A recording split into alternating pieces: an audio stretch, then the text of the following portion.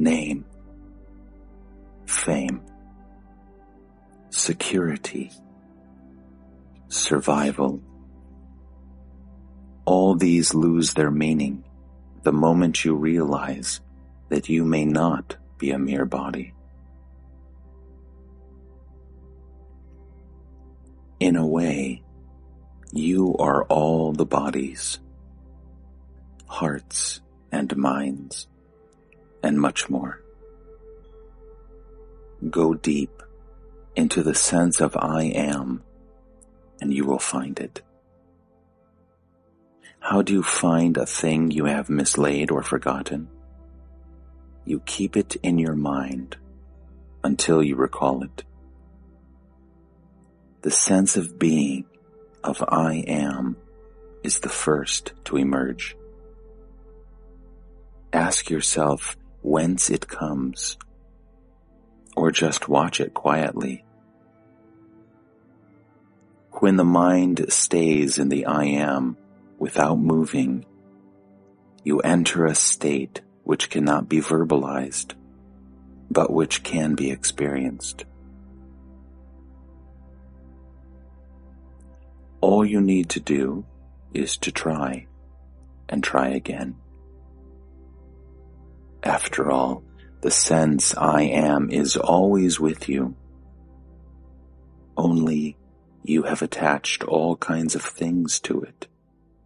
Body, feelings, thoughts, ideas, possessions, and so on. All these self-identifications are misleading. Because of them, you take yourself to be what you are not. What you are cannot be described, except as total negation. All you can say is, I am not this, I am not that. You are nothing perceivable or imaginable. Yet, without you, there can be neither perception nor imagination. You observe the heart feeling, the mind thinking, the body acting. The very act of perceiving shows that you are not what you perceive. Can there be perception, experience, without you? It is the experiencer that imparts reality to experience. An experience which you cannot have, of what value is it to you?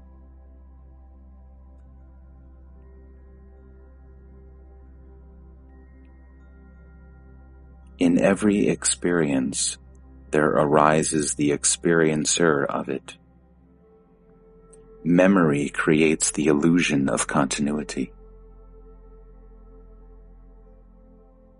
Identity and continuity are not the same. Just as each flower has its own color, but all colors are caused by the same light, so do many experiencers appear in the undivided and indivisible awareness, each separate in memory, identical in essence.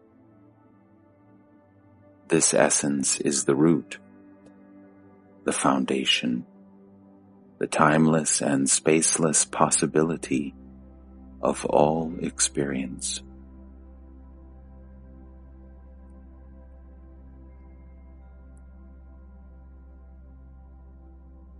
You need not get at it, for you are it. It will get at you if you give it a chance. Let go of your attachment to the unreal, and the real will swiftly and smoothly step into its own. Stop imagining yourself. being or doing this or that. And the realization that you are the source and heart of all will dawn upon you. With this realization will come great love, which is not choice or predilection nor attachment, but a power which makes all things love-worthy and lovable.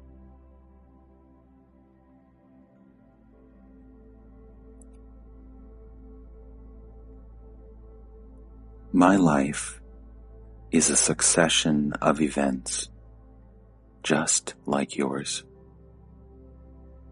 Only I am detached and see the passing show as a passing show, while you stick to things and move along with them.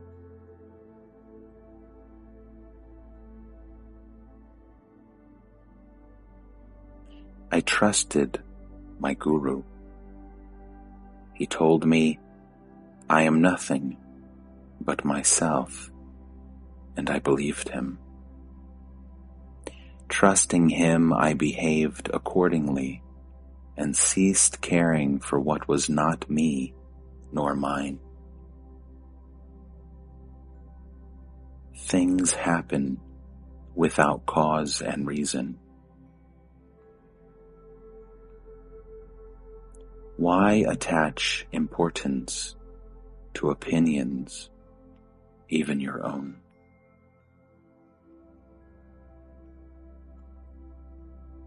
Everything is a miracle. As to my mind, there is no such thing.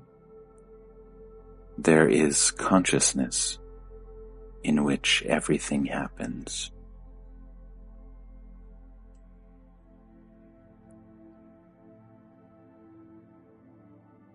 Your mind is all with things, people, and ideas, never with yourself. Bring yourself into focus. Become aware of your own existence. See how you function. Watch the motives and the results of your actions. Study the prison you have built around yourself by inadvertence. By knowing what you are not, you come to know yourself. The only way back to yourself is through refusal and rejection. One thing is certain. The real is not imaginary. It is not a product of the mind. Even the sense I am is not continuous, though it is a useful pointer. It shows where to seek, but not what to seek. Just have a good look at it. Once you are convinced that you cannot say truthfully about yourself anything except I am, and that nothing that can be pointed at can be yourself, the need for the I am is over. You are no longer intent on verbalizing what you are. All you need is to get rid of the tendency to define yourself. All definitions apply to your body only, and to its expressions. Once this obsession with the body goes, you will revert to your natural state, spontaneously and effortlessly.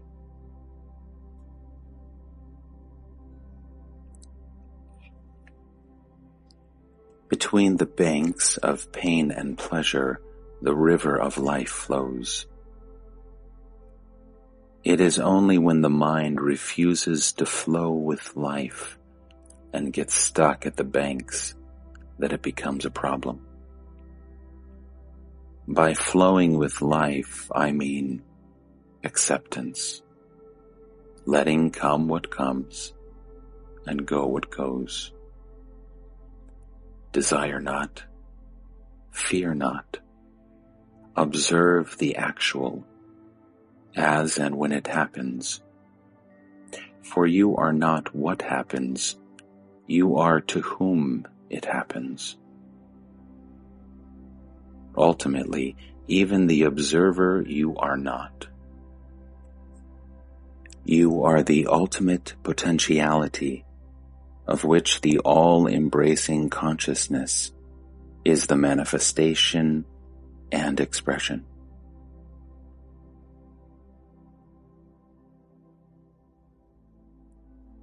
There is something exceptional, unique, about the present event, which the previous or the coming do not have.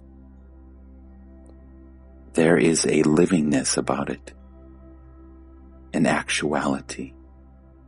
It stands out as if illumined.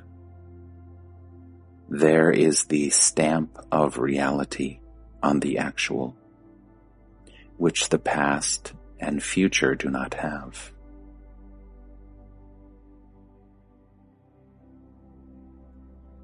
I am real, for I am always now, in the present, and what is with me now shares in my reality. The past is in memory, the future in imagination.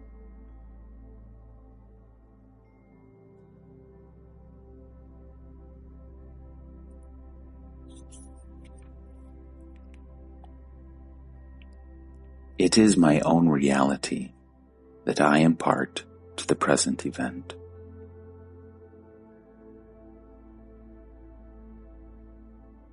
We consider memories only when they come into the present. The forgotten is not counted until one is reminded, which implies bringing the past into the now.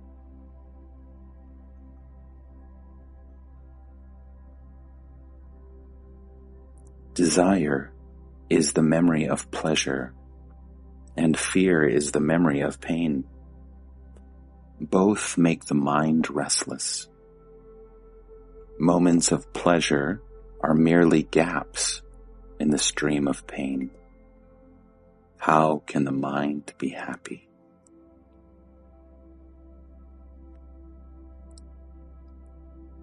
The universe is complete.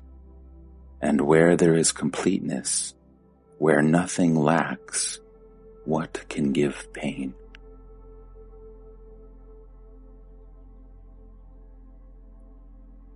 The mind, by its very nature, divides and opposes.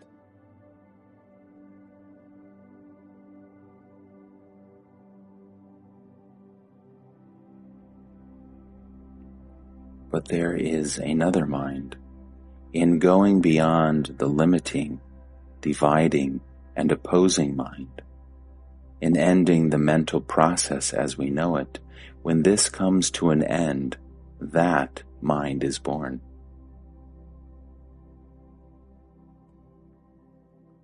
Joy and sorrow exist no longer, not as we know them, as desirable or repugnant. It becomes rather a question of love, seeking expression, and meeting with obstacles.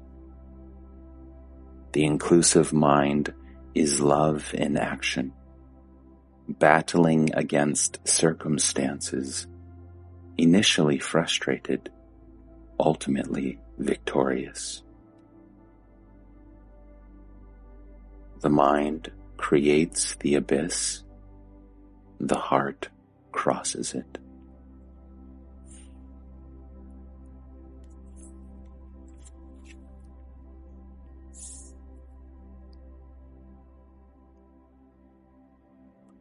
Like everything mental, the so-called law of causation contradicts itself. No thing in existence has a particular cause.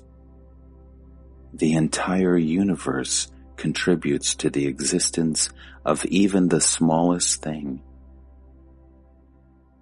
Nothing could be as it is without the universe being what it is. When the source and ground of everything is the only cause of everything, to speak of causality as a universal law is wrong. The universe is not bound by its content, because its potentialities are infinite. Besides, it is a manifestation or expression of a principle fundamentally and totally free.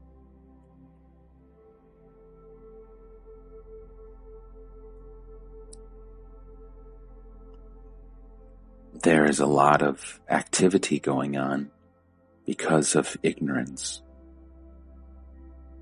Would people know that nothing can happen unless the entire universe makes it happen? They would but achieve much more with less expenditure of energy.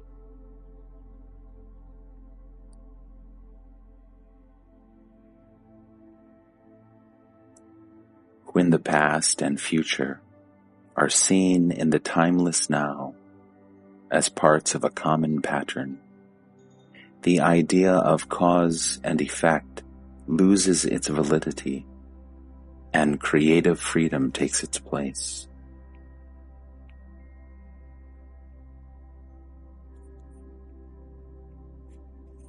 Your own mother was not needed to give you birth. You could have been born from some other woman. But you could not have been born without the sun and the earth. Even these could not have caused your birth without the most important factor, your own desire to be born.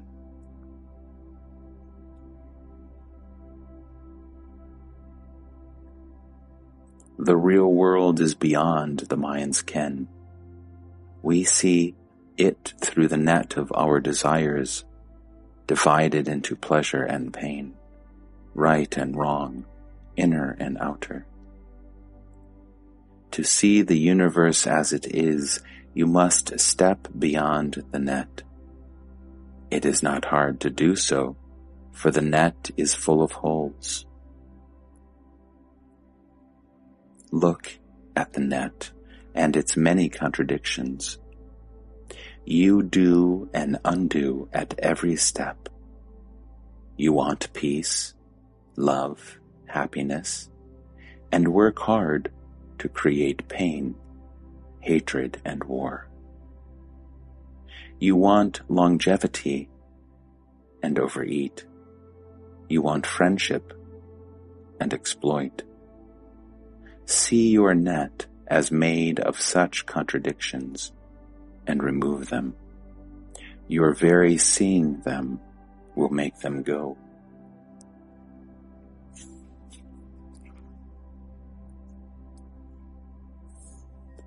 For everything, there are innumerable causal factors, but the source of all that is the infinite possibility, the supreme reality, which is in you, and which throws its power and light and love on every experience.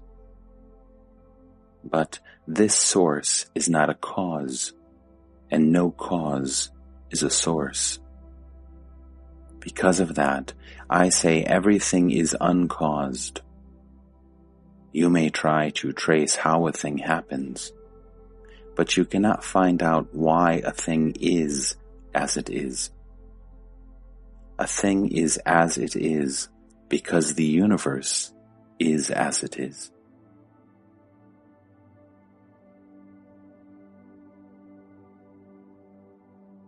Is the witness consciousness permanent or not?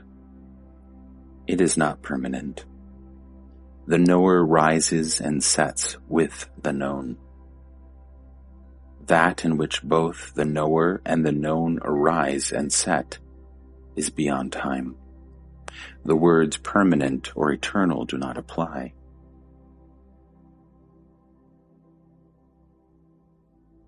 The absence of experience, too, is experience. It is like entering a dark room and saying, "I see nothing."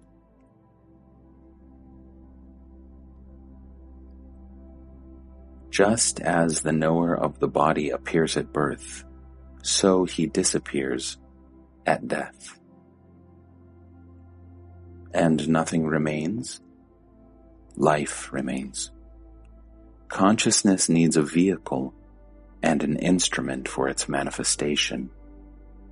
When life produces another body, another knower comes into being.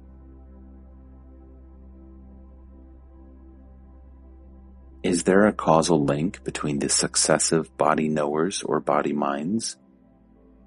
Yes, there is something that may be called the memory body or causal body, a record of all that was thought, wanted, and done. It is like a cloud of images held together. What is this sense of a separate existence? It is a reflection in a separate body of the one reality. In this reflection, the unlimited and the limited are confused and taken to be the same. To undo this confusion is the purpose of yoga. Does not death undo this confusion? In death, only the body dies. Life does not. Consciousness does not. Reality does not die. And the life is never so alive as after death. But does one get reborn? What was born must die. Only the unborn is deathless. Find what is it that never sleeps and never wakes, and whose pale reflection is our sense of I. How do you go about finding anything? By keeping your mind and heart on it. Interest there must be, and steady remembrance. To remember what needs to be remembered is the secret of success. You come to it through earnestness.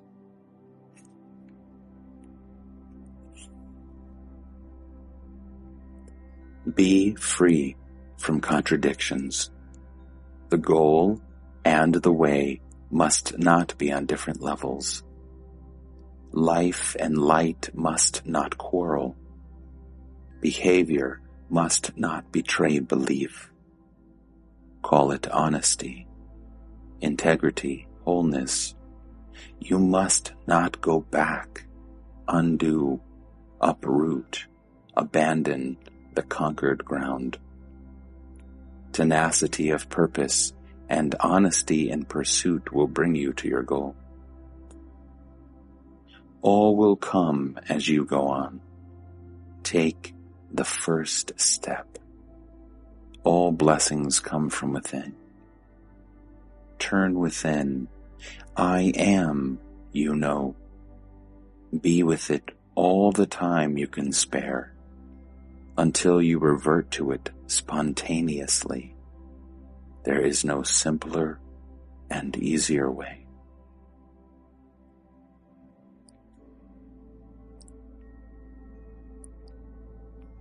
What is the purpose of meditation?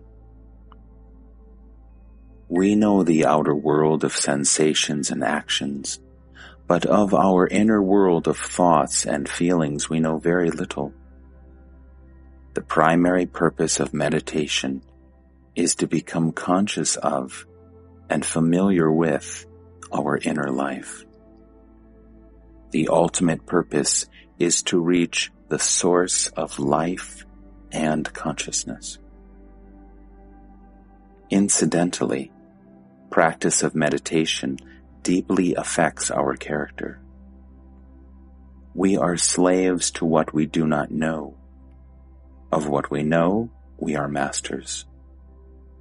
Whatever vice or weakness in ourselves we discover and understand its causes and its workings, we overcome it by the very knowing.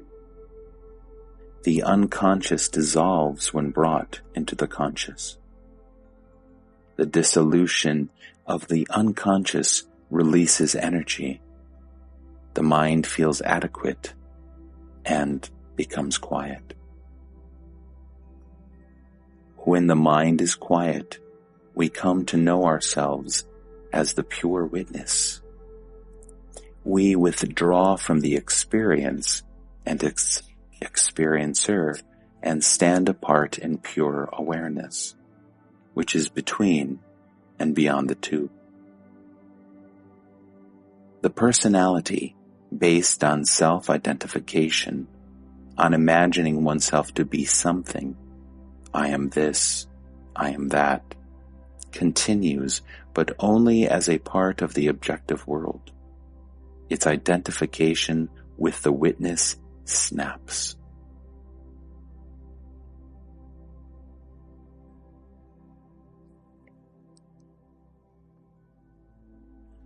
The sattva is pure and strong always.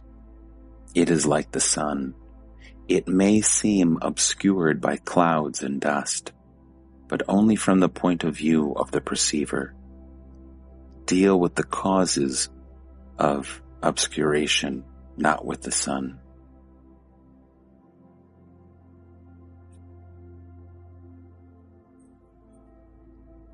Whatever happens, I must be there to witness it. What begins and ends is mere appearance. The world can be said to appear, but not to be. The appearance may last very long on some scale of time, and be very short on another, but ultimately it comes to the same. Whatever is time-bound is momentary and has no reality. I see the world as it is, a momentary appearance in consciousness.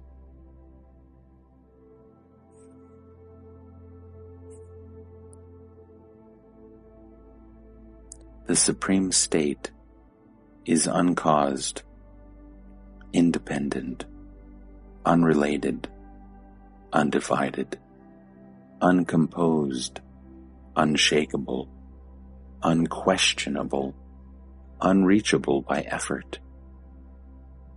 Every positive definition is from memory and therefore inapplicable.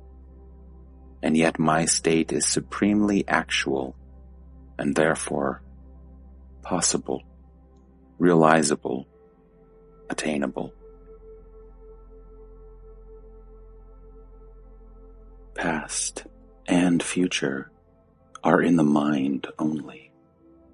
I am now.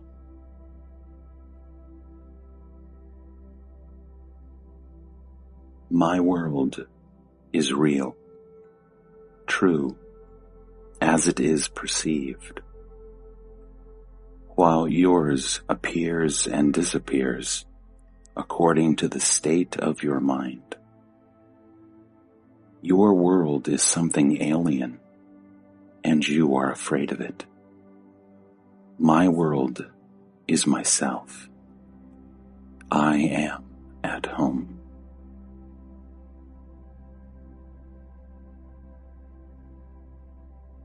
As long as the mind is there, your body and your world are there. Your world is mind-made, subjective, enclosed within the mind, fragmentary, temporary, personal, hanging on the thread of memory.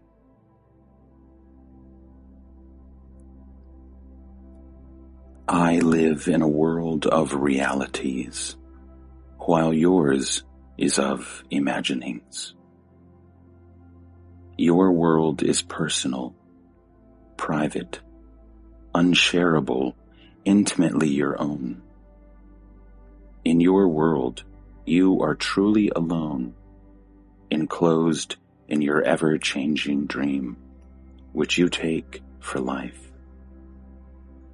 My world is an open world, common to all, accessible to all.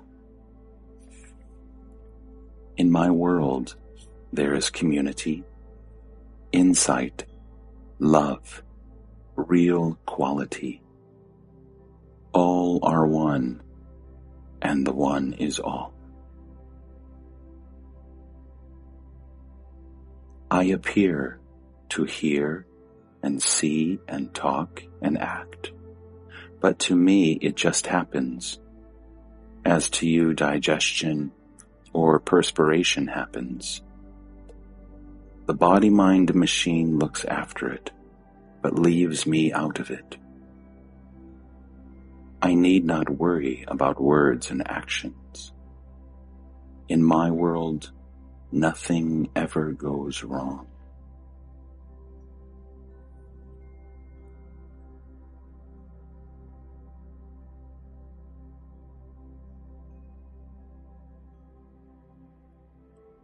It is the nature of the mind to roam about.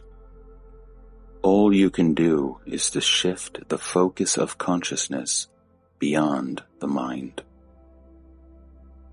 Refuse all thoughts except one, the thought, I am.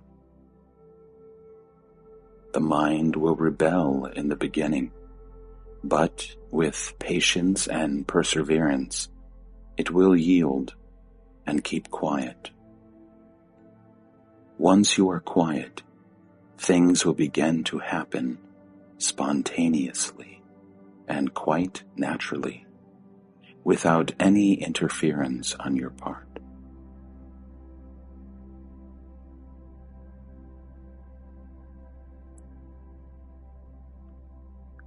Live your life as it comes, but alertly, watchfully, allowing everything to happen as it happens, doing the natural things the natural way, suffering, rejoicing, as life brings. This also is a way.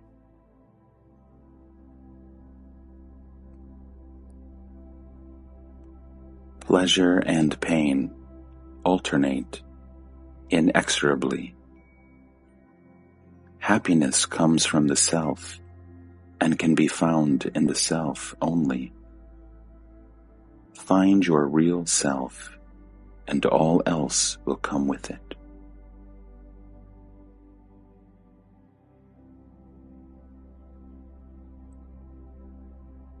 It is not your real being that is restless, but its reflection in the mind appears restless because the mind is restless. The true self stands beyond the mind, aware but unconcerned.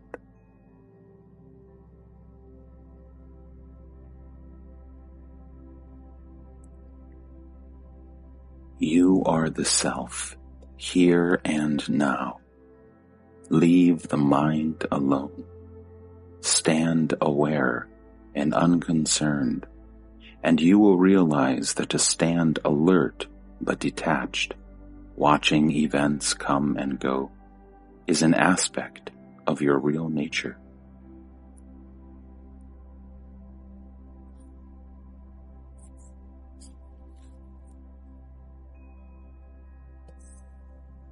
The aspects of your real nature are infinite in number.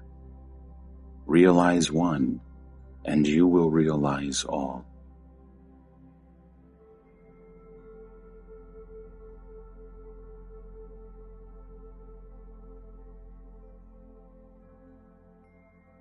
Want what you have, and care not for what you don't have.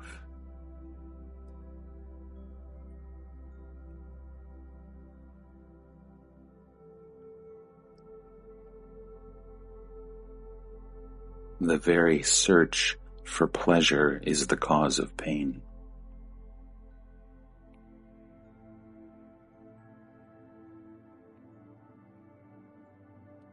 Your confusion is only in your mind. Be alert. Question. Observe. Investigate. Learn all you can about confusion, how it operates, what it does to you and others. By being clear about confusion, you become clear of confusion.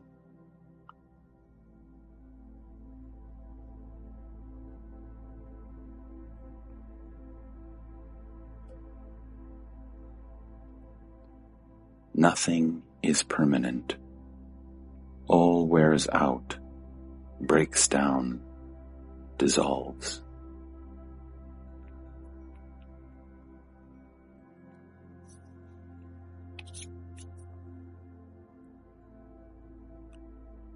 Notice how little you remember, even when fully awake. You cannot say that you were not conscious during sleep. You just don't remember. A gap in memory is not necessarily a gap in consciousness.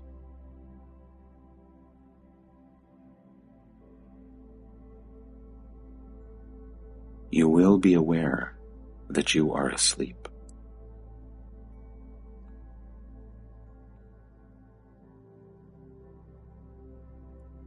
You want to eternalize the mind, which is not possible. You cannot eternalize a transient thing. Only the changeless is eternal.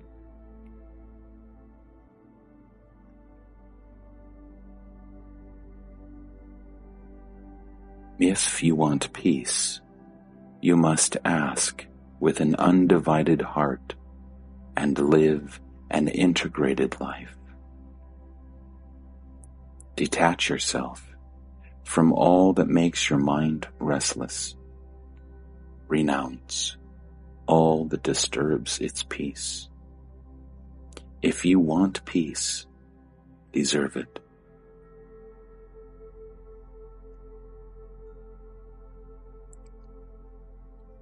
Seek a clear mind and a clean heart. All you need is to keep quietly alert, inquiring into the real nature of yourself. This is the only way to peace. Stay open and quiet. That is all.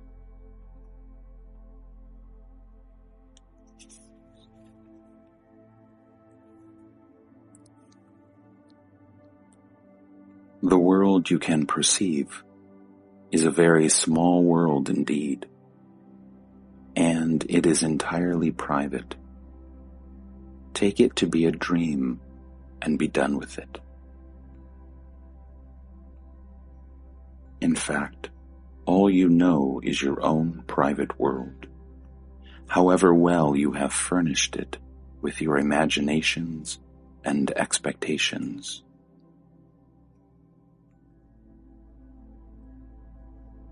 Perception, imagination, expectation, anticipation, illusion, all are based on memory. There are hardly any borderlines between them. They just merge into each other. All are responses of memory.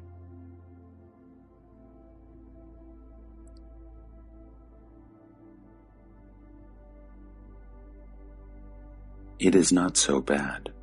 You do remember a lot. Unconscious memory makes the world in which you live so familiar. But with you, it is all. With me, it is almost nothing. Knowing the world to be a part of myself, I pay it no more attention than you pay to the food you have eaten. I have eaten up the world, and I need not think of it anymore.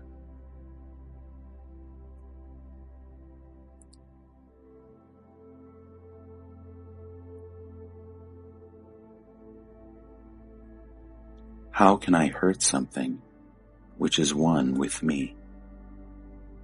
On the contrary, without thinking of the world, whatever I do will be of benefit to it, just as the body sets itself right unconsciously. So am I ceaselessly active in setting the world right.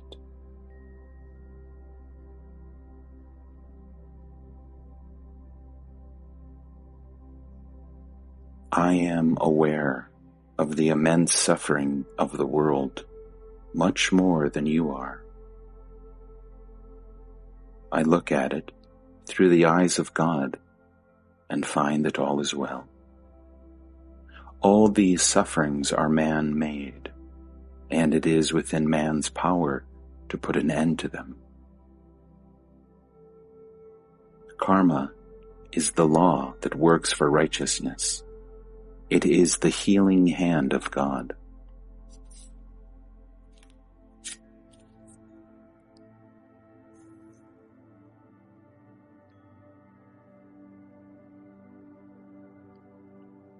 When you desire the common good, the whole world desires with you. Make humanity's desire your own and work for it. There you cannot fail.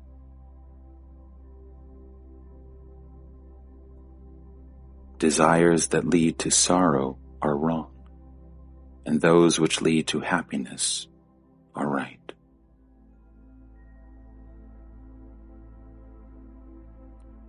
Use your mind. Remember. Observe. You are not different from others. Most of their experiences are valid for you too. Think clearly and deeply. Go into the entire structure of your desires and their ramifications. To go beyond yourself, you must know yourself.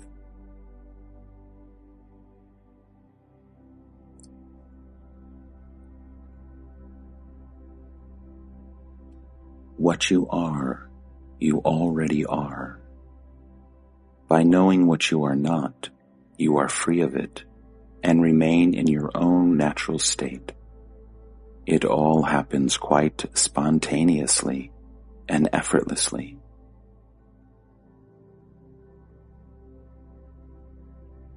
You discover that there is nothing to discover. You are what you are, and that is all.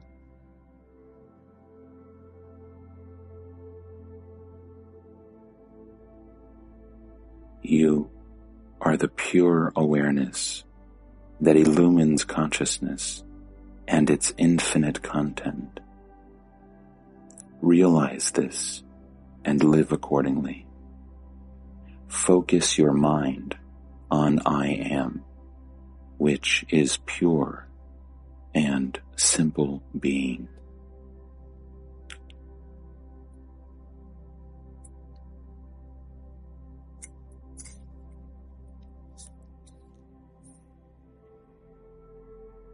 Purify yourself by a well-ordered and useful life. Watch over your thoughts, feelings, words, and actions. This will clear your vision.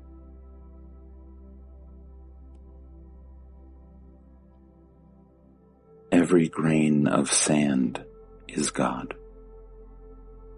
To know it is important, but that is only the beginning.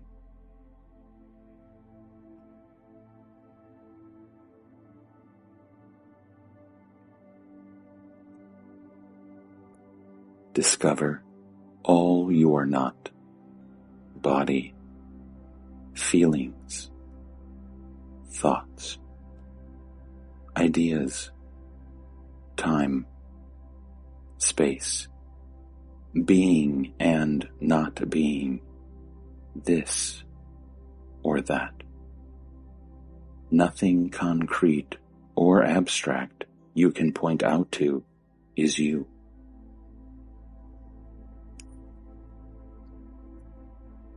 Go within and discover what you are not. Nothing else matters. The world is but a reflection of my imagination. The world is in me.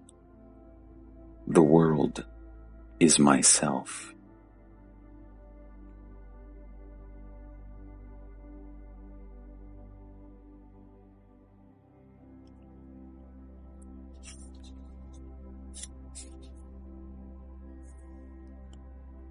Awareness is primordial. It is the original state, beginningless, endless, uncaused, unsupported, without parts, without change. Consciousness is on contact, a reflection against a surface, a state of duality. There can be no consciousness without awareness, but there can be awareness without consciousness, as in deep sleep. Awareness is absolute. Consciousness is relative to its content. Consciousness is always of something. Consciousness is partial and changeful. Awareness is total, changeless, calm, and silent. It is the common matrix of every experience.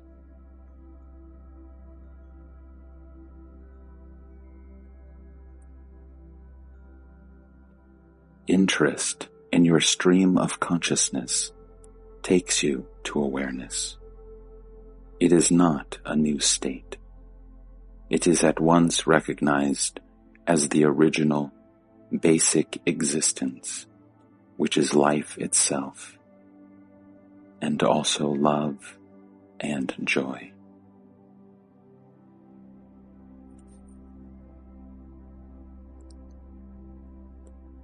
Instead of seeing things as imagined, learn to see them as they are. The thought, I am, is the polishing cloth. Use it.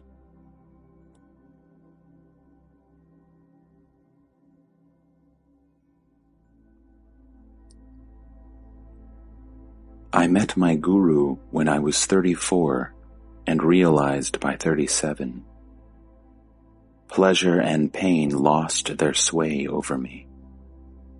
I was free from desire and fear. I found myself full, needing nothing. I saw that in the ocean of pure awareness, on the surface of the universal consciousness, the numberless waves of the phenomenal worlds arise and subside, beginninglessly and endlessly. As consciousness, they are all me. As events, they are all mine. There is a mysterious power that looks after them. That power is awareness, self, life, God. Whatever name you give it. It is the foundation, the ultimate support of all that is, just like gold is the basis for all gold jewelry. And it is so intimately ours. Abstract the name and shape from the jewelry, and the gold becomes obvious. Be free of name and form, and of the desires and fears they create. Then what remains? The void remains, but the void is full to the brim. It is the eternal potential as consciousness is the eternal actual.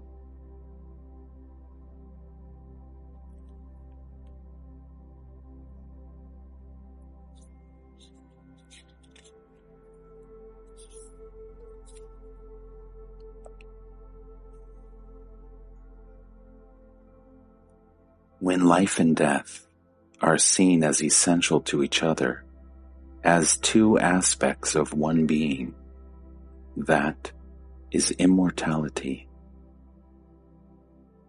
To see the end in the beginning and the beginning in the end is the intimation of eternity. Definitely, immortality is not continuity. Only the process of change continues. Nothing lasts.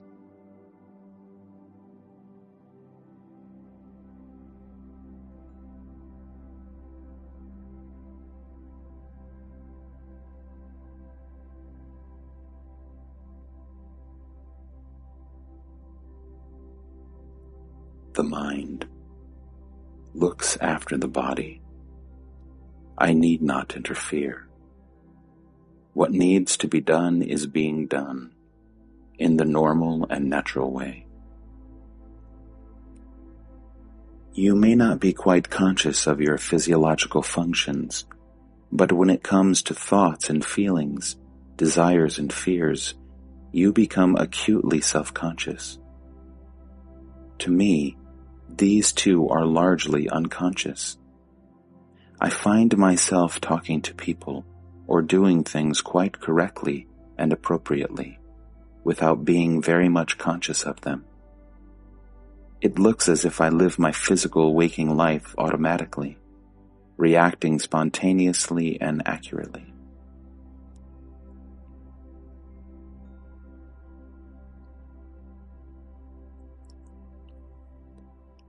Devotion to your goal makes you live a clean and orderly life, given to search for truth and to helping people.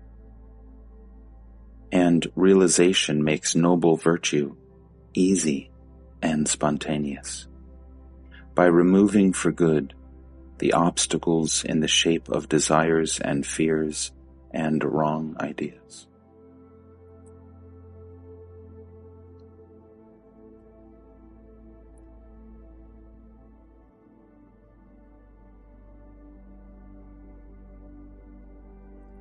A tremendously complex work is going on all the time in your brain and body. Are you conscious of it? Not at all.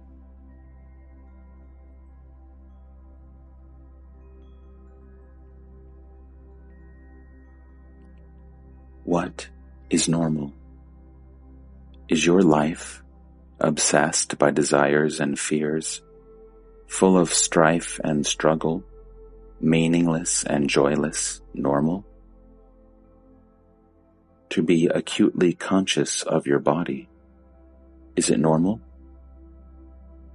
A healthy body, a healthy mind live largely unperceived by their owner. Only occasionally, through pain or suffering, they call for attention and insight.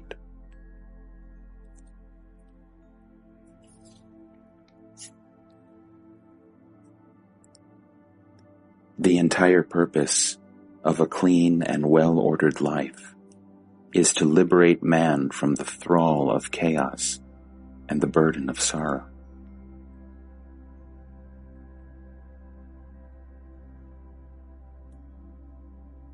Once you realize that the person is merely a shadow of the reality, but not reality itself, you cease to fret and worry. You agree to be guided from within, and life becomes a journey into the unknown.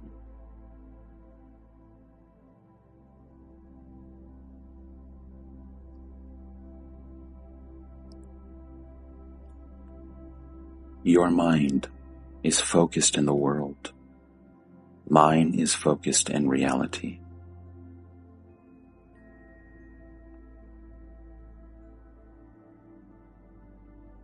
The universe works by itself. That I know. What else do I need to know?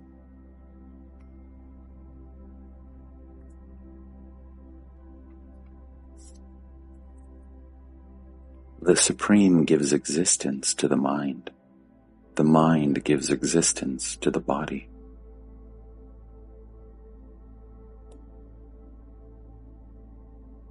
However long a life may be, it is but a moment and a dream.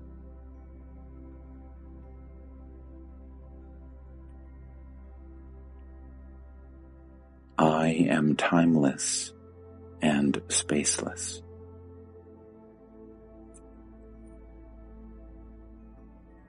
Nothing happens to me. Everything just happens.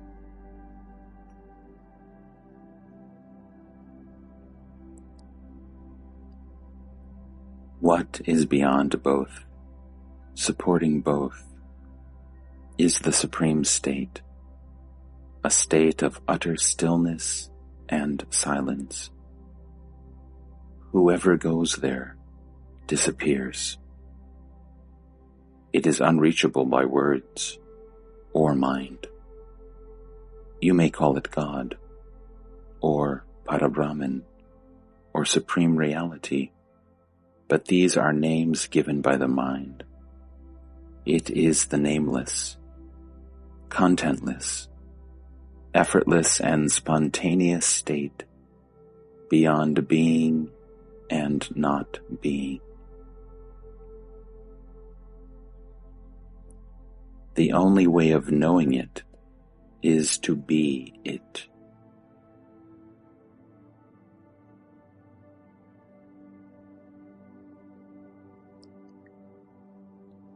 God is not running the world. All happens by itself. All is a play in consciousness.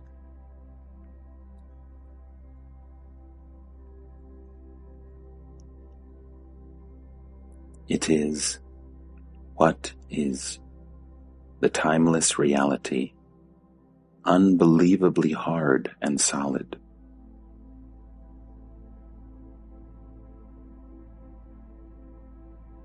When you believe yourself to be a person, you see persons everywhere. In reality, there are no persons, only threads of memories and habits. At the moment of realization, the person ceases. Identity remains, but identity is not a person. It is inherent in the reality itself. The person has no being in itself. It is a reflection in the mind of the witness, the I am, which again is a mode of being.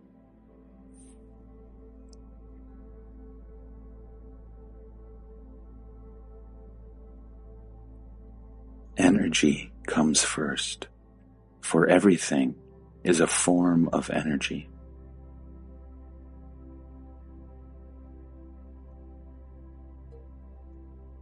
Consciousness itself is the source of everything.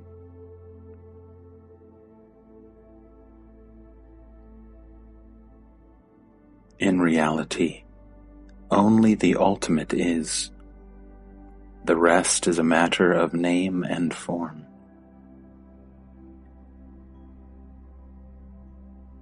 What is real is nameless and formless, pure energy of life and light of consciousness.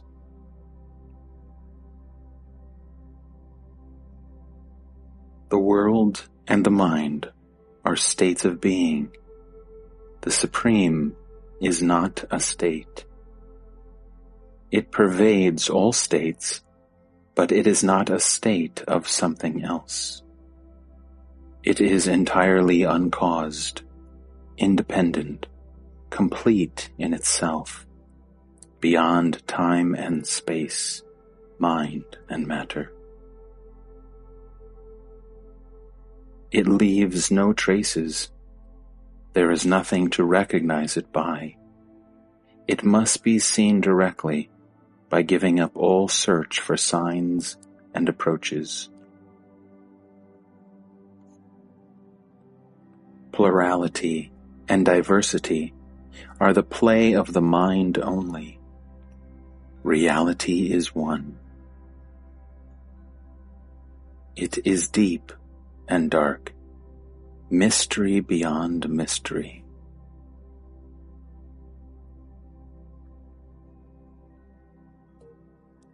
All states and conditions are of the mind.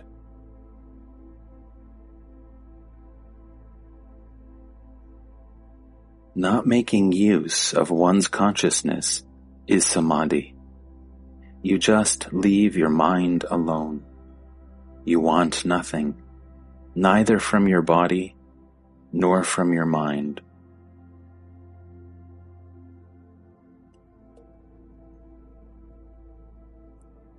Everything is uncaused. The world has no cause.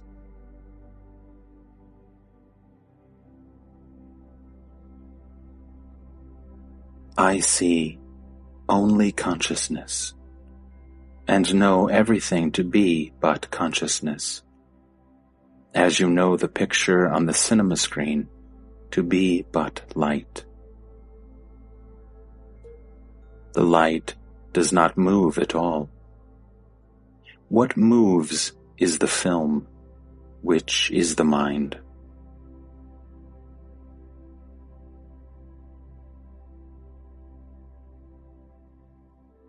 Everything is interlinked, and therefore everything has numberless causes. The entire universe contributes to the least thing. A thing is as it is, because the world is as it is. You see, you deal in gold ornaments, and I in gold. All is only gold.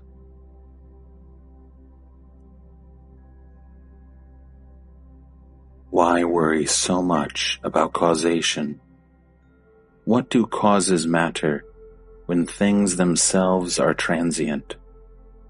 Let come what comes, and let go what goes. Why catch hold of things and inquire about their causes? There is only light, and the light is all. Everything else is but a picture made of light. The picture is in the light, and the light is in the picture. Life and death, self and non-self. Abandon all these ideas. They are of no use to you.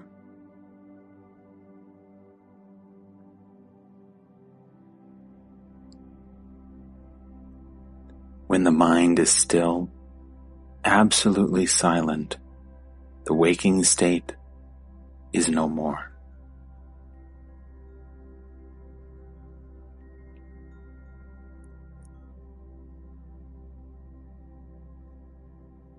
A world of which you are the only source and ground is fully within your power to change. What is created can always be dissolved and recreated. All will happen as you want it, provided you really want it.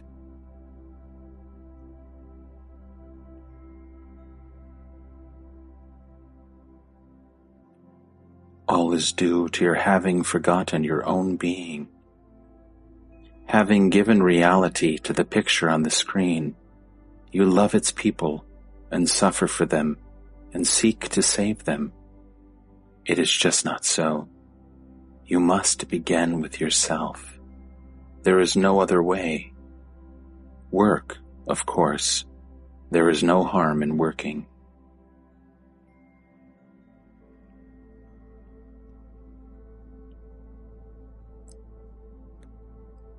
To take appearance for reality is a grievous sin and the cause of all calamities.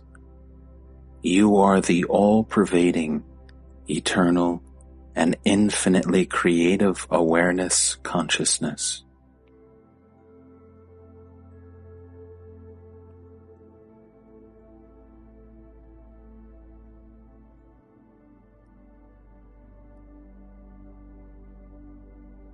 You pray to save one while thousands die.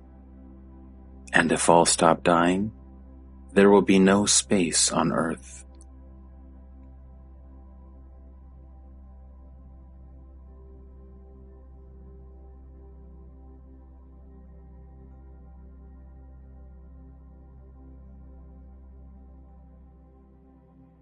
All is God's doing, no doubt.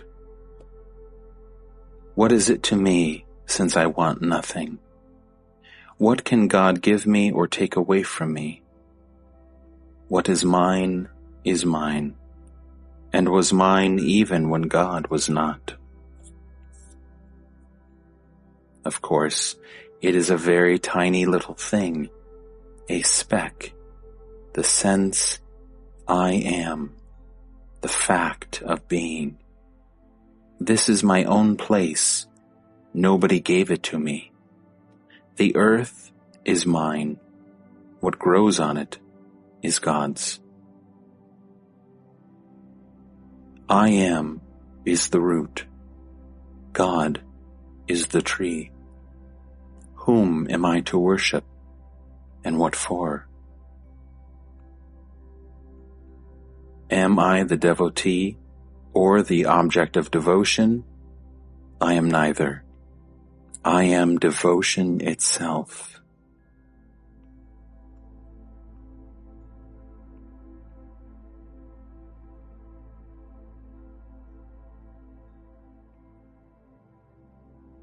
You got into the world by forgetting what you are, and you will get out of it by knowing yourself as you are. When you are free of the world, you can do something about it. As long as you are a prisoner of it, you are helpless to change it. On the contrary, whatever you do will aggravate the situation.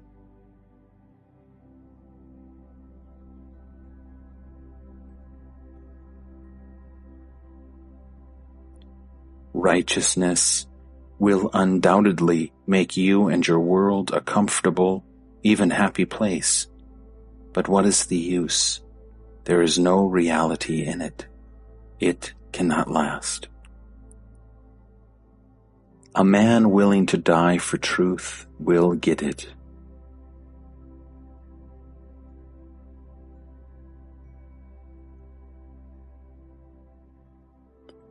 The Jnani is the supreme and also the witness. He is both being and awareness. In relation to consciousness, he is awareness. In relation to the universe, he is pure being.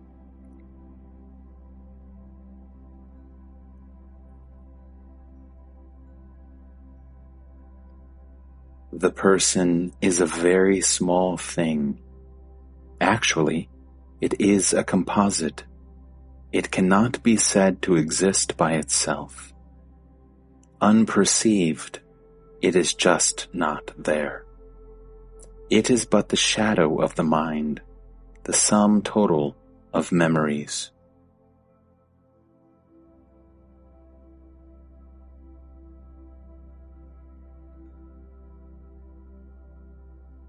The Supreme is the sun.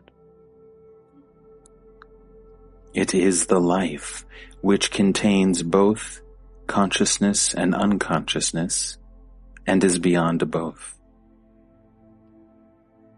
In reality, there is only consciousness. All life is conscious, all consciousness alive.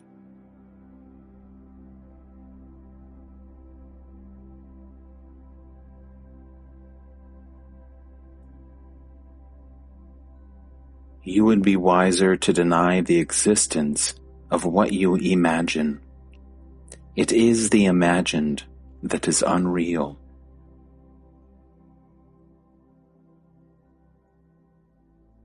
The unexpected and the unpredictable are real.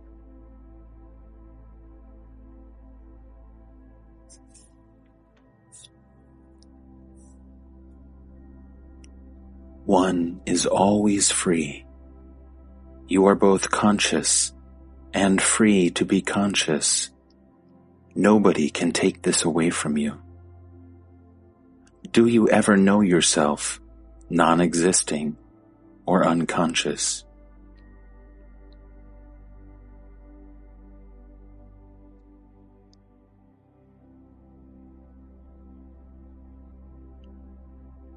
There is no how here. Just keep in mind the feeling, I am. Merge in it till your mind and feeling become one. By repeated attempts, you will stumble on the right balance of attention and affection, and your mind will be firmly established in the thought feeling, I am.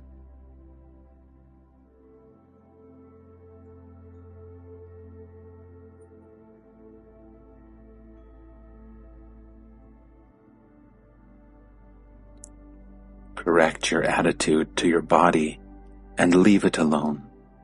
Don't pamper, don't torture. Just keep it going. Most of the time below the threshold of conscious attention.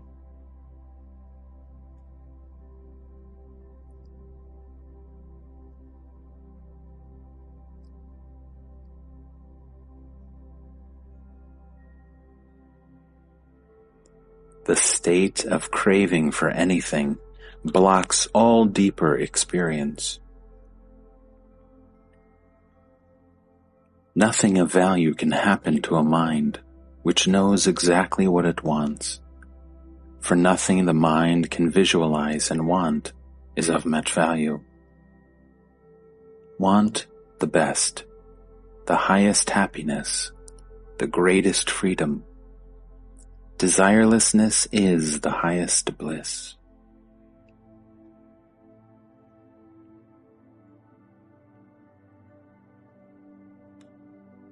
Your aims are small and low. They do not call for more. Only God's energy is infinite, because He wants nothing for Himself. Be like Him, and all your desires will be fulfilled. The higher your aims and vaster your desires, the more energy you will have for their fulfillment. Desire the good of all, and the universe will work with you.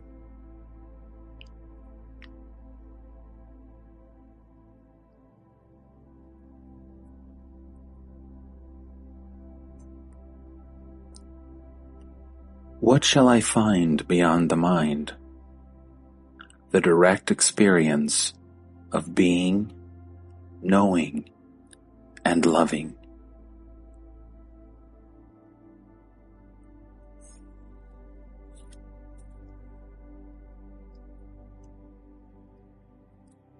I trusted my guru. I did what he told me to do. He told me to concentrate on I am, and I did. He told me that I am beyond all perceivables and conceivables. I believed. I gave my heart and soul, my entire attention, and the whole of my spare time. As a result of faith and earnest application, I realized myself within 3 years.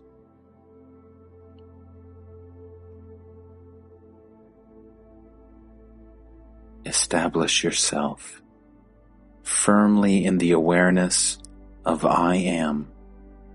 This is the beginning and also the end of all endeavor.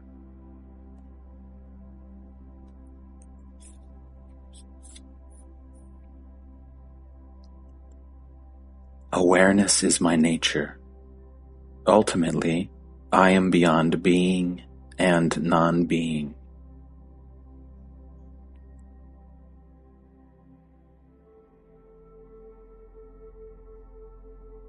Meditation will help you to find your bonds, loosen them, untie them, and cast your moorings. When you are no longer attached to anything, you have done your share. the rest will be done for you. By the same power that brought you so far, that prompted your heart to desire truth and your mind to seek it. It is the same power that keeps you alive.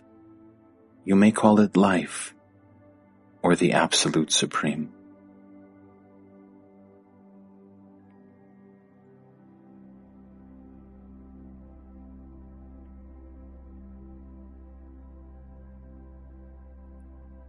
To realize the eternal is to become the eternal, the whole, the universe, with all it contains.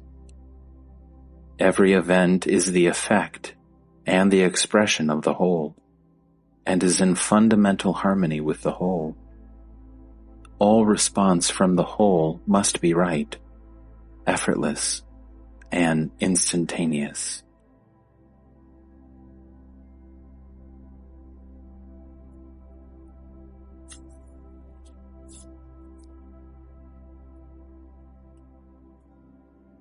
To be a person, you must be self-conscious. Are you so always? Not when I sleep. During your waking hours, are you continually self-conscious? No. Are you a person during the gaps in self-consciousness? So, to be a person, you need memory. And without memory, what are you? Surely you can exist without memory.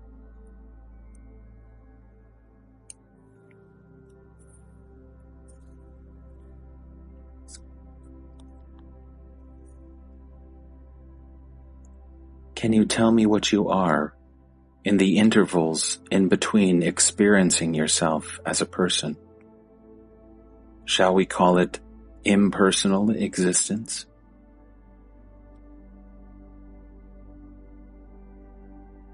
Do you remember every second of yesterday? Of course not.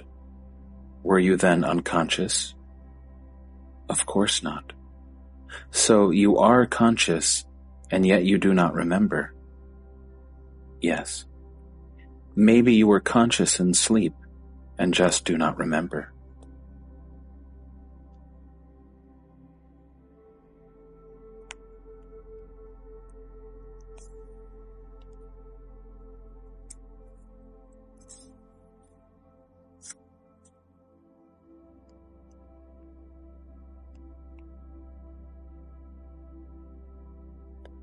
Even a dream has existence when it is cognized and enjoyed or endured.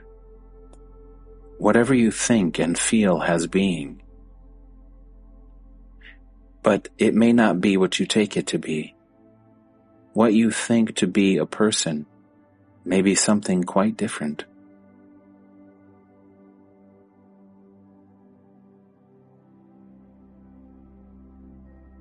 Your ideas about yourself change from day to day and from moment to moment. Your self-image is the most changeful thing you have. It is utterly vulnerable, at the mercy of a passerby, a bereavement, the loss of a job, an insult, and your image of yourself, which you call your person, changes deeply. To know what you are, you must first investigate and know what you are not.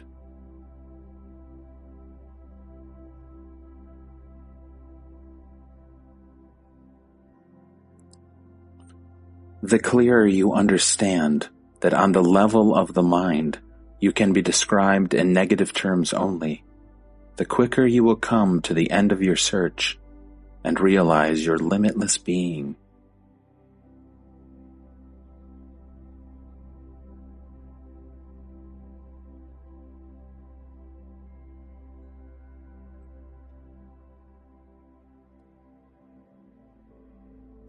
Consciousness.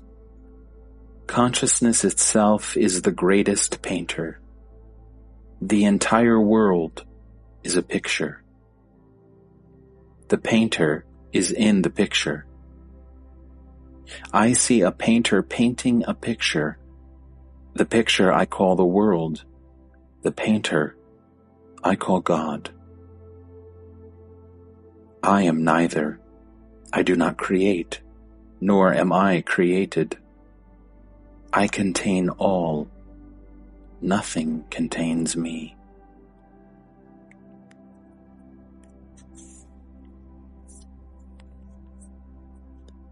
As you learn to watch your mental world, you will find it even more colorful and perfect than what the body can provide.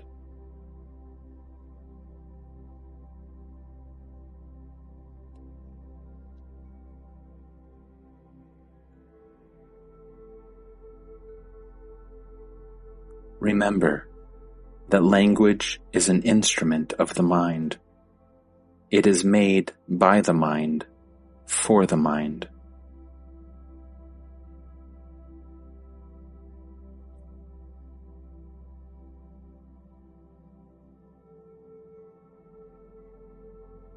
It is like entering a dark room. You see nothing. You may touch, but you do not see. No colors, no outlines. The windows open, and the room is flooded with light. Colors and shapes come into being. The window is the giver of light, but not the source of it. The sun is the source. Similarly, matter is like the dark room. Consciousness, the window, flooding matter with sensations and perceptions. And the Supreme is the sun, the source both of matter and of light. The window may be closed or open. The sun shines all the time. It makes all the difference to the room, but none to the sun. Yet all this is secondary to the tiny little thing which is the I am. Without the I am, there is nothing. All knowledge is about the I am. False ideas about this I am lead to bondage. Right knowledge leads to freedom and happiness.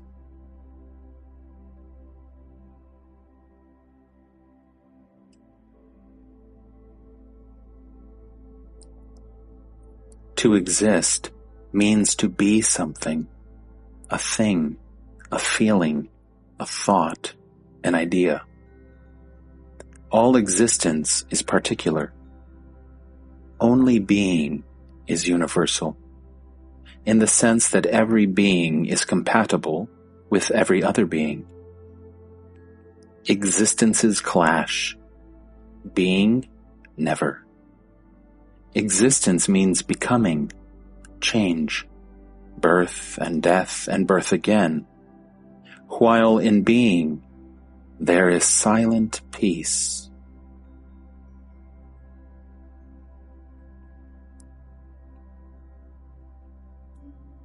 If I create the world, why have I made it so bad? Everyone lives in his own world. Not all the worlds are equally good or bad. What determines the difference? The mind that projects the world colors it its own way. When you meet a man, he is a stranger. When you marry him, he becomes your own self. When you quarrel, he becomes your enemy.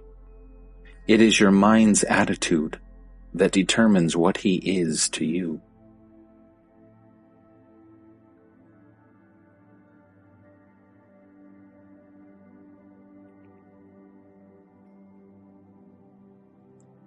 Reality lies in objectivity. Everything is subjective, but the real is objective. It does not depend on memories and expectations, desires and fears, likes and dislikes. All is seen as it is.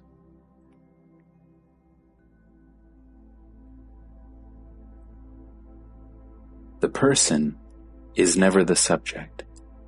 You can see a person, but you are not the person. You are always the Supreme, which appears at a given point of time and space as the witness, a bridge between the pure awareness of the Supreme and the manifold consciousness of the person.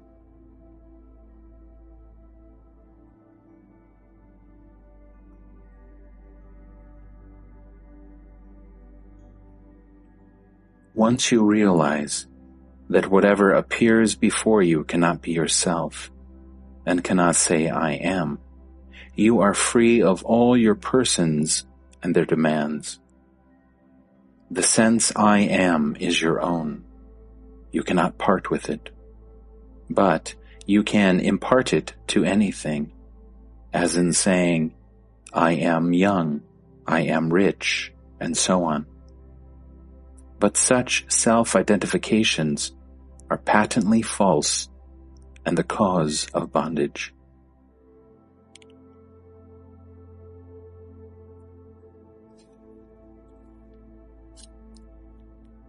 To know the source is to be the source. When you realize that you are not the person, but the pure and calm witness, and that fearless awareness is your very being, you are the being. It is the source, the inexhaustible possibility.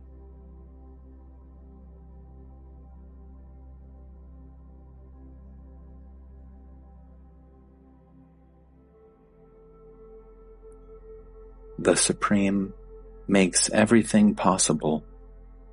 That is all. Everything is its own cause.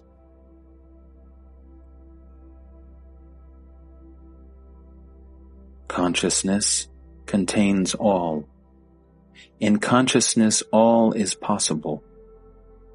The root cause is one. The sense, I am.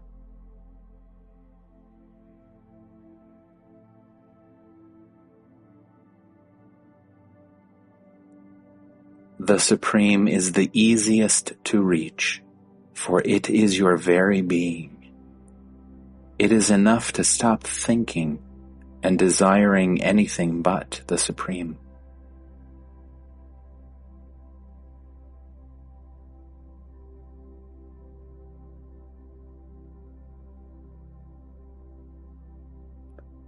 The world is full of desires.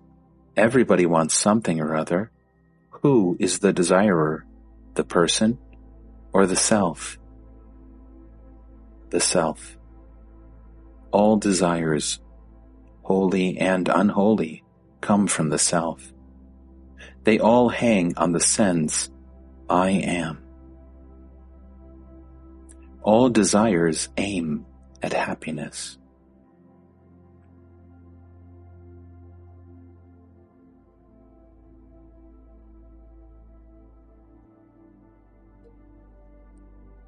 Only desires motivated by love, goodwill, and compassion are beneficial to both the subject and object and can be fully satisfied.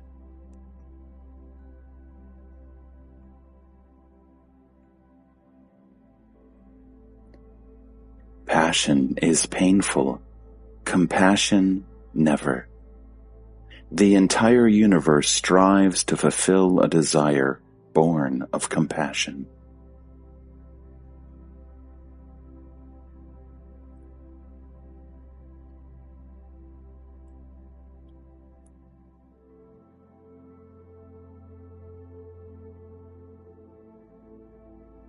The source of all has all. Whatever flows from it must be there already in seed form. And as a seed is the last of innumerable seeds and contains the experience and the promise of numberless forests, so does the unknown contain all that was or could have been and all that shall or would be. The entire field of becoming is open and accessible. Past and future coexist in the eternal now.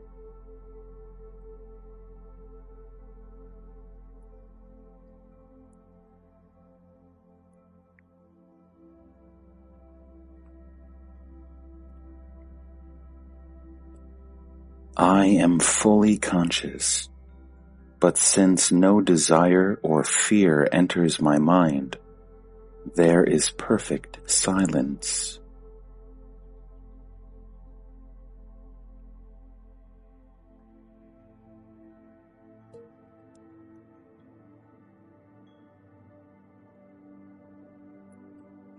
Who knows the silence? Silence knows itself.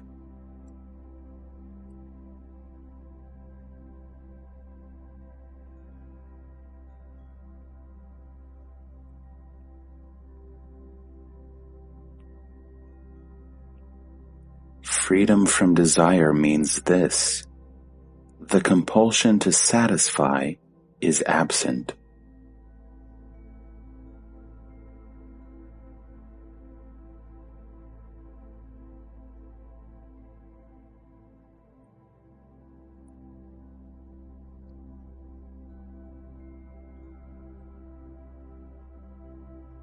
Desires arise because you imagine that you are born and that you will die if you do not take care of your body.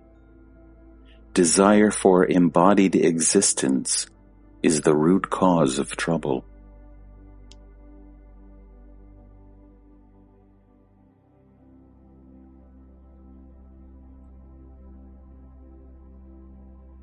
To know itself, the self must be faced with its opposite, the not self.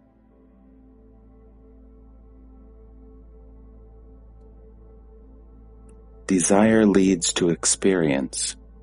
Experience leads to discrimination, detachment, self-knowledge, liberation. And what is liberation after all? To know that you are beyond birth and death.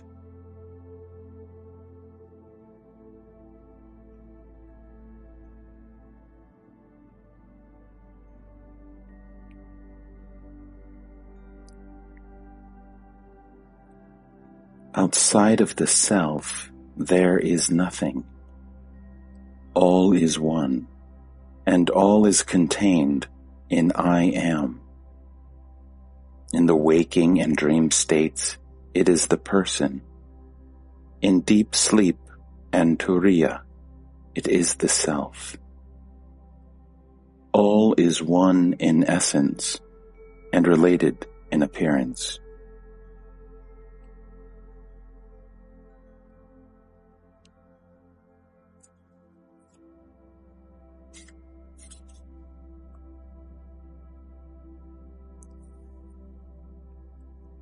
Truth is simple and open to all. Why do you complicate it? Truth is loving and lovable. It includes all, accepts all, purifies all. It is untruth that is difficult and a source of trouble. It always wants, expects, demands. Being false, it is empty, always in search of confirmation and reassurance. It is afraid of and avoids inquiry.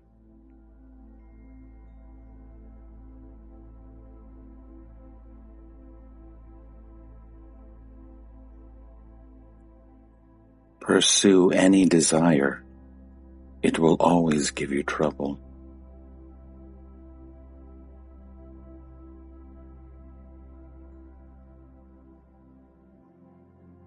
Nothing can set you free because you are free. See yourself with desireless clarity. That is all.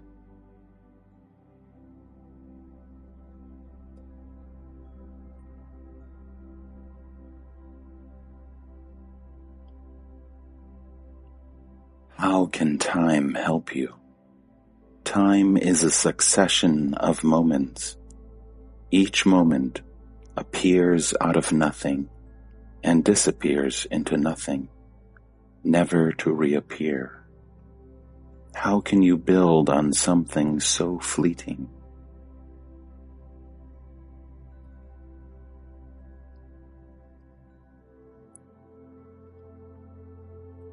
Look to yourself for the permanent. Dive deep within and find what is real in you.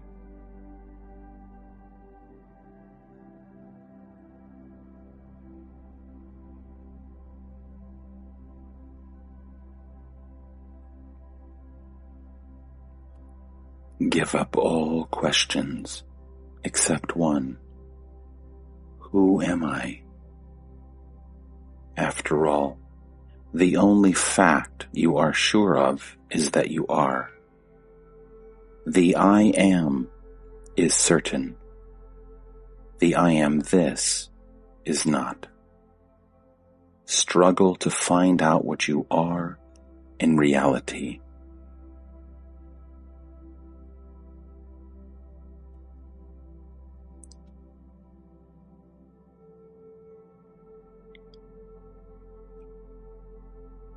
I am itself is God.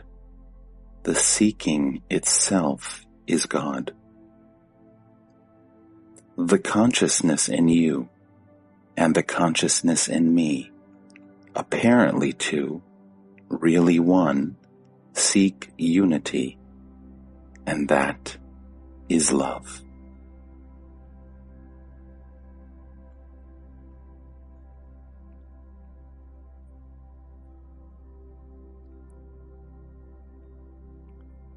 What do you love now? The I am. Give your heart and mind to it. Think of nothing else. This, when effortless and natural, is the highest state. In it, love itself is the lover and the beloved.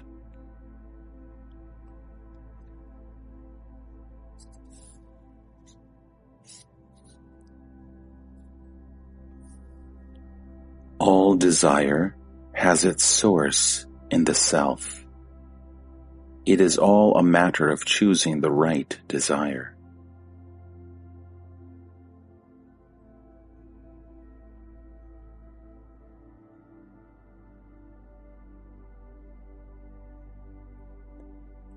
Only what liberates you from desire and fear and wrong ideas is good. As long as you worry about sin and virtue, you will have no peace.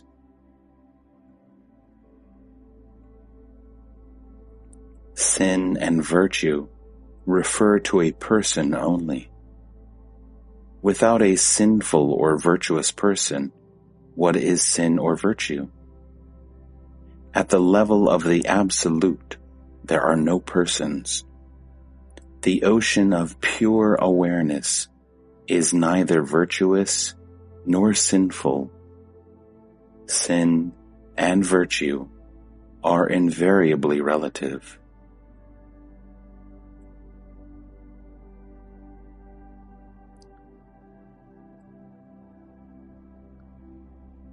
The impersonal is real.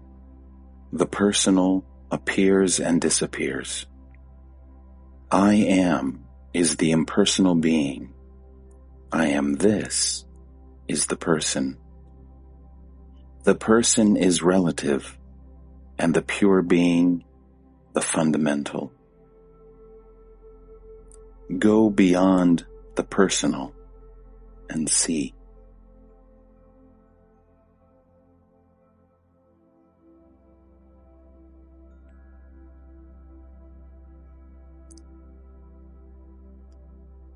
I do not ask you to stop being. That you cannot. I ask you only to stop imagining that you were born, have parents, are a body, will die, and so on. Just try. Make a beginning. It is not as hard as you think.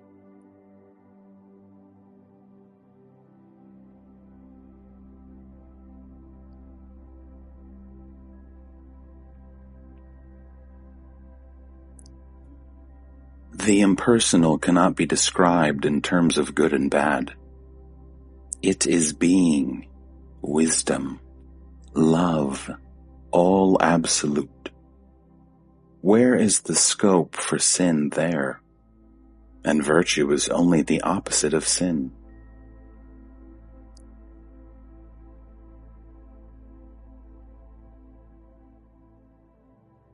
What you are really is your virtue. But the opposite of sin, which you call virtue, is only obedience, born out of fear.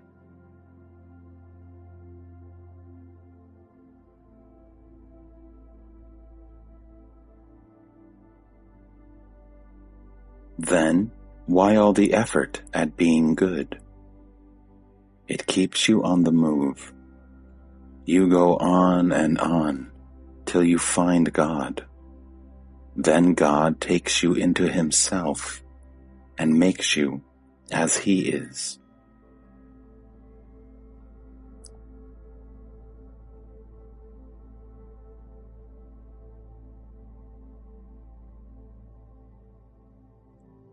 Whatever you do against your better knowledge is sin.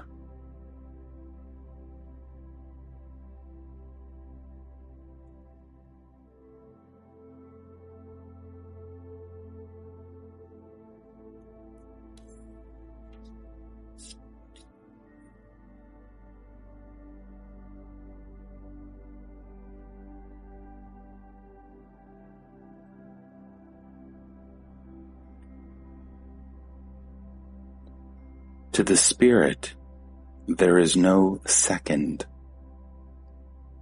When the psyche is perfect, duality is no longer seen.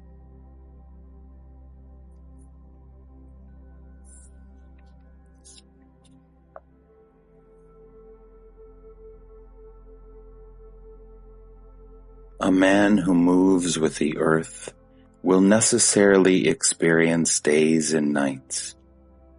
He who stays with the sun will know no darkness. My world is not yours. As I see it, you all are on a stage performing. There is no reality about your comings and goings, and your problems are so unreal.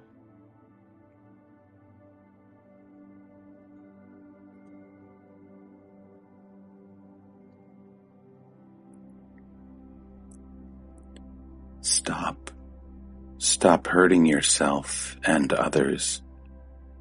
Stop suffering. Wake up.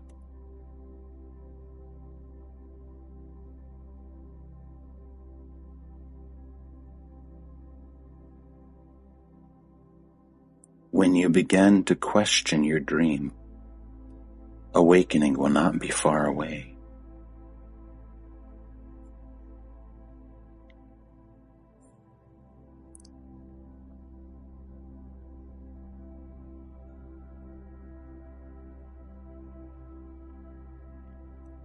There is nothing to do.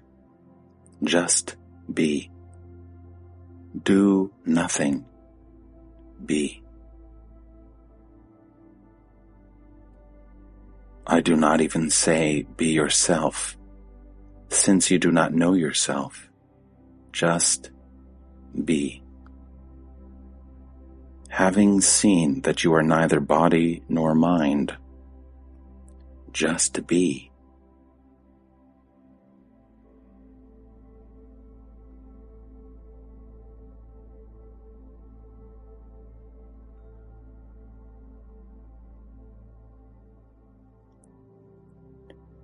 Unconscious sadhana, spiritual practice, is most effective because it is spontaneous and steady.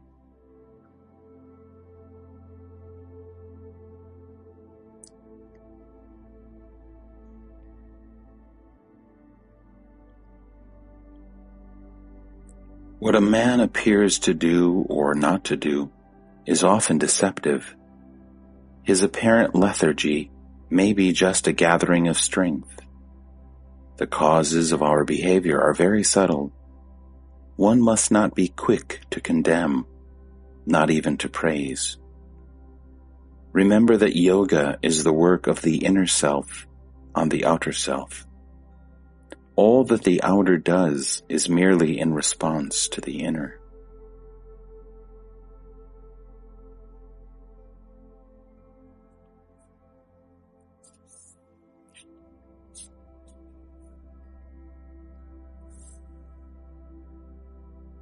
The inner is the source of inspiration. The outer is moved by memory.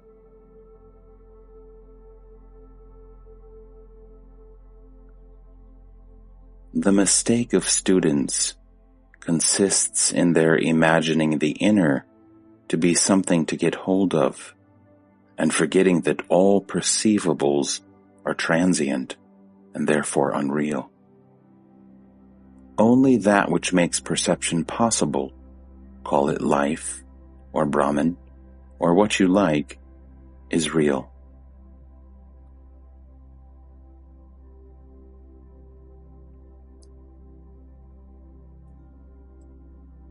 The body seeks to live. It is not life that needs the body. It is the body that needs life.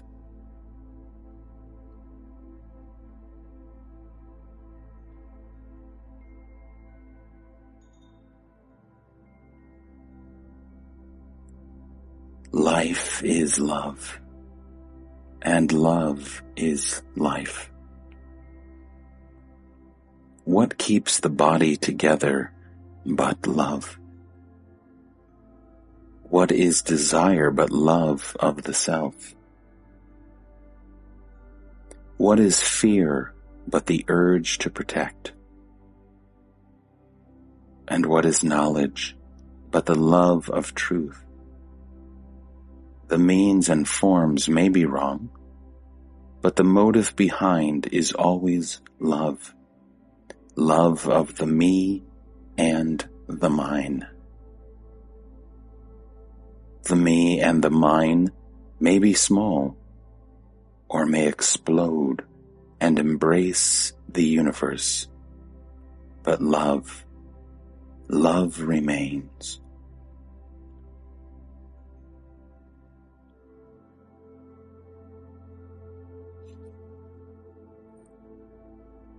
Steady faith is stronger than destiny. Destiny is the result of causes mostly accidental, and is therefore loosely woven. Confidence and good hope will overcome it easily.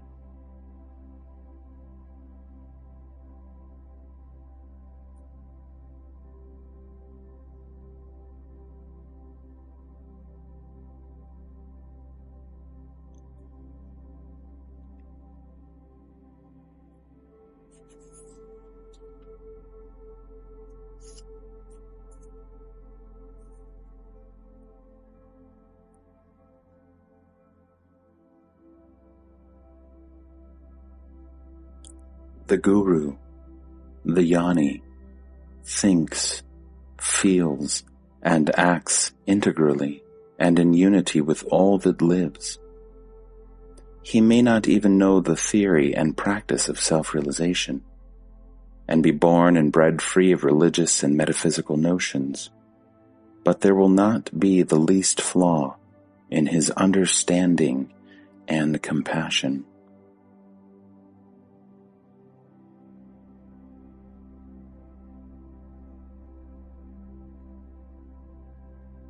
The Jnani does not identify himself with name and shape. He uses memory, but memory cannot use him.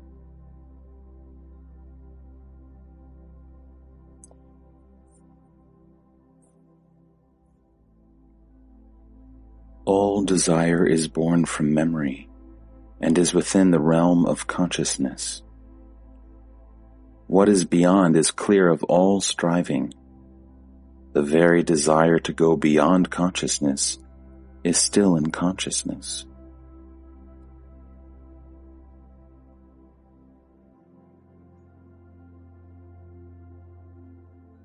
Even pure awareness is a form of consciousness.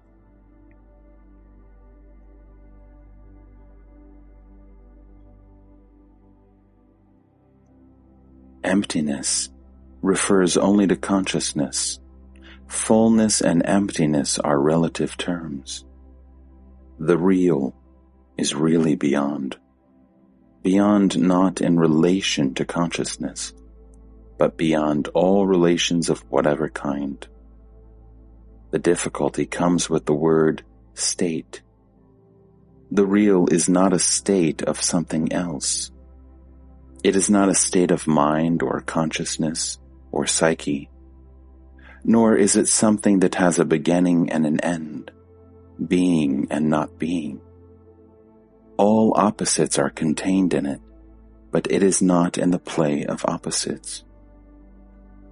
You must not take it to be the end of a transition. It is itself, after the consciousness as such is no more. Then words, I am man, or I am God, have no meaning. Only in silence and in darkness can it be heard and seen.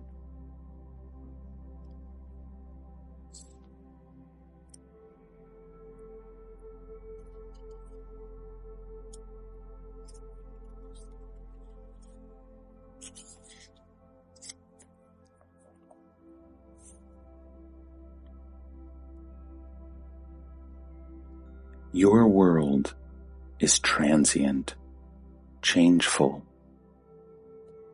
My world is perfect, changeless. You can tell me what you like about your world. I shall listen carefully, even with interest. Yet, not for a moment shall I forget that your world is not, that you are dreaming.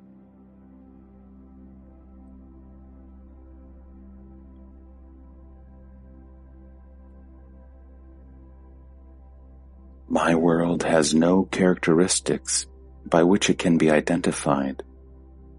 You can say nothing about it. I am my world. My world is myself. It is complete and perfect. Every impression is erased. Every experience rejected. I need nothing. Not even myself. For myself I cannot lose.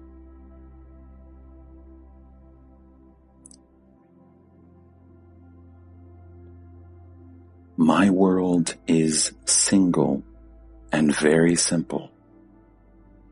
In my world, nothing happens.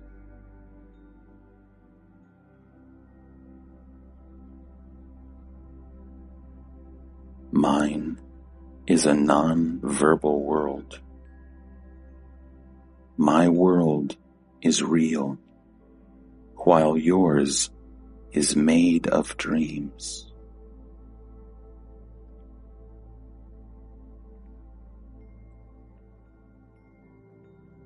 Talk is in your world. In mine, there is eternal silence. My silence sings. My emptiness is full. I lack nothing. You cannot know my world until you are there.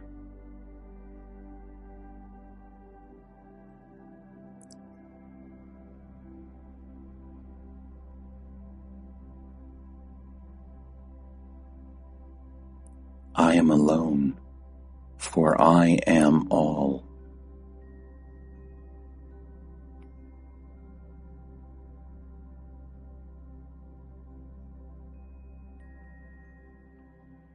You should consider more closely your own world.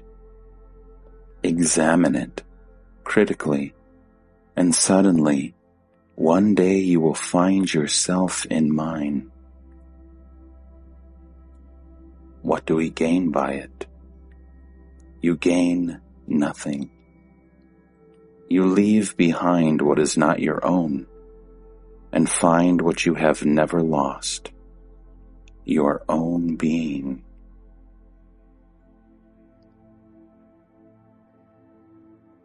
There are no ruler and ruled here. There is no duality whatsoever.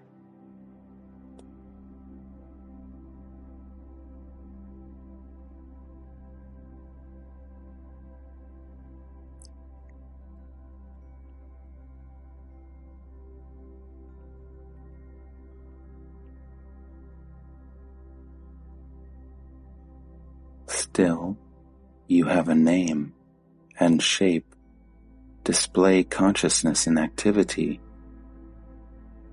In your world, I appear so. In mine, I have being only, nothing else.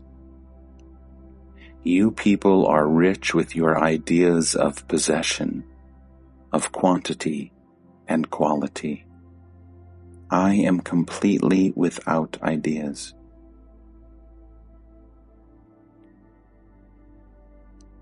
You are free to leave your world for mine.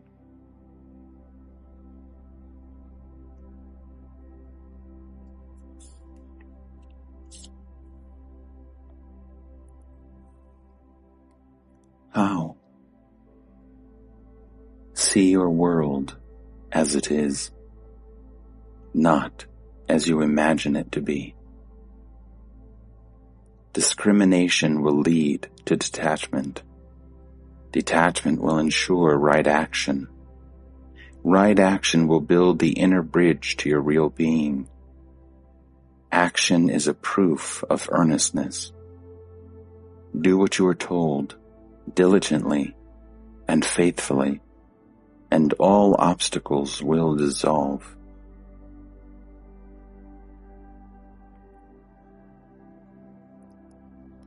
Are you happy? In your world, I would be most miserable. To wake up, to eat, to talk, to sleep again. What a bother. So you do not want to live even. To live. To die. What meaningless words are these? When you see me alive, I am dead. When you think me dead, I am alive.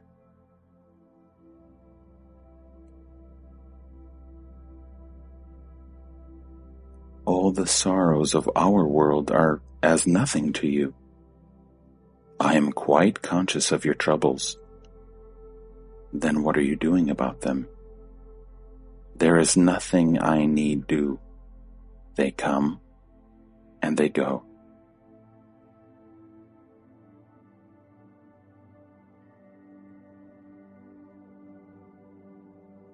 My world is real. Yours is of the mind.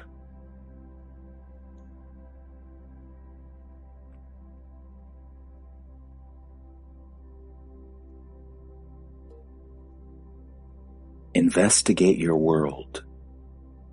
Apply your mind to it. Examine it critically. Scrutinize every idea about it. That will do.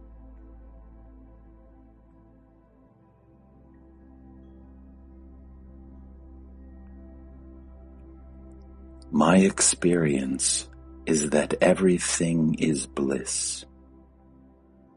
But the desire for bliss creates pain. Thus, bliss becomes the seed of pain. The entire universe of pain is born of desire. Give up the desire for pleasure, and you will not even know what pain is.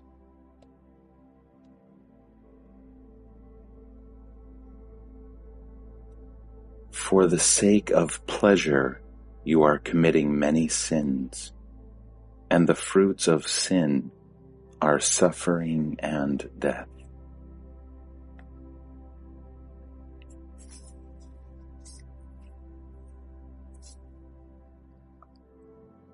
If the world is false, then God's plan and God are also false.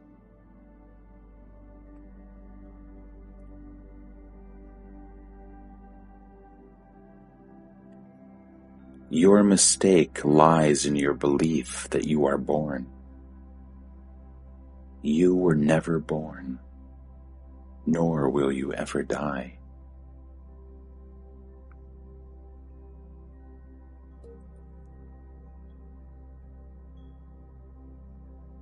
Salvation is to see things as they are.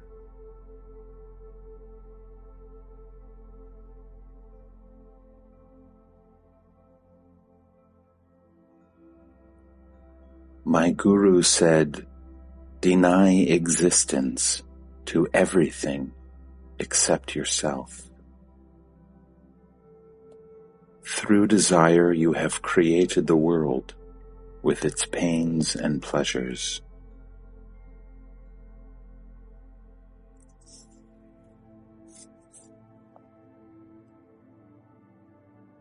Pain is the background of pleasure. All seeking of pleasure is born in pain and ends in pain.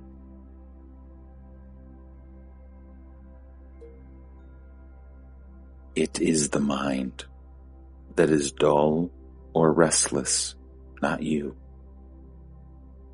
Look, all kinds of things happen in this room. Do I cause them to happen? They just happen. So it is with you. The role of destiny unfolds itself and actualizes the inevitable. You cannot change the course of events, but you can change your attitude. And what really matters is the attitude and not the bare event.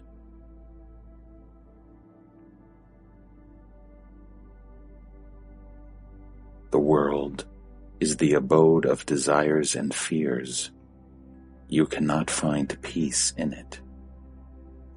For peace, you must go beyond the world.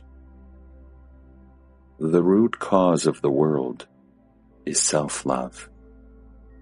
Because of it, we seek pleasure and avoid pain. Replace self-love by love of the self, and the picture changes. Brahma, God the Creator, is the sum total of all desires.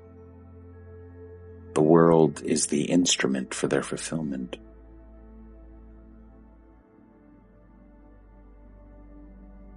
Souls take whatever pleasure they desire and pay for them in tears. Time squares all accounts. The law of balance reigns supreme.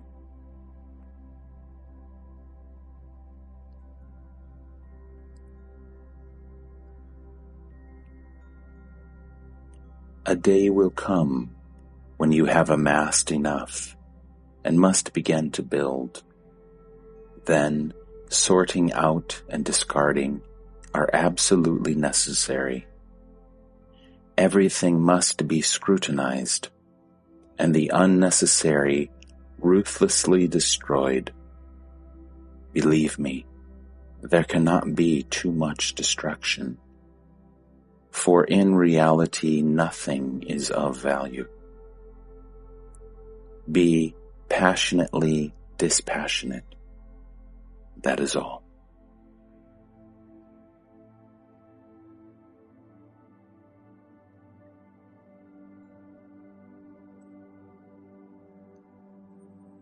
my stand, I take where nothing is. Words do not reach there, nor thoughts. To the mind it is all darkness and silence. Then consciousness begins to stir and wakes up the mind, which projects the world, built of memory and imagination.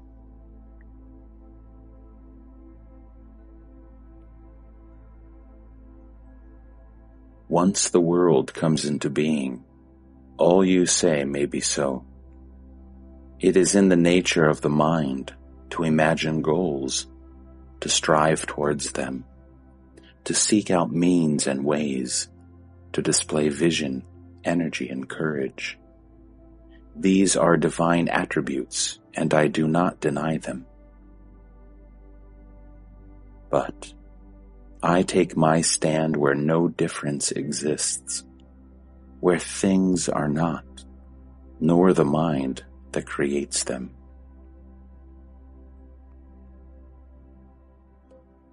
There, I am at home. Whatever happens does not affect me. Things act on things, that is all. Free from memory and expectation, I am fresh, innocent, wholehearted.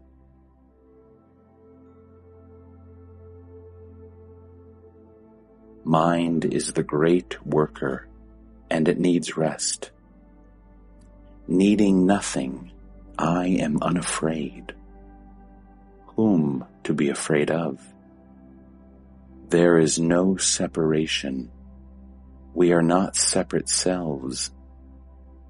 There is only one self, the absolute supreme reality, in which the personal and the impersonal are one.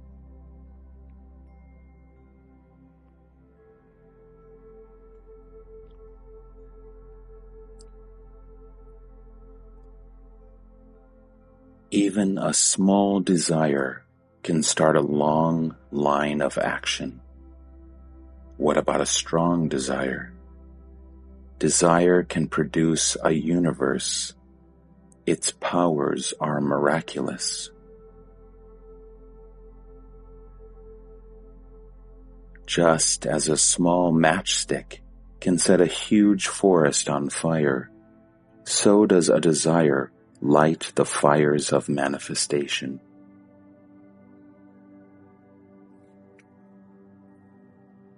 The very purpose of creation is the fulfillment of desire. The desire may be noble or ignoble. Space is very neutral. One can fill it with what one likes.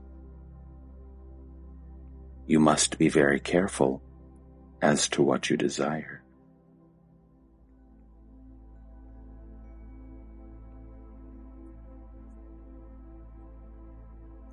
And as to the people you want to help, they are in their respective worlds for the sake of their desires. There is no way of helping them except through their desires. You can only teach them to have right desires, so that they may rise above them and be free from the urge to create and recreate worlds of desires, abodes of pain and pleasure.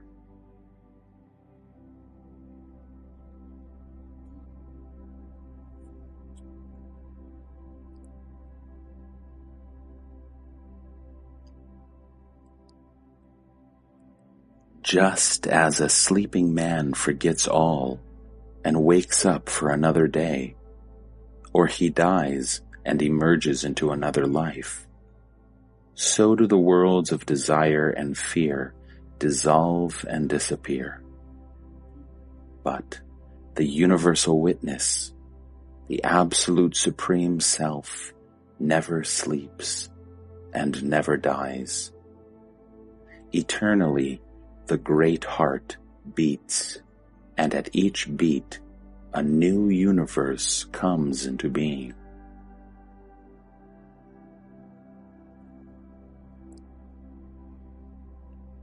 He is beyond all that the mind conceives. He is beyond being and not being.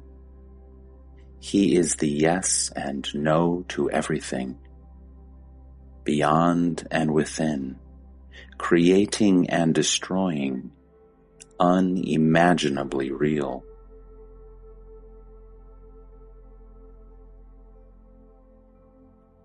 God is the all-doer. The Jnani is a non-doer. God himself does not say, "I am doing all." To him, things happen by their own nature. To the Jnani, all is done by God. He sees no difference between God and nature. Both God and the Jnani know themselves to be the immovable center of the movable, the eternal witness of the transient. The center is a point of void, and the witness a point of pure awareness. They know themselves to be as nothing. Therefore, nothing can resist them.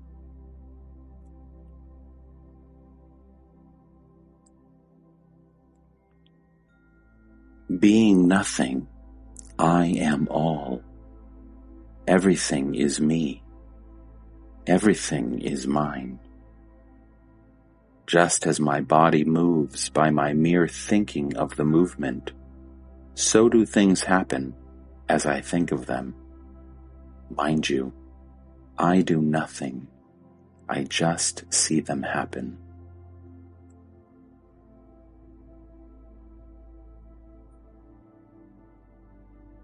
I accept and am accepted. I am all, and all is me. Being the world, I am not afraid of the world. Being all, what am I to be afraid of? Water is not afraid of water, nor fire of fire. Also, I am not afraid because I am nothing that can experience fear or can be in danger. I have no shape nor name. It is attachment to a name and shape that breeds fear. I am not attached. I am nothing. And nothing is afraid of no thing. On the contrary, everything is afraid of the nothing. For when a thing touches nothing, it becomes nothing. It is like a bottomless well. Whatever falls into it disappears.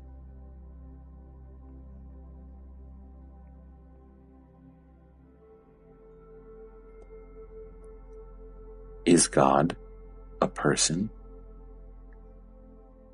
As long as you think yourself to be a person, he too is a person.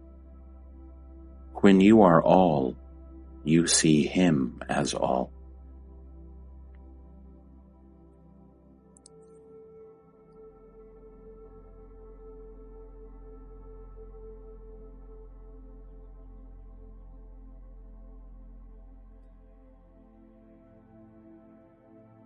Can I change facts by changing attitude? The attitude is the fact. Take anger. I may be furious, pacing up and down the room. At the same time, I know what I am, a center of wisdom and love, an atom of pure existence. All subsides, and the mind merges into silence.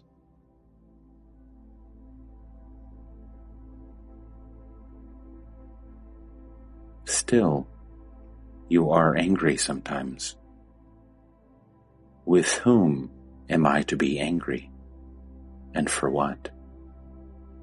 Anger came and dissolved on my remembering myself. It is all a play of gunas, qualities of cosmic matter. When I identify myself with them, I am their slave.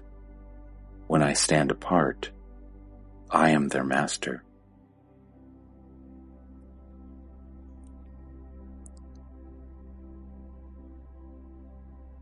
Can you influence the world by your attitude?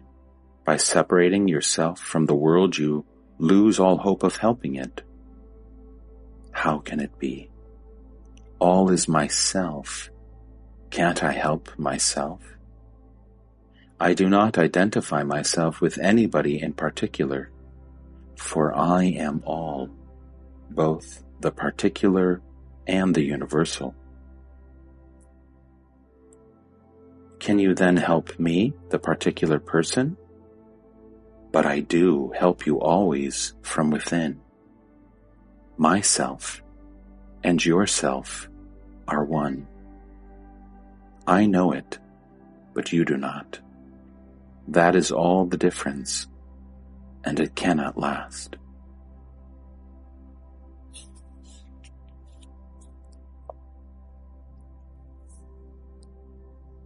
And how do you help the entire world? Mahatma Gandhi is dead, yet his mind pervades the earth. The thought of a jnani pervades humanity and works ceaselessly for good. Being anonymous, coming from within, it is the more powerful and compelling. That is how the world improves. The inner, aiding and blessing the outer. When a jnani dies, he is no more, in the same sense in which a river is no more when it merges into the sea. The name, the shape are no more, but the water remains and becomes one with the ocean. When a jnani joins the universal mind, all his goodness and wisdom become the heritage of humanity and uplift every human being.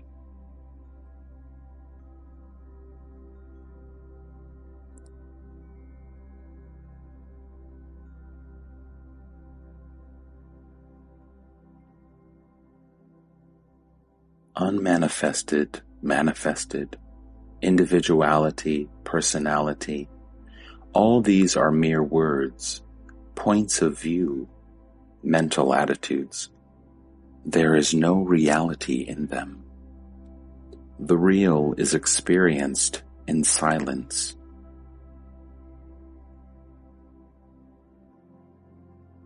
You cling to personality, but you are conscious of being a person only when you are in trouble. When you are not in trouble, you do not think of yourself.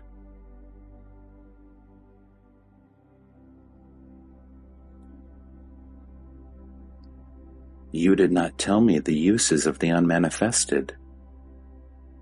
Surely, you must sleep in order to wake up. You must die in order to live. You must melt down to shape anew. You must destroy to build, annihilate before creation. The Supreme is the universal solvent. It corrodes every container. It burns through every obstacle. Without the absolute denial of everything, the tyranny of things would be absolute. The Supreme is the great harmonizer, the guarantee of the ultimate and perfect balance of life in freedom. It dissolves you and thus reasserts your true being.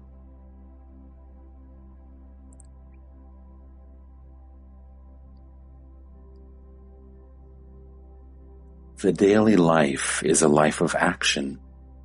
Whether you like it or not, you must function.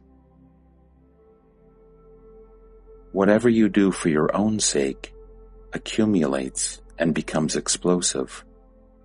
One day it goes off and plays havoc with you and your world.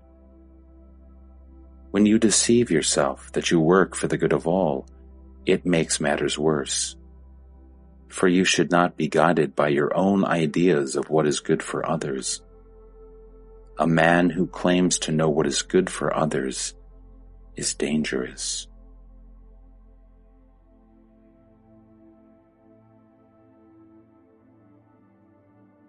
How is one to work then? Neither for yourself nor for others, but for the work's own sake. A thing worth doing is its own purpose and meaning. Make nothing a means to something else. Bind not. God does not create one thing to serve another. Each is made for its own sake. Because it is made for itself, it does not interfere. You are using things and people for purposes alien to them, and you play havoc with the world and yourself.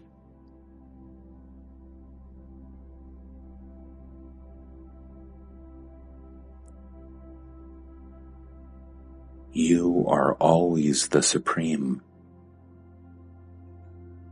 but your attention is fixed on things, physical or mental. When your attention is off a thing and not yet fixed on another, in the interval, you are pure being.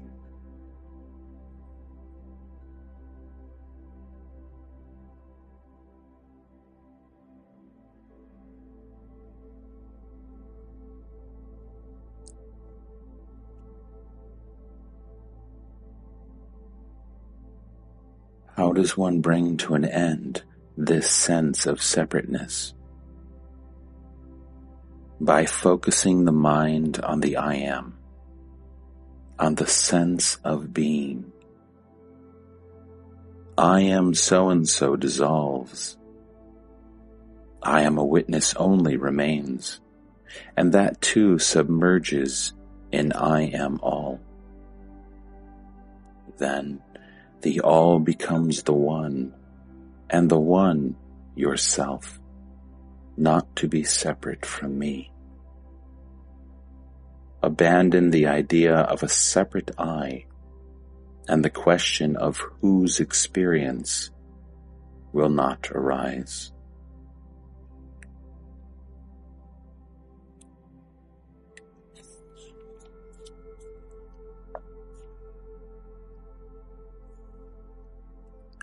You speak of my experience as different from your experience because you believe we are separate, but we are not. On a deeper level, my experience is your experience.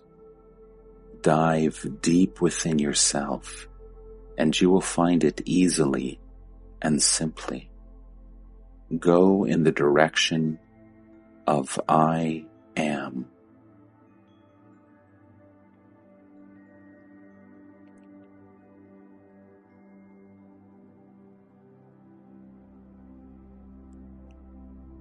When I see something pleasant, I want it. Who exactly wants it? The self or the mind? The question is wrongly put. There is no who. There is desire, fear, anger, and the mind says, "This is me. This is mine." There is no thing which could be called me or mine. Desire is a state of the mind, perceived and named by the mind. Without the mind perceiving and naming, where is desire?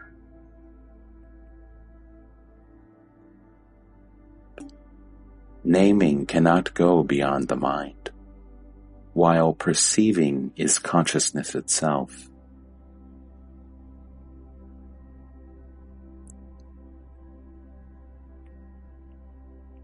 When somebody dies, what exactly happens? Nothing happens. Something, becomes nothing. Nothing was. Nothing remains.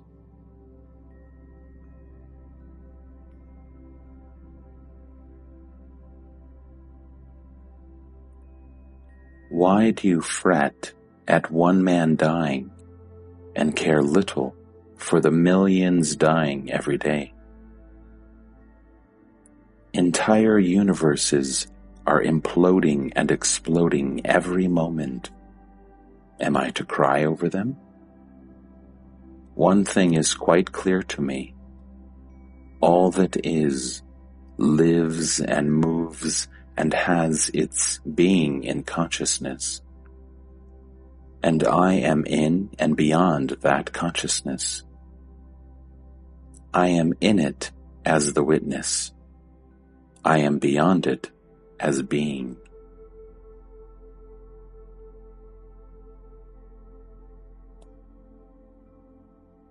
Surely you care when your child is ill, don't you? I don't get flustered. I just do the needful. I do not worry about the future. A right response to every situation is in my nature. I do not stop to think what to do.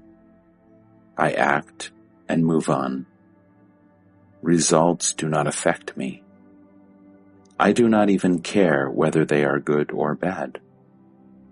Whatever they are, they are. If they come back to me, I deal with them afresh. Or rather, I happen to deal with them afresh.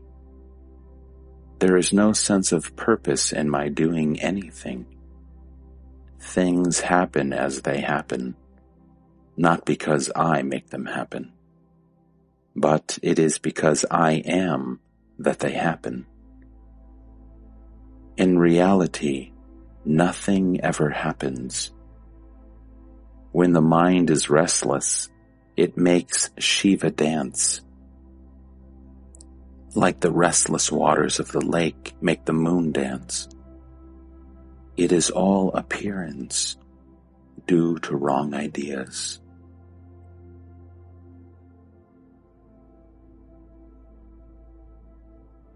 Just as the taste of salt pervades the great ocean, and every single drop of seawater carries the same flavor, so every experience gives me the touch of reality, the ever-fresh realization of my own being.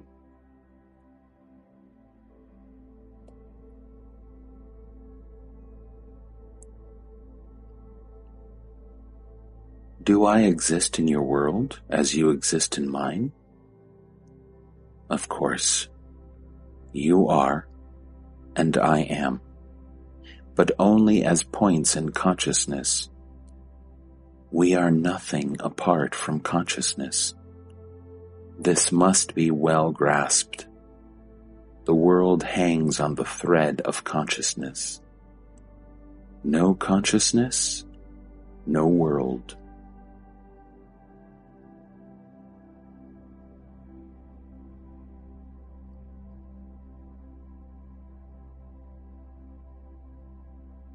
There are many points in consciousness. Are there as many worlds? Take dream for an example. In a hospital, there may be many patients, all sleeping, all dreaming, each dreaming his own private, personal dream, unrelated, unaffected, having one single factor in common: illness. Similarly, we have divorced ourselves in our imagination from the real world of common experience and enclosed ourselves in a cloud of personal desires and fears, images and thoughts, ideas and concepts. All the dreams are superimposed over a common world. To some extent, they shape and influence each other. The basic unity operates in spite of all. At the root of it all lies self-forgetfulness, not knowing who I am. Cling to one thing that matters. Hold on to I am and let go all else. This is sadhana, spiritual practice.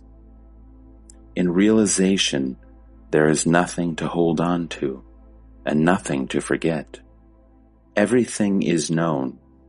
Nothing is remembered.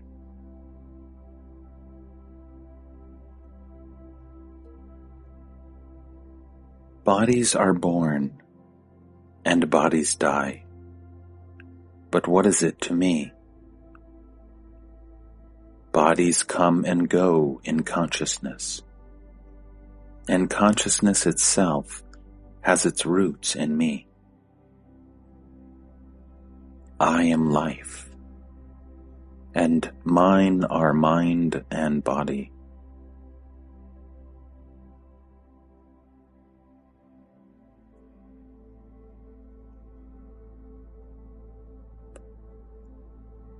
Reality can neither be proved nor disproved. Within the mind, you cannot. Beyond the mind, you need not. In the real, the question, what is real, does not arise. The manifested and unmanifested are not different.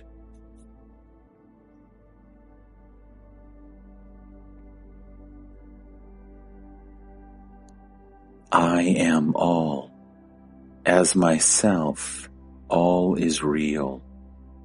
Apart from me, nothing is real.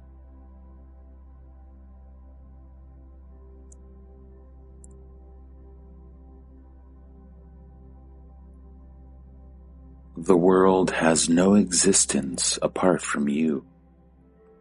At every moment, it is but a reflection of yourself. You create it, you destroy it.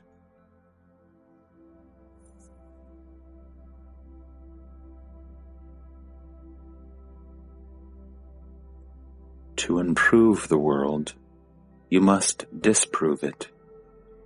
One must die to live. There is no rebirth except through death.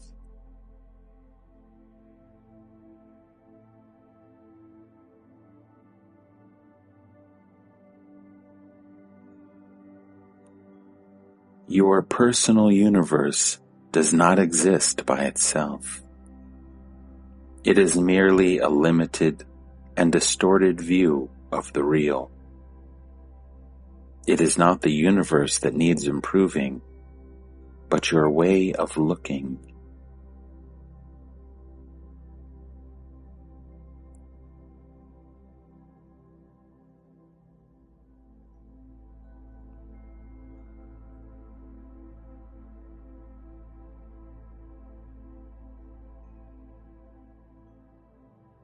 The universe is a stage on which a world drama is being played. The quality of the performance is all that matters. Not what the actors say and do, but how they say and do it.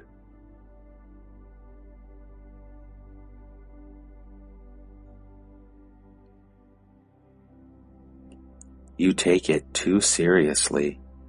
What is wrong with play? You have a purpose only as long as you are not complete. Till then, completeness, perfection is the purpose.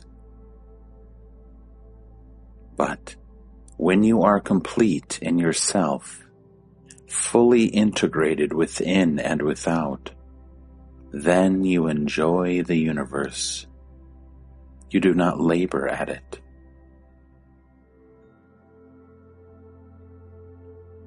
To the disintegrated, you may seem to be working hard, but that is their illusion.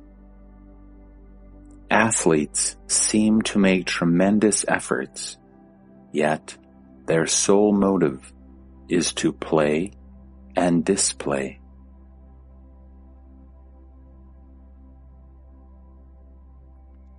God is not only true and good, He is also beautiful. He creates beauty for the joy of it.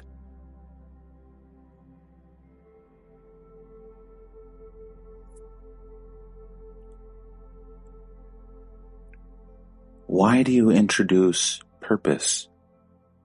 Purpose implies movement, change, a sense of imperfection. God does not aim at beauty. Whatever He does is beautiful. Would you say that a flower is trying to be beautiful? It is beautiful by its very nature. Similarly, God is perfection itself, not an effort at perfection.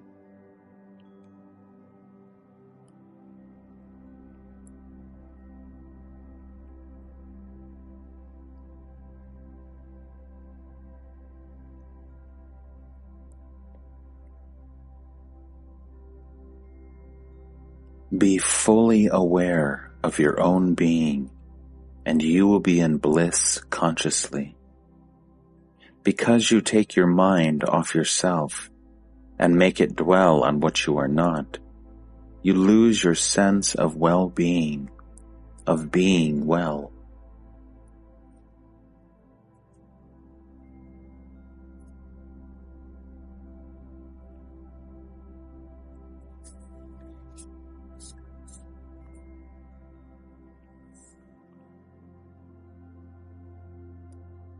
What is your happiness worth when you have to strive and labor for it? True happiness is spontaneous and effortless.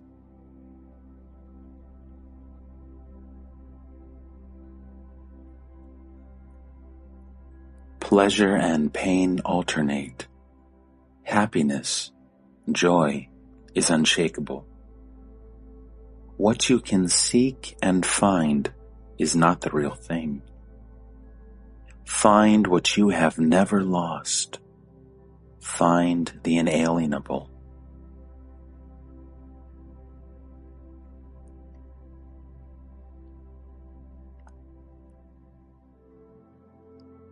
Give up all questions except one.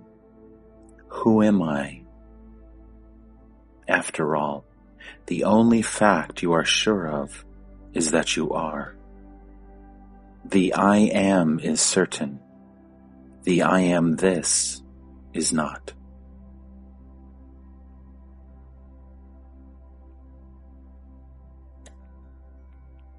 Discover all that you are not: body, feelings, thoughts, time, space, this or that. Nothing, concrete or abstract, which you perceive can be you.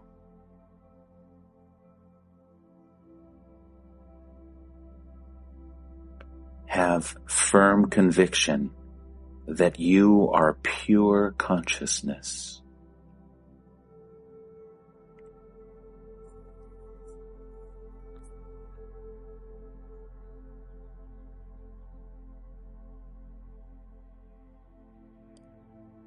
Weak desires can be removed by introspection and meditation, but strong, deep-rooted ones must be fulfilled, and their fruits, sweet or bitter, tasted.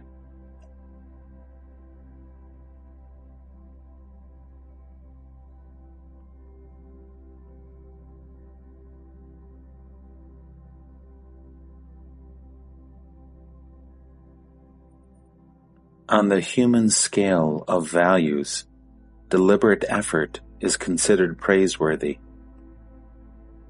In reality, both the yogi and bogi follow their own nature according to circumstances and opportunities. The yogi's life is governed by a single desire: to find the truth. The bogi serves many masters, but the bogi becomes a yogi, and the yogi may get a rounding up in a bout of boga. The final result is the same.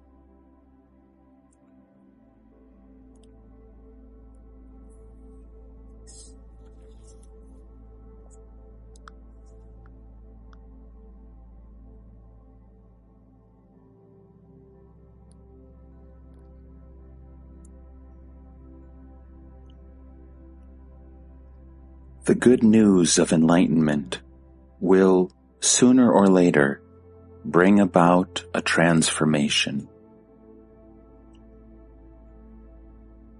Yes, first hearing, then remembering, pondering, and so on.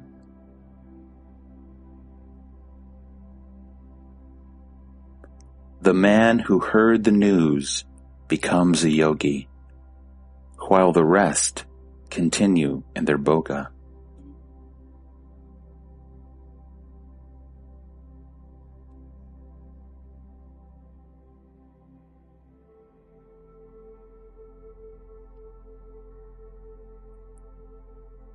Before the world was, consciousness was. In consciousness, it comes into being. In consciousness, it lasts, and into pure consciousness, it dissolves.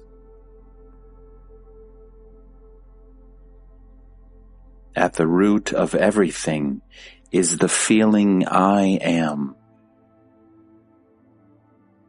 The state of mind, there is a world, is secondary. For to be, I do not need the world. The world needs me.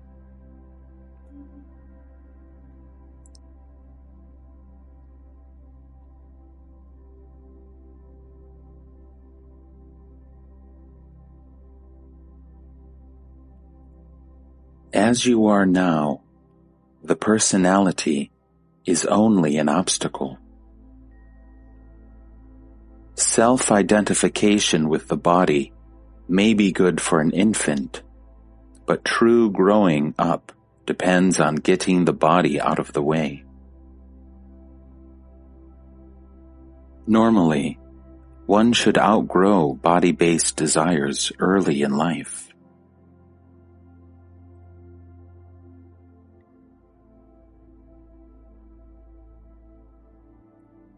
As long as you do not see that it is mere habit, built on memory, prompted by desire, you will think yourself to be a person, living, feeling, thinking, active, passive, pleased or pained.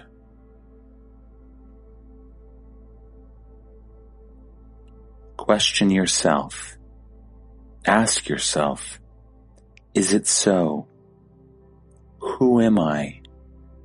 What is behind and beyond all this? And soon you will see your mistake. And it is in the very nature of a mistake to cease to be when seen.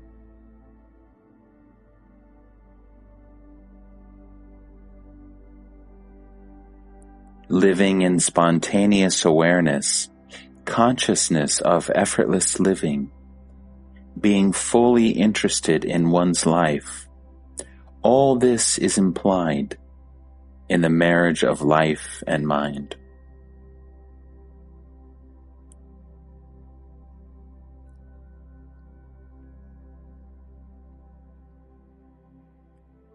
Humility and silence are essential for a sadhaka, however advanced. Only a fully ripened jnani can allow himself complete spontaneity.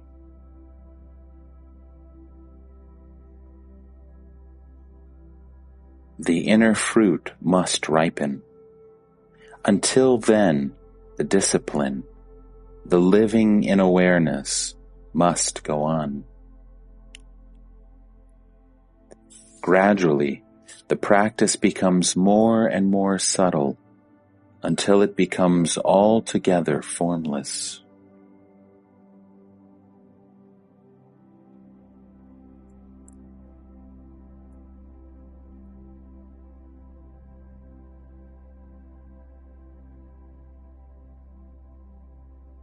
The world itself is contact, the totality of all contacts actualized in consciousness.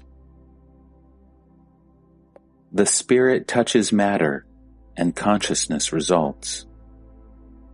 Such consciousness, when tainted with memory and expectation, becomes bondage.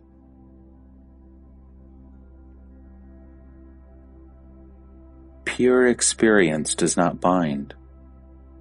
Experience caught between desire and fear is impure and creates karma.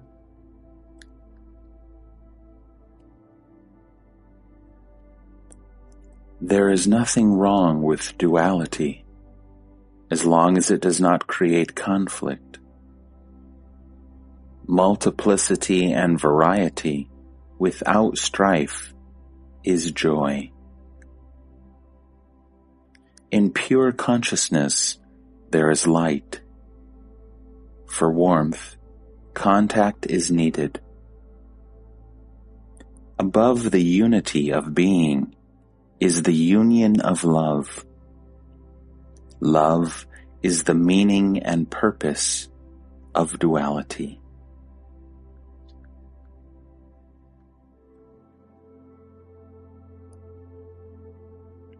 The 5 senses and the 3 qualities are your 8 steps in yoga. And I am is the great reminder. You can learn from them all you need to know. Be attentive. Inquire ceaselessly. That is all. All are being liberated.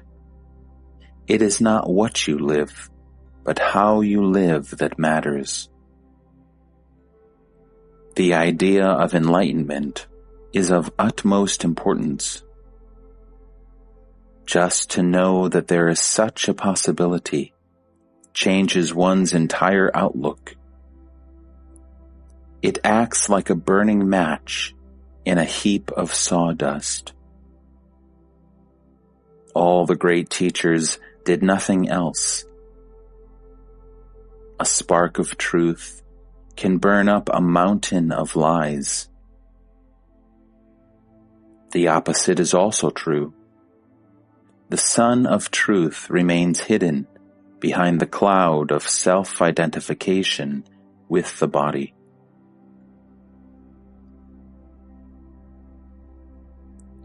The very hearing of enlightenment is a promise of enlightenment. The very meeting with a guru is the assurance of liberation. Perfection is life-giving and creative.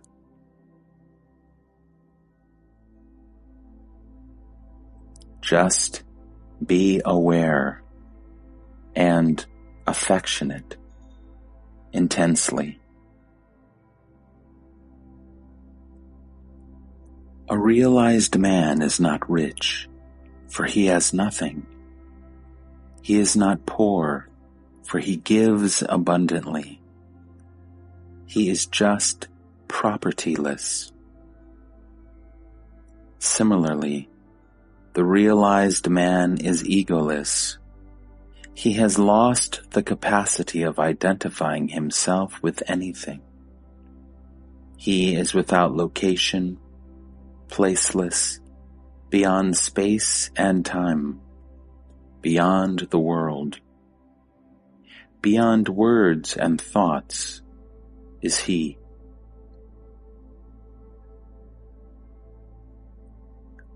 It is you who are deep, complex, mysterious, hard to understand. I am simplicity itself compared to you. I am what is, without any distinction whatsoever, into inner and outer, mine and yours, good and bad. What the world is, I am. What I am, the world is.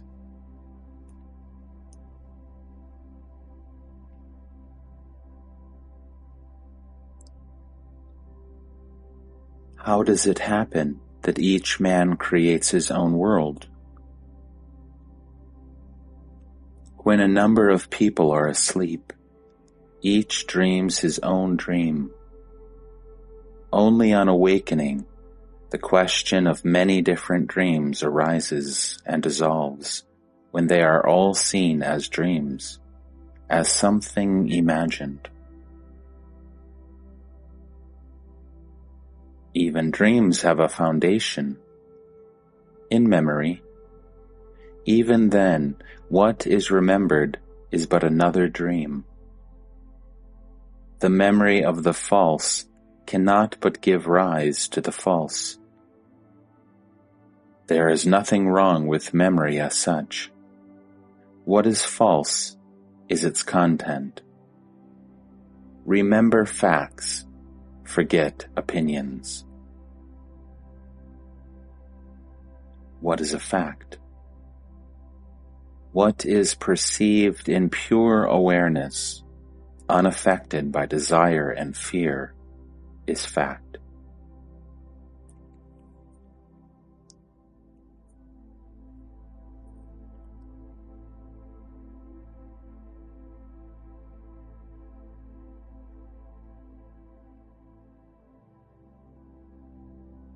To sit in judgment and allot marks is ridiculous. Everything contributes to the ultimate perfection.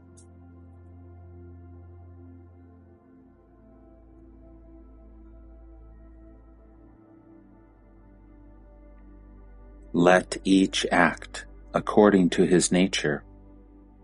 The ultimate purpose will be served in any case.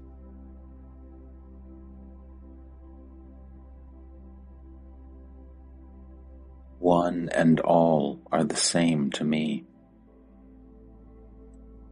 The same consciousness appears as being and as bliss. Chit in movement is Ananda. Chit motionless is being.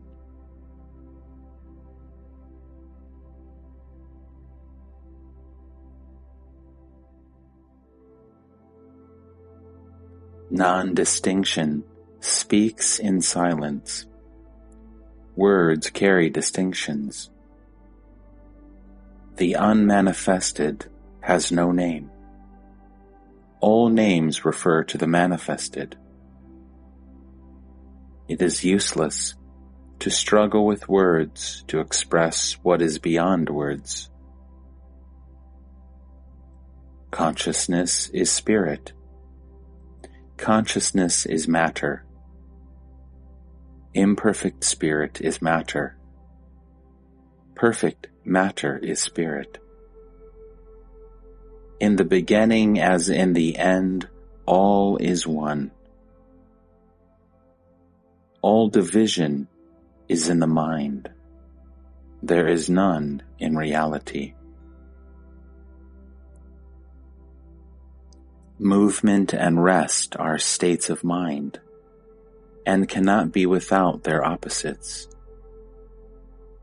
By itself, nothing moves, nothing rests. It is a grievous mistake to attribute absolute existence to mental constructs. Nothing exists by itself. Beyond the mind, there is no such thing as experience. Experience is a dual state. You cannot talk of reality as an experience. Once this is understood, you will no longer look for being and becoming as separate and opposite. In reality, they are one and inseparable, like roots and branches of the same tree.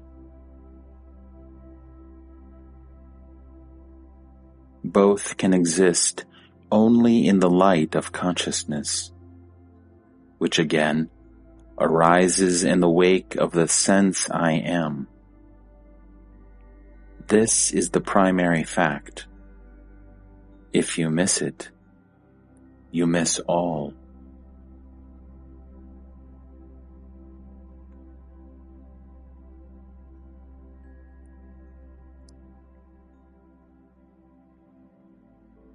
Whatever is spoken is speech only.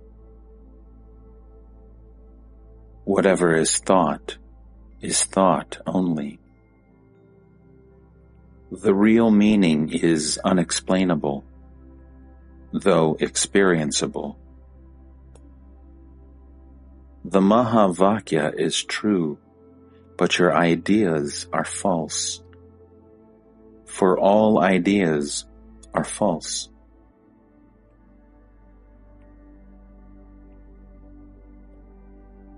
Is the conviction I am that false? Of course. Conviction is a mental state. In that, there is no I am. With the sense I am emerging, that is obscured. As with the sun rising, the stars are wiped out. But, as with the sun comes light, so with the sense of self comes bliss. The cause of bliss is sought in the not I, and thus the bondage begins.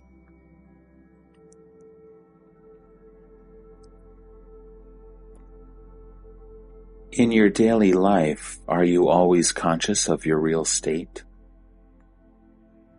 Neither conscious nor unconscious. I do not need convictions. I live on courage. Courage is my essence, which is love of life. I am free of memories and anticipations, unconcerned with what I am and what I am not.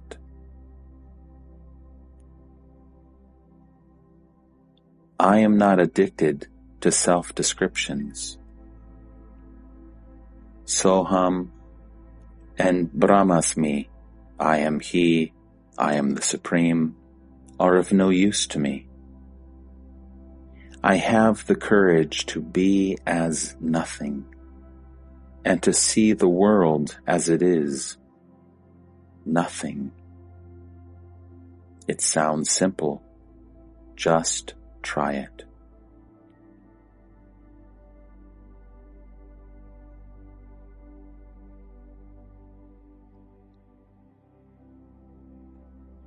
Anxiety and hope are born of imagination. I am free of both. I am simple being, and I need nothing to rest on.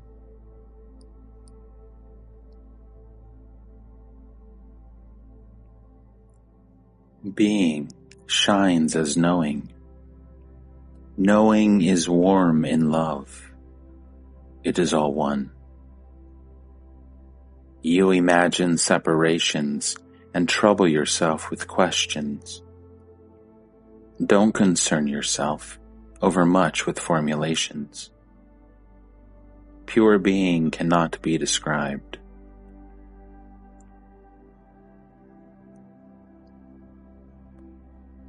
You are dragging down reality to the level of experience. How can reality depend on experience? when it is the very ground of experience. Reality is in the very fact of experience, not in its nature. Experience is, after all, a state of mind, while being is definitely not a state of mind.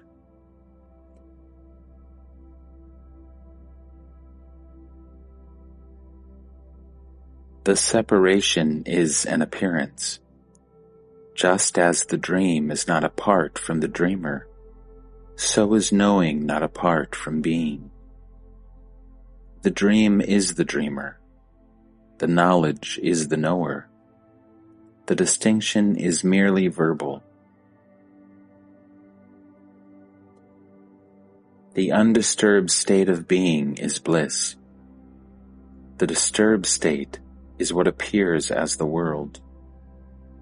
In non-duality there is bliss. In duality, experience. What comes and goes is experience with its duality of pain and pleasure. Bliss is not to be known. One is always bliss, but never blissful. Bliss is not an attribute. There are no others to help. A rich man, when he hands over his entire fortune to his family, has not a coin left to give a beggar. So is the wise man, stripped of all his powers and possessions. Nothing, literally nothing, can be said about him. He cannot help anybody, for he is everybody. He is the poor and also his poverty, the thief and also his thievery. How can he be said to help when he is not a part? Who thinks of himself as separate from the world, let him help the world. The only thing that can help is to wake up from the dream.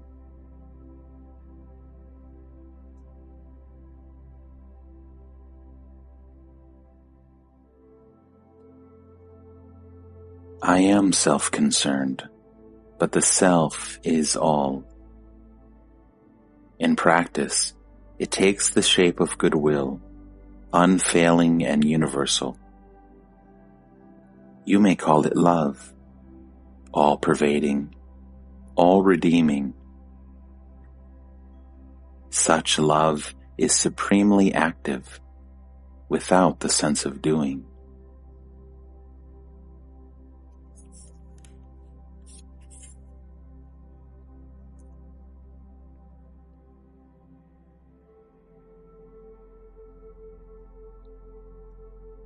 What is love?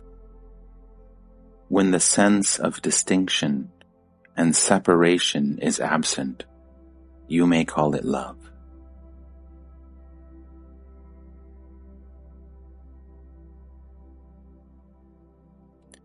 Why so much stress on love between man and woman? Because the element of happiness in it is so prominent. Is it not so in all love? Not necessarily. Love may cause pain. You then call it compassion. What is happiness? Harmony between the inner and the outer is happiness. On the other hand, self-identification with the outer causes is suffering.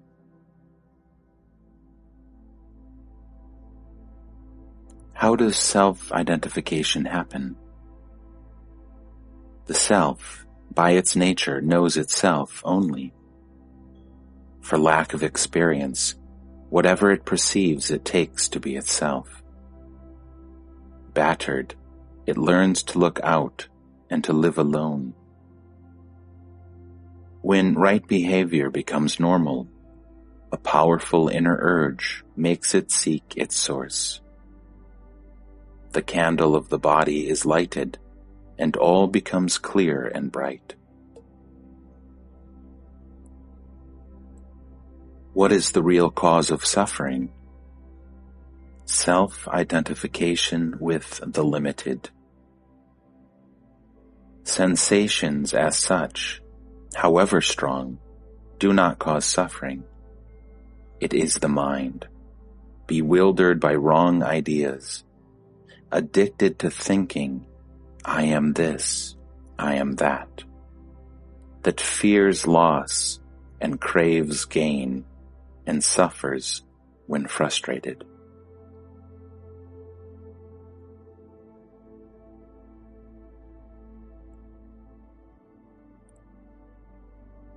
Noble friendship, satsang, is the supreme remedy for all ills, physical and mental.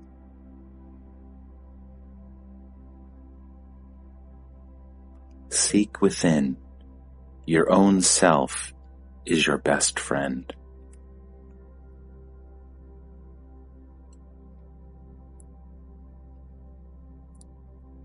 Why is life so full of contradictions?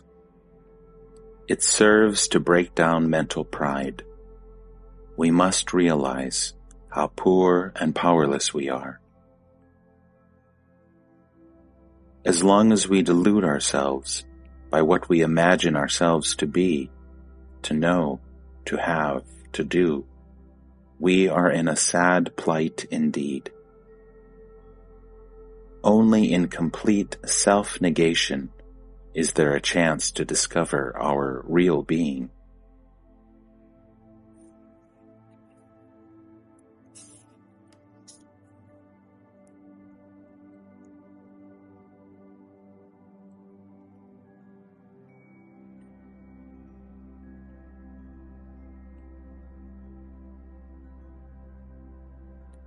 You must be serious, intent, truly interested to examine yourself. You must be full of goodwill for yourself. I am selfish, all right. You are not. You are all the time destroying yourself and your own by serving strange gods, inimical and false. By all means, be selfish, the right way. Wish yourself well. Labor at what is good for you. Destroy all that stands between you and happiness. Be all. Love all. Be happy. Make happy. No happiness is greater.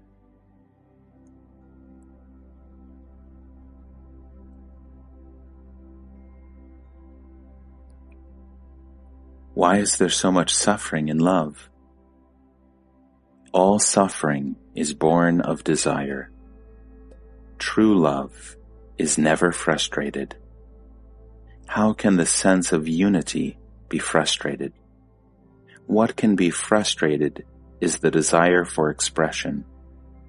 Such desire is of the mind. As with all things mental, frustration is inevitable.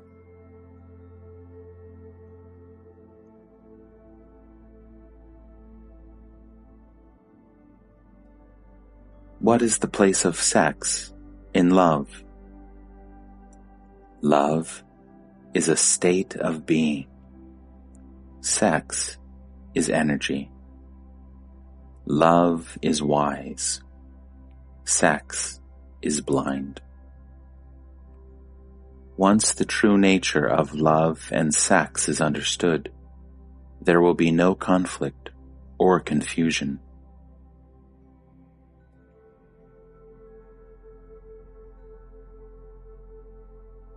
There is so much sex without love. Without love, all is evil. Life itself without love is evil.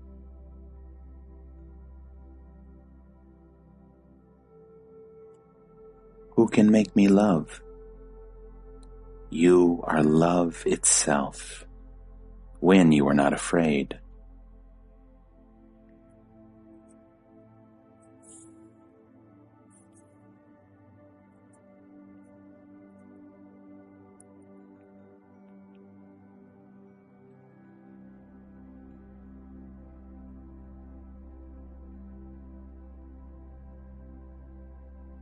He who could not complete his yoga for some reason is called failed in yoga.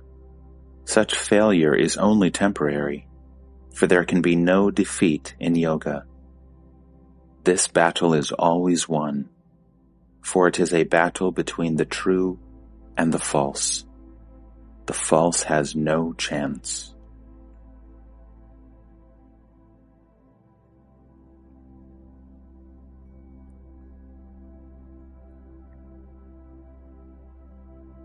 There is no question of failure, neither in the short run nor in the long. It is like traveling a long and arduous road in an unknown country. Of all the innumerable steps, there is only the last which brings you to your destination. Yet, you will not consider all previous steps as failures. Each brought you nearer to your goal, even when you had to turn back to bypass an obstacle. In reality, each step brings you to your goal, because to be always on the move, learning, discovering, unfolding, is your eternal destiny.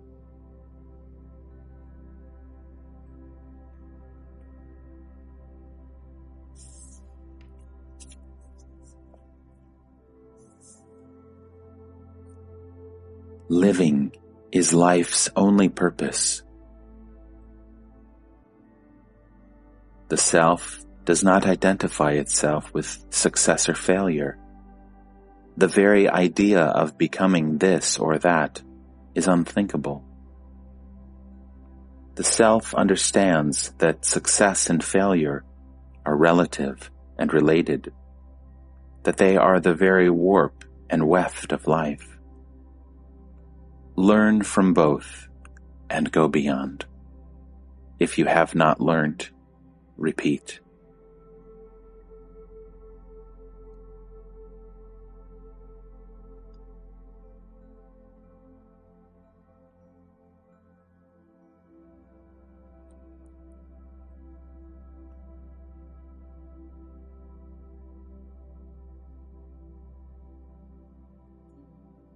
What am I to learn?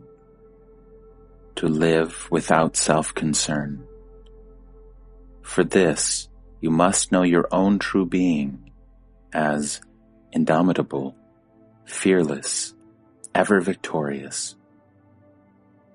Once you know with absolute certainty that nothing can trouble you but your own imagination, you come to disregard your desires and fears, concepts and ideas, and live by truth alone.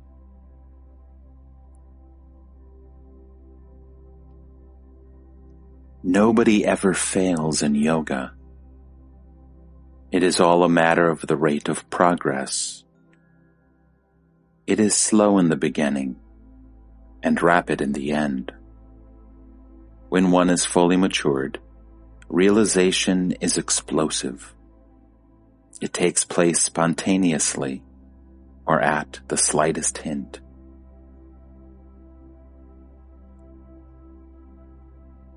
The quick is not better than the slow. Slow ripening and rapid flowering alternate. Both are natural and right. Yet, all this is so in the mind only. As I see it, there is really nothing of the kind.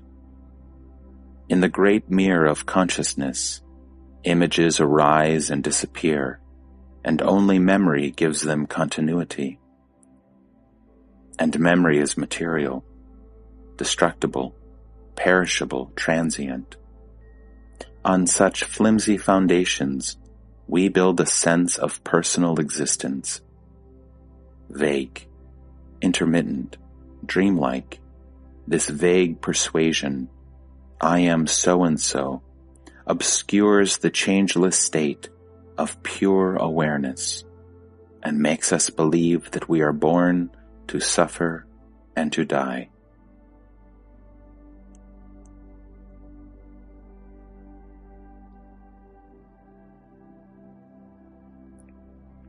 There is progress all the time.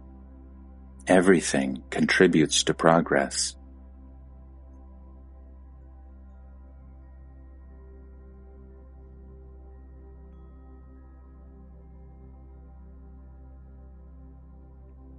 In reality, nothing ever happened.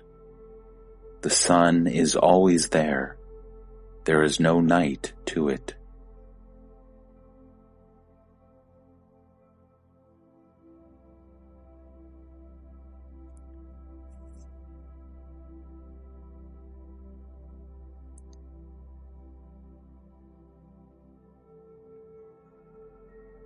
Even effort is a part of the process. When ignorance becomes obstinate and hard, and the character gets perverted, effort and the pain of it become inevitable. In complete obedience to nature, there is no effort. The seed of spiritual life grows in silence and in darkness until its appointed hour.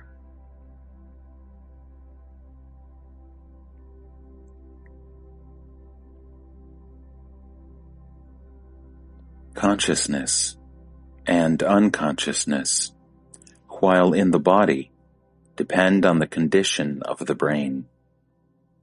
But the self is beyond both, beyond the brain, beyond the mind.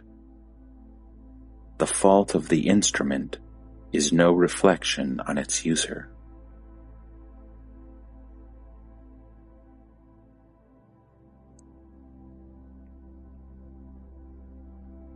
Why should a liberated man necessarily follow conventions? The moment he becomes predictable, he cannot be free. His freedom lies in his being free to fulfill the need of the moment, to obey the necessity of the situation, freedom to do what one must. What is right is real freedom.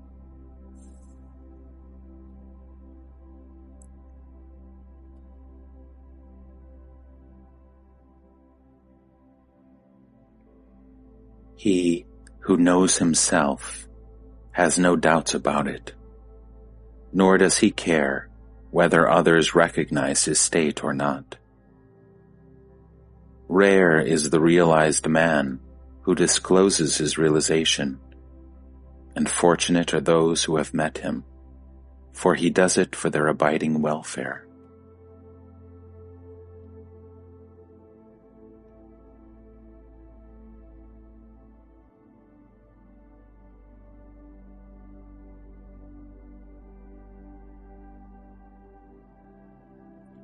People's destiny is what happens. There is no thwarting of destiny. Do you mean to say everybody's life is totally determined at his birth? What a strange idea. Were it so, the power that determines would see to it that nobody should suffer.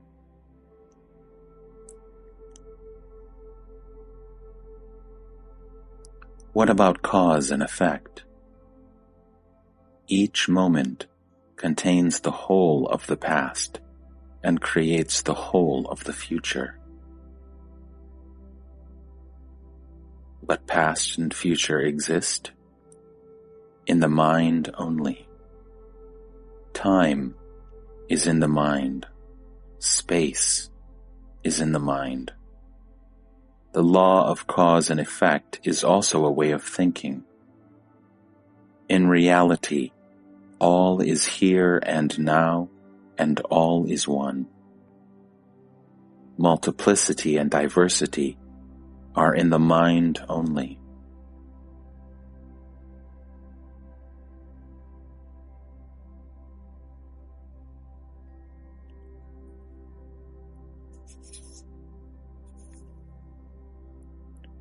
I flow with life, faithfully and irresistibly.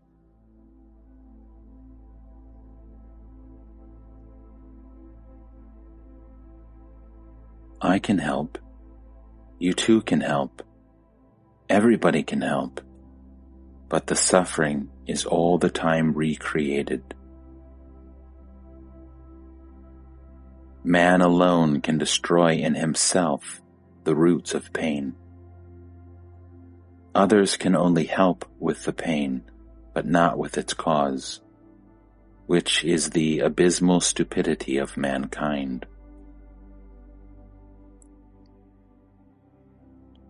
Will this stupidity ever come to an end? In man, of course, any moment. In humanity, as we know it, after very many years. In creation, never. For creation itself is rooted in ignorance. Matter itself is ignorance. Not to know, and not to know that one does not know, is the cause of endless suffering.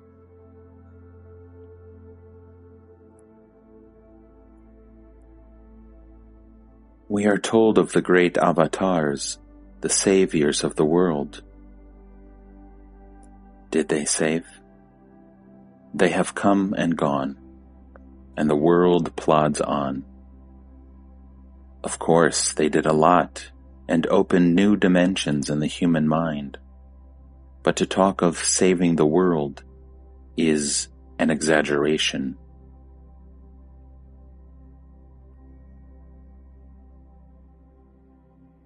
Is there no salvation for the world? Which world do you want to save? The world of your own projection?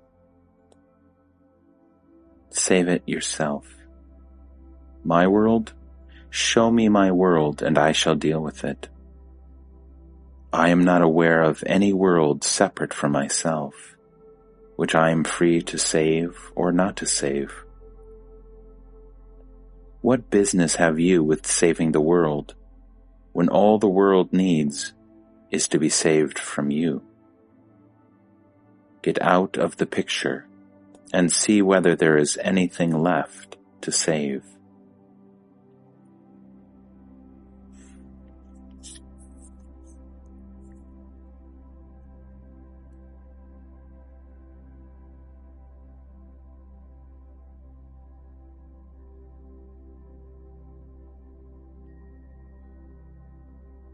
Must people suffer? As long as they are as they are, there is no escape from suffering. Remove the sense of separateness, and there will be no conflict.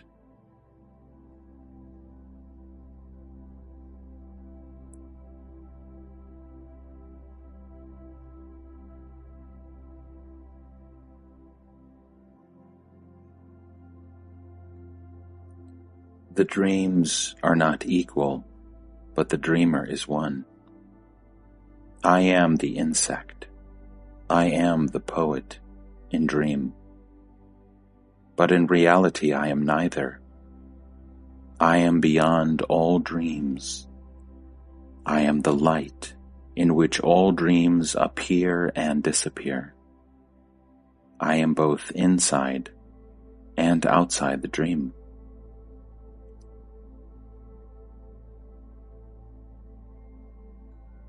Just as a man suffering a headache knows the ache and also knows that he is not the ache, so do I know the dream, myself dreaming and myself not dreaming, all at the same time. I am what I am before, during, and after the dream. But what I see and dream, I am not.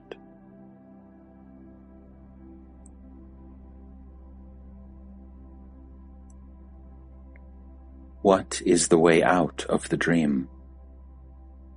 There is no need of a way out. Don't you see that a way out is also part of the dream? All you have to do is to see the dream as a dream.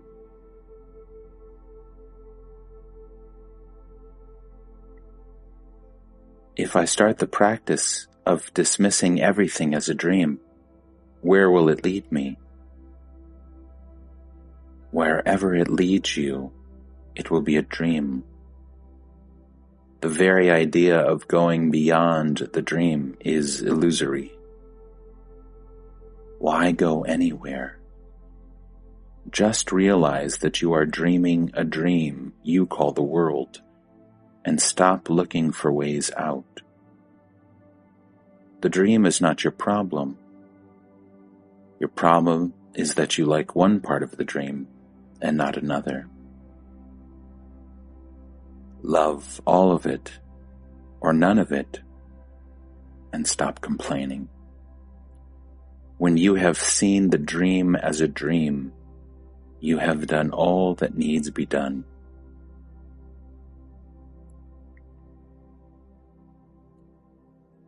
Is dreaming caused by thinking? Everything is a play of ideas. In the state free from ideation, nothing is perceived.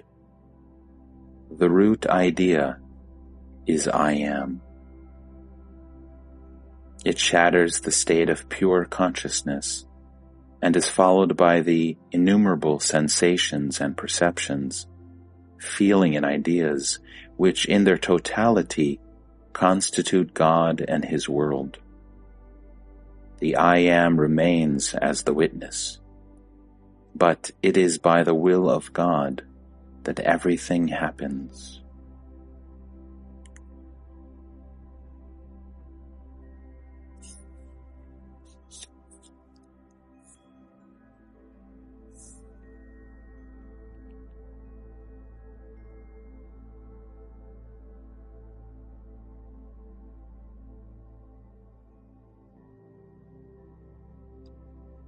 Theories are neither right nor wrong.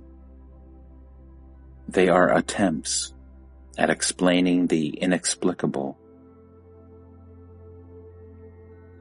It is not the theory that matters, but the way it is being tested. It is the testing of the theory that makes it fruitful. Experiment with any theory you like.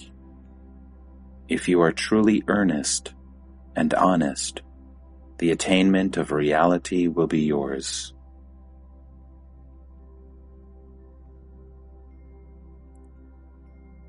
It is the earnestness that liberates, and not the theory. Your sincerity will guide you. Devotion to the goal of freedom and perfection will make you abandon all theories and systems and live by wisdom, intelligence, and active love.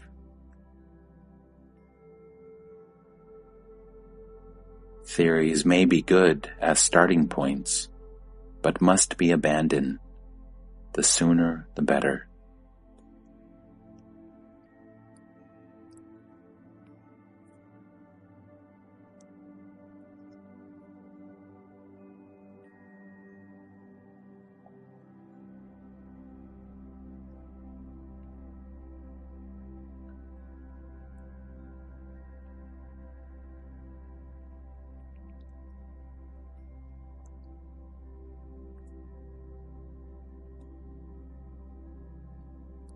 Whatever name you give it, will, or steady purpose, or one-pointedness of the mind, you come back to earnestness, sincerity, honesty.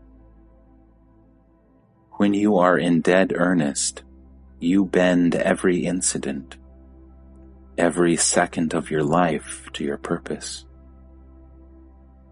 You do not waste time and energy on other things. You are totally dedicated. Call it will, or love, or plain honesty. We are complex beings, at war within and without. We contradict ourselves all the time, undoing today the work of yesterday. No wonder we are stuck. A little bit of integrity would make a lot of difference.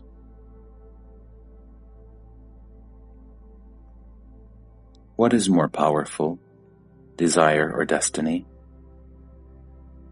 Desire shapes destiny. You are free now. What is it that you want to desire? Desire it.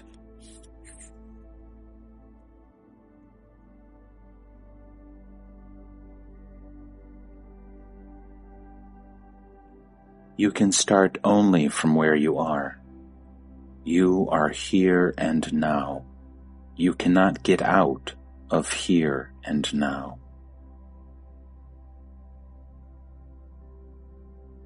What can I do here and now? You can be aware of your being here and now. That is all. That is all. There is nothing more to it.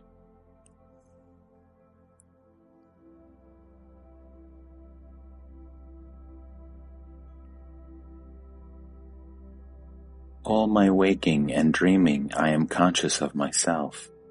It does not help me much. You were aware of thinking, feeling, doing. You are not aware of your being. What is the new factor you want me to bring in? The attitude of pure witnessing, of watching the events without taking part in them.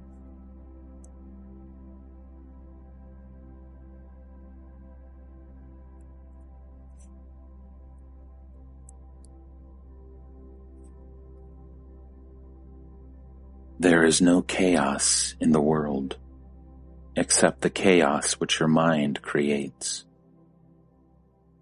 It is self-created in the sense that at its very center is the false idea of oneself as a thing different and separate from other things. In reality, you are not a thing, nor separate. You are the infinite potentiality, the inexhaustible possibility.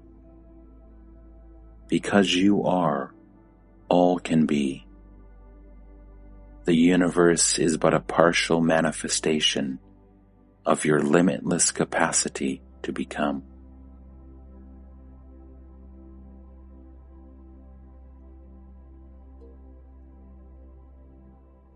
To be a living being is not the ultimate state. There is something beyond, much more wonderful, which is neither being nor non-being, neither living nor not living. It is a state of pure awareness beyond the limitations of space and time. Once the illusion that the body-mind is oneself is abandoned, death loses its terror. It becomes a part of living.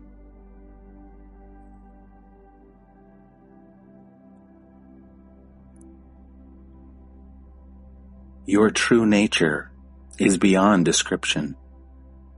It cannot be known with mind, yet it exists. Your true state is ever existent.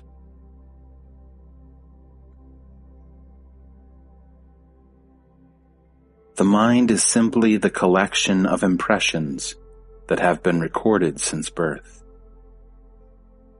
It is occupied by thoughts, which are based upon its predominant concept. Be the witness of thoughts. Catch hold of the knower of the mind.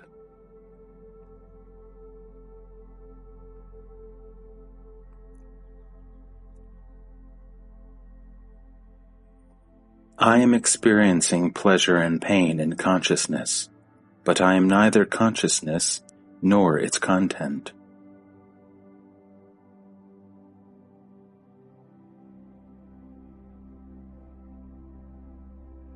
How is it that your experience is so different from ours? My actual experience is not different.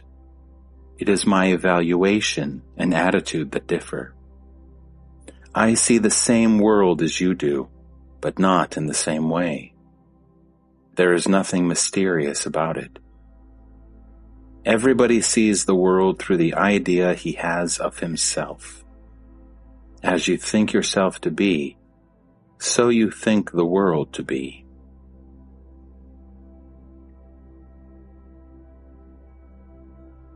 If you imagine yourself as separate from the world will appear as separate from you, and you will experience desire and fear.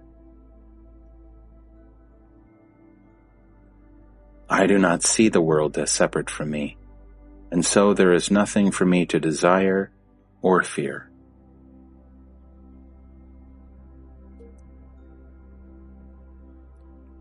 There is absolutely no difference between me and others, except in my knowing myself as I am.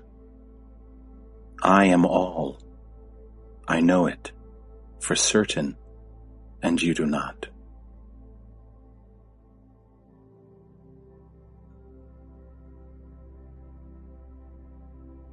So we differ all the same? No, we do not. The difference is only in the mind, and temporary. I was like you. You will be like me. God made a most diversified world. The diversity is in you only. See yourself as you are, and you will see the world as it is. A single block of reality, indivisible, indescribable. Your own creative power projects upon it a picture, and all your questions refer to the picture.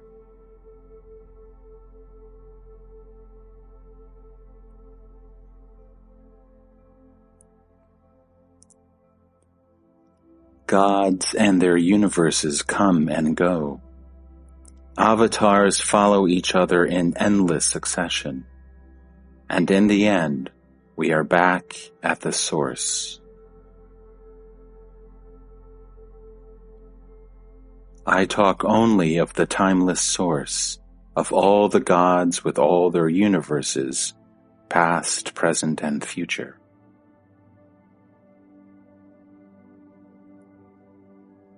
Do you know them all? Do you remember them? When a few boys stage a play for fun, what is there to see and to remember?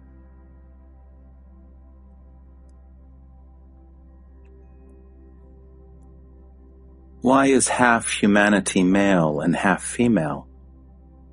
For their happiness. The impersonal becomes the personal, for the sake of happiness in relationship. By the grace of my Guru, I can look with equal eye on the impersonal as well as the personal. Both are one to me. In life, the personal merges in the impersonal. The two are but aspects of one reality. It is not correct to talk of one preceding the other. All these ideas belong to the waking state.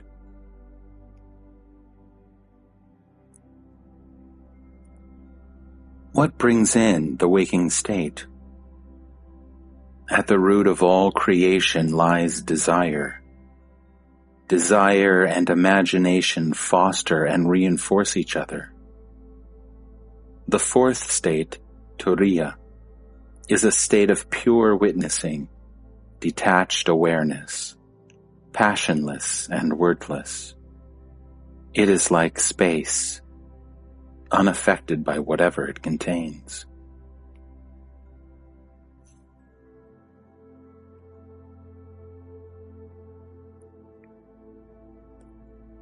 Both the subjective and the objective are changeful and transient. There is nothing real about them. Find the permanent in the fleeting, the one constant factor in every experience.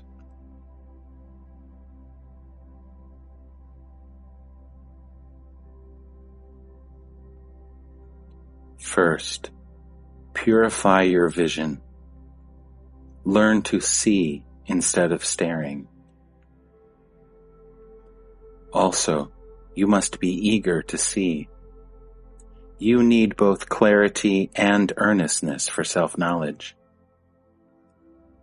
You need maturity of heart and mind, which comes through earnest application in daily life of whatever little you have understood.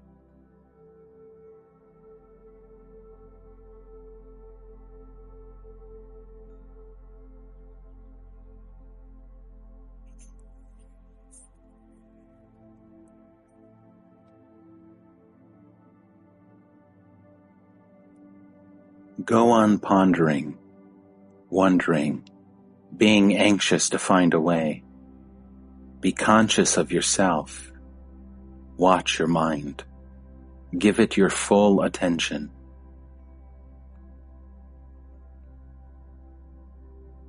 Don't look for quick results. There may be none within your noticing. Unknown to you, your psyche will undergo a change. There will be more clarity in your thinking, charity in your feeling, purity in your behavior.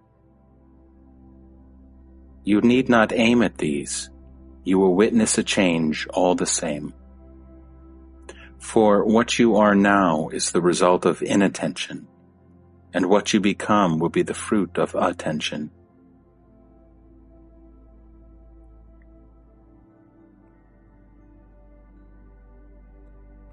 Attention, alertness, awareness, clarity, liveliness, vitality are all manifestations of integrity, oneness with your true nature.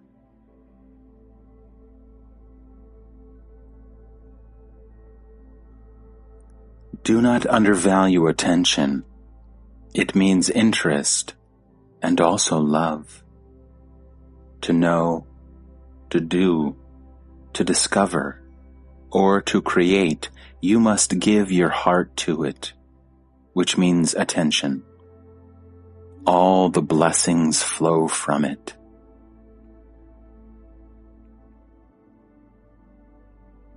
Give your undivided attention to the most important in your life, yourself.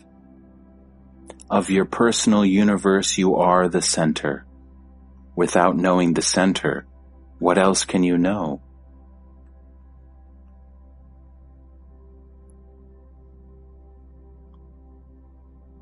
As you cannot see your face, but only its reflection in the mirror, so you can know only your image reflected in the stainless mirror of pure awareness.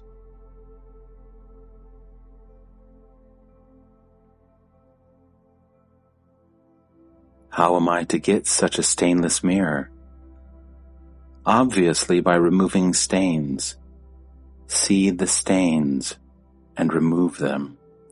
The ancient teaching is fully valid.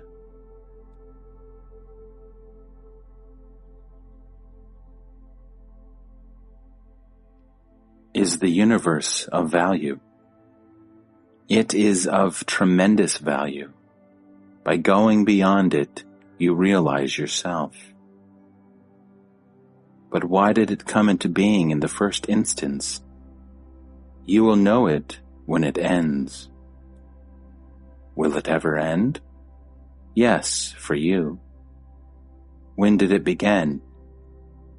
Now. When will it end? Now. It does not end now. You don't let it. I want to let it. You don't. All your life is connected with it. Your past and future, your desires and fears, all have their roots in the world. Without the world, where are you? Who are you?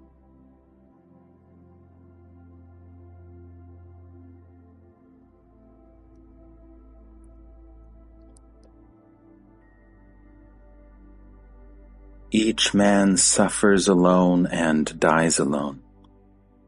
Numbers are irrelevant. There is as much death when 1,000,000 die as when one perishes.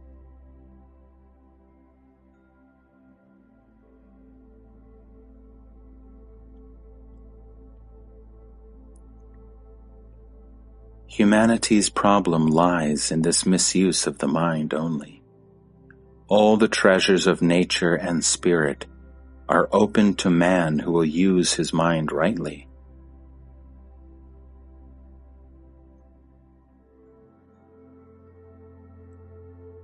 Fear and greed cause the misuse of the mind. The right use of mind is in the service of love, of life, of truth, of beauty.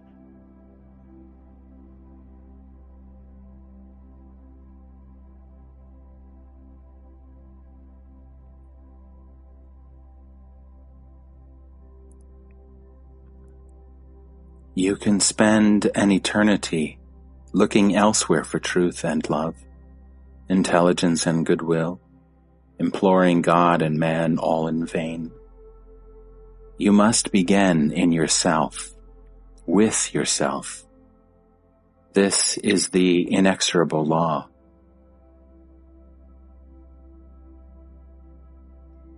You cannot change the image without changing the face. First, realize that your world is only a reflection of yourself, and stop finding fault with the reflection.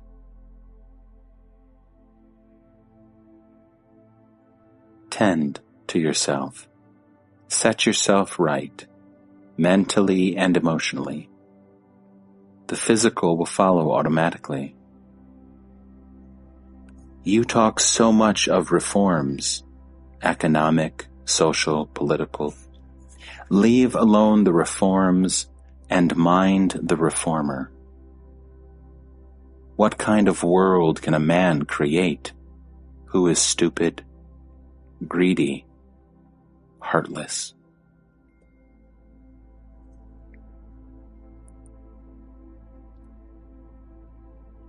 You cannot change the world before changing yourself.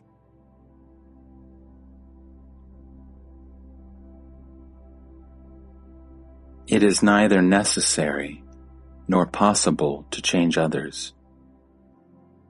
But if you can change yourself, you will find that no other change is needed. To change the picture, you merely change the film. You do not attack the cinema screen.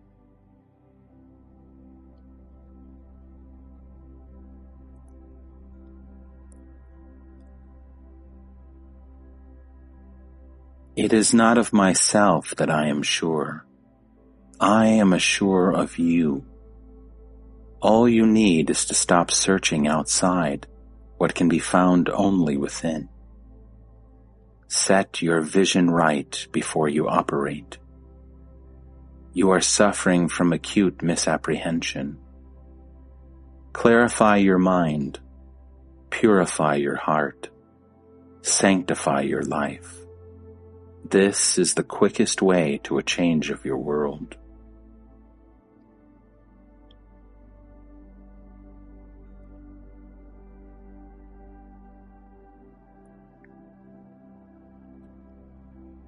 Surely there is a factual world common to all. The world of things, of energy and matter. Even if there were such a common world of things and forces, it is not the world in which we live. Ours is a world of feelings and ideas, of attractions and repulsions, of scales of values, of motives and incentives, a mental world altogether. Biologically, we need very little. Our problems are of a different order. Problems created by desires and fears and wrong ideas can be solved only on the level of the mind. You must conquer your mind, and for this, you must go beyond it.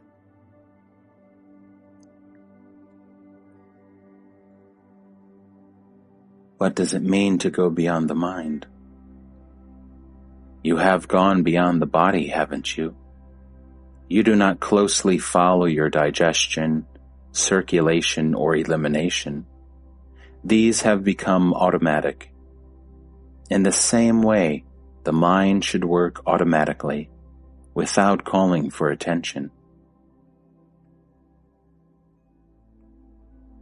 This will not happen unless the mind works faultlessly. We are, most of our time, mind and body conscious because they constantly call for help. Pain and suffering are only the body and the mind screaming for attention. To go beyond the body, you must be healthy. To go beyond the mind, you must have your mind in perfect order. You cannot leave a mess behind and go beyond. The mess will bog you down. Pick up your rubbish seems to be the universal law, and a just law too.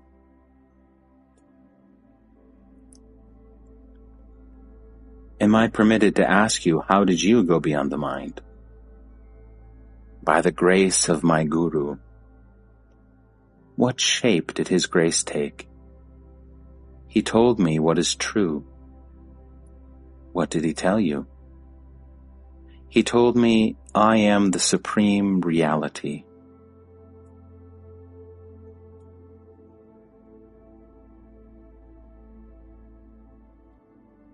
It was quite a lot to remember the Guru and his words. My advice to you is even less difficult than this. Just remember, I am is enough to heal your mind and take you beyond. Just have some trust. I don't mislead you.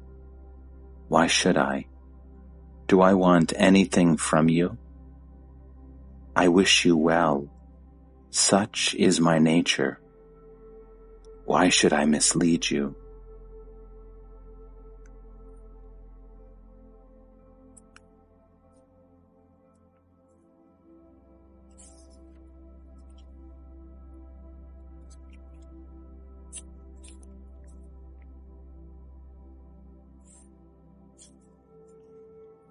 If you want to know your true nature, you must have yourself in mind all the time, until the secret of your being stands revealed.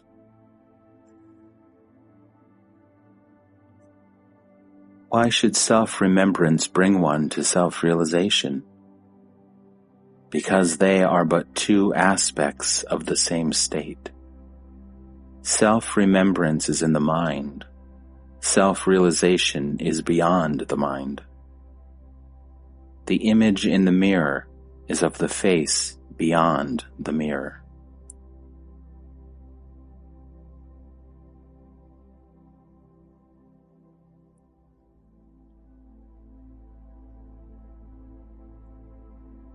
It is not the worship of a person or guru that is crucial, but the steadiness and depth of your devotion to the task.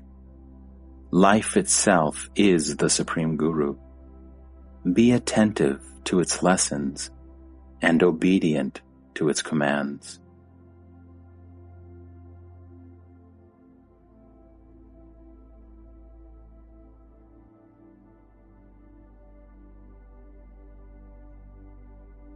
Grow in talent and develop in skill. Desire what is worth desiring and desire it well. Just like you pick your way in a crowd, passing between people, so you find your way between events without missing your general direction. It is easy if you are earnest.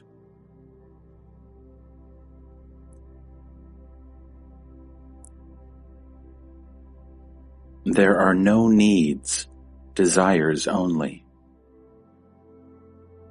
To eat, to drink, to shelter one's body, to live? The desire to live is the one fundamental desire. All else depends on it. We live because we must.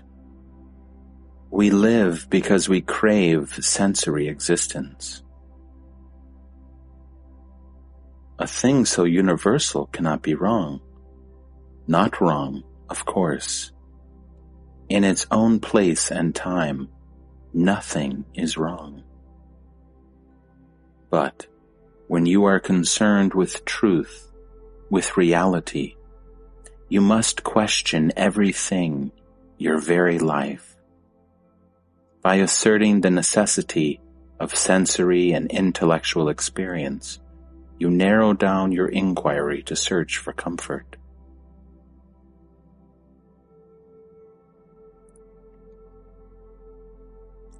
Question every urge. Hold no desire legitimate. Empty of possession, physical and mental, free of all self-concern. Be open for discovery.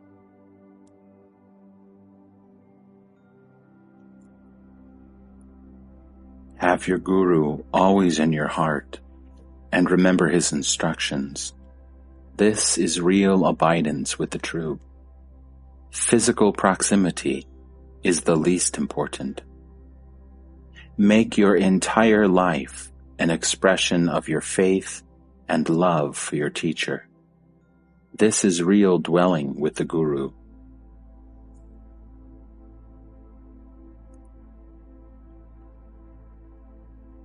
Does a jnani die? He is beyond life and death. What we take to be inevitable, to be born and to die, appears to him but a way of expressing movement in the immovable, change in the changeless, end in the endless. To the jnani it is obvious that nothing is born and nothing dies. Nothing lasts and nothing changes. All is as it is, timelessly.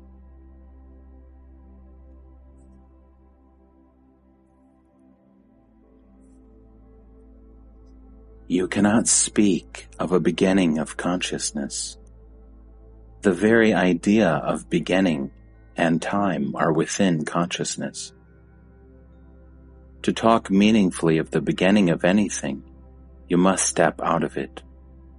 And the moment you step out, you realize that there is no such thing and never was. There is only reality, in which no thing has any being on its own. Like waves are inseparable from the ocean, so is all existence rooted in being.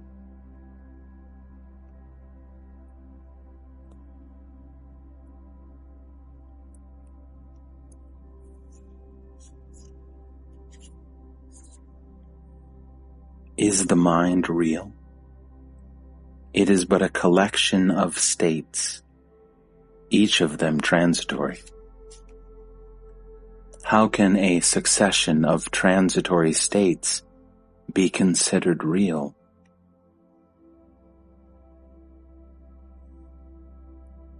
They are all strung on the basic idea, I am the body. But even this is a mental state and does not last. It comes and goes like all the other states. The illusion of being the body-mind is there, only because it is not investigated.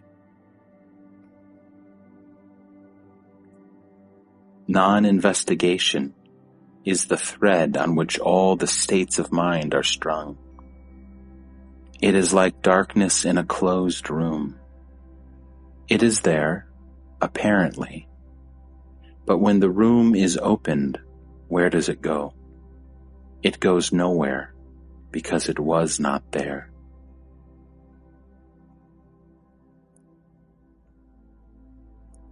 All states of mind, All names and forms of existence are rooted in non-inquiry, non-investigation, in imagination. It is right to say I am, but to say I am this, I am that, is a sign of not inquiring, not examining, of mental weakness or lethargy.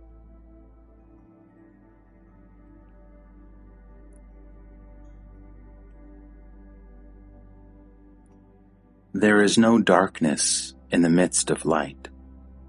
Self-forgetfulness is the darkness. When we are absorbed in other things, in the not-self, we forget the self. There is nothing unnatural about it.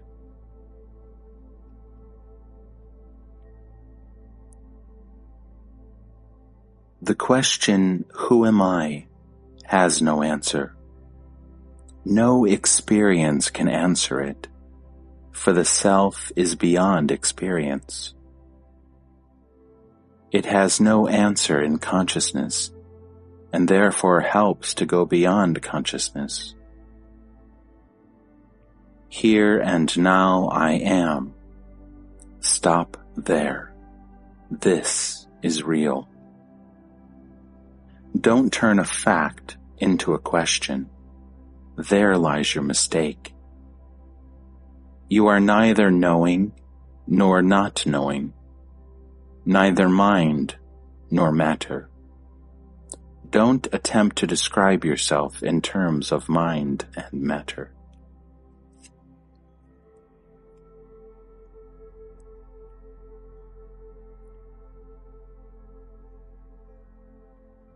Setting things right lies in my very nature, which is Satyam, Shivam, Sundaram, the true, the good, the beautiful. I am the self. You imagine me as separate, hence your questions. There is no myself and his self. There is the self, the only self of all. Misled by the diversity of names and shapes, minds and bodies, you imagine multiple selves. We both are the self, but you seem to be unconvinced. This talk of personal self and universal self is the learner stage. Go beyond. Don't be stuck in duality.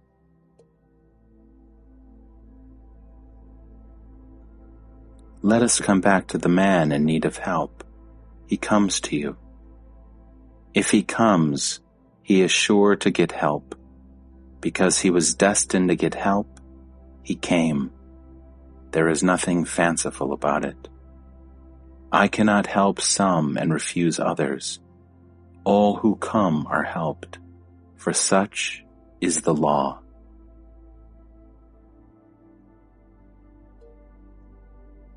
Why must a man come here to get advice? Can't he get it from within? He will not listen. His mind is turned outward. But in fact, all experience is in the mind. And even his coming to me and getting help is all within himself. Instead of finding an answer within himself, he imagines an answer from without. To me, there is no me, no man, and no giving. All this is merely a flicker in the mind. I am infinite peace and silence, in which nothing appears, for all that appears disappears. Nobody comes for help. Nobody offers help. Nobody gets help. It is all but a display in consciousness.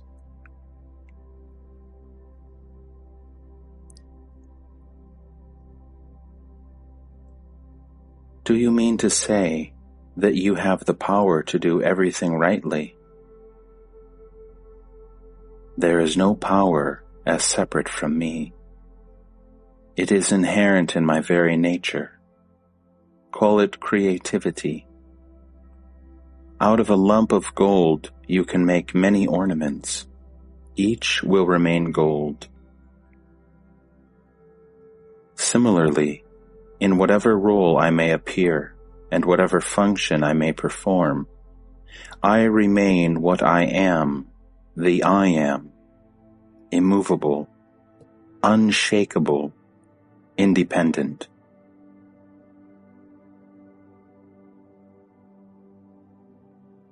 What you call the universe, nature, is my spontaneous creativity. Whatever happens, happens. But such is my nature that all ends in joy.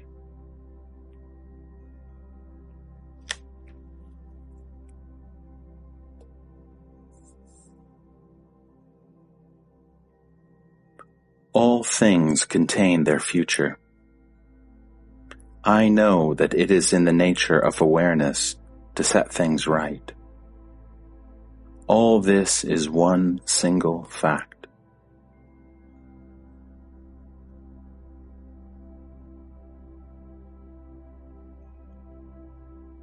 I am normal. I am sane. I see things as they are, and therefore I am not afraid of them. But you are afraid of reality.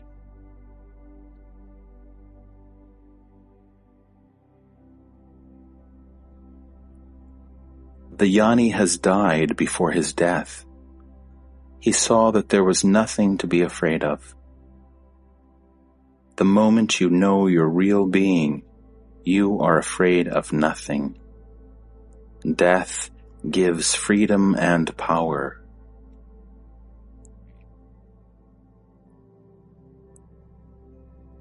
To be free in the world, you must die to the world. Then the universe is your own.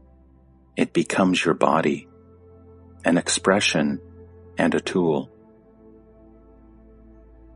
The happiness of being absolutely free is beyond description.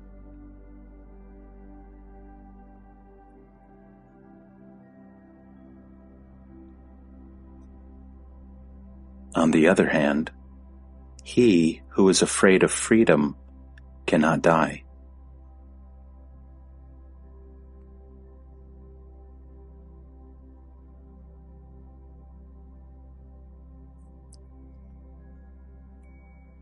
As a whole, the world does not need saving. Man makes mistakes and creates sorrow. When it enters the field of awareness, the consciousness of a Jnani, it is set right. Such is his nature.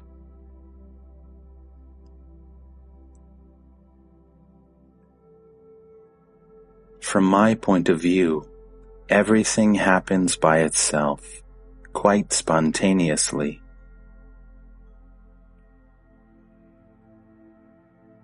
But man imagines that he works for an incentive towards a goal. He has always a reward in mind and strives for it.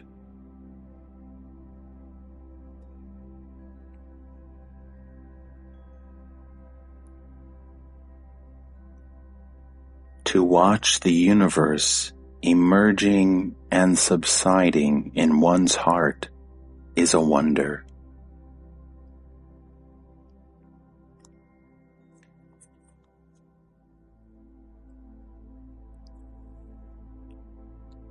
When effort is needed, effort will appear. When effortlessness becomes essential, it will assert itself. You need not push life about. Just flow with it and give yourself completely to the task of the present moment, which is the dying now to the now. For living is dying. Without death, life cannot be.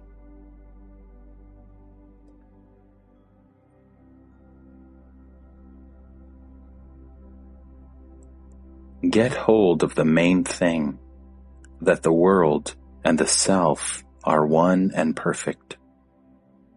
Only your attitude is faulty and needs readjustment. This process or readjustment is what you call sadhana, spiritual practice. You come to it by putting an end to indolence and using all your energy to clear the way for clarity and charity.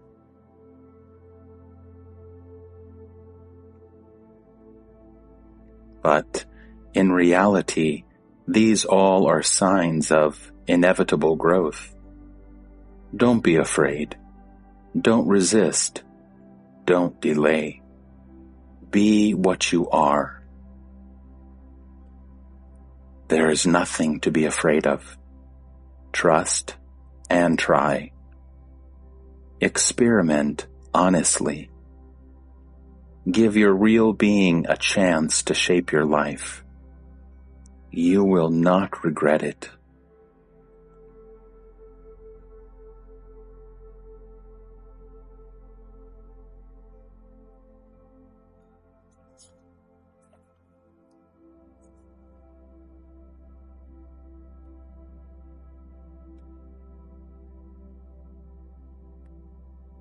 The self does not need to be put to rest.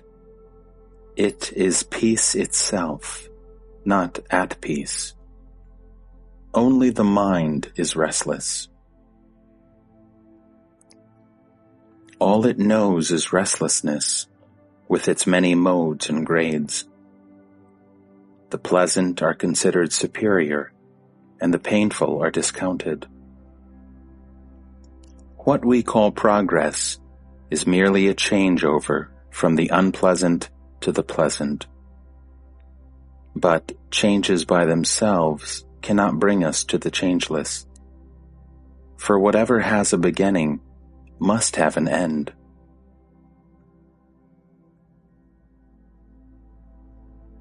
The real does not begin. It only reveals itself as beginningless and endless, all-pervading, all-powerful, immovable prime mover, timelessly changeless.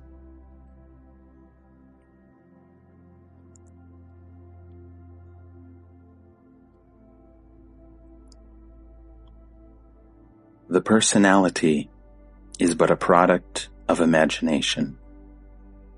The self is the victim of this imagination. It is the taking yourself to be what you are not that binds you. The person cannot be said to exist in its own right. It is the self that believes there is a person and is conscious of being it.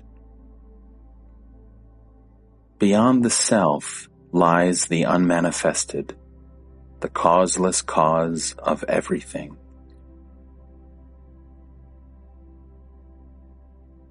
Even to talk of reuniting the person with the self is not right, because there is no person, only a mental picture, given a false reality by conviction. Nothing was divided, and there is nothing to unite.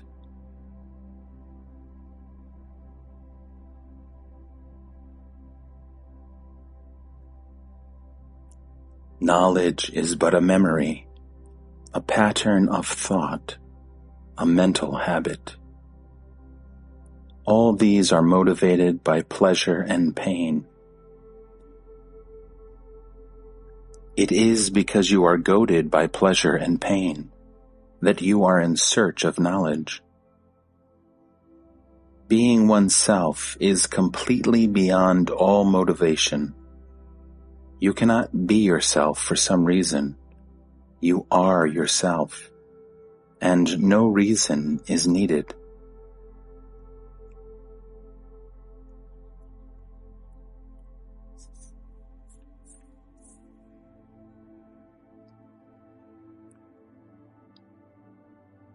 In life, nothing can be had without overcoming obstacles.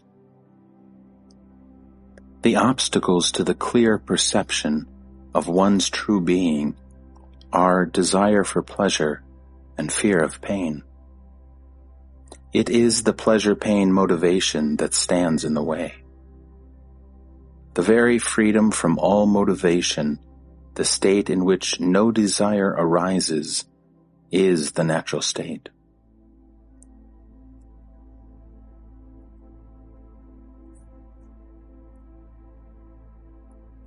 Such giving up of desires, does it need time? If you leave it to time, millions of years will be needed. Giving up desire after desire is a lengthy process, with the end never in sight. Leave alone your desires and fears. Give your entire attention to the subject, to him who is behind the experience of desire and fear. Ask, who desires? Let each desire bring you back to yourself.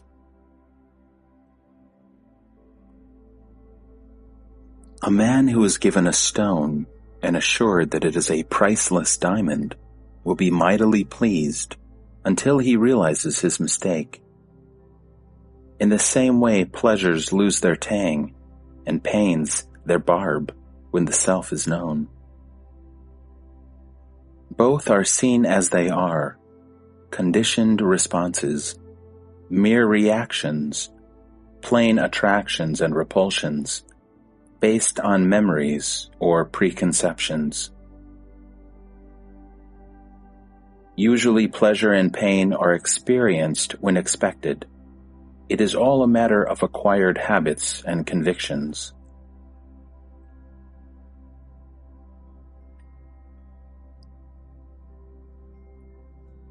Pain and pleasure go always together.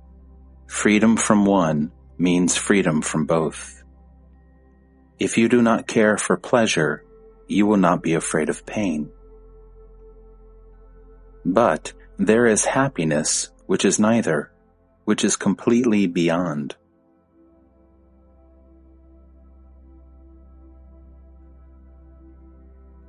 Reality is beyond the subjective and objective, beyond all levels, beyond every distinction.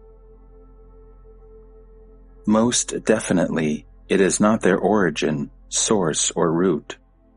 These come from ignorance of reality, not from reality itself, which is indescribable, beyond being and not being.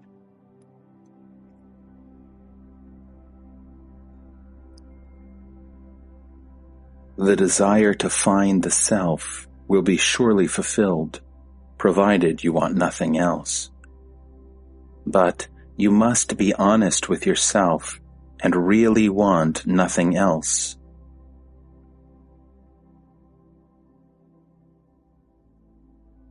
If, in the meantime, you want many other things and are engaged in their pursuit, your main purpose may be delayed until you grow wiser and cease being torn between contradictory urges.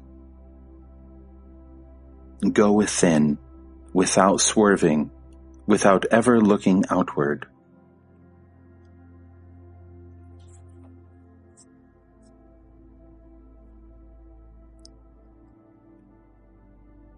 Whatever work you have undertaken, complete it. Do not take up new tasks unless it is called for by a concrete situation of suffering and relief from suffering. Find yourself first, and endless blessings will follow.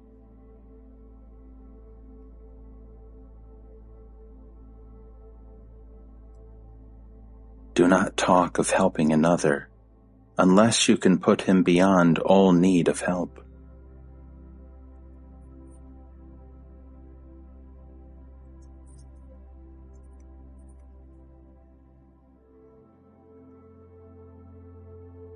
You can only cease to be as you seem to be now. There is nothing cruel in what I say. To wake up a man from a nightmare is compassion. You came here because you are in pain, and all I say is, wake up. Know yourself. Be yourself. The end of pain lies not in pleasure. When you realize that you are beyond both pain and pleasure, aloof and unassailable, then the pursuit of happiness ceases, and the resultant sorrow too. For pain aims at pleasure, and pleasure ends in pain, relentlessly.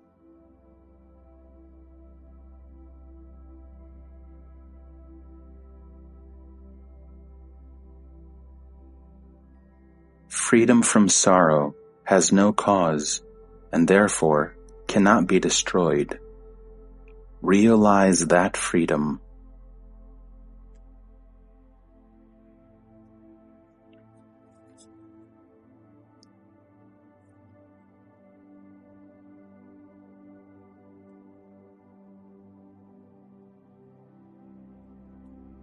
Have your being outside this body of birth and death, and all your problems will be solved. They exist because you believe yourself born to die. Undeceive yourself and be free. You are not a person.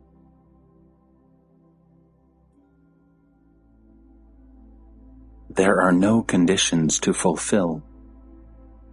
There is nothing to be done, nothing to be given up.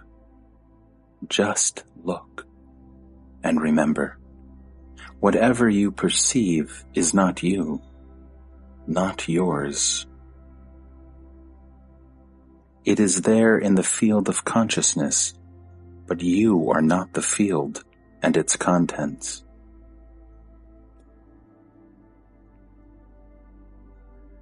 Simply look at whatever happens and know that you are beyond it.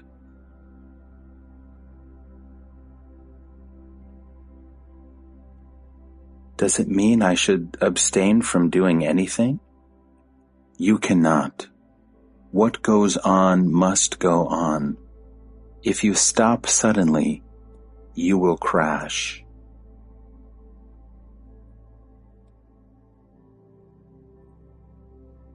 Is it a matter of the known and the knower becoming one?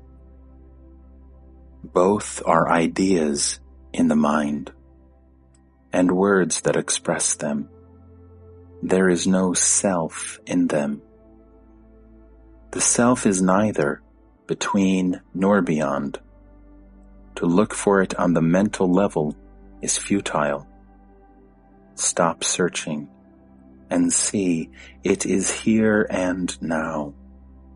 It is that I am you know so well.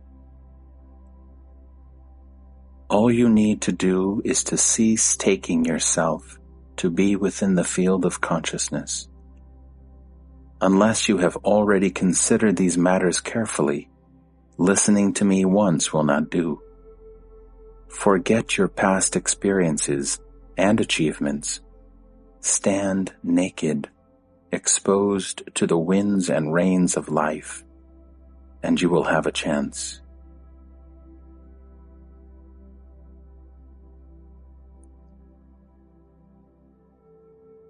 The greatest guru is helpless as long as the disciple is not eager to learn. Eagerness and earnestness are all important. Confidence will come with experience. Be devoted to your goal, and devotion to Him who can guide you will follow.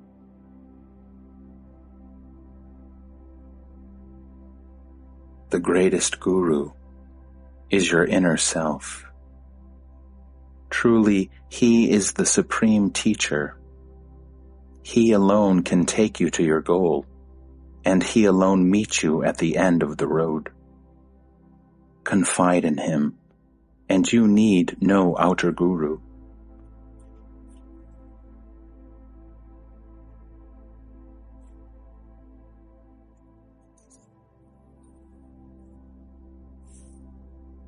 Do not waste energy and time on regrets. Learn from your mistakes and do not repeat them.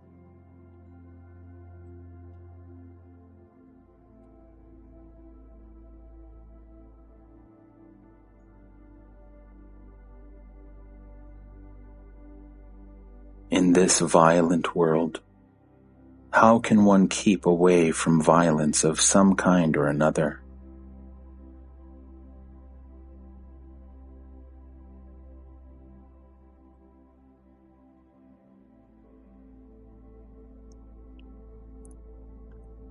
Forgetting yourself is the greatest injury. All the calamities flow from it. Take care of the most important. The lesser will take care of itself. You do not tidy up a dark room. You open the windows first. Letting in the light makes everything easy. So let us wait to improve others until we have seen ourselves as we are and have changed. There is no need to turn round and round in endless questioning. Find yourself, and everything will fall into its proper place.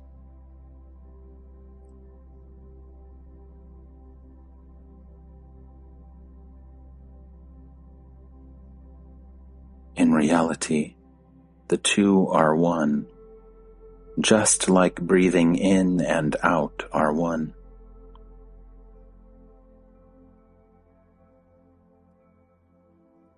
The body exists in time and space, transient and limited, while the dweller is timeless and spaceless, eternal and all-pervading.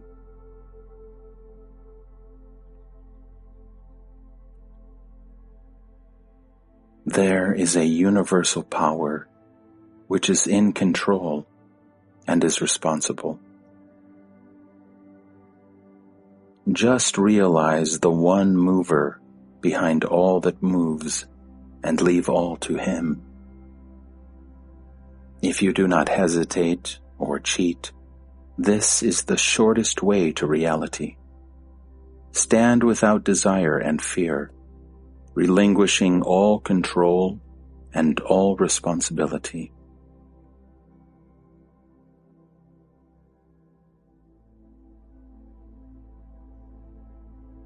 What is wrong in letting go the illusion of personal control and personal responsibility? Both are in the mind only. Of course, as long as you imagine yourself to be in control, you should also imagine yourself to be responsible. One implies the other.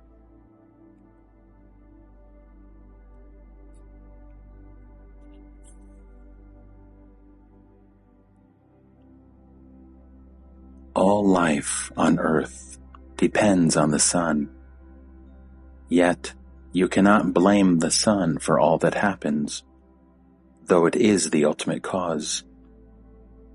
Light causes the color of the flower, but it neither controls nor is responsible for it directly. It makes it possible, that is all.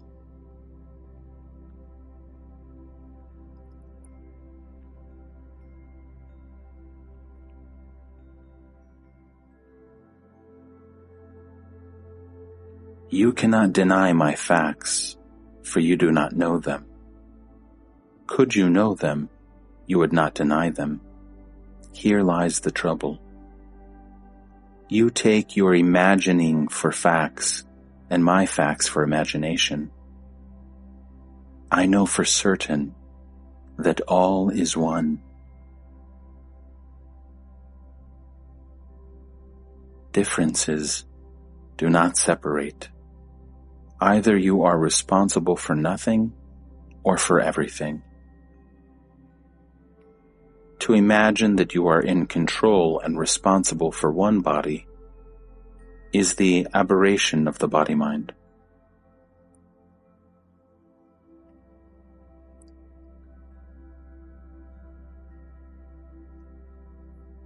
Of what use is your arguing for or against God when you just do not know who is God and what you are talking about? The God born of fear and hope, shaped by desire and imagination, cannot be the power that is, the mind and heart of the universe.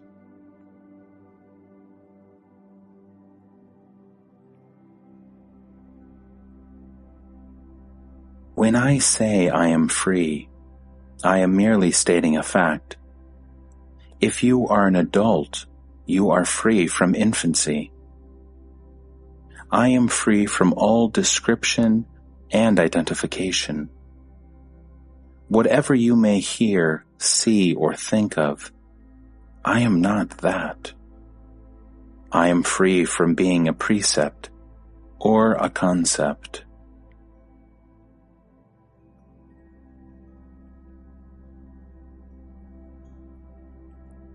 I repeat, I was not, am not, shall not be a body.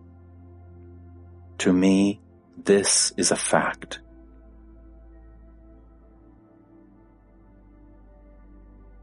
I too was under the illusion of having been born, but my guru made me see that birth and death are mere ideas. Birth is merely the idea, I have a body, and death, I have lost my body. Now, when I know I am not a body, the body may be there or may not. What difference does it make? The body-mind is like a room. It is there, but I need not live in it all the time.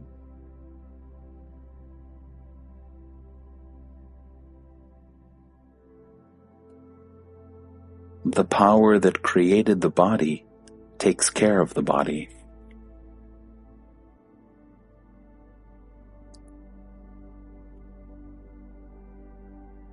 There are two levels to consider, the physical of facts and mental of ideas. I am beyond both. Neither your facts nor ideas are mine. What I see is beyond. Cross over to my side and see with me.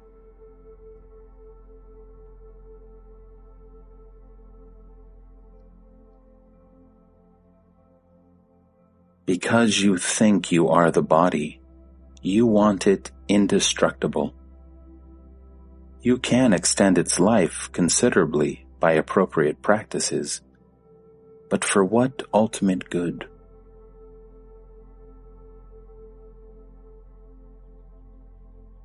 By all means, live long, but you are not the master. Can you decide the days of your birth and death? We are not speaking the same language. Yours is make-believe talk. All hangs on suppositions and assumptions. You speak with assurance about things you are not sure of.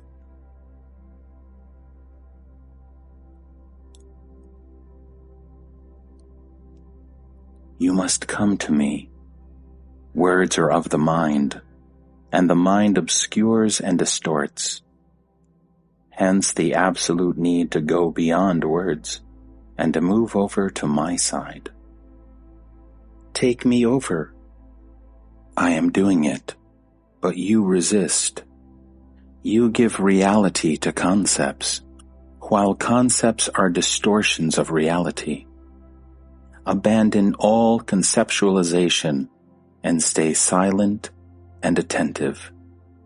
Be earnest about it, and all will be well with you.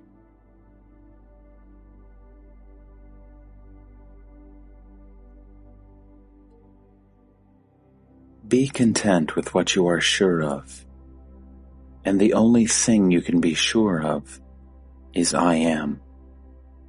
Stay with it, and reject everything else. This is yoga.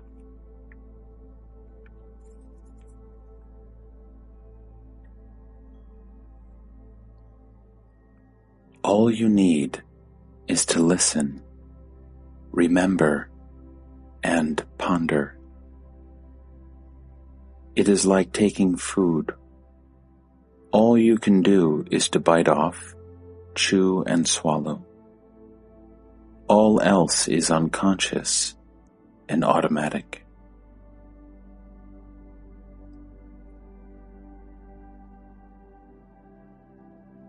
All is of the mind, and you are not the mind.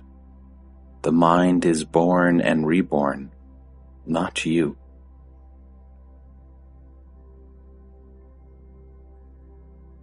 The mind creates the world and all the wonderful variety of it. Just like in a good play, you have all sorts of characters and situations, so you need a little of everything to make a world.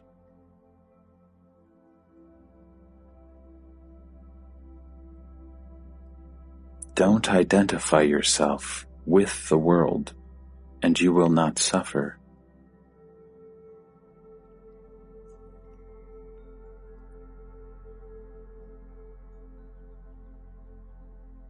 Make your world perfect by all means. If you believe in God, work with Him. If you do not, become one. Either see the world as a play or work at it with all your might, or both.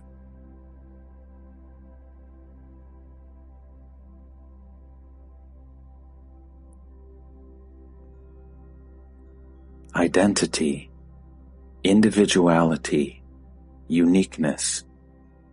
They are the most valuable aspects of the mind, yet of the mind only. I am all there is, too, is an experience equally valid. The particular and the universal are inseparable.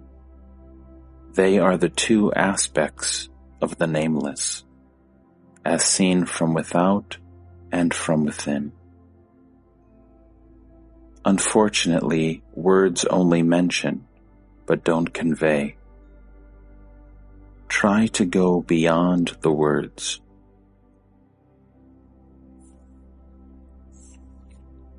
What dies with death? The idea, I am this body, dies. The witness does not.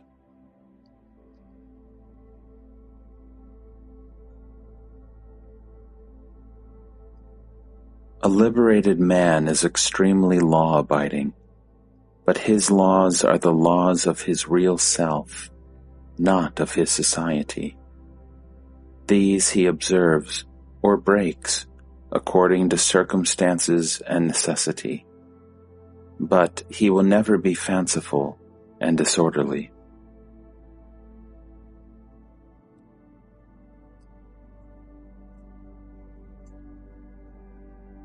If you look into living process closely, you will find cruelty everywhere, for life feeds on life. This is a fact, but it does not make you feel guilty about being alive. You began a life of cruelty by giving your mother endless trouble. To the last day of your life, you will compete for food, clothing, shelter, holding on to your body, fighting for its needs, wanting it to be secure in a world of insecurity and death.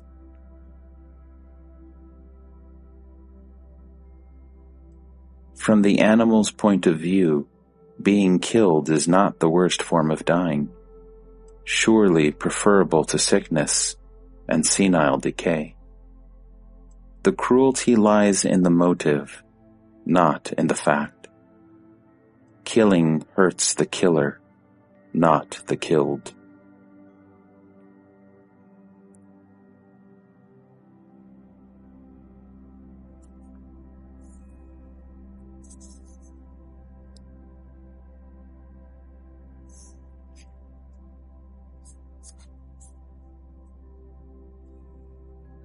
All happens according to your faith, and your faith is the shape of your desire.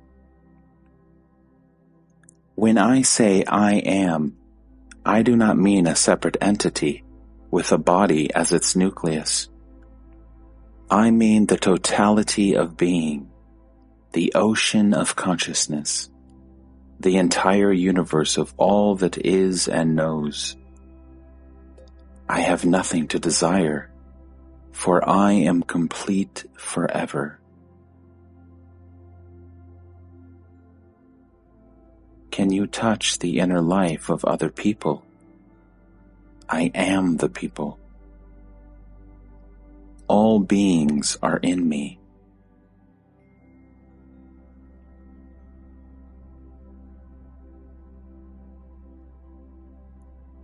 The real cannot be described. It must be experienced.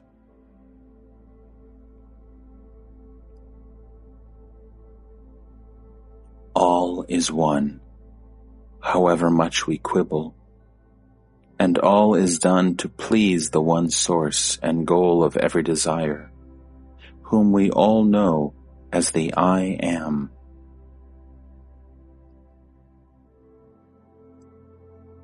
What is the root of pain? Ignorance of yourself. What is the root of desire? The urge to find yourself. All creation toils for itself and will not rest until it returns to it. It can return whenever you want it. By all means, help the world. You will not help much, but the effort will make you grow. There is nothing wrong in trying to help the world. When the time comes for the world to be helped, some people are given the will, the wisdom, and the power to cause great changes.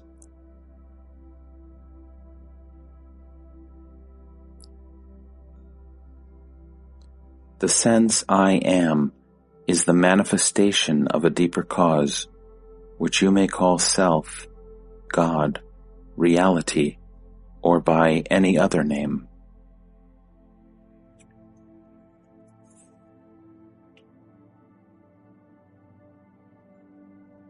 You must realize first of all that you are the proof of everything, including yourself. None can prove your existence, because his existence must be confirmed by you first. Your being and knowing you owe nobody.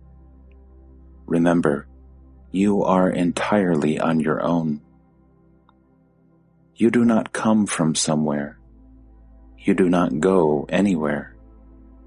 You are timeless being and awareness.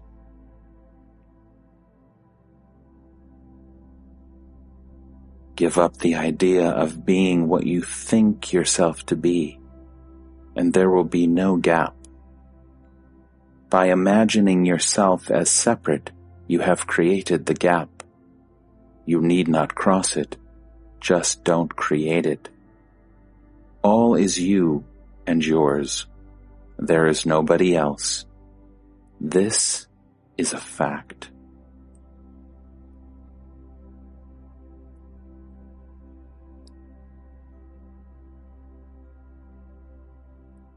Words don't matter. What matters is the idea you have of yourself, for it blocks you. Give it up.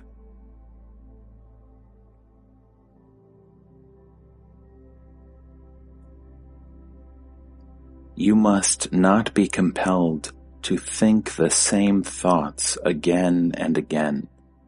Move on.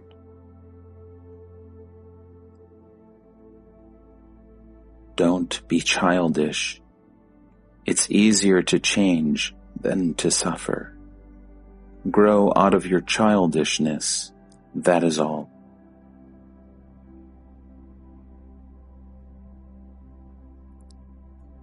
Everything happens all the time, but you must be ready for it.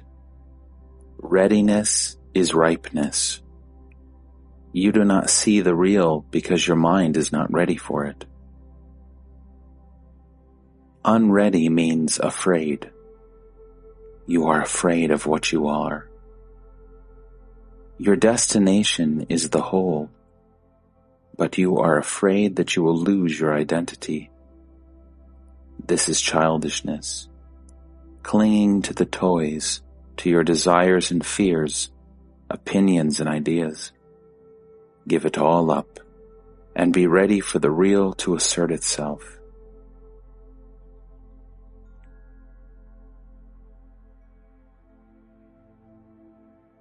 You are moving into the future all the time, whether you like it or not.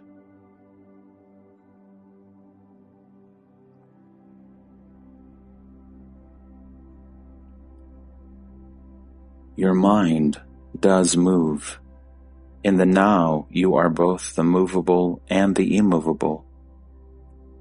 So far, you took yourself to be the movable and overlooked the immovable. Turn your mind inside out. Overlook the movable, and you will find yourself to be the ever-present, changeless reality, inexpressible, but solid like a rock.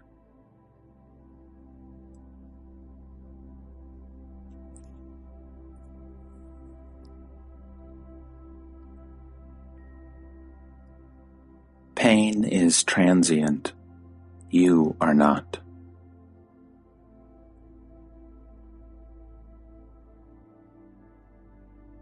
You are conscious. Hold on to it. In the abeyance of the mind, even the sense I am dissolves. There is no I am without the mind. All experience subsides with the mind. Without the mind, there can be neither experiencer nor experience.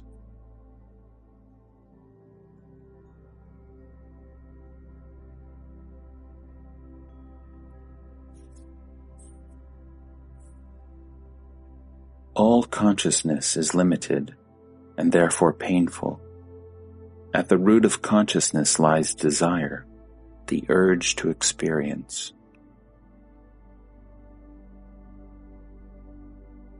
Beyond pain and pleasure, there is bliss.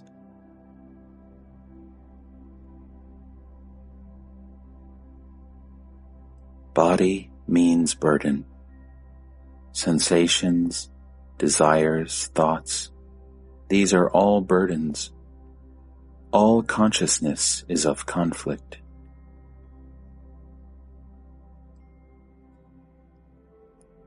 To know that pain and pleasure are one is peace.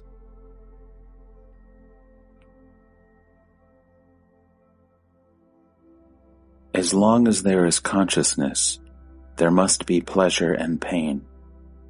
It is in the nature of the I am of consciousness to identify itself with the opposites.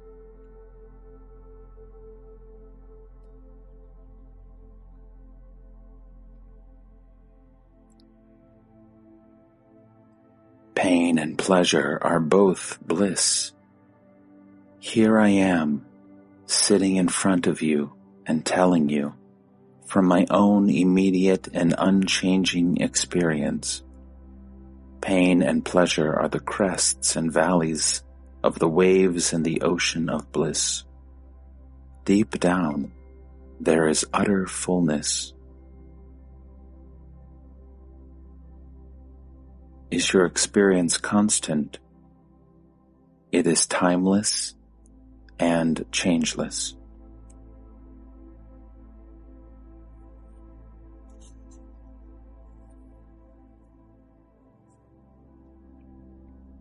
What the mind created, the mind must destroy.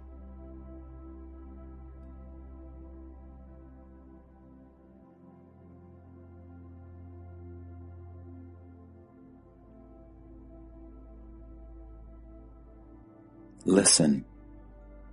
Remember, Ponder, visualize, experience. Also, apply it in your daily life. Have patience with me, and above all, have patience with yourself, for you are your only obstacle. The way leads through yourself, beyond yourself. As long as you believe only the particular to be real, conscious and happy, and reject the non-dual reality as something imagined, an abstract concept, you will find me doling out concepts and abstractions. But once you have touched the real within your own being, you will find me describing what for you is the nearest and dearest.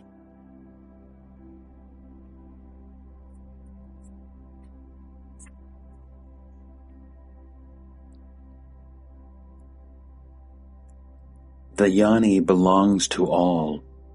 He gives himself tirelessly and completely to whoever comes to him. If he is not a giver, he is not a Jnani. Whatever he has, he shares.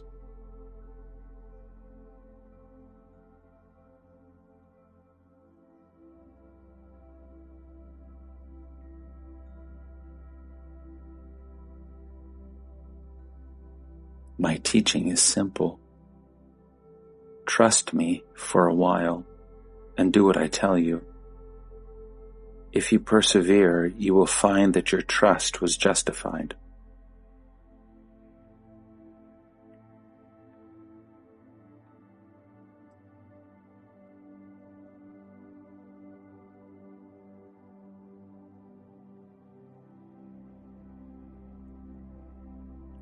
You seem to want instant insight, forgetting that the instant is always preceded by a long preparation. The fruit falls suddenly, but the ripening takes time.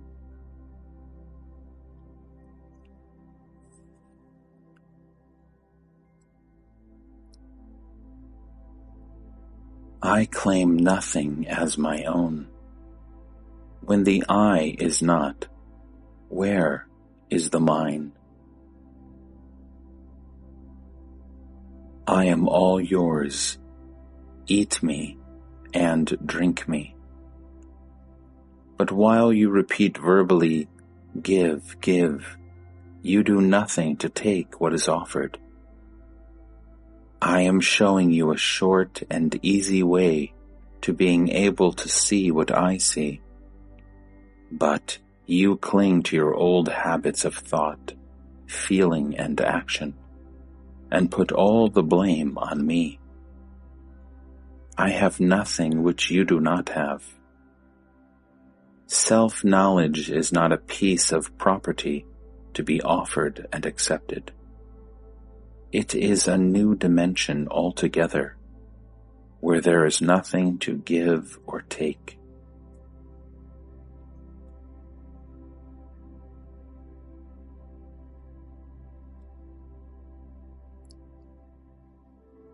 How does it feel at your end?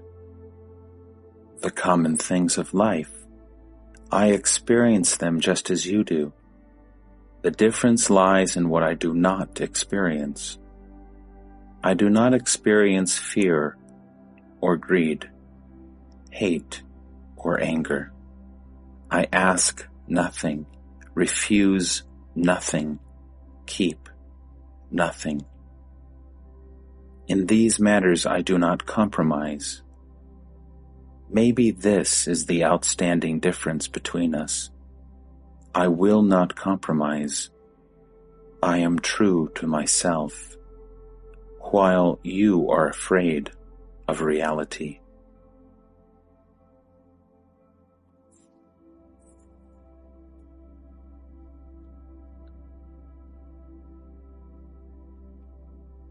Whatever you do for the sake of truth will take you to truth. Only be earnest and honest. The shape it takes hardly matters.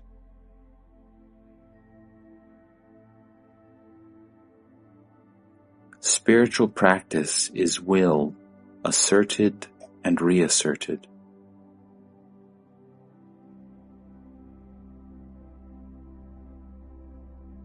Mine is a silent language. Learn to listen and understand. Meet your own self. Be with your own self. Listen to it. Obey it. Cherish it. Keep it in mind ceaselessly. You need no other guide. As long as your urge for truth affects your daily life, all is well with you. Live your life without hurting anybody. Harmlessness is a most powerful form of yoga, and it will take you speedily to your goal. This is what I call Nisarga Yoga, the natural yoga. It is the art of living in peace and harmony, in friendliness and love.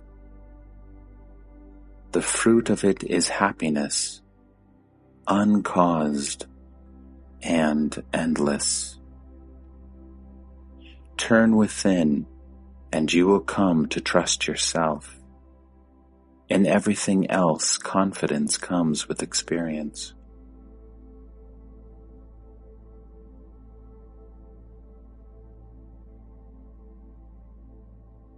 It is the mind that creates illusion, and it is the mind that gets free of it.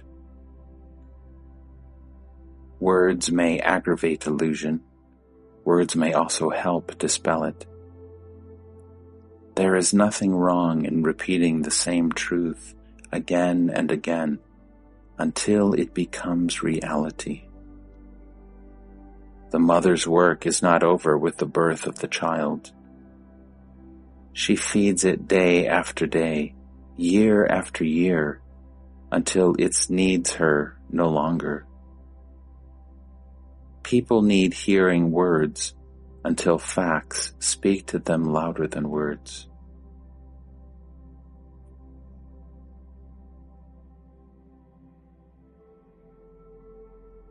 Just like the one sun is reflected in a billion dewdrops, so is the timeless endlessly repeated. When I repeat, I am, I merely assert and reassert an ever-present fact. You get tired of my words because you do not see the living truth behind them. Contact it, and you will find the full meaning of words and of silence, both.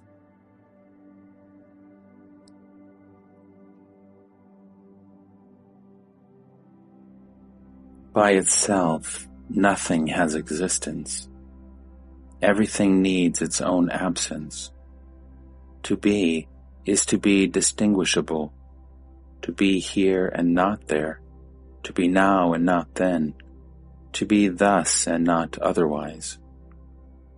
Like water is shaped by the container, so is everything determined by conditions. As water remains water regardless of the vessels, as light remains itself regardless of the colors it brings out, so does the real remain real, regardless of conditions in which it is reflected.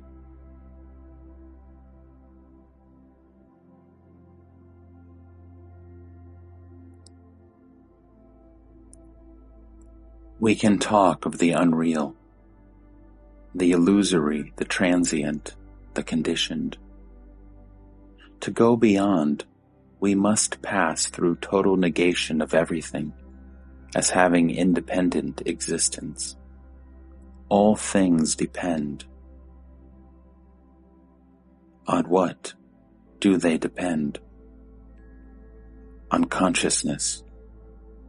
And consciousness depends on the witness. The witness is the reflection of the real in all its purity. It depends on the condition of the mind. Without the witness, it becomes unconsciousness, just living. The witness is latent in every state of consciousness, just like light in every color.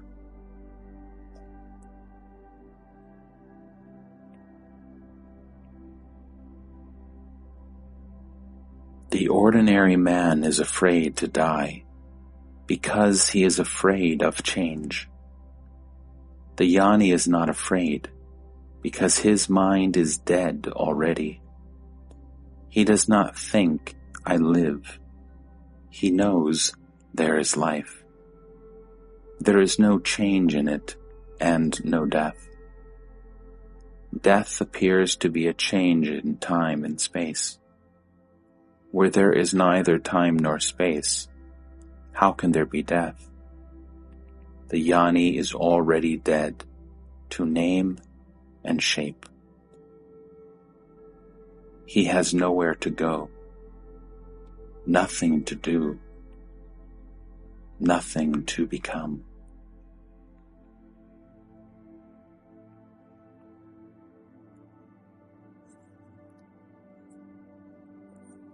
Do you know God, that you talk of Him so freely? What is God to you? A sound? A word on paper? An idea in the mind?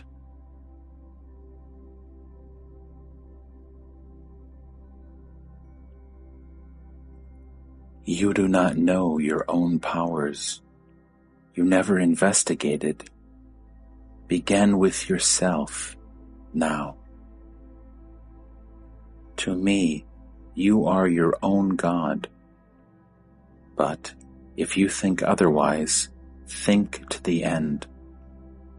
If there be God, then all is God's, and all is for the best. Welcome all that comes with a glad and thankful heart, and love all creatures. This too will take you to yourself.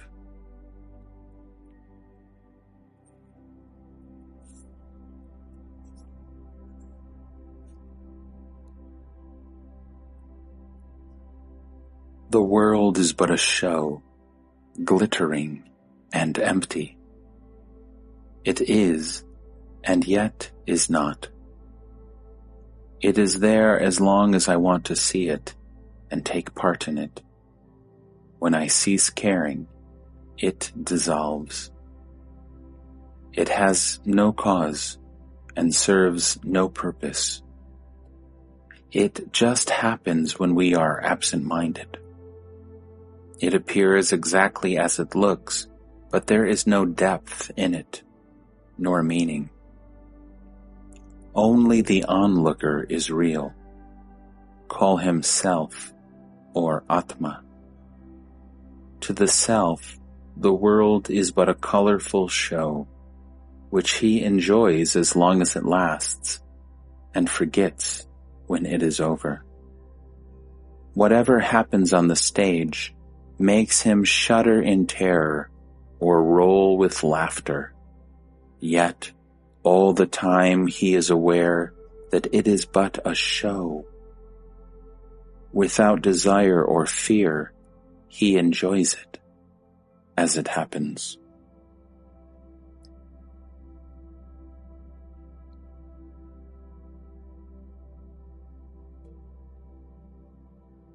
He is happy and fully aware that happiness is his very nature, and that he need not do anything, nor strive for anything to secure it. It follows him, more real than the body, nearer than the mind itself. You imagine that without cause there can be no happiness. To me, dependence on anything for happiness is utter misery. Pleasure and pain have causes, while my state is my own, totally uncaused, independent, unassailable. The world just sprouts into being out of nothing and returns to nothing.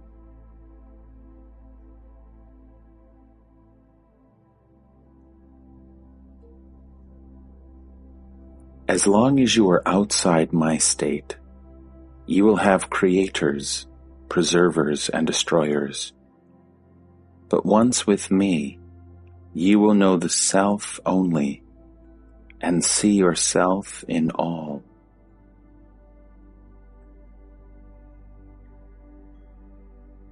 In reality, I only look. Whatever is done on the stage. Joy and sorrow, life and death. They are all real to the man in bondage. To me, they are all in the show, as unreal as the show itself.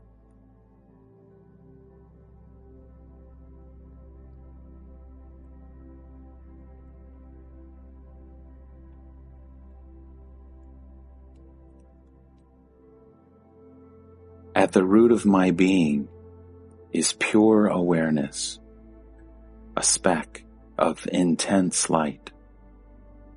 This speck, by its very nature, radiates and creates pictures in space and events in time, effortlessly and spontaneously.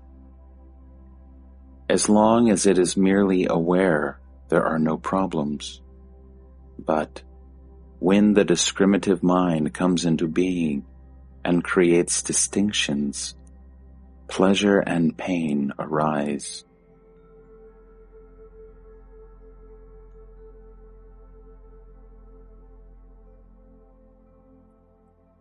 Life creates everything, but the Supreme is beyond all.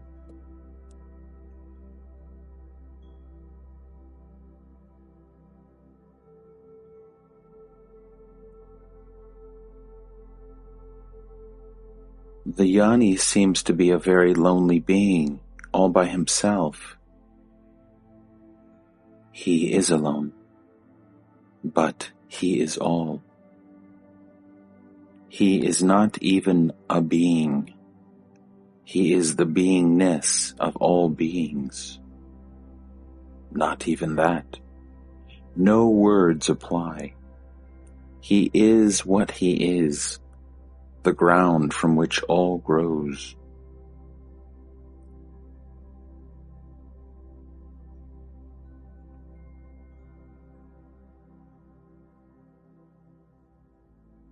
Everybody dies as he lives. I am not afraid of death, because I am not afraid of life. I live a happy life and shall die a happy death. Misery is to be born, not to die. All depends how you look at it.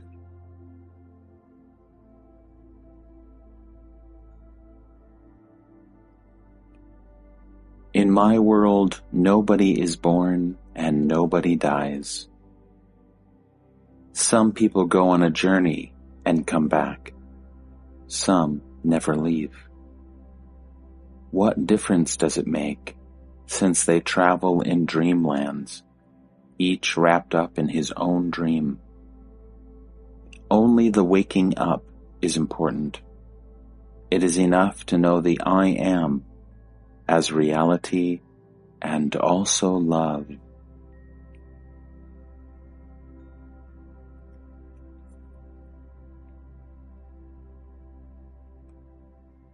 The gospel of self-realization, once heard, will never be forgotten.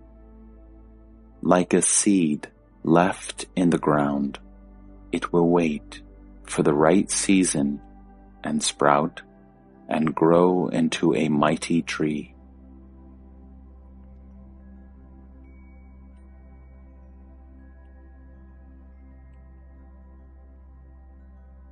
Does not a Jnani feel sorrow when his child dies? Does he not suffer? He suffers with those who suffer. The event itself is of little importance, but he is full of compassion for the suffering being, whether alive or dead, in the body or out of it. After all, love and compassion are his very nature. He is one with all that lives, and love is that oneness in action.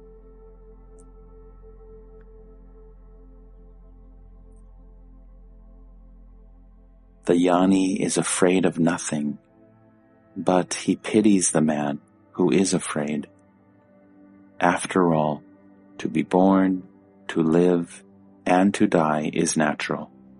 To be afraid is not.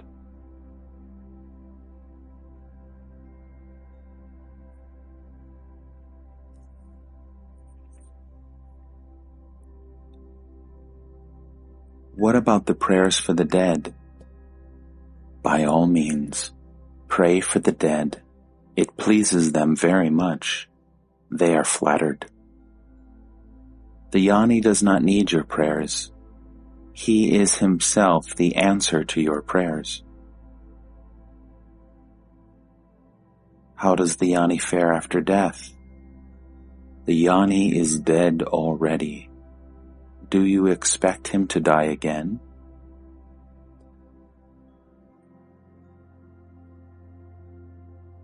There are no important events for a jnani, except when somebody reaches the highest goal. Then only his heart rejoices. All else is of no concern. The entire universe is his body. All life is his life. As in a city of lights, when one bulb burns out, it does not affect the network. So the death of a body does not affect the whole.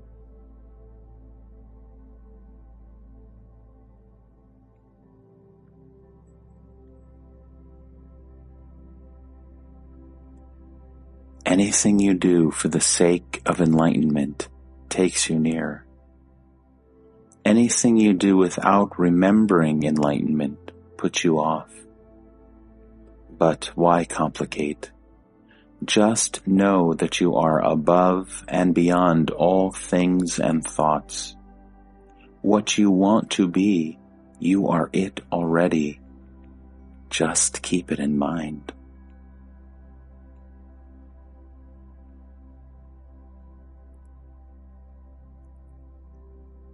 Keep in mind what I tell you. Desire nothing, for you lack nothing. The very seeking prevents you from finding.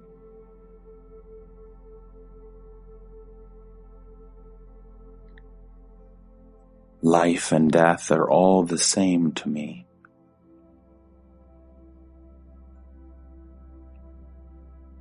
Compassion and love are my very core. Void of all predilections, I am free to love.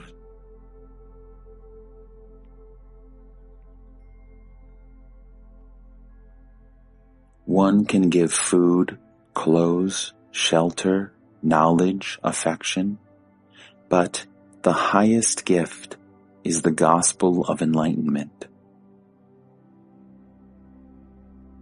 Once you have it, nobody can take it away from you.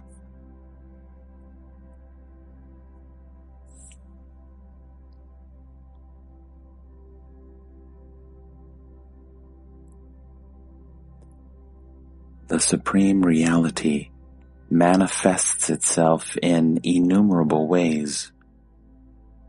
Infinite in number are its names and shapes. All arise, all merge in the same ocean. The source of all is one. Looking for causes and results is but the pastime of the mind. What is lovable. Love is not a result. It is the very ground of being. Wherever you go, you will find being, consciousness, and love.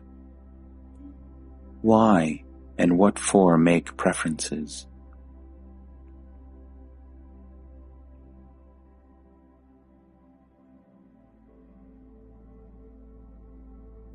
All happens as it happens. Calamities, whether natural or man-made, happen, and there is no need to feel horrified. In every event, the entire universe is reflected. The ultimate cause is untraceable. The very idea of causation is only a way of thinking and speaking. We cannot imagine uncaused emergence.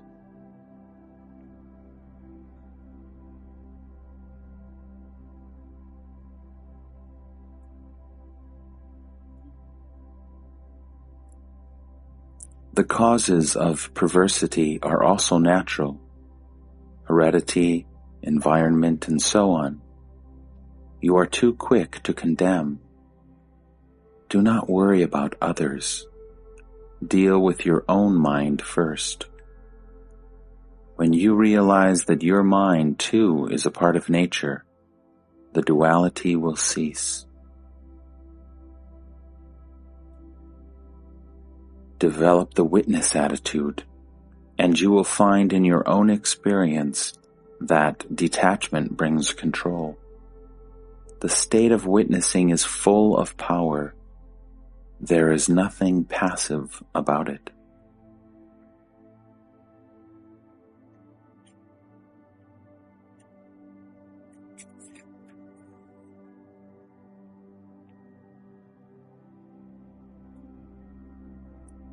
The new is the total denial of the old.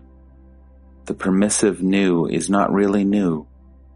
It is but a new attitude of the old. The really new obliterates the old completely. The two cannot be together.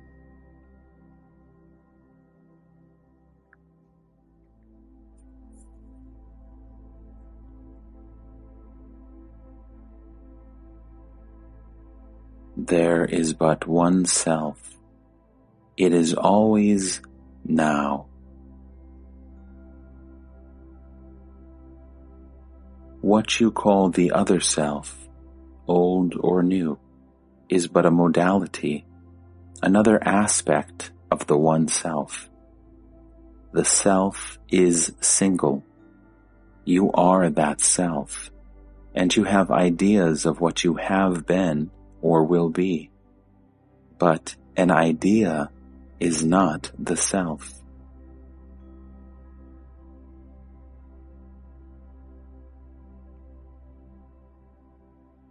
How can there be conflict between what is and what is not? Conflict is the characteristic of the old. When the new emerges, the old is no longer.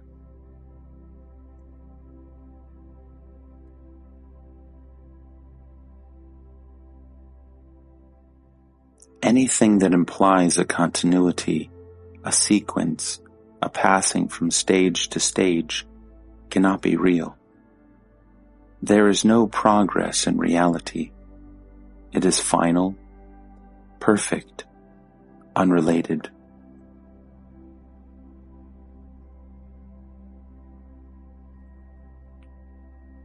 You can do nothing to bring it about, but you can avoid creating obstacles.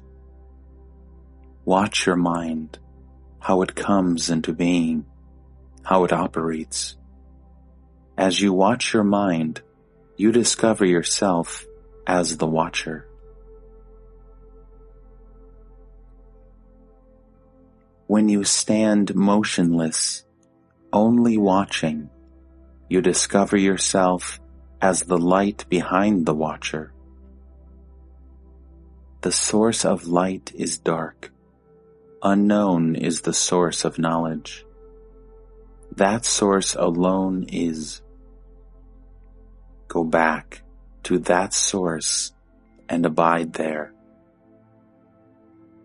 It is neither in the sky nor in the all-pervading ether. God is all that is great and wonderful. I am nothing, have nothing, can do nothing. Yet all comes out of me. The source is me. The root, the origin is me.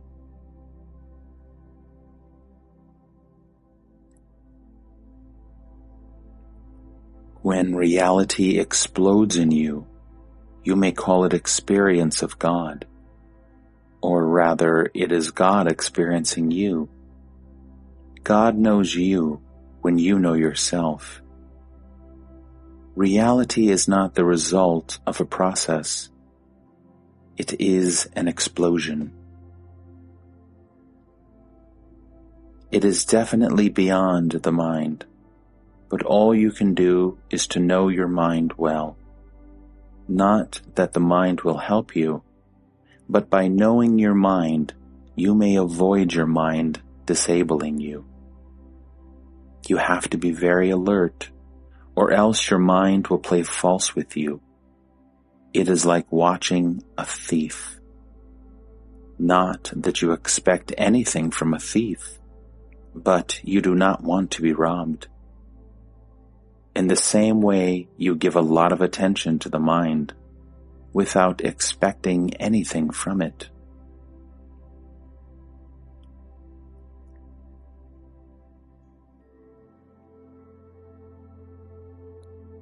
Treating everything as a dream liberates. As long as you give reality to dreams, you are their slave.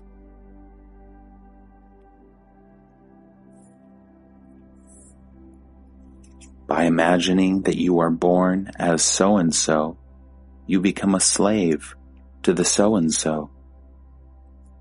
The essence of slavery is to imagine yourself to be a process, to have past and future, to have history. In fact, we have no history. We are not a process. We do not develop nor decay. Also, see all as a dream and stay out of it.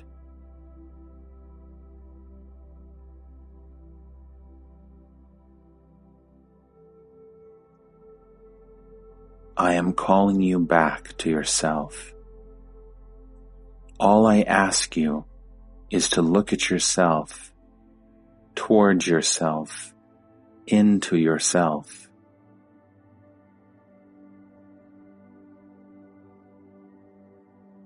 To what purpose? You live, you feel, you think.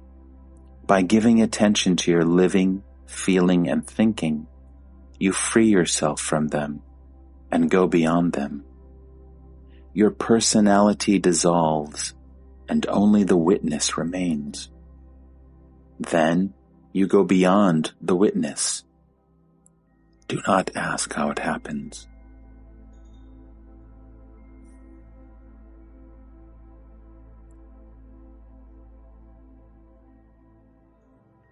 Consciousness does not shine by itself. It shines by a light beyond it. Having seen the dreamlike quality of consciousness, look for the light in which it appears, which gives it being.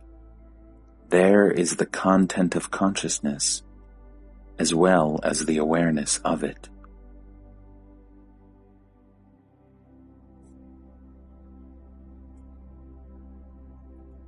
Experience is of change.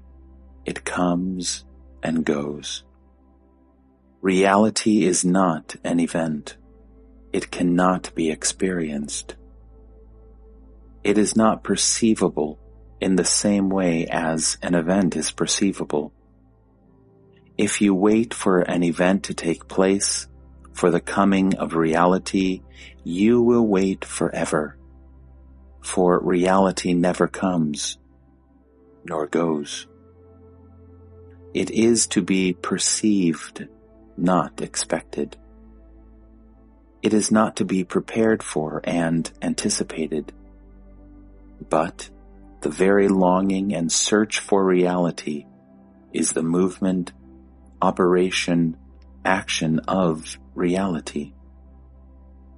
All you can do is to grasp the central point, that reality is not an event and does not happen, and whatever happens, whatever comes and goes, is not reality.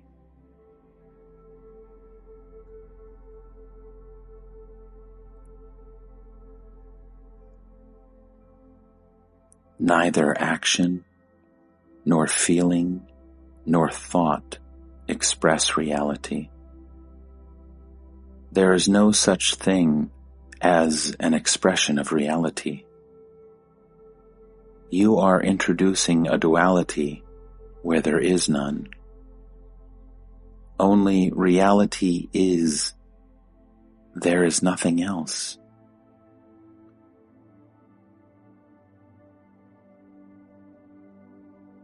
All happens as it needs, yet nothing happens. I do what seems to be necessary, but at the same time I know that nothing is necessary, that life itself is only make-believe.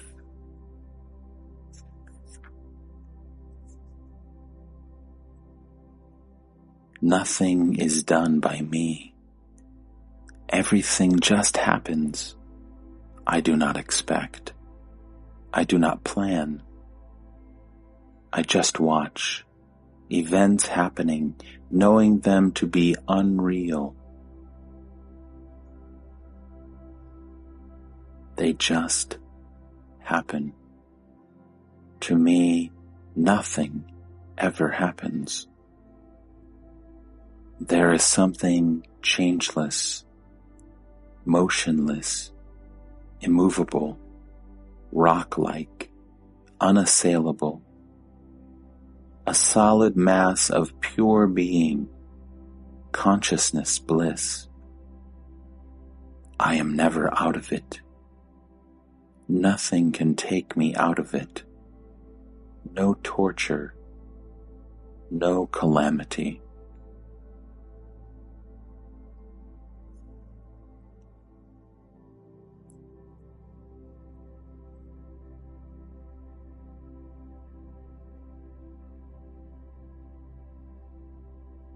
If I understand you rightly, this state did not come by cultivation. There was no coming. It was so, always. There was discovery, and it was sudden. Just as at birth you discover the world suddenly, as suddenly I discovered my real being.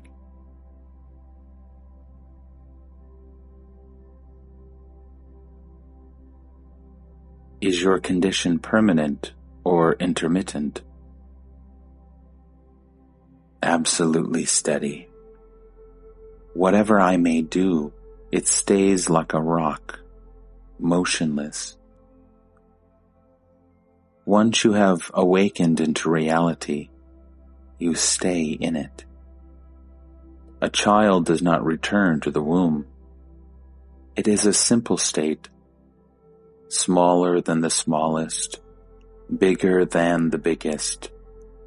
It is self-evident, and yet beyond description. Is there a way to it?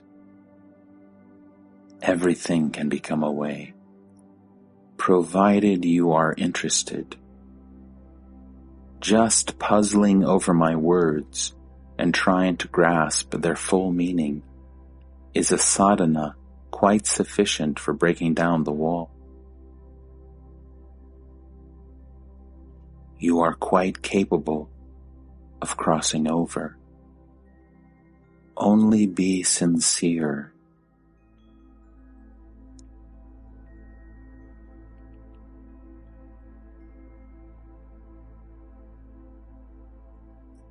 By what is the yoni recognized?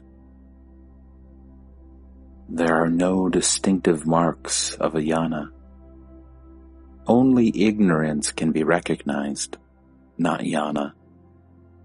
Nor does a yoni claim to be something special. All those who proclaim their own greatness and uniqueness are not yonis. They are mistaking some unusual development for realization. The yoni shows no tendency to proclaim himself to be a yoni. He considers himself to be perfectly normal, true to his real nature. Proclaiming oneself to be an omnipotent, omniscient, and omnipresent deity is a dear sign of ignorance.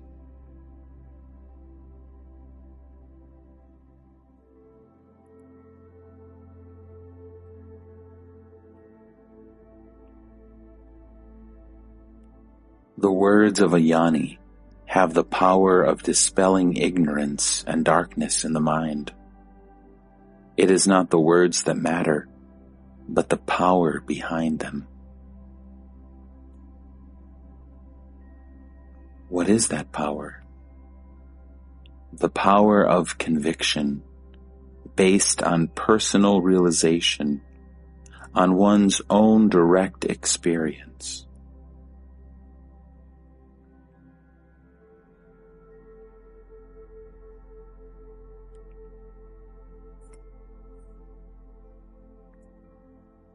If the seeker is earnest, the light can be given.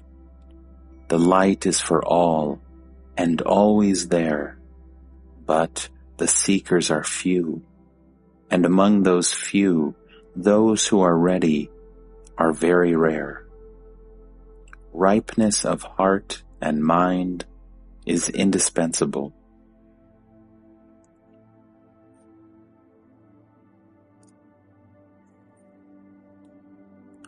You see, I was so attuned to my guru, so completely trusting him.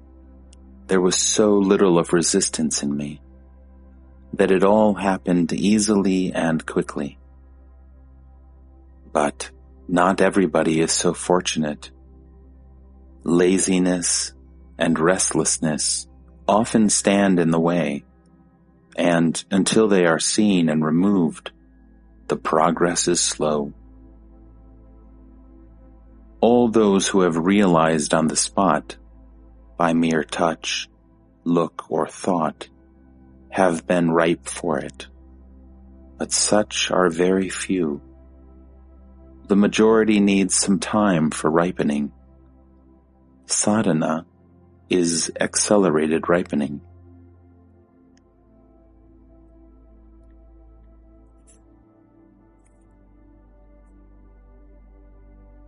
Integrity will take you to reality.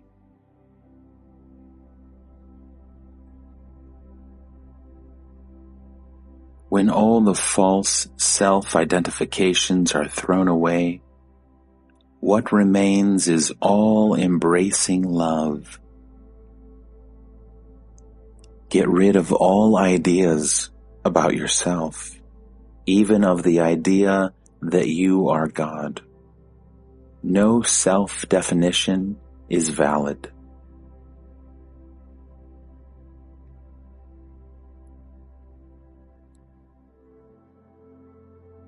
When you demand nothing of the world, nor of God, when you want nothing, seek nothing, expect nothing, then the Supreme State will come to you uninvited and unexpected. Stay open and quiet, that is all. What you seek is so near you that there is no place for a way. Don't concern yourself with others. Take care of yourself. Remember that you are.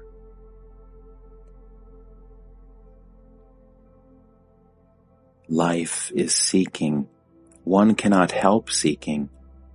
When all search ceases, it is the supreme state. It is a timeless state, ever present. Sadhana is a search for what to give up. Empty yourself completely. Self-remembrance, awareness of I am, ripens him powerfully and speedily. Give up all ideas about yourself and simply be.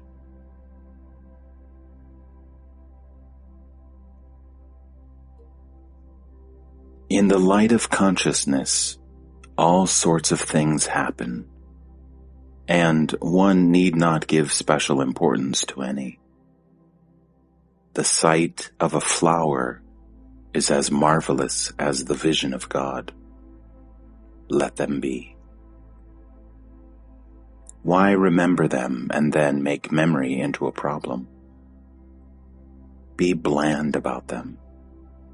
Do not divide them into high and low, inner and outer, lasting and transient. Go beyond. Go back to the source. Go to the self that is the same whatever happens. Your weakness is due to your conviction that you were born into the world. In reality, the world is ever recreated in you and by you. See everything as emanating from the light, which is the source of your own being. You will find that in that light, there is love and infinite energy.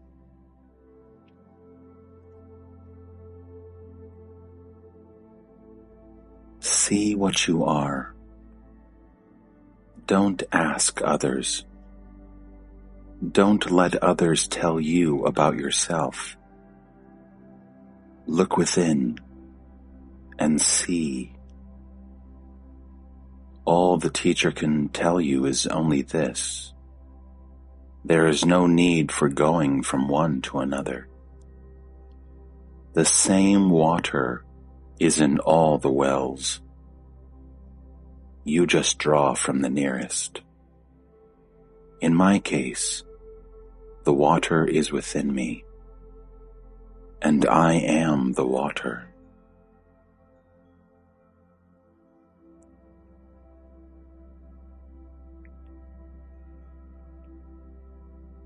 The body appears in your mind. Your mind is the content of your consciousness. You are the motionless witness of the river of consciousness, which changes eternally without changing you in any way. Your own changelessness is so obvious that you do not notice it. Have a good look at yourself, and all these misapprehensions and misconceptions will dissolve.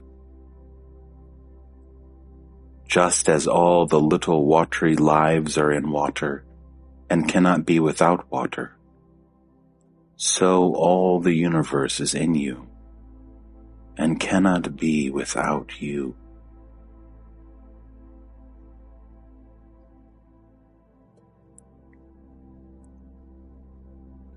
God is only an idea in your mind. The fact is you. The only thing you know for sure is here and now I am. Remove the here and now. The I am remains unassailable.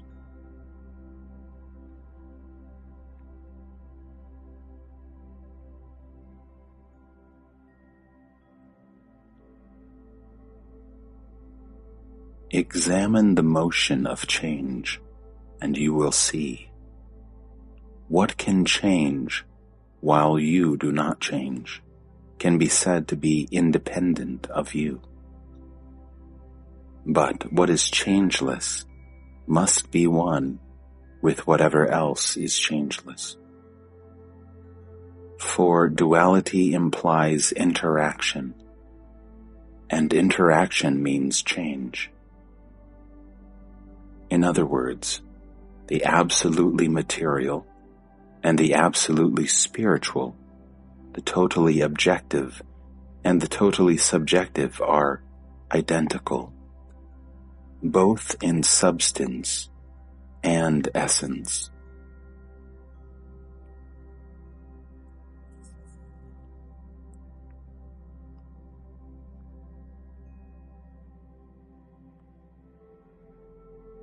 The main point to grasp is that you have projected onto yourself a world of your own imagination, based on memories, on desires and fears, and that you have imprisoned yourself in it. Break the spell and be free.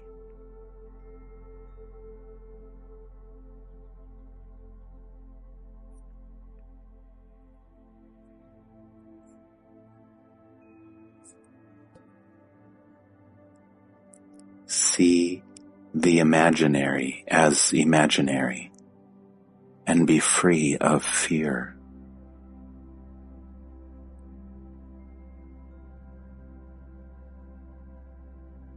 When you look at anything, it is the ultimate you see, but you imagine that you see a cloud or a tree.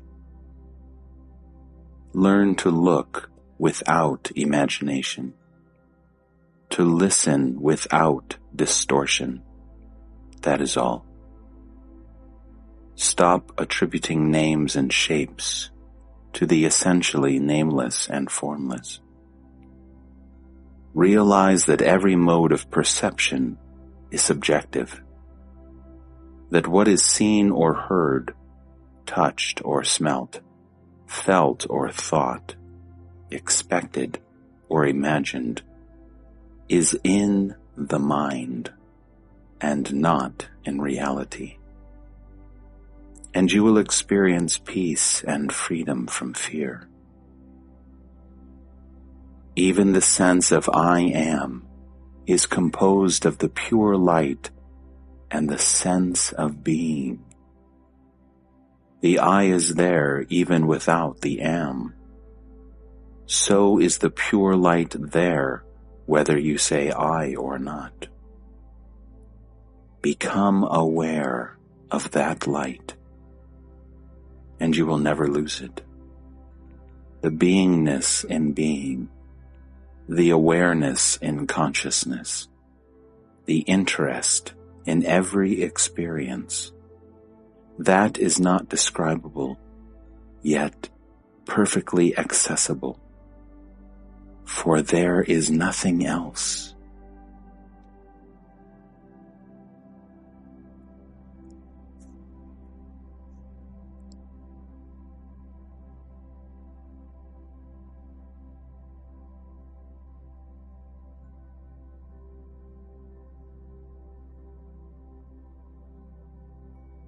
When you realize that you are the light of the world, you will also realize that you are the love of it, that to know is to love, and to love is to know.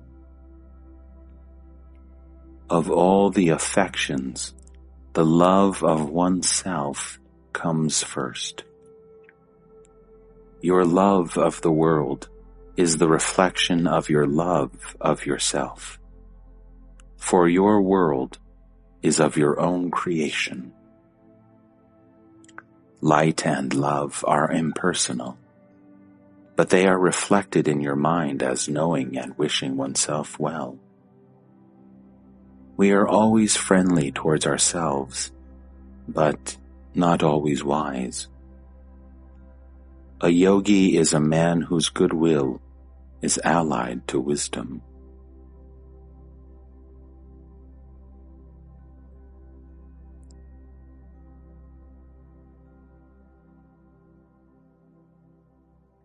First words, then silence. One must be ripe for silence.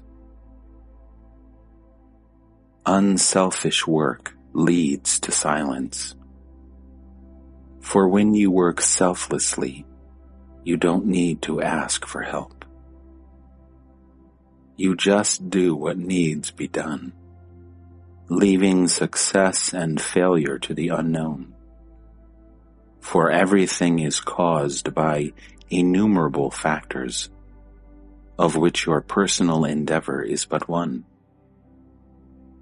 Yet, such is the magic of man's mind and heart that the most improbable happens when human will and love pull together.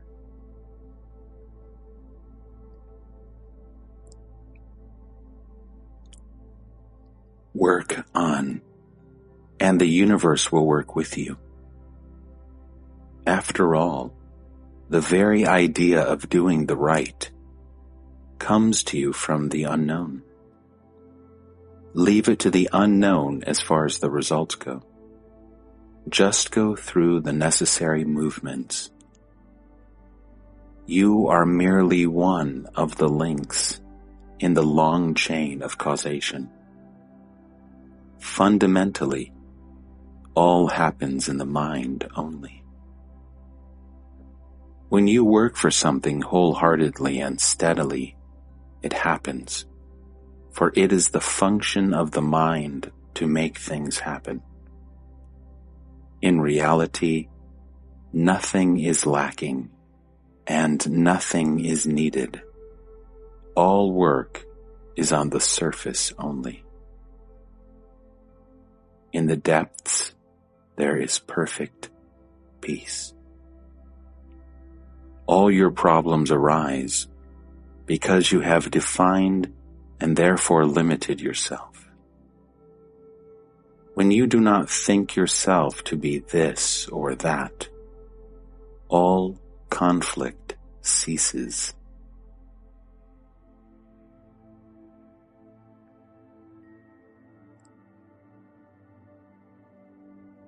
There is no such thing as a person.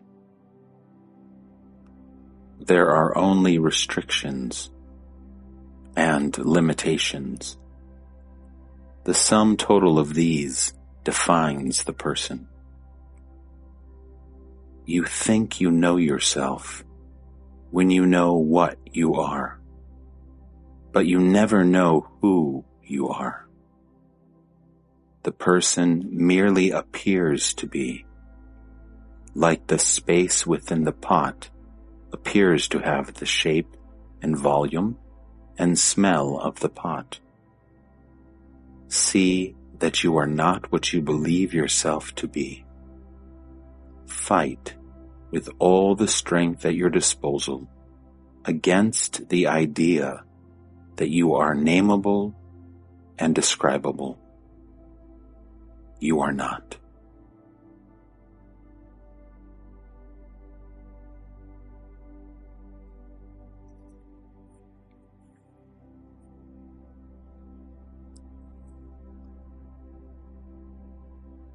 What do you know about yourself?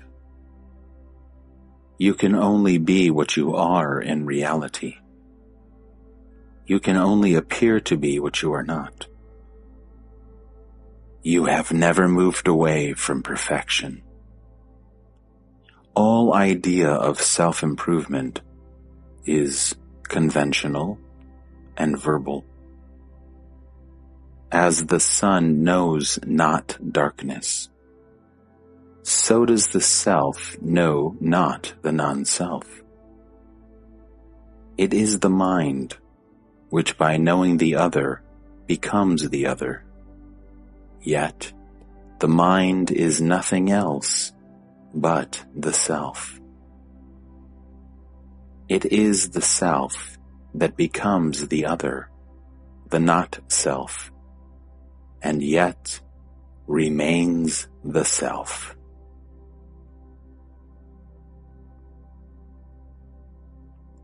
Reality is the ultimate destroyer. All separation, every kind of estrangement and alienation is false. All is one. This is the ultimate solution of every conflict.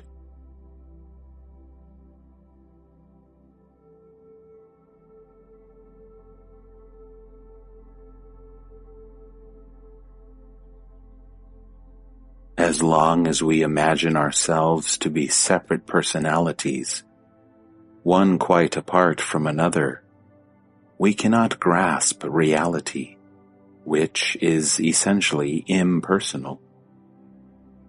First, we must know ourselves as witnesses only, dimensionless and timeless centers of observation, and then realize that immense ocean of pure awareness.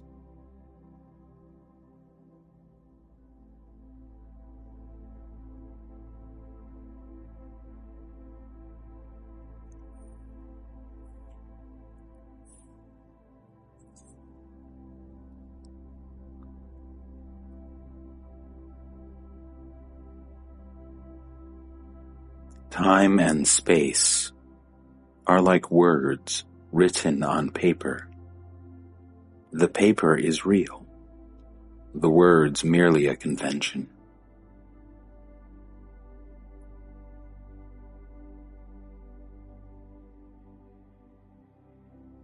The mind creates time and space and takes its own creations for reality.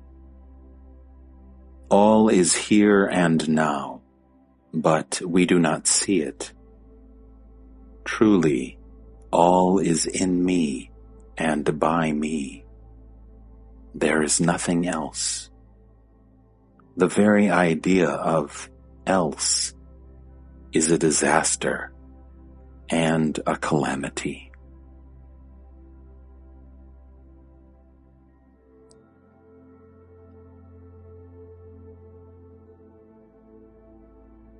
That which does not exist cannot have a cause. There is no such thing as a separate person. Even taking the empirical point of view, it is obvious that everything is the cause of everything. That everything is as it is, because the entire universe is as it is.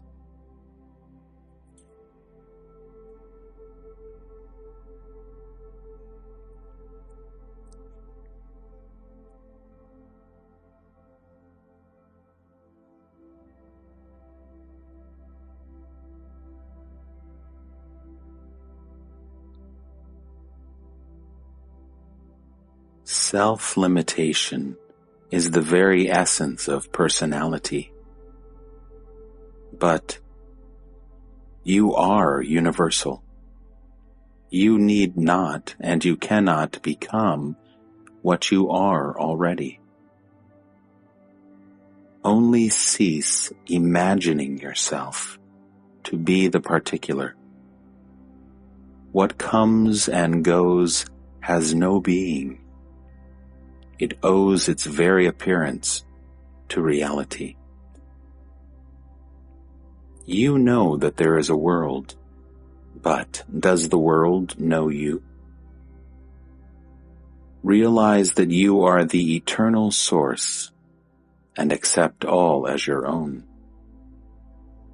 Such acceptance is true love.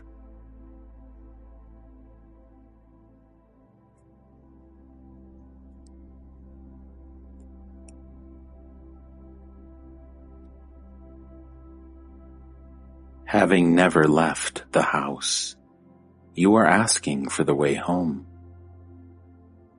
Get rid of wrong ideas, that is all. Collecting right ideas also will take you nowhere. Just cease imagining.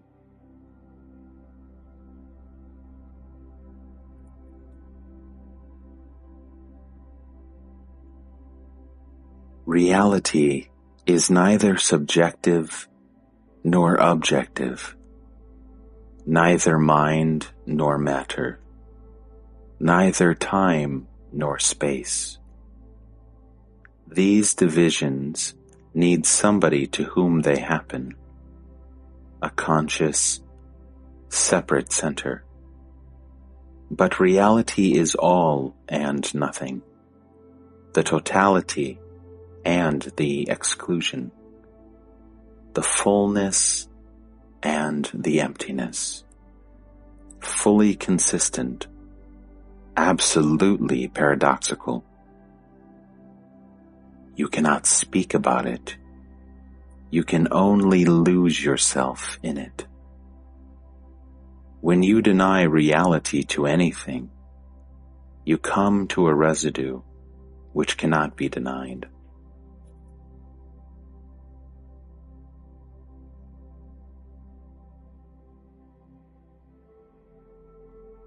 Even the idea of God as the Creator is false. Do I owe my being to any other being?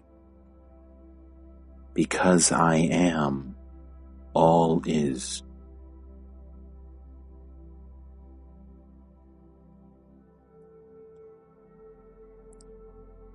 Everyone creates a world for himself and lives in it, imprisoned by one's ignorance. All we have to do is to deny reality to our prison.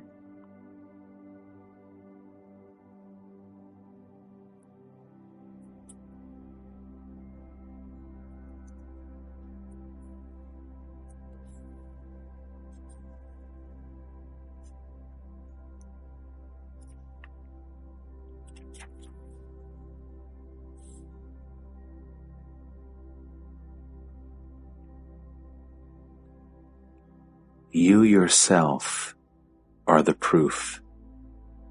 You have not, nor can you have any other proof. You are yourself. You know yourself. You love yourself. Whatever the mind does, it does for the love of its own self. The very nature of the self is love. It is loved, loving, and lovable. It is the self that makes the body and the mind so interesting, so very dear. The very attention given to them comes from the self.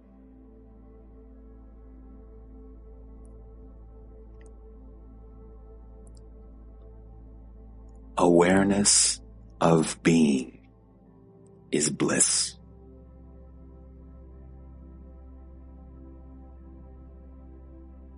To know that you are neither body nor mind, watch yourself steadily and live unaffected by your body and mind, completely aloof, as if you were dead. It means you have no vested interests, either in the body or in the mind.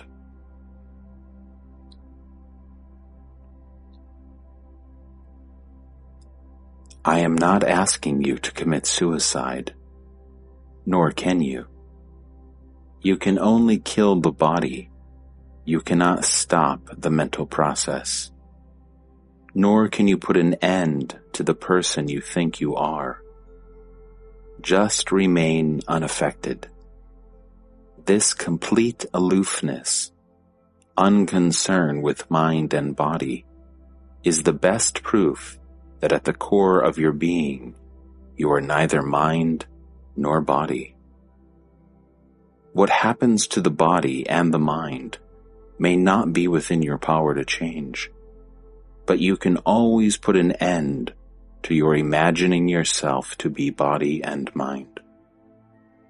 Whatever happens, remind yourself that only your body and mind are affected, not yourself. The more earnest you are at remembering what needs to be remembered, the sooner will you be aware of yourself as you are. For memory will become experience. Earnestness reveals being. What is imagined and willed becomes actuality. Here lies the danger, as well as the way out.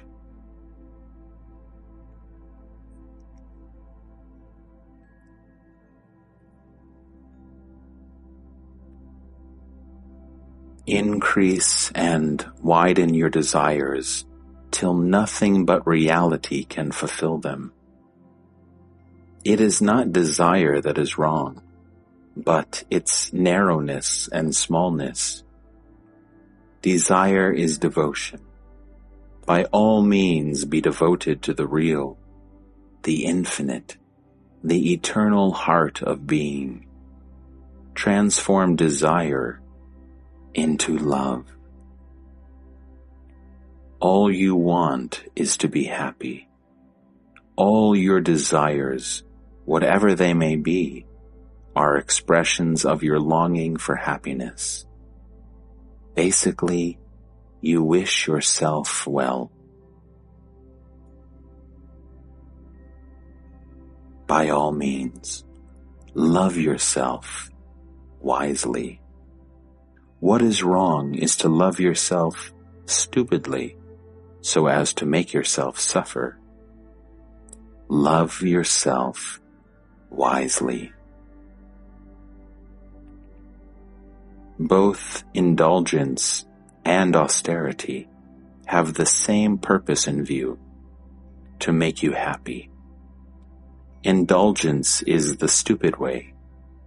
Austerity is the wise way.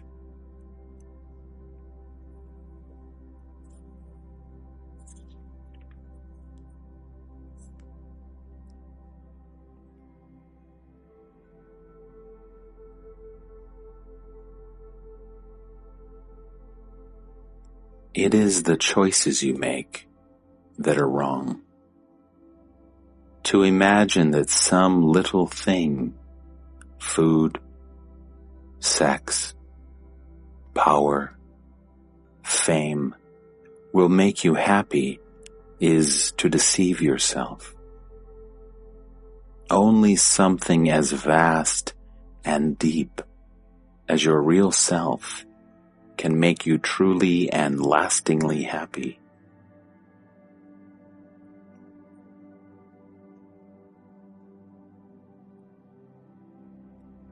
You are not the body, and dragging the body from place to place will take you nowhere.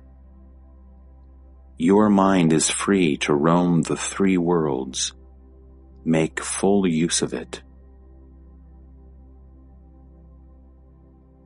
You are not in the body. The body is in you. The mind is in you.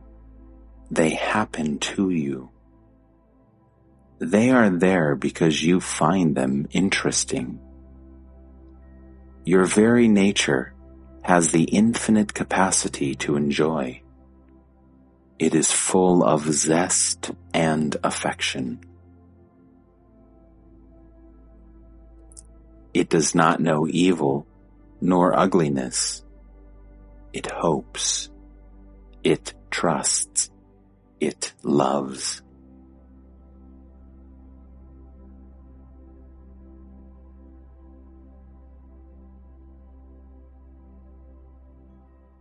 That which you are, your true self, you love it, and whatever you do for your own happiness.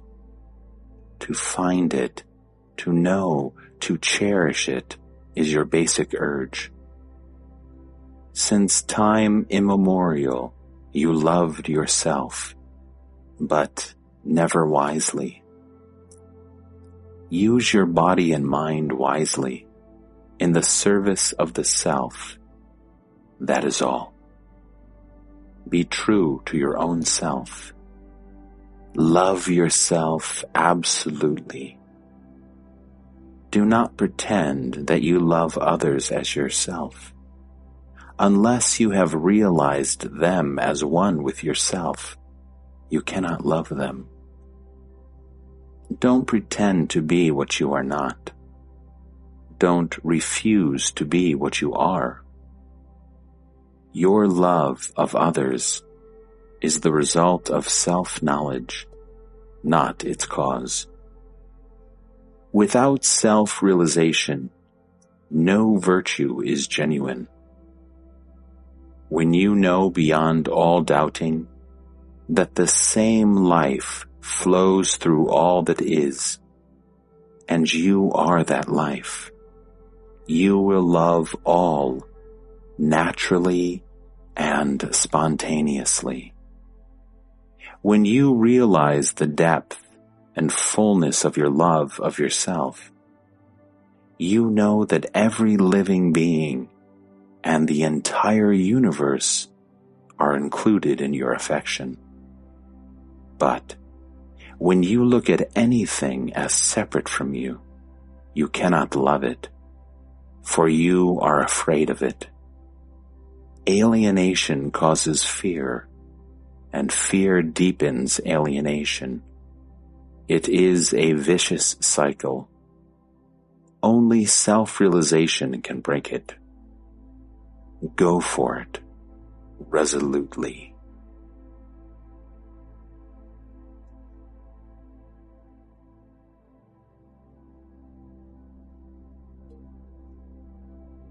What is done under pressure of society and circumstances does not matter much, for it is mostly mechanical, mere reacting to impacts.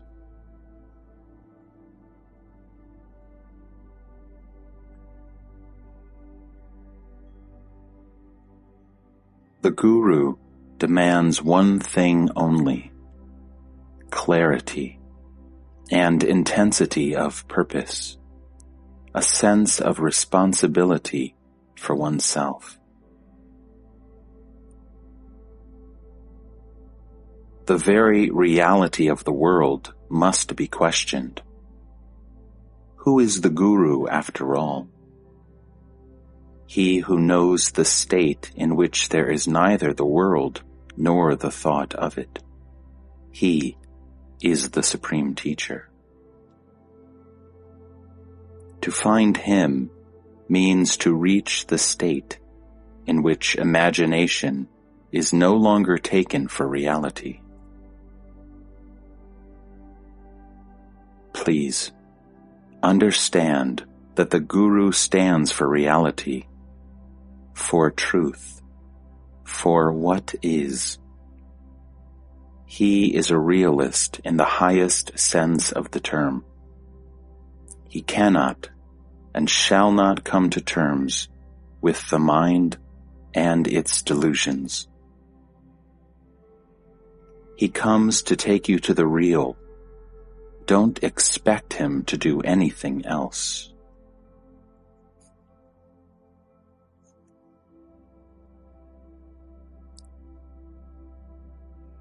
To him, your questions about obedience and discipline do not make sense.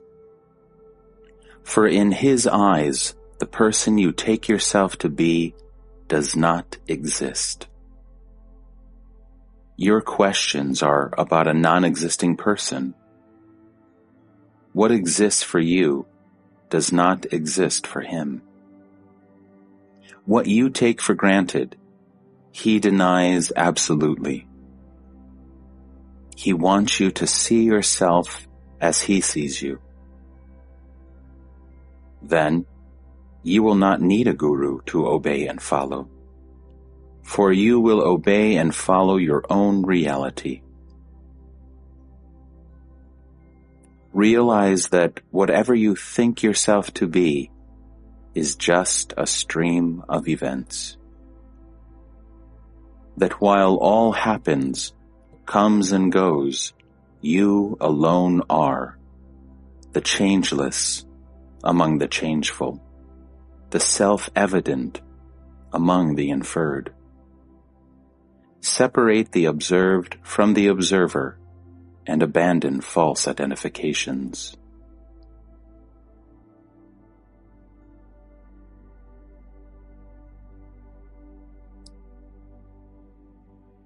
Do your work. When you have a moment free, look within. If you are earnest, you will use your leisure fully. That is enough.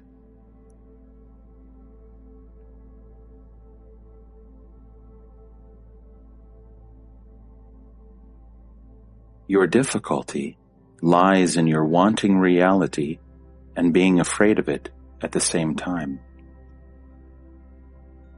You are afraid of it because you do not know it. The familiar things are known, you feel secure with them. The unknown is uncertain and therefore dangerous. But to know reality is to be in harmony with it, and in harmony there is no place for fear.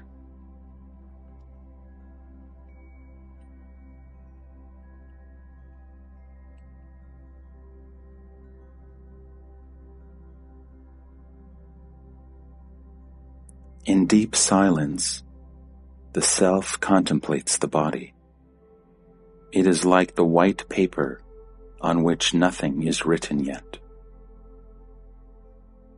Be like that infant. Instead of trying to be this or that, be happy to be. You will be a fully awakened witness of the field of consciousness.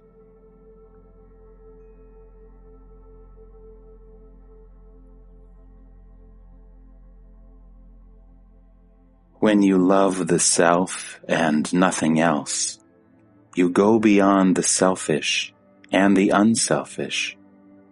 All distinctions lose their meaning. Love of one and love of all merge together in love, pure and simple, addressed to none, denied to none. Stay in that love.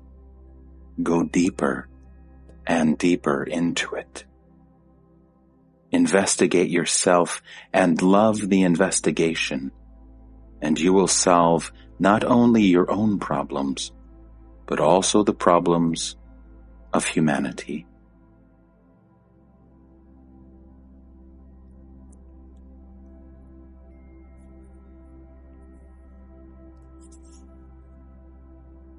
The main thing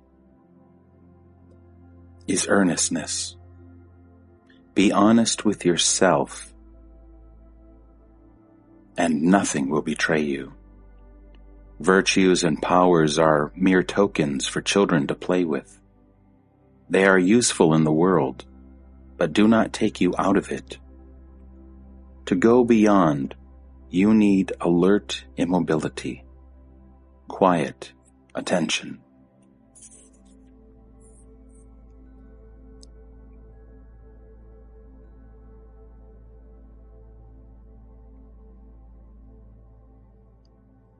Your body is food transformed.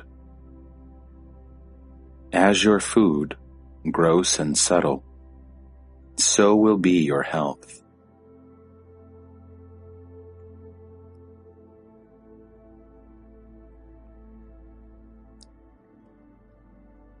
Sex is an acquired habit. Go beyond. As long as your focus is on the body, you will remain in the clutches of food and sex, fear and death. find yourself, and be free.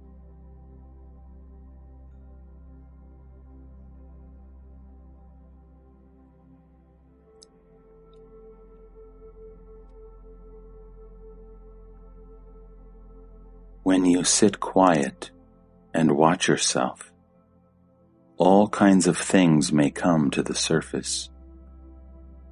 Do nothing about them. Don't react to them. As they have come, so will they go, by themselves. All that matters is mindfulness, total awareness of oneself, or rather, of one's mind.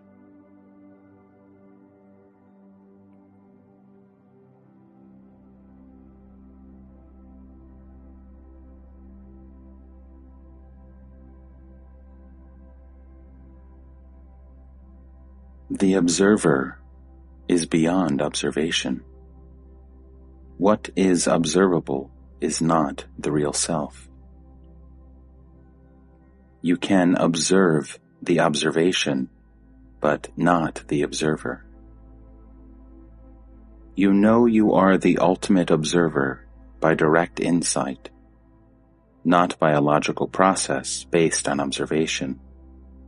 You are what you are, but you know what you are not. The self is known as being.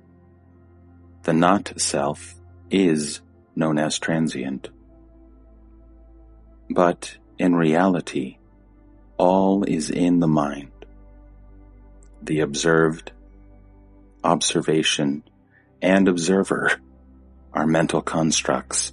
The self alone is. To divide and particularize is the mind's very nature. There is no harm in dividing, but separation goes against fact. Things and people are different, but they are not separate. Nature is one. Reality is one. There are opposites, but no opposition.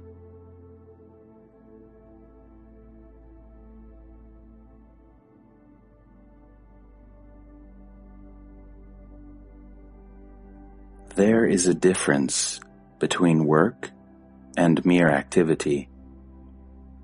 All nature works. Work is nature. Nature is work. On the other hand, activity is based on desire and fear, on longing to possess and enjoy, on fear of pain and annihilation. Work is by the whole, for the whole. Activity is by oneself, for oneself.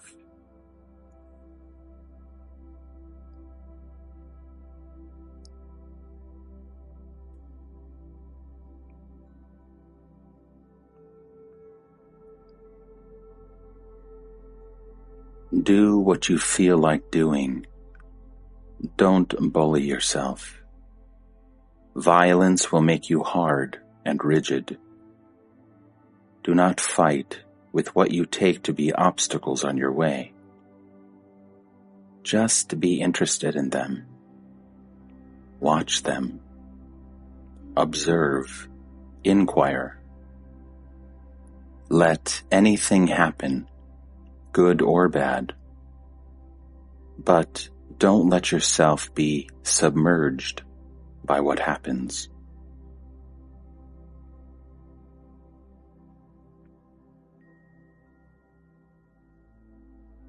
The mind must learn that beyond the moving mind, there is the background of awareness, which does not change. The mind must come to know the true self and respect it and cease covering it up, like the moon which obscures the sun during a solar eclipse. Just realize that nothing observable or experienceable is you, or binds you. Take no notice of what is not yourself.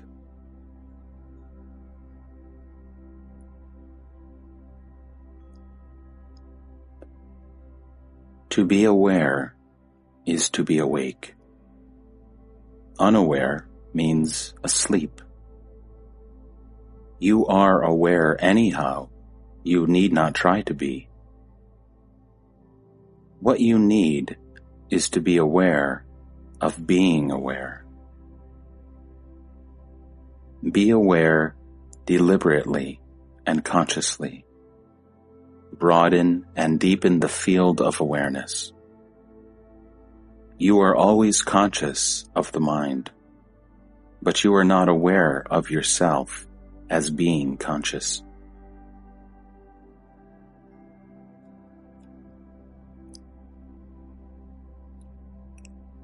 Look at it this way. The mind produces thoughts ceaselessly, even when you do not look at them. When you know what is going on in your mind, you call it consciousness. This is your waking state. Your consciousness shifts from sensation to sensation, from perception to perception, from idea to idea in endless succession. Then comes awareness, the direct insight into the whole of consciousness, the totality of the mind. The mind is like a river, flowing ceaselessly in the bed of the body. You identify yourself for a moment with some particular ripple and call it my thought. All you are conscious of is your mind. Awareness is the cognizance of consciousness as a whole.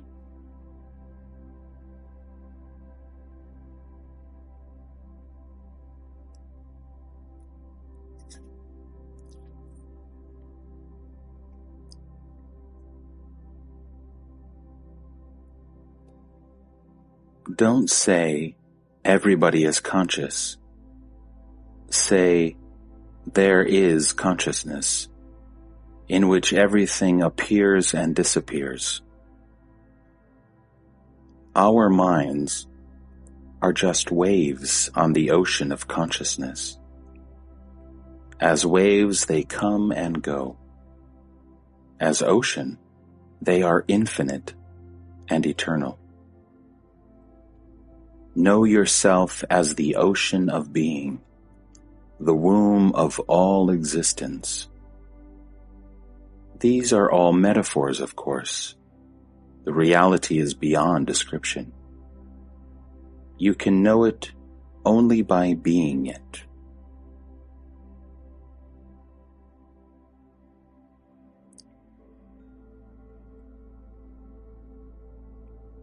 While the mind is centered in the body and consciousness is centered in the mind, awareness is free.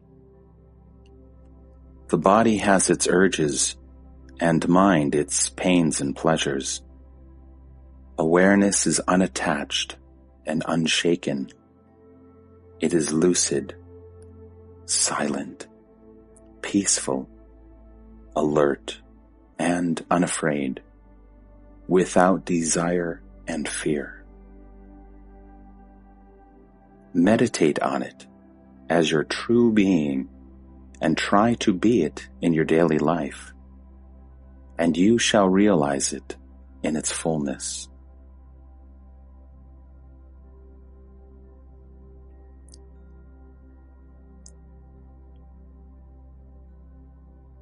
Mind is interested in what happens, while awareness is interested in the mind itself.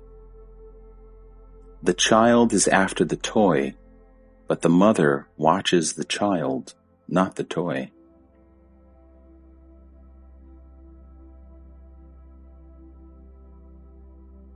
By looking tirelessly, I became quite empty, and with that emptiness, all came back to me, except the mind. I find I have lost the mind irretrievably.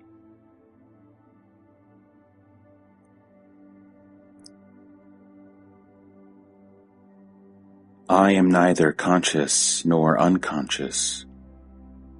I am beyond the mind and its various states and conditions.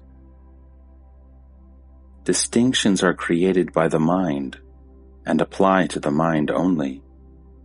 I am pure consciousness itself, unbroken awareness of all that is.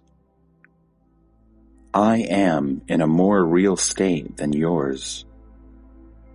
I am undistracted by the distinctions and separations which constitute a person. As long as the body lasts, it has its needs like any other, but my mental process has come to an end.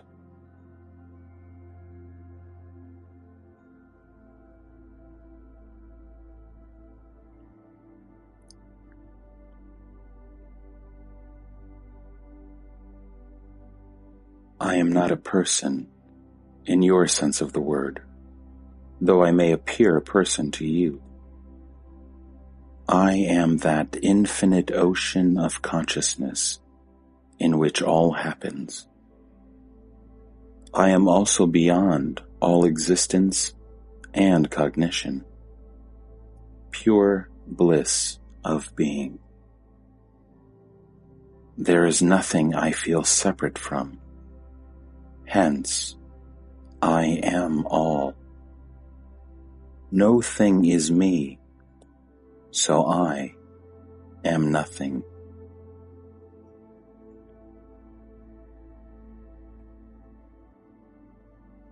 The same power that makes the fire burn and the water flow, the seeds sprout and the trees grow, makes me answer your questions. There is nothing personal about me, though the language and the style may appear personal. A person is a set pattern of desires and thoughts and resulting actions. There is no such pattern in my case. There is nothing I desire or fear. How can there be a pattern?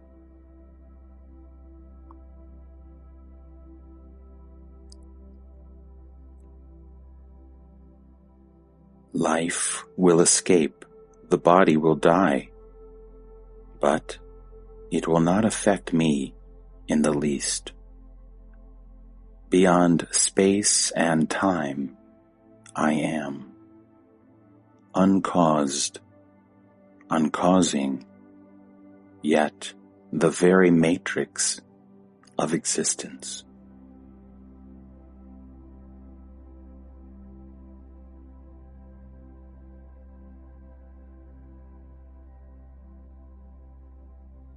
My teacher told me to hold on to the sense I am tenaciously, and not to swerve from it for even a moment.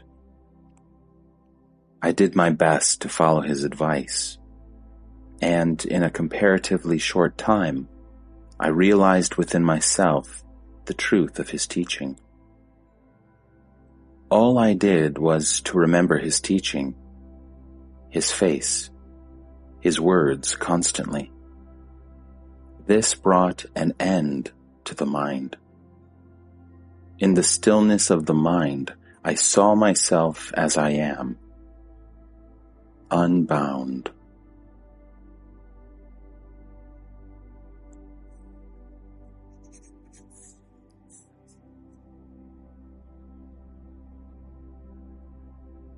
The search for reality is itself the movement of reality.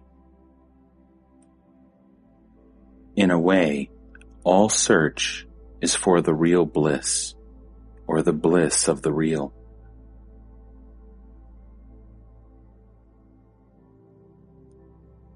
One has to understand that the search for reality, or God, or Guru, and the search for the self are the same. When one is found, all are found.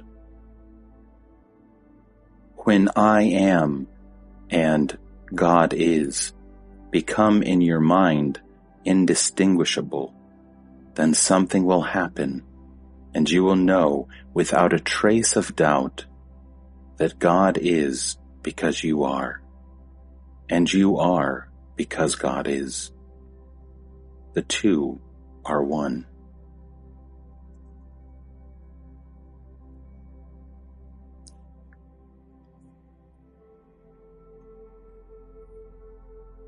Destiny refers only to name and shape. Since you are neither body nor mind, destiny has no control over you. You are completely free. The cup is conditioned by its shape, material use, and so on. But the space within the cup is free. It happens to be in the cup only when viewed in connection with the cup. Otherwise, it is just space. As long as there is a body, you appear to be embodied. Without the body, you are not disembodied. You just are.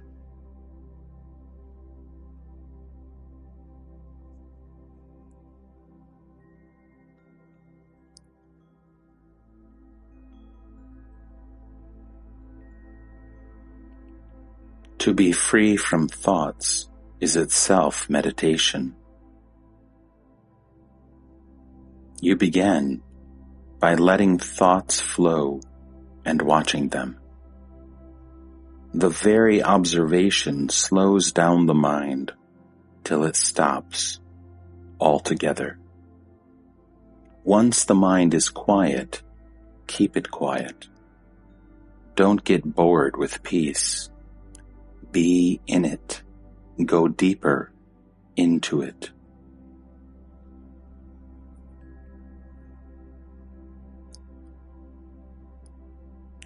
Watch your thoughts and watch yourself watching the thoughts. The state of freedom from all thoughts will happen suddenly, and by the bliss of it, you shall recognize it.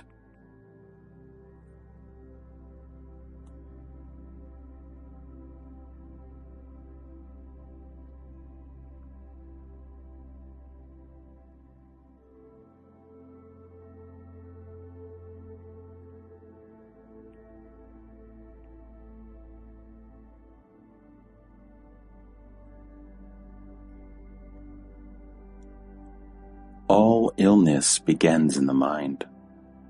Take care of the mind first, by tracing and eliminating all wrong ideas and emotions. Then live and work, disregarding illness, and think no more of it. With the removal of causes, the effect is bound to depart. Man becomes what he believes himself to be. Abandon all ideas about yourself, and you will find yourself to be the pure witness, beyond all that can happen to the body or the mind.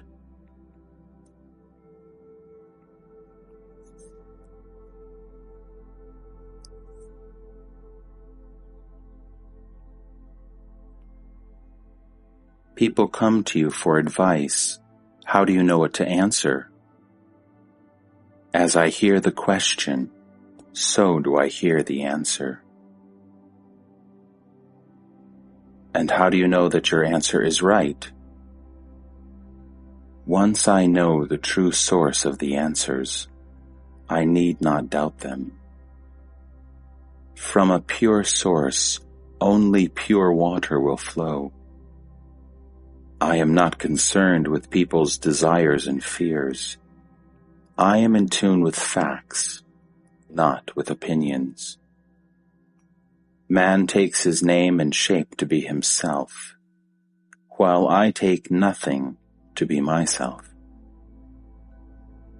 Were I to think myself to be a body known by its name, I would not have been able to answer your questions. Were I to take you to be a mere body, there would be no benefit to you from my answers. No true teacher indulges in opinions.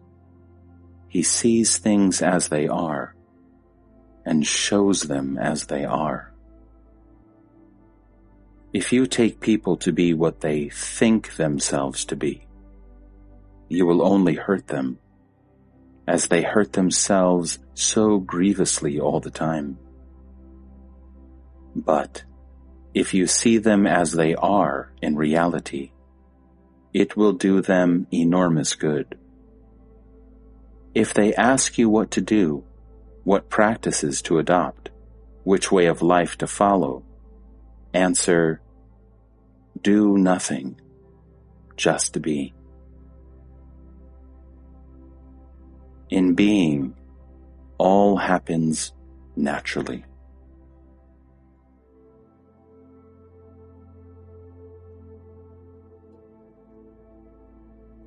Science deals with names and shapes, quantities and qualities, patterns and laws. It is all right in its own place. But life is to be lived. There is no time for analysis. The response must be instantaneous. Hence, the importance of the spontaneous, the timeless. It is in the unknown that we live and move. The known is the past.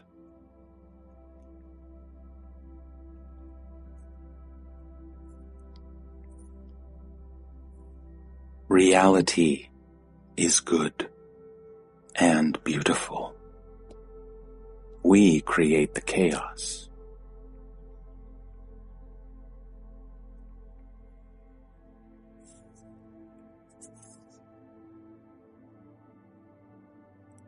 What was never lost can never be found. Your very search for safety and joy keeps you away from them. Stop searching. Cease losing. The disease is simple, and the remedy equally simple. It is your mind only that makes you insecure and unhappy. Anticipation makes you insecure. Memory unhappy. Stop misusing your mind, and all will be well with you. You need not set it right. It will set itself right as soon as you give up all concern with the past and the future and live entirely in the now.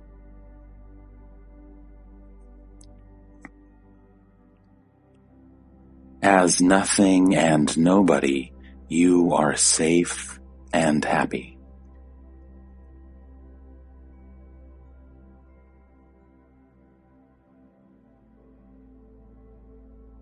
Only in the mind of man there is chaos. The mind does not grasp the whole. Its focus is very narrow.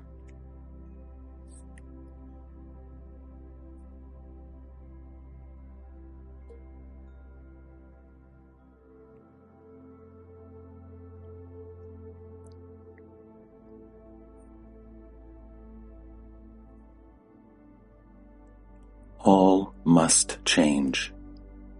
You are what does not change.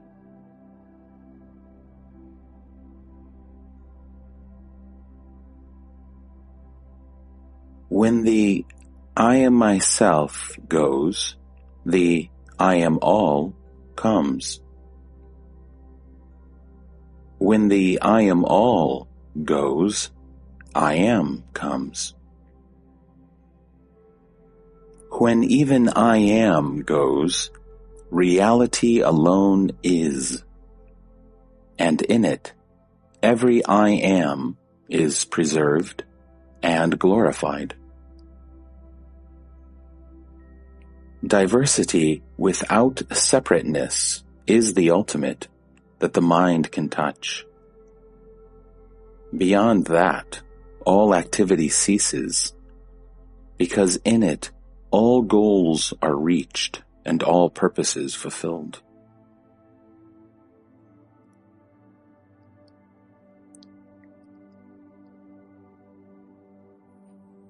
The supreme state is universal, here and now.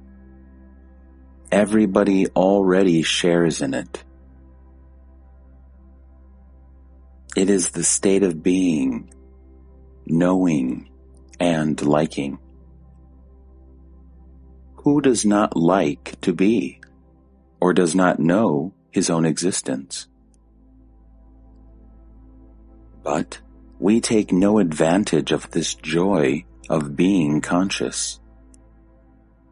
We do not go into it and purify it of all that is foreign to it.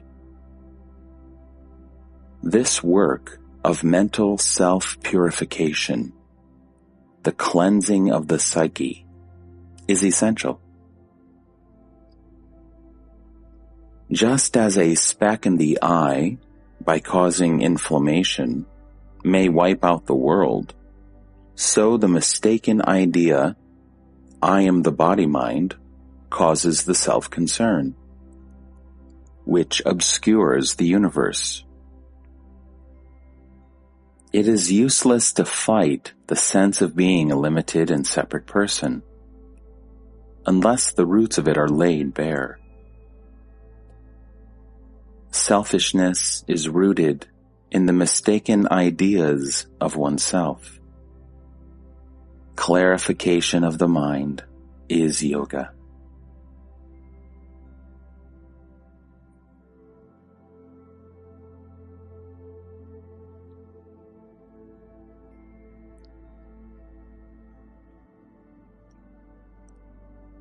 The personal needs a base, a body to identify oneself with, just as a color needs a surface to appear on.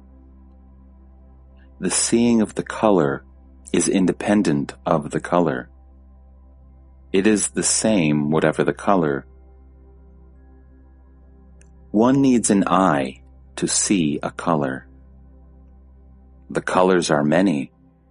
The eye is single.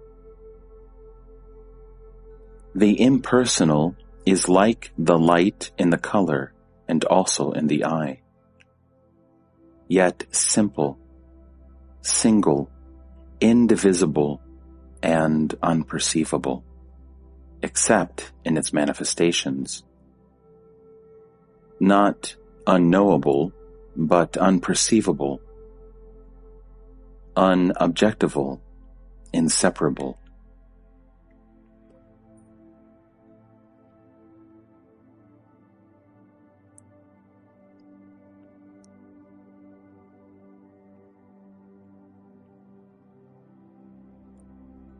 The absolute or life you talk about, is it real or a mere theory to cover up our ignorance?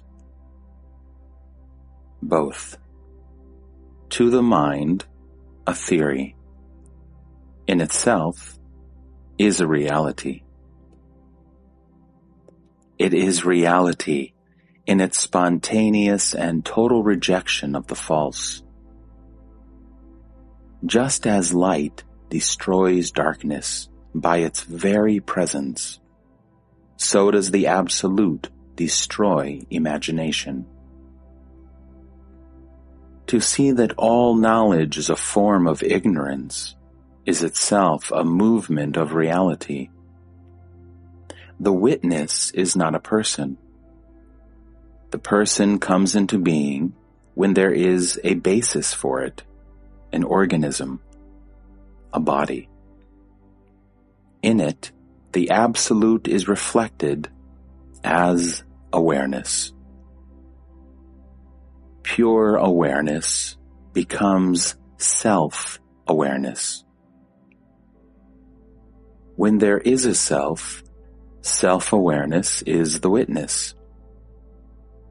When there is no self to witness, there is no witnessing either. It is all very simple. It is the presence of the person that complicates. See that there is no such thing as a permanently separate person, and all becomes clear. Awareness, mind, matter, they are one reality in its two aspects as immovable and movable, and the three attributes of inertia, energy, and harmony.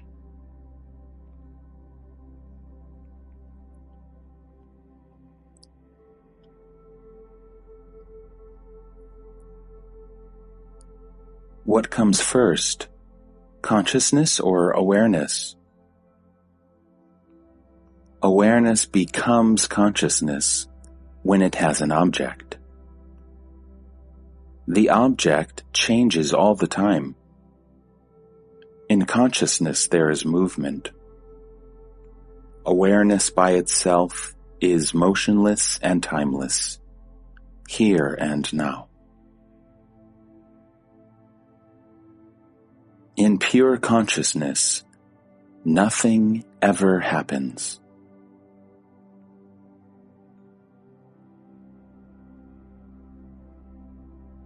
Nothing is happening.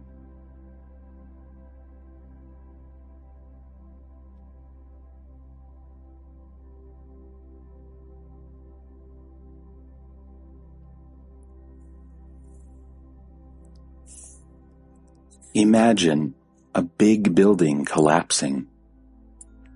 Some rooms are in ruins, some are intact. But can you speak of the space as ruined or intact? It is only the structure that suffered, and the people who happened to live in it. Nothing happened to space itself.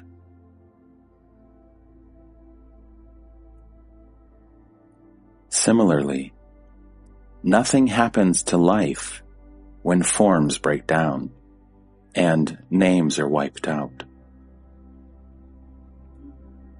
The goldsmith melts down old ornaments to make new. Sometimes a good piece goes with the bad. He takes it in his stride, for he knows that no gold is lost.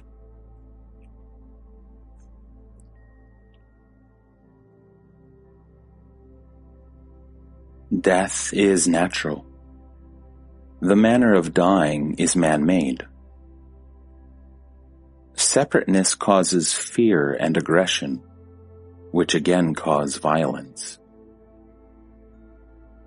Do away with man-made separations, and all this horror of people killing each other will surely end. But, in reality, there is no killing, and there is no dying. The real does not die. The unreal never lived. Set your mind right, and all will be right. When you know that the world is one, that humanity is one, you will act accordingly. But first of all, you must attend to the way you feel, think, and live. Unless there is order in yourself, there can be no order in the world. In reality, nothing happens.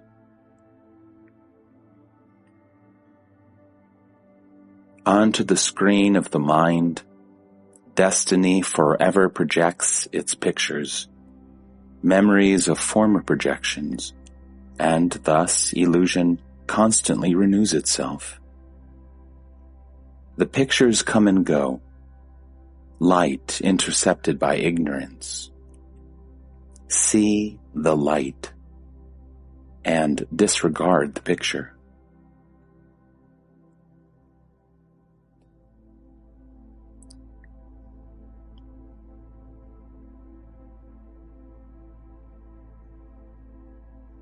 Evil is the stench of a mind that is diseased. Heal your mind, and it will cease to project distorted, ugly pictures.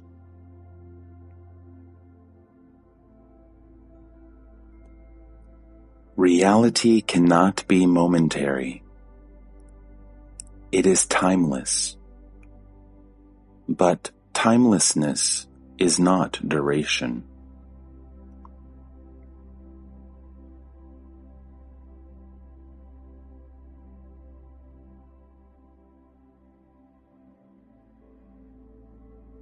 As long as you pay attention to ideas, your own or of others, you will be in trouble. But if you disregard all teachings, all books, anything put into words, and dive deeply within yourself, and find yourself, this alone will solve all your problems and leave you in full mastery of every situation, because you will not be dominated by your ideas about the situation. Take an example. You are in the company of an attractive woman. You get ideas about her, and this creates a sexual situation. A problem is created, and you start looking for books on continence or enjoyment. Were you a baby, both of you could be naked and together without any problem arising. Just stop thinking you are bodies, and the problems of love and sex will lose their meaning. With all sense of limitation gone, fear, pain, and the search for pleasure all cease. Only awareness remains.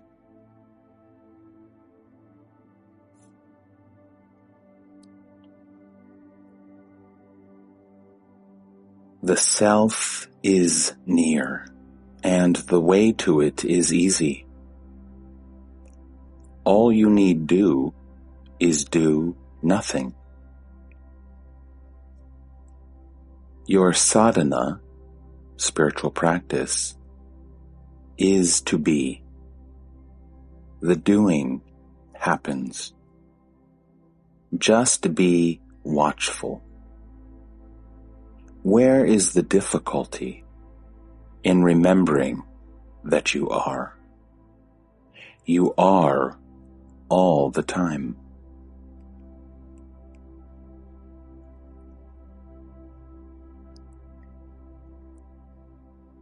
What is your procedure for clearing the mind of the unnecessary? What are your means, your tools for the purification of the mind?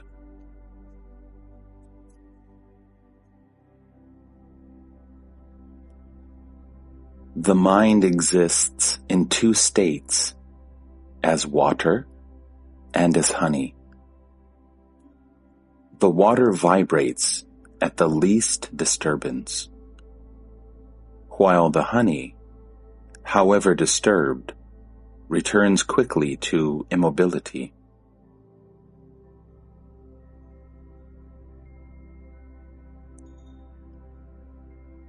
You may have chronic fever and shiver all the time. It is desires and fears that make the mind restless.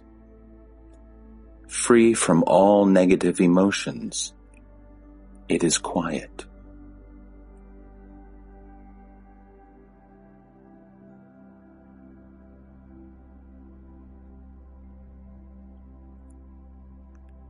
You think you are coming and going, passing through various states and moods. I see things as they are, momentary events, presenting themselves to me in rapid succession, deriving their being from me, yet definitely neither me nor mine. Among phenomena, I am not one, nor subject to any. I am independent, so simply and totally, that your mind, accustomed to opposition and denial, cannot grasp it. I mean literally what I say. I do not need to oppose or deny, because it is clear to me that I cannot be the opposite or denial of anything. I am just beyond, in a different dimension altogether.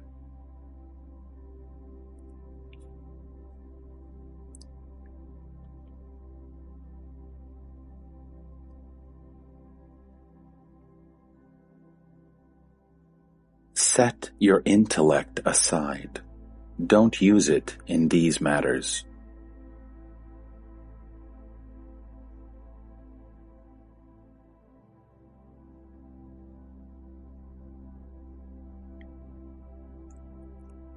Why do you talk of action?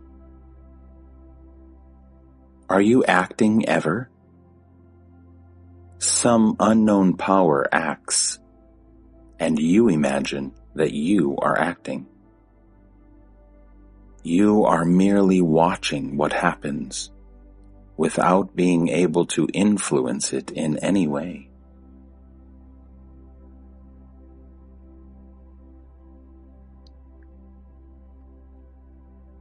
You are like a patient under anesthesia on whom a surgeon performs an operation. When you wake up, you find the operation over. Can you say you have done something?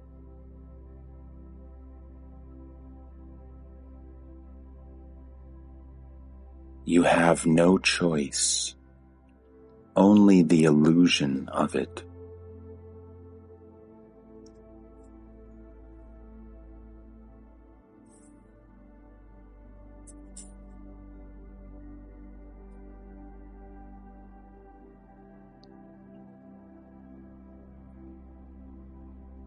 My guru told me, trust me. I tell you, you are divine. Take it as the absolute truth. Your joy is divine. Your suffering is divine too. All comes from God. Remember it. Always. You are God. Your will alone is done.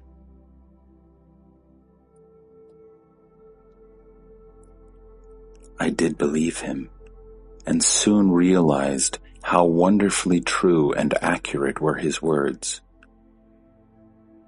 I did not condition my mind by thinking, I am God, I am wonderful, I am beyond. I simply followed his instruction, which was to focus the mind on pure being, I am, and stay in it.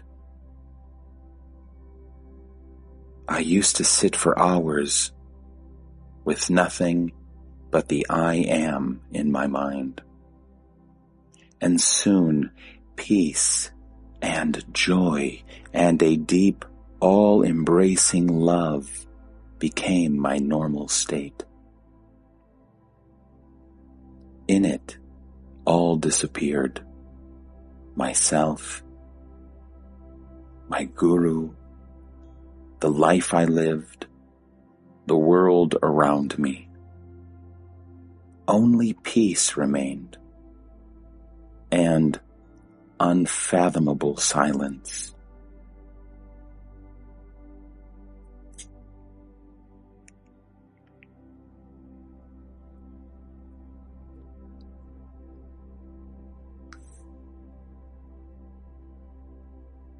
Your expectation of something unique and dramatic, of some wonderful explosion, is merely hindering and delaying your self-realization. You are not to expect an explosion, for the explosion has already happened at the moment when you were born, when you realized yourself as being, knowing, feeling. There is only one mistake you are making. You take the inner for the outer, and the outer for the inner. What is in you, you take to be outside you, and what is outside, you take to be in you. The mind and feelings are external, but you take them to be intimate. You believe the world to be objective, while it is entirely a projection of your own psyche. That is the basic confusion, and no new explosion will set it right. You have to think yourself out of it. There is no other way.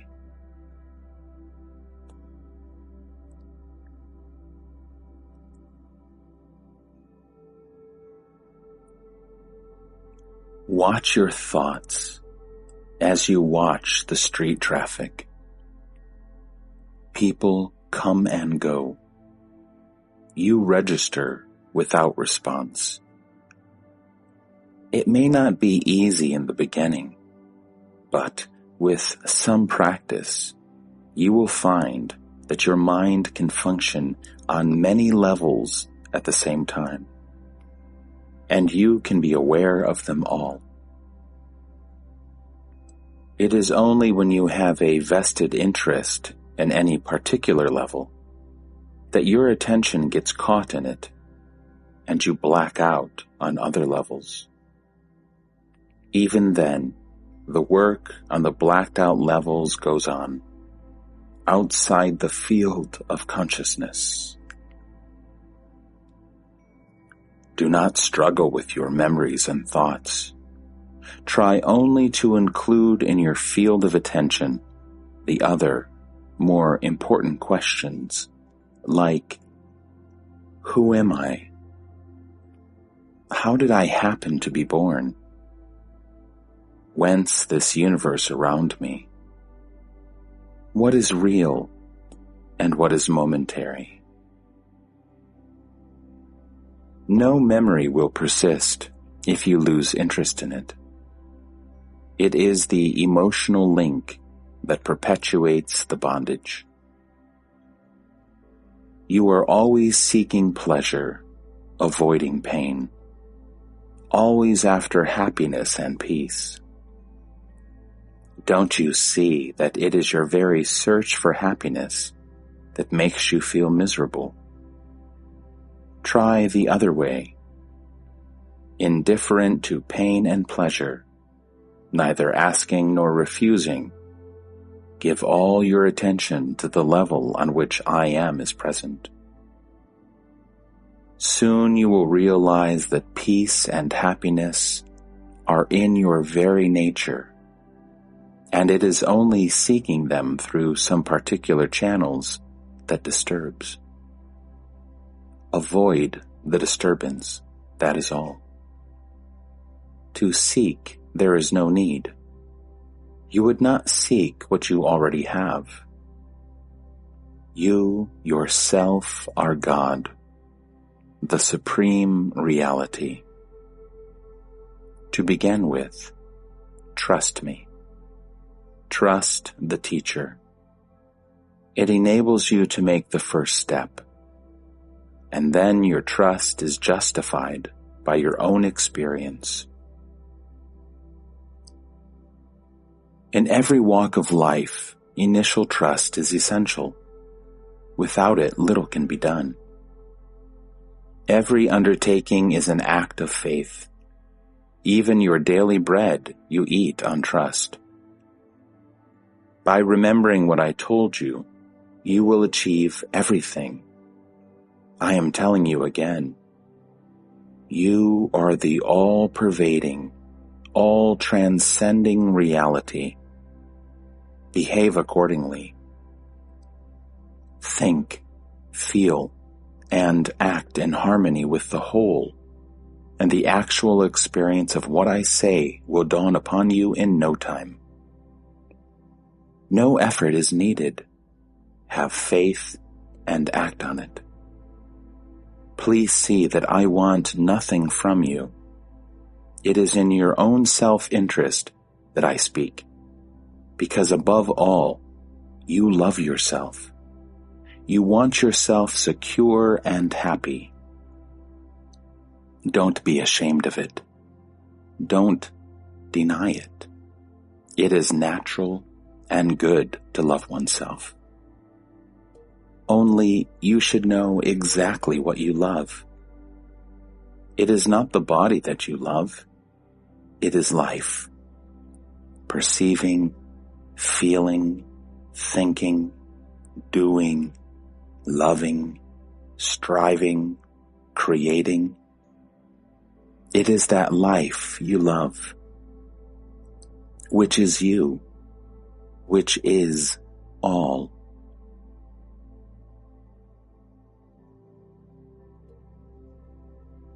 Pay no attention to thoughts. Don't fight them. Just do nothing about them. Let them be, whatever they are. Your fighting them gives them life. Just disregard. Look through. Remember to remember, whatever happens, happens because I am. All remind you that you are. Take full advantage of the fact that to experience, you must be. You need not stop thinking. Just cease being interested. It is disinterestedness that liberates. Don't hold on. That is all. The world is made of rings. The hooks are all yours. Make straight your hooks, and nothing can hold you. Give up your addictions. There is nothing else to give up. Stop your routine of acquisitiveness, your habit of looking for results, and the freedom of the universe is yours. Be effortless.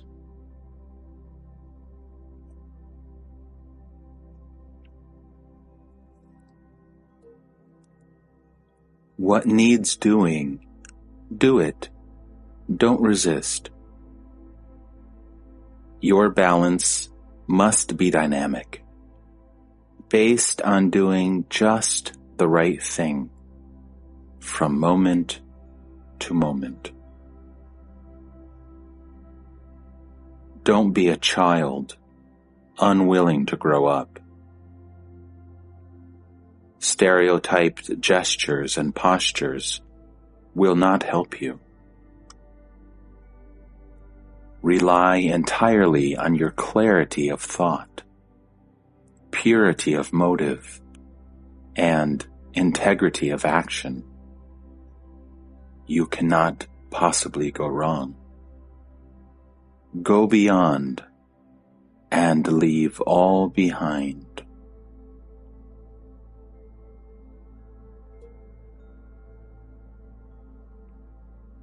You want something like a round-the-clock ecstasy. Ecstasies come and go, necessarily, for the human brain cannot stand the tension for a long time. A prolonged ecstasy will burn out your brain, unless it is extremely pure and subtle. In nature, nothing is at standstill. Everything pulsates, appears, and disappears. Heart, breath, digestion, sleep and waking, birth and death. Everything comes and goes in waves. Rhythm, periodicity, harmonious alternation of extremes is the rule. No use rebelling against the very pattern of life. If you seek the immutable, go beyond experience. When I say, remember I am, all the time, I mean come back to it repeatedly. No particular thought can be mind's natural state. Only silence. Not the idea of silence, but silence itself. When the mind is in its natural state, it reverts to silence spontaneously after every experience.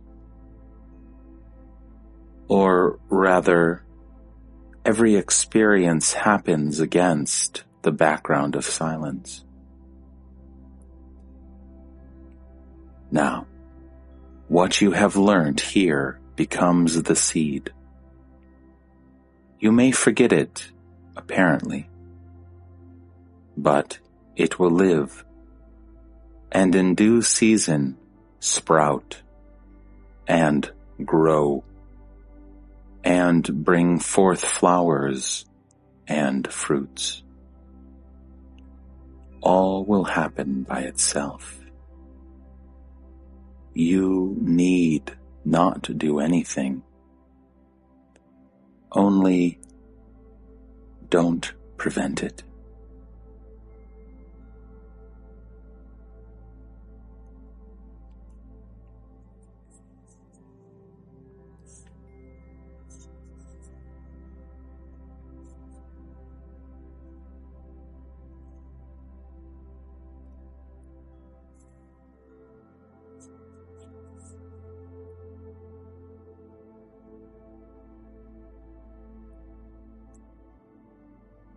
What is love? Is it not a state of being rather than a state of mind? Must you know that you love in order to love? Did you not love your mother unknowingly? Your craving for her love, for an opportunity to love her, is it not the movement of love? Is not love as much a part of you as consciousness of being? You sought the love of your mother because you loved her.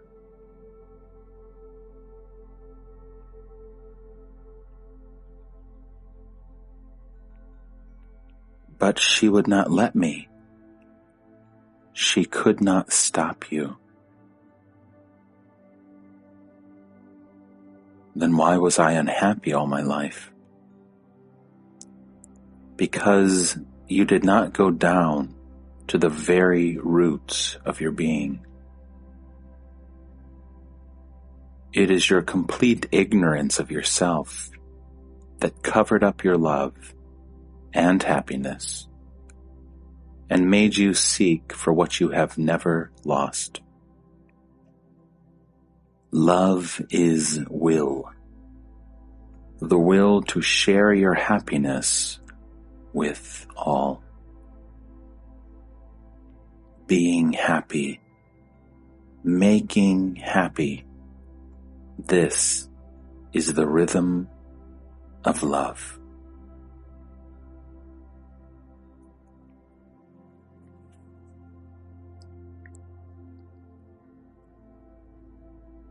You began as a child, and you will end as a child.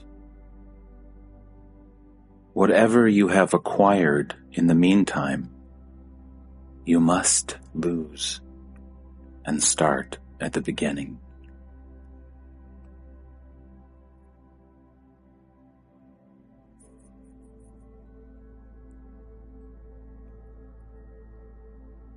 A child kicks. Let it kick. Just look at the kicking. And if you are too afraid of society to kick convincingly, look at that too. I know, it is a painful business. But there is no remedy except one. The search for remedies must cease. If you are angry or in pain, separate yourself from anger and pain and watch them. Externalization is the first step to liberation. Step away and look. The physical events will go on happening, but by themselves they have no importance. It is the mind alone that matters. Whatever happens, you cannot kick and scream in an airline office or in a bank. Society does not allow it. If you do not like their ways, or are not prepared to endure them, don't fly or carry money. Walk, and if you cannot walk, don't travel. If you deal with society, you must accept its ways, for its ways are your ways. Your needs and demands have created them. Your desires are so complex and contradictory. No wonder the society you create is also complex and contradictory.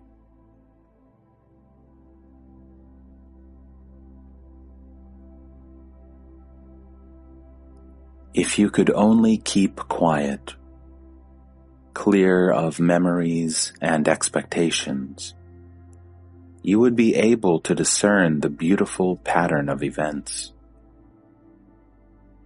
It is your restlessness that causes chaos.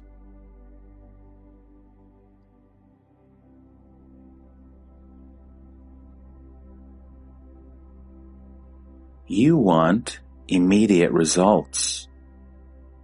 We do not dispense magic here. Everybody makes the same mistake, refusing the means, but wanting the ends. You want peace and harmony in the world, but refuse to have them in yourself. Follow my advice implicitly, and you will not be disappointed. I cannot solve your problem by mere words. You have to act on what I told you and persevere. It is not the right advice that liberates, but the action based on it. Just like a doctor who, after giving the patient an injection, tells him, "Now, keep quiet. Do nothing more, just keep quiet." I am telling you, you have got your injection. Now, keep quiet. Just keep quiet.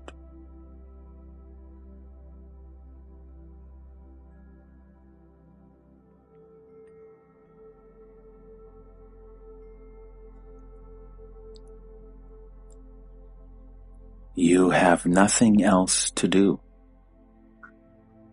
My guru did the same. He would tell me something and then say, "Now, keep quiet."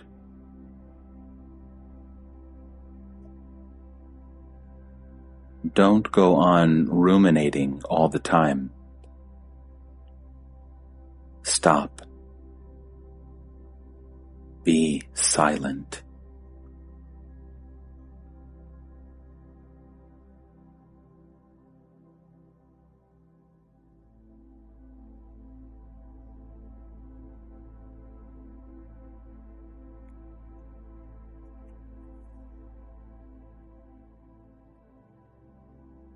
All that needs doing can be done in peace and silence.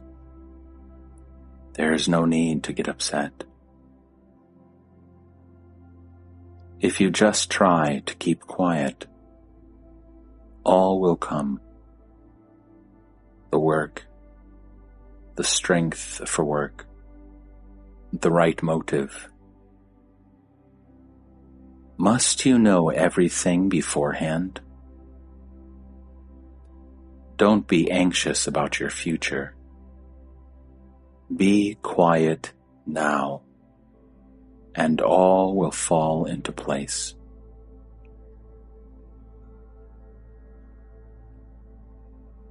The unexpected is bound to happen, while the anticipated may never come.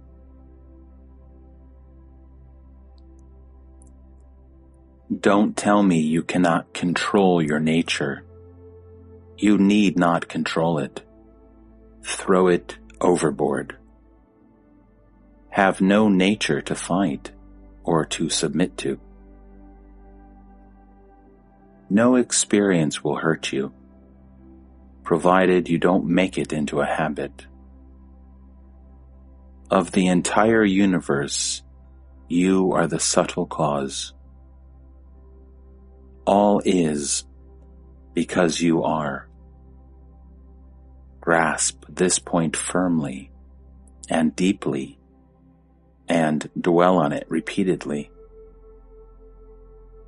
To realize this as absolutely true is liberation.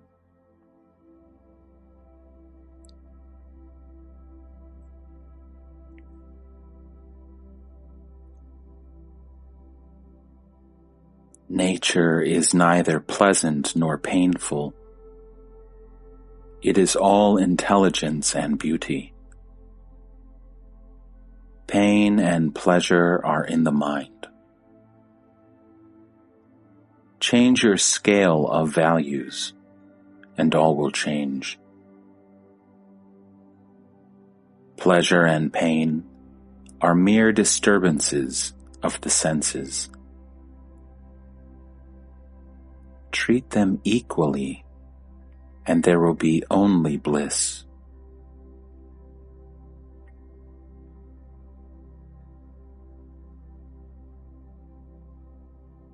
And the world is what you make it.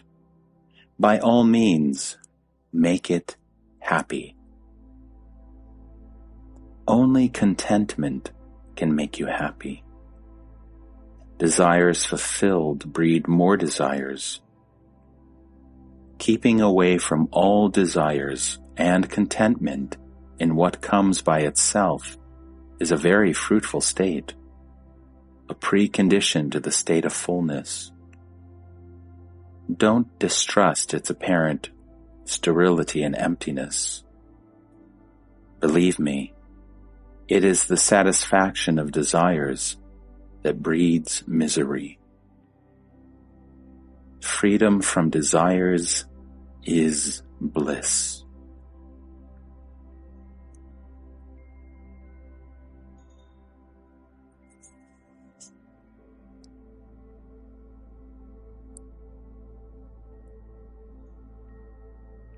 Remember the instruction. Whatever you come across, go beyond.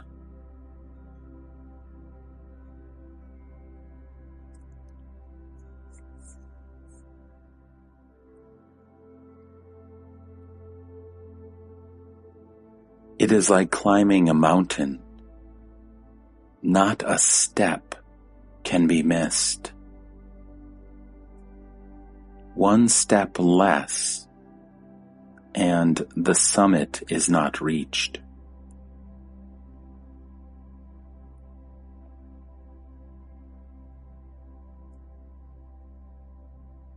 The person is always the object. The witness is the subject. And their relation of mutual dependence is the reflection of their absolute identity. You imagine that they are distinct and separate states. They are not. They are the same consciousness, at rest and in movement. Each state conscious of the other.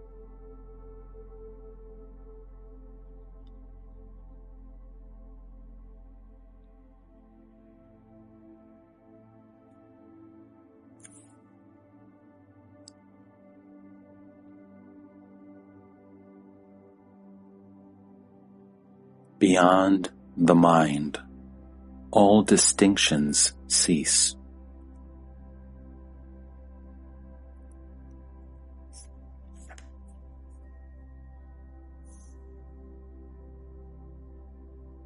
As body, you are in space. As mind, you are in time. But are you mere body with a mind in it? Have you ever investigated?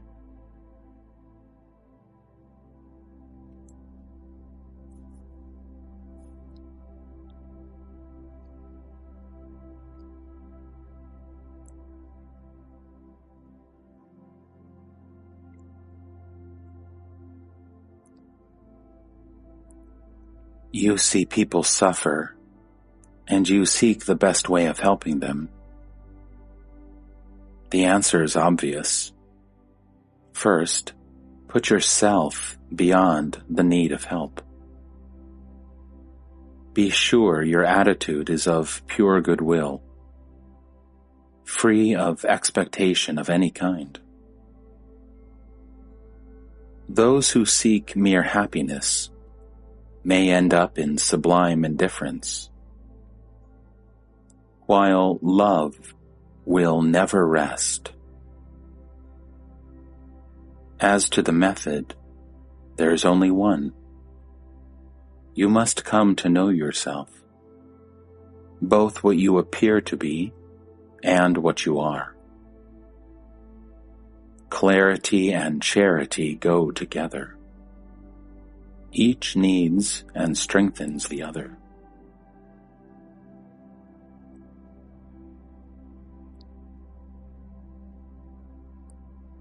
The world is not objective, and the sorrow of it is not avoidable. Compassion is but another word for the refusal to suffer for imaginary reasons.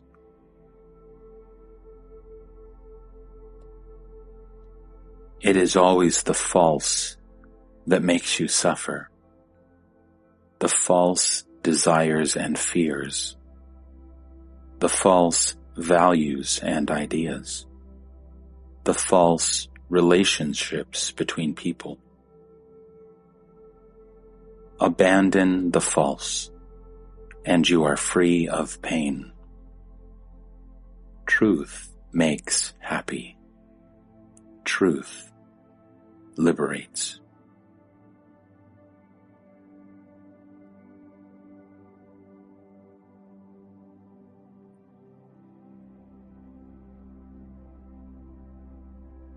You are neither the body nor in the body.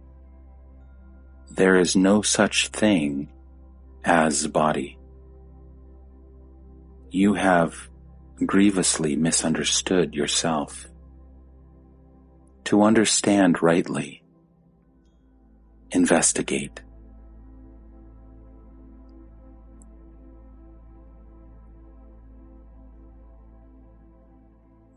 This is your misconception. Inquire. Investigate. Doubt yourself and others. To find truth, you must not cling to your convictions. If you are sure of the immediate, you will never reach the ultimate. Your idea that you were born and that you will die is absurd. Both logic and experience contradict it.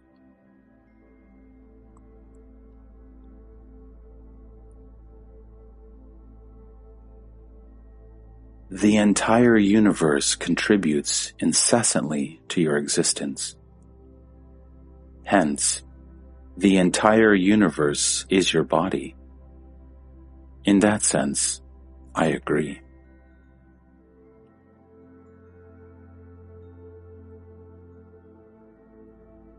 Realize your real self, and even drugs will have no power over you.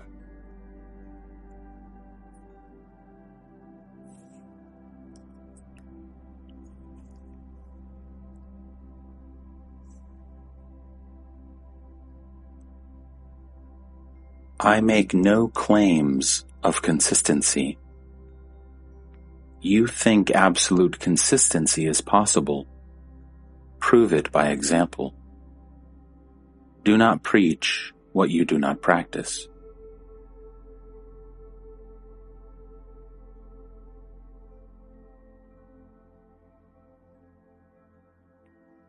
Without awareness, the body would not last a second. There is in the body a current of energy, affection, and intelligence, which guides, maintains, and energizes the body. Discover that current and stay with it. Find the spark of life. Life itself is timeless.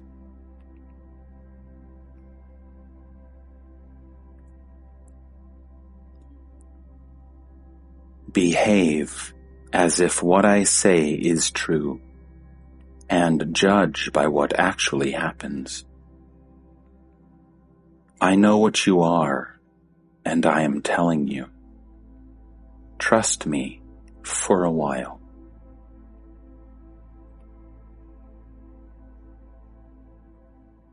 The body and the mind are only symptoms of ignorance, of misapprehension. Behave as if you were pure awareness, bodiless and mindless, spaceless and timeless, beyond where and when and how. Dwell on it. Think of it. Learn to accept its reality. Don't oppose it and deny it all the time. Keep an open mind at least. Yoga is bending the outer to the inner, Make your mind and body express the real, which is all and beyond all. By doing, you succeed, not by arguing.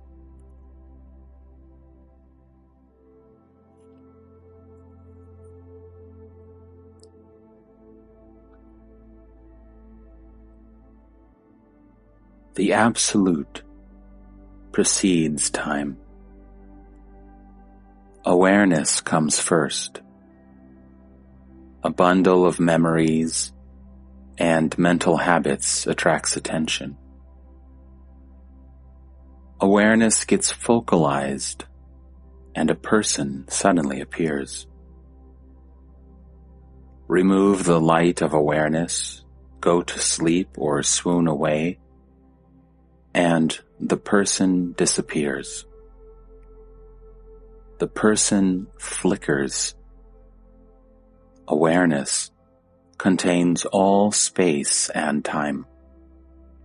The Absolute is.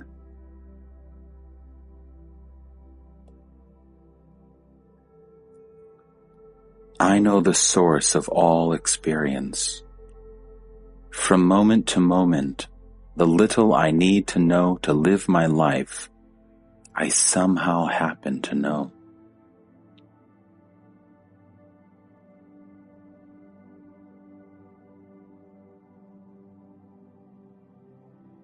First, know your own mind, and you will find that the question of other minds does not arise at all, for there are no other people.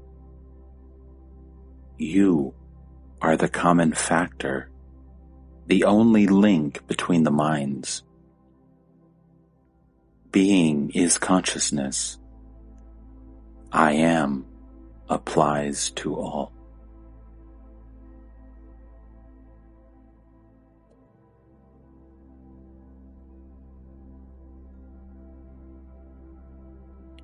Don't you see that the supreme reality is what makes everything possible?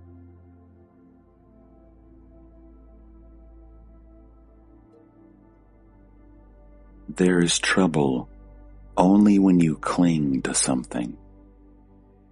When you hold on to nothing, no trouble arises. The relinquishing of the lesser is the gaining of the greater.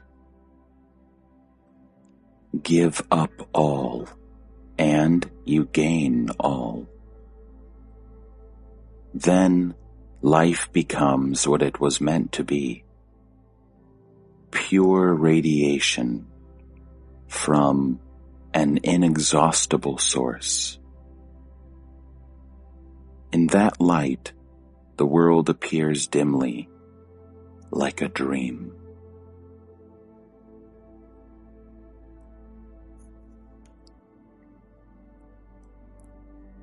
Let the dream unroll itself to its very end. You cannot help it, but you can look at the dream as a dream. Refuse it the stamp of reality.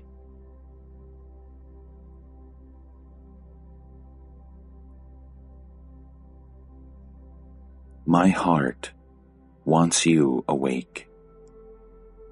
I see you suffer in your dream, and I know that you must wake up to end your woes. When you see your dream as dream, you wake up. But in your dream itself, I am not interested. Enough for me to know that you must wake up. You need not bring your dream to a definite conclusion, or make it noble, or happy, or beautiful. All you need is to realize that you are dreaming.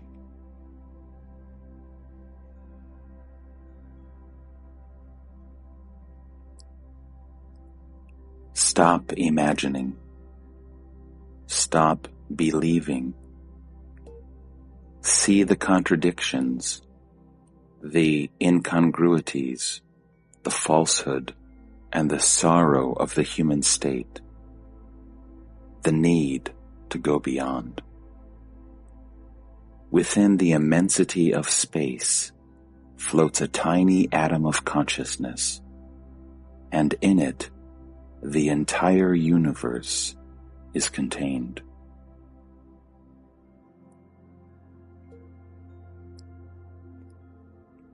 In the dream, you love some and not others.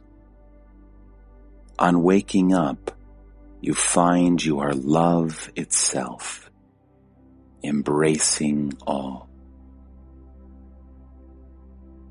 Personal love, however intense and genuine, invariably binds. Love in freedom is love of all.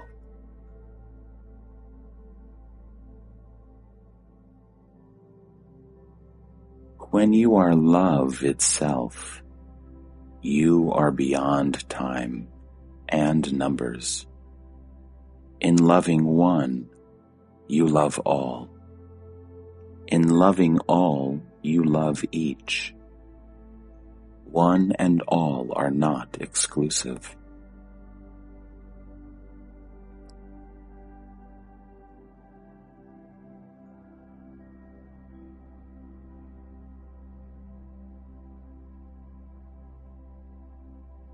I am beyond all names and shapes.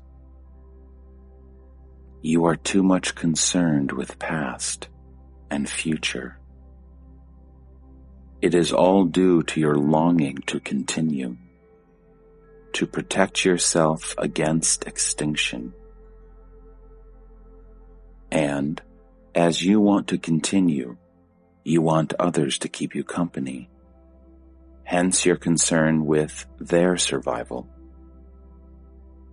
But what you call survival is but the survival of a dream. Death is preferable to it. There is a chance of waking up.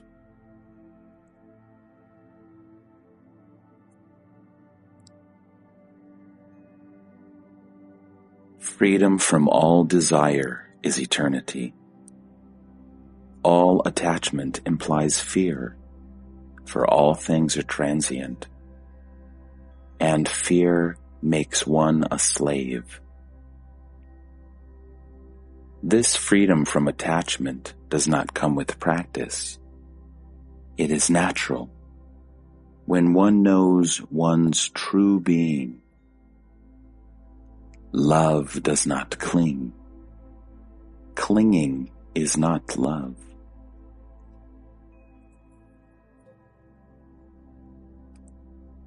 There is nothing to gain. Abandon all imaginings and know yourself as you are.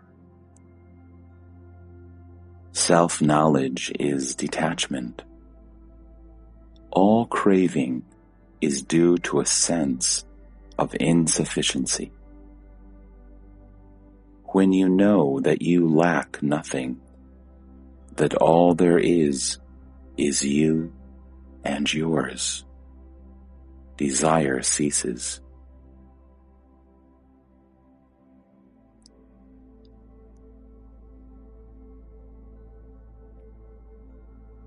There is nothing to practice. To know yourself, be yourself. To be yourself, stop imagining yourself to be this or that. Just be. Let your true nature emerge. Don't disturb your mind with seeking.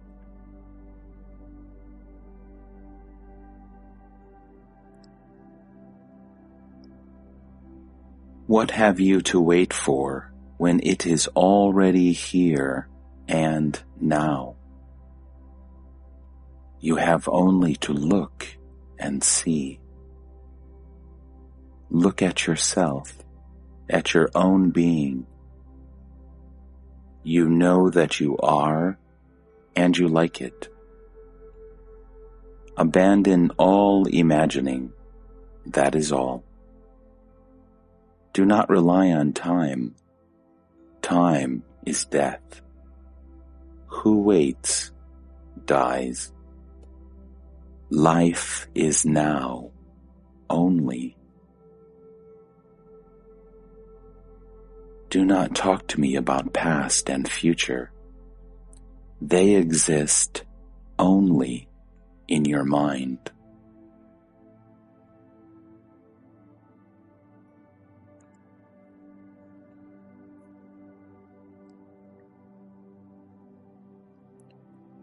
Where action is needed, action happens.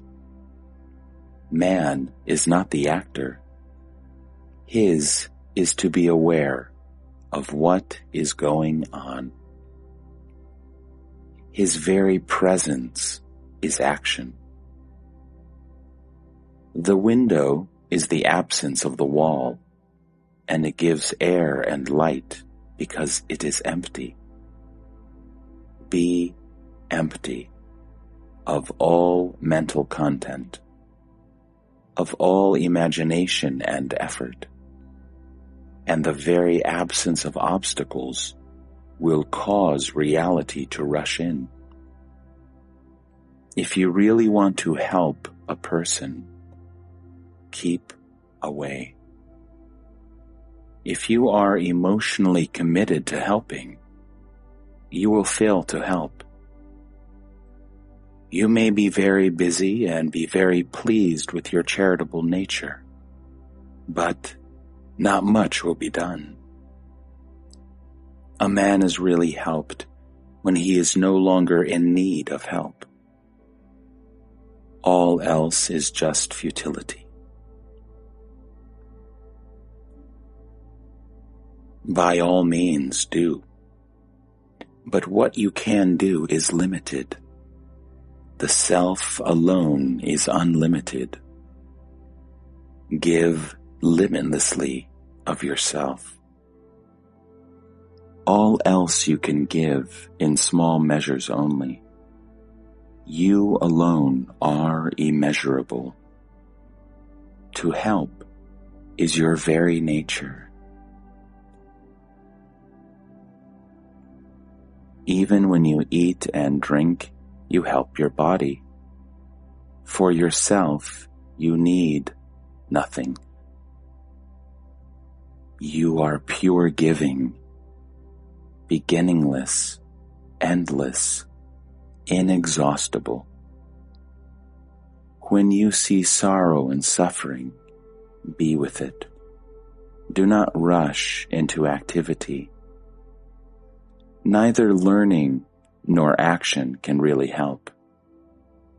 Be with sorrow and lay bare its roots. Helping to understand is real help. Your body is short of time, not you. Time and space are in the mind only. You are not bound. Just understand yourself. That itself is eternity.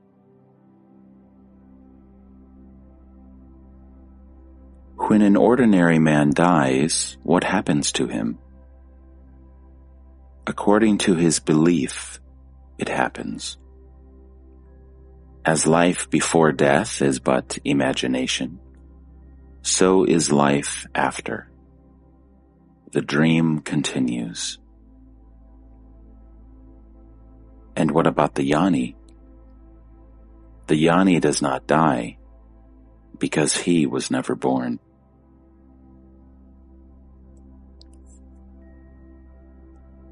Until I met my guru, I knew so many things.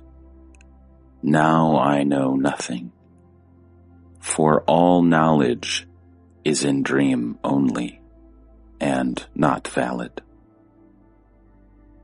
I know myself, and I find no life nor death in me.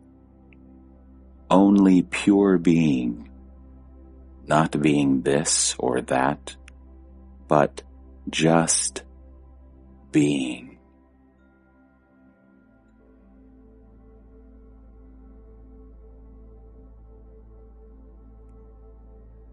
As all waves are in the ocean, so are all things, physical and mental, in awareness. Hence, awareness itself is all important, not the content of it. Deepen and broaden your awareness of yourself, and all the blessings will flow. You need not seek anything. All will come to you most naturally and effortlessly. The 5 senses and the 4 functions of the mind, memory, thought, understanding, and selfhood. The 5 elements, earth, water, fire, air, and ether. The 2 aspects of creation, matter and spirit. All are contained in awareness.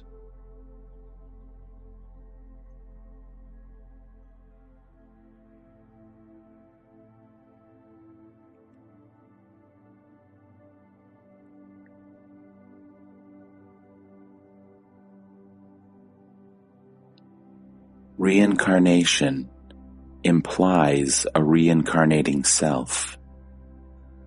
There is no such thing. The bundle of memories and hopes, called the I, imagines itself existing everlastingly and creates time to accommodate its false eternity.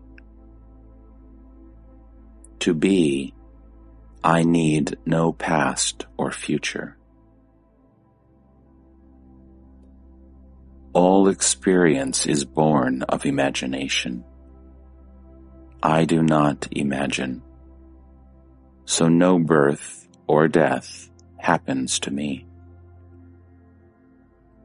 Only those who think themselves born can think themselves reborn. You are accusing me of having been born.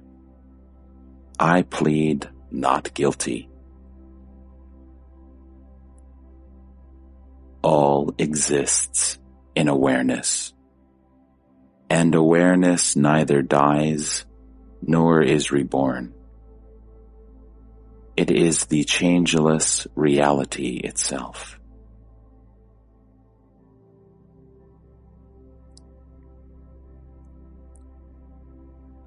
All the universe of experience is born with the body and dies with the body. It has its beginning and end in awareness. But awareness knows no beginning nor end. If you think it out carefully and brood over it for a long time, you will come to see the light of awareness in all its clarity, and the world will fade out of your vision. It is like looking at a burning incense stick. You see the stick and the smoke first.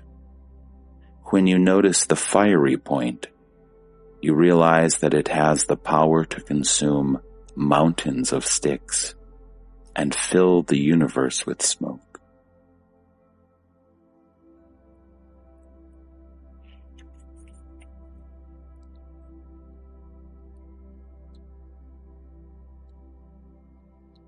Awareness takes the place of consciousness. In consciousness there is the I, who is conscious, while awareness is undivided. Awareness is aware of itself. The I am is a thought, while awareness is not a thought. There is no I am aware in awareness. Consciousness is an attribute, while awareness is not. One can be aware of being conscious, but not conscious of awareness. God is the totality of consciousness, but awareness is beyond all being as well as not being.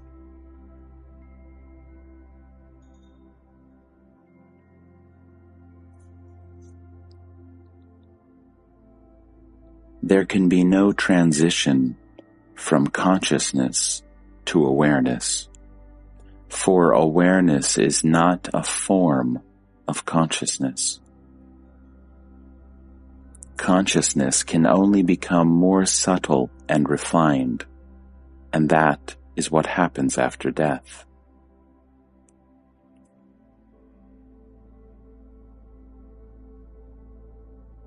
There is no such thing as unconsciousness, for unconsciousness is not experienceable.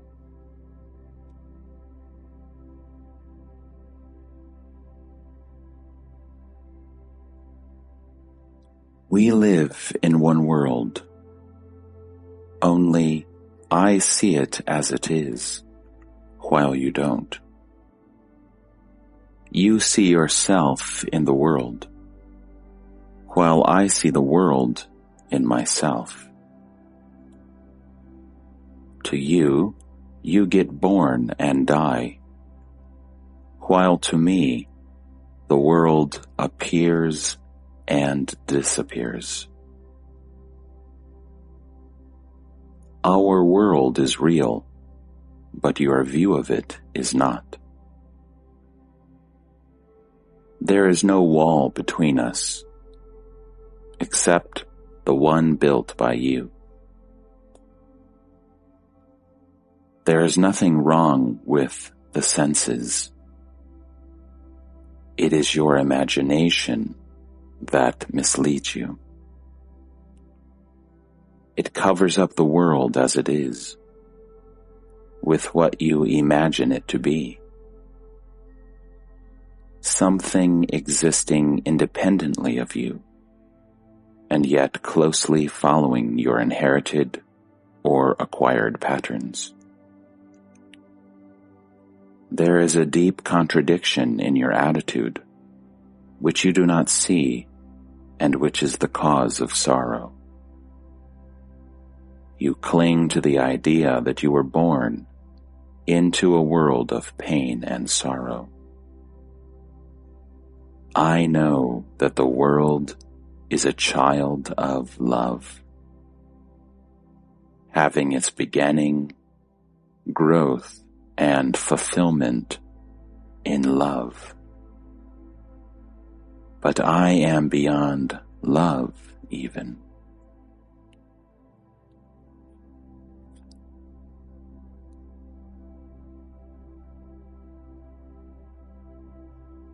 You are the immensity and infinity of consciousness.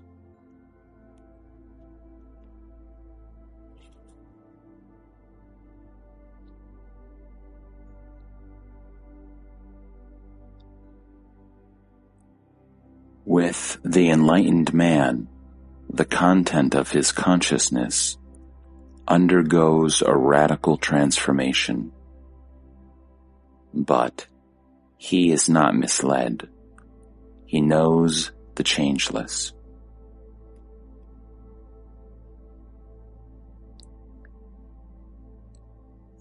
The paper is not the writing, yet it carries the writing. The ink is not the message, nor is the reader's mind the message, but they all make the message possible.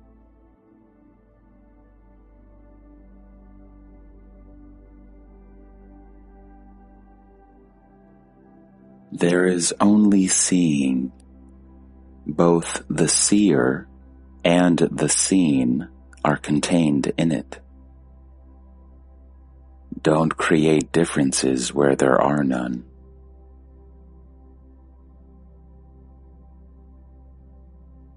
Before you were born, you expected to live according to a plan which you yourself had laid down. Your own will was the backbone of your destiny.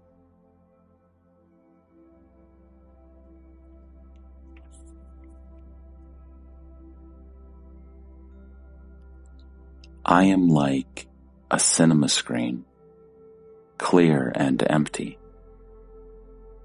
The pictures pass over it and disappear, leaving it as clear and empty as before. In no way is the screen affected by the pictures, nor are the pictures affected by the screen. The screen intercepts and reflects the pictures. It does not shape them. It has nothing to do with the rolls of films. These are as they are, lumps of destiny, prarabdha, but not my destiny, the destinies of the people on the screen.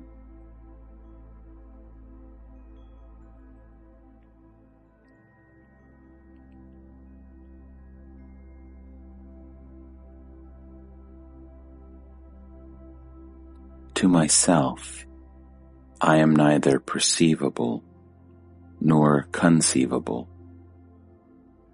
There is nothing I can point out and say, "This I am." You identify yourself with everything so easily. I find it impossible. The feeling I am not this or that, nor is anything mine, is so strong in me that as soon as a thing or a thought appears, there comes at once the sense, "This I am not."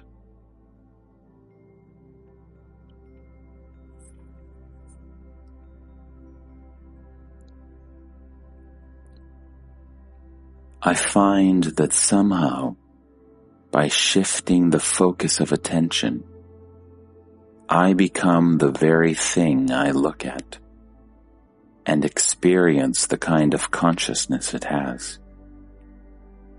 I become the inner witness of the thing. I call this capacity of entering other focal points of consciousness love. You may give it any name you like. Love says, "I am everything." And wisdom says, "I am nothing." Between the two, my life flows. Since at any point of time and space, I can be both the subject and the object of experience, I express it by saying that I am both, and neither, and beyond both.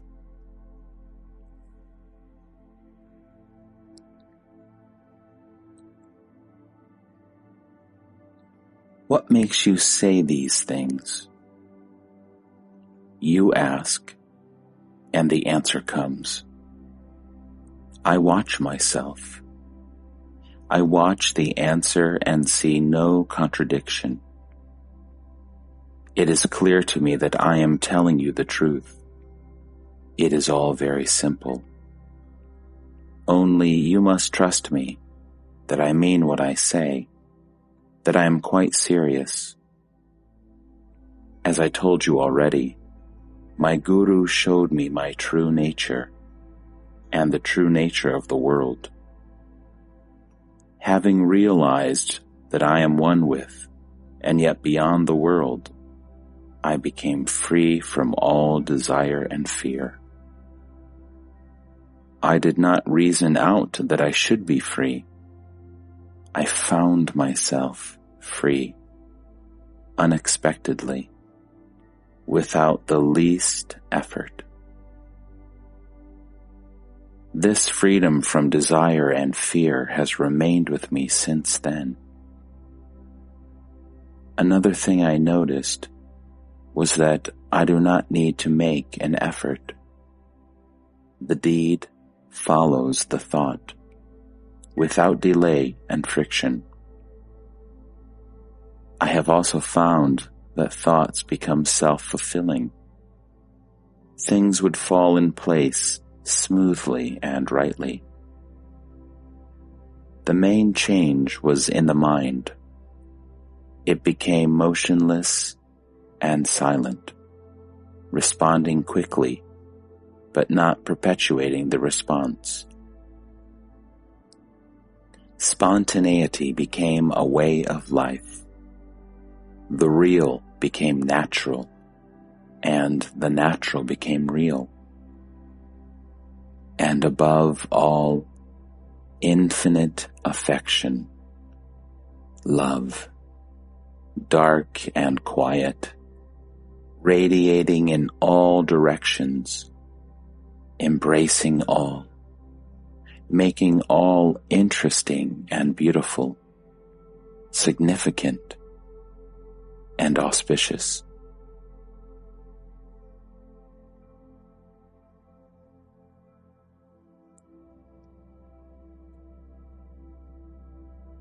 Man's fivefold body has potential powers beyond our wildest dreams. Not only is the entire universe reflected in man, but also the power to control the universe is waiting to be used by him. The wise man is not anxious to use such powers, except when the situation calls for them. He finds the abilities and skills of the human personality quite adequate for the business of daily living. Some of the powers can be developed by specialized training, but the man who flaunts such powers is still in bondage. The wise man counts nothing as his own.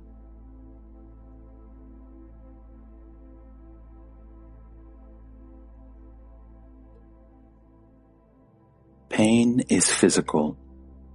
Suffering is mental. Beyond the mind, there is no suffering. Pain is merely a signal that the body is in danger and requires attention. Similarly, suffering warns us that the structure of memories and habits, which we call the person, is threatened by loss or change. Pain is essential for the survival of the body, but none compels you to suffer. Suffering is due entirely to clinging or resisting. It is a sign of our unwillingness to move on, to flow with life. As a sane life is free of pain, so is a saintly life free from suffering.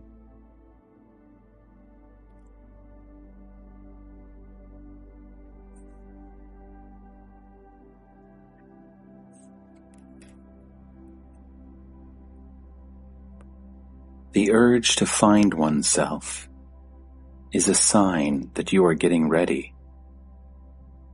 The impulse always comes from within. Unless your time has come, you will have neither the desire nor the strength to go for self-inquiry wholeheartedly.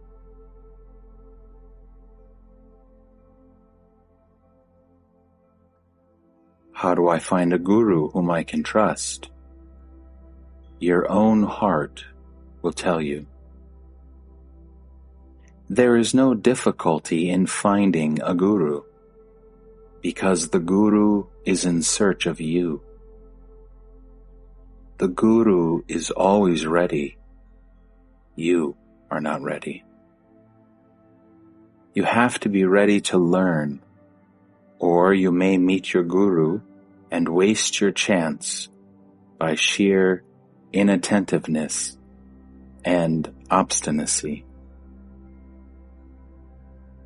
Take my example.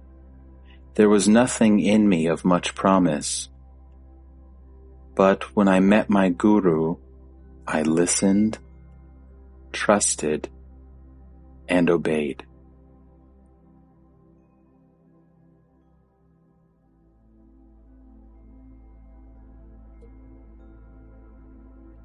The only way you can judge is by the change in yourself when you are in his company.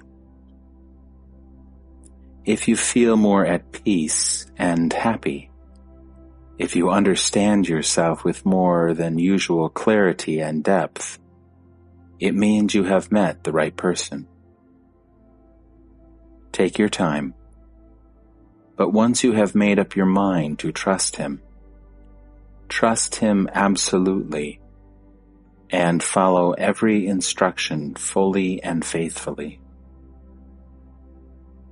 It does not matter much if you do not accept him as your guru and are satisfied with his company only.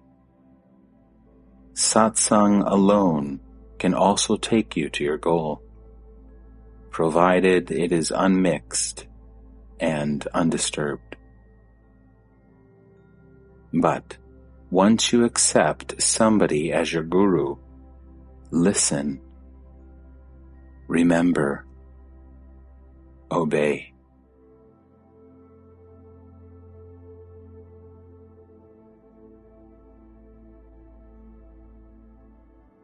What is the motive? Why does the guru take so much trouble? Sorrow and the ending of sorrow. He sees people suffering in their dreams, and he wants them to wake up. Love is intolerant of pain and suffering. The patience of a guru has no limits, and therefore it cannot be defeated. The guru never fails.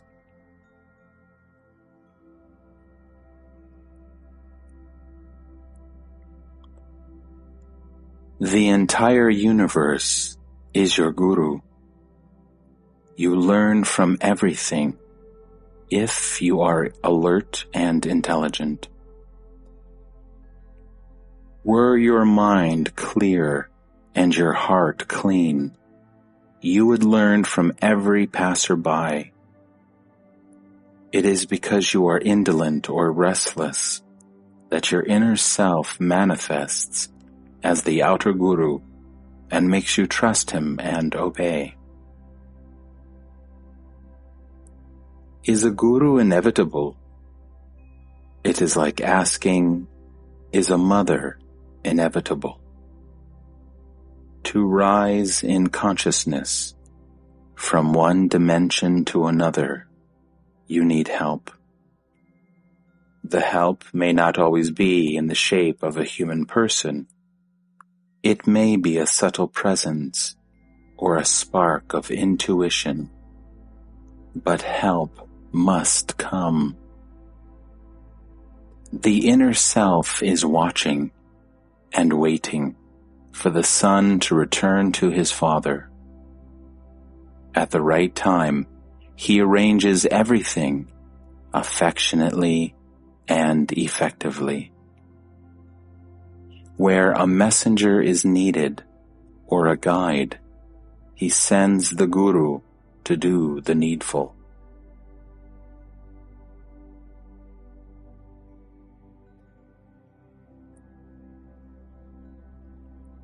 You have brought in duality where there is none. There is the body and there is the self. Between them is the mind, in which the self is reflected as I am. Because of the imperfections of the mind, its crudity and restlessness, lack of discernment and insight, it takes itself to be the body, not the self. All that is needed is to purify the mind so that it can realize its identity with the self. When the mind merges in the self, the body presents no problems. It remains what it is, an instrument of cognition and action, the tool and the expression of the creative fire within. The ultimate value of the body is that it serves to discover the cosmic body, which is the universe in its entirety. As you realize yourself in manifestation, you keep on discovering that you are ever more than what you have imagined.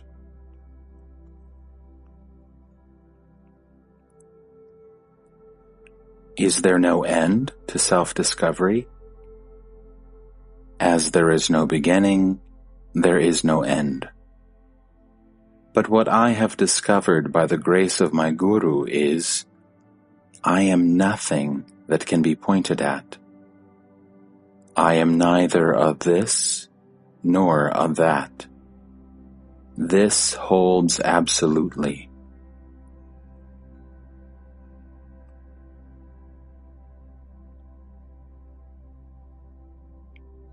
What is lower and what is higher? Look at it in terms of awareness. Wider and deeper consciousness is higher. All that lives works for protecting, perpetuating, and expanding consciousness. This is the world's sole meaning and purpose. It is the very essence of yoga, ever raising the level of consciousness, discovery of new dimensions with their properties, qualities, and powers. In that sense, the entire universe becomes a school of yoga. Is perfection the destiny of all human beings? Of all living beings, ultimately.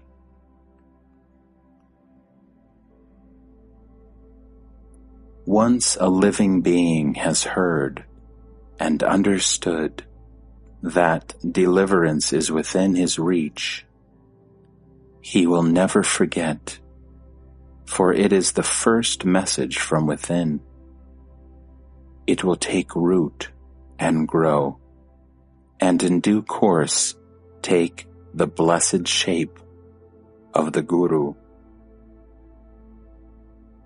The mind goes astray, the mind returns home. Even the word astray is not proper. The mind must know itself in every mood.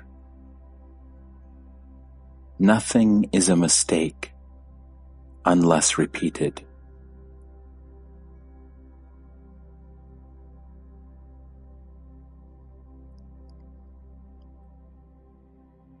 Keep the I am in the focus of awareness. Remember that you are.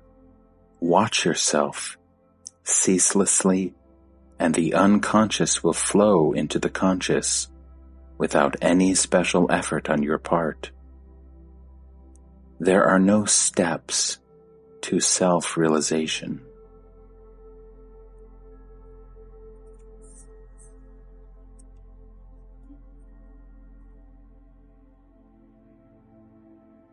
Pain is not acceptable. Why not? Did you ever try? Do try, and you will find in pain a joy which pleasure cannot yield, for the simple reason that acceptance of pain takes you much deeper than pleasure does. The personal self, by its very nature, is constantly pursuing pleasure and avoiding pain. The ending of this pattern is the ending of the self. The ending of the self with its desires and fears enables you to return to your real nature, the source of all happiness and peace. The perennial desire for pleasure is the reflection of the timeless harmony within. It is an observable fact that one becomes self-conscious only when caught in the conflict between pleasure and pain, which demands choice and decision. It is this clash between desire and fear that causes anger, which is the great destroyer of sanity in life. When pain is accepted for what it is, a lesson and a warning, and deeply looked into and heeded, the separation between pain and pleasure breaks down. Both become experience, painful when resisted, joyful when accepted.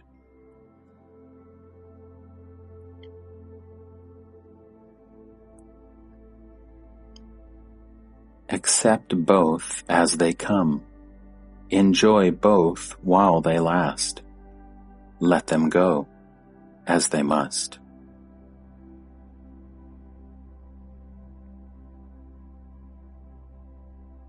The bliss is in the awareness of it, in not shrinking or in any way turning away from it.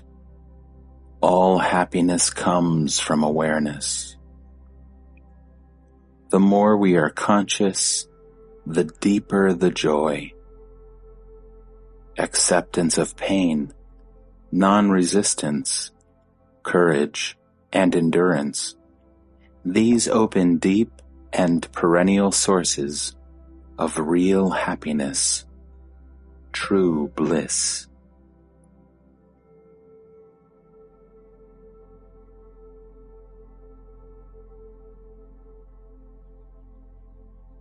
This is the great work of awareness. It removes obstacles and releases energies by understanding the nature of life and mind. Intelligence is the door to freedom, and alert attention is the mother of intelligence.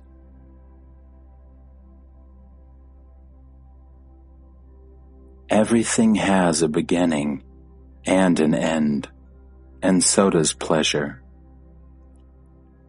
Don't anticipate and don't regret, and there will be no pain. It is memory and imagination that cause suffering. Of course, pain after pleasure may be due to the misuse of the body or the mind. The body knows its measure, but the mind does not. Its appetites are numberless and limitless. Watch your mind with great diligence, for there lies your bondage and also the key to freedom.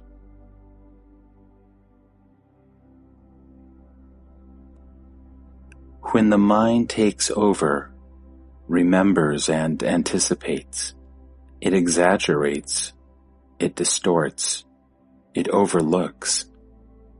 The past is projected into the future, and the future betrays the expectations.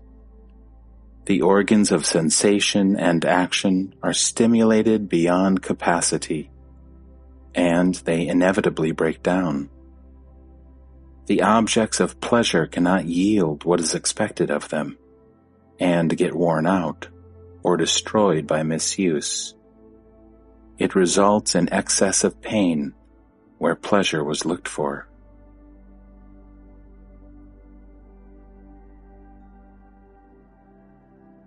Naturally, selfishness is always destructive. Desire and fear, both are self-centered states. Between desire and fear, anger arises. With anger, hatred. With hatred, passion for destruction. War is hatred in action, organized and equipped with all the instruments of death. Is there a way to end these horrors? When more people come to know their real nature, their influence, however subtle, will prevail, and the world's emotional atmosphere will sweeten up. People follow their leaders, and when among the leaders appear some great in heart and mind, and absolutely free from self-seeking, their impact will be enough to make the crudities and crimes of the present age impossible. A new golden age may come and last for a time, and succumb to its own perfection. For ebb begins when the tide is at its highest.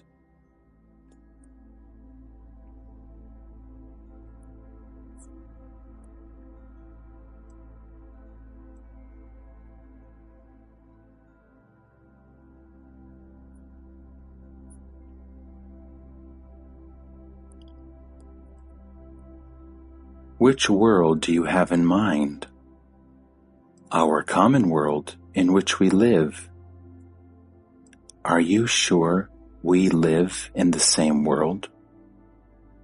I do not mean nature, the sea and the land, plants and animals. They are not the problem, nor the endless space, the infinite time, the inexhaustible power. Do not be misled by my eating and smoking, reading and talking. My mind is not here. My life is not here. Your world of desires and their fulfillment, of fears and their escapes, is definitely not my world. I do not even perceive it, except through what you tell me about it. It is your private dream world, and my only reaction to it is to ask you to stop dreaming.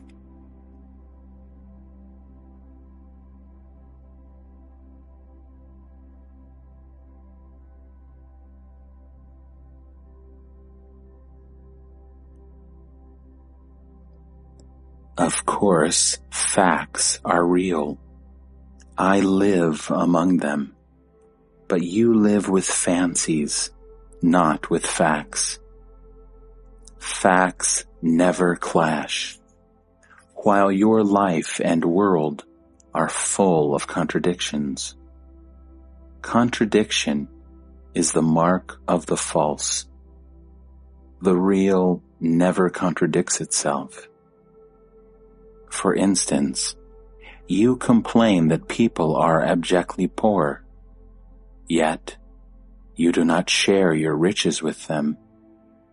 You mind the war next door, but you hardly give it a thought when it is in some far-off country. The shifting fortunes of your ego determine your values.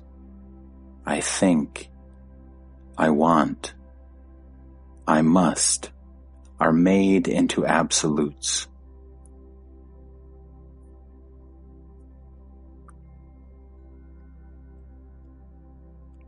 Insanity is universal. Sanity is rare. Yet there is hope, because the moment we perceive our insanity, we are on the way to sanity. This is the function of the Guru, to make us see the madness of our daily living. Life makes you conscious, but the teacher makes you aware.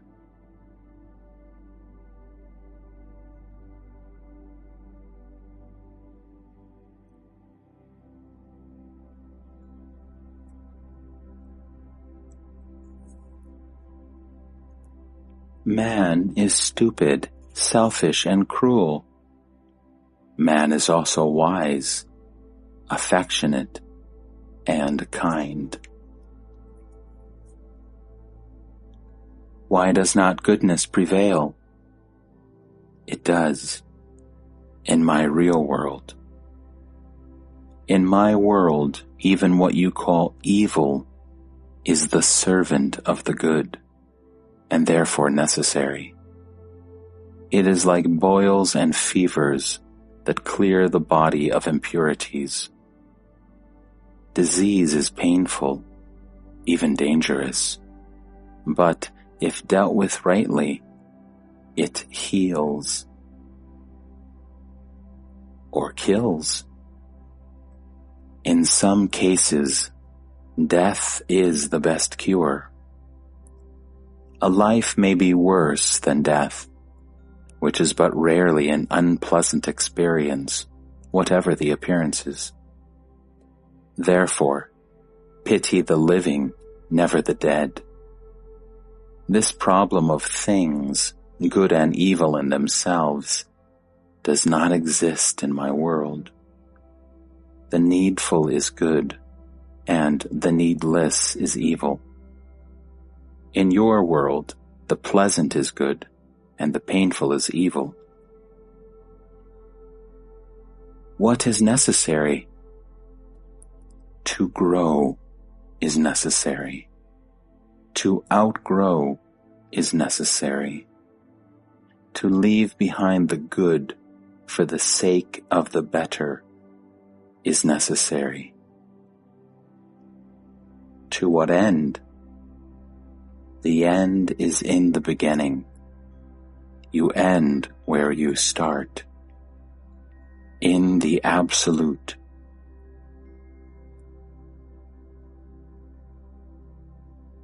Why all this trouble then, to come back to where I started?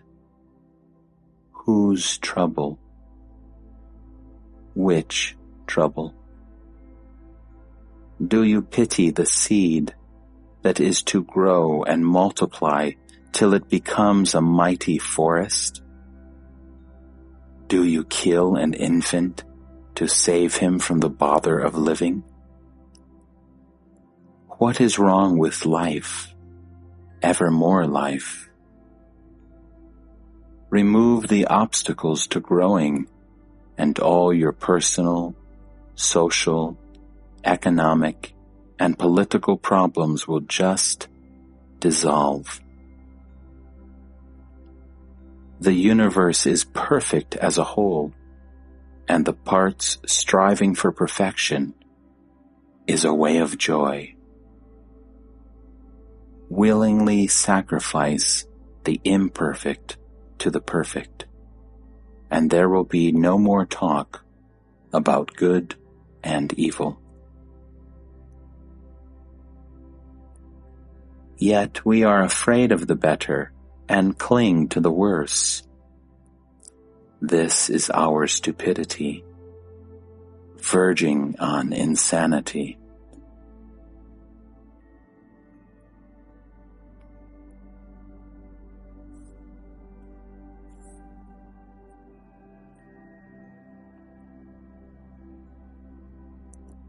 A jnani may meet with difficulties, but they do not make him suffer.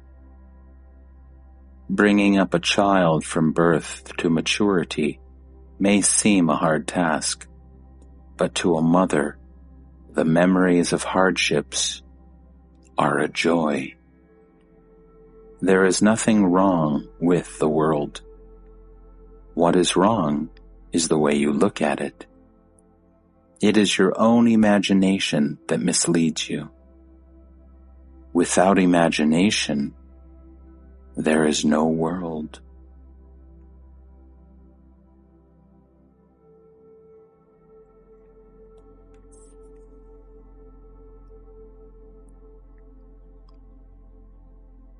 You are the space, Akash, in which it moves, the time in which it lasts, the love that gives it life.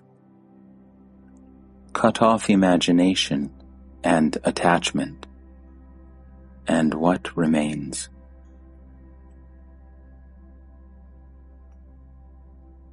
In my world, love is the only law. I do not ask for love. I give it. Such is my nature.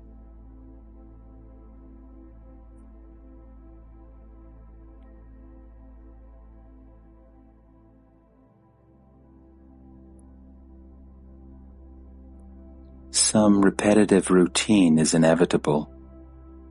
Even animals and plants have their timetables. Everything moves according to its nature. Where is the need of a policeman? Every action creates a reaction, which balances and neutralizes the action. Everything happens, but there is a continuous canceling out. And in the end, it is as if nothing happened.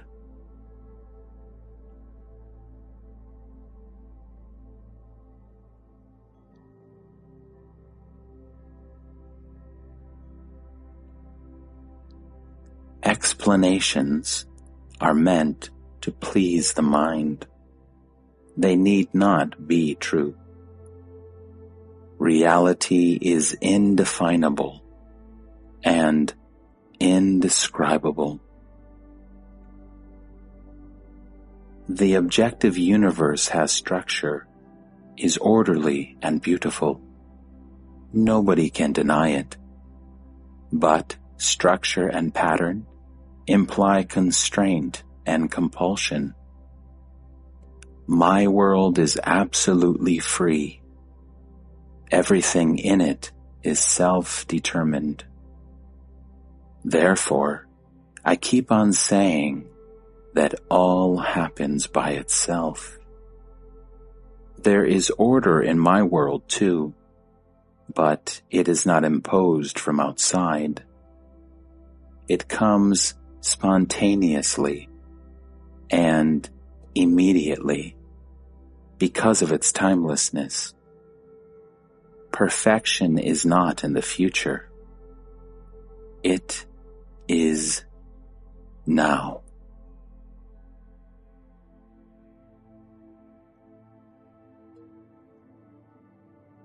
There is nothing wrong with your world. It is your thinking yourself to be separate from it that creates disorder.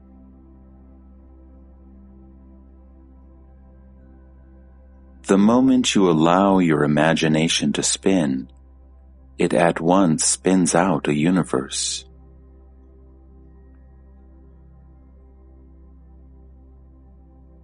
There is only imagination. The intelligence and power are all used up in your imagination. It has absorbed you so completely that you just cannot grasp how far from reality you have wandered. No doubt, imagination is richly creative. Universe within universe are built on it. Yet, they are all in space and time, past and future, which just do not exist.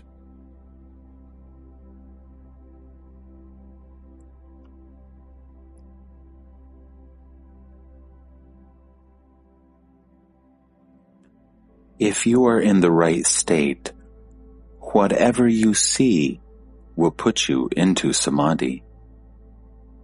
After all, samadhi is nothing unusual. When the mind is intensely interested, it becomes one with the object of interest. The seer and the seen become one in seeing. The hearer and the heard become one in hearing. The lover and the loved become one in loving. Every experience can be the ground for samadhi.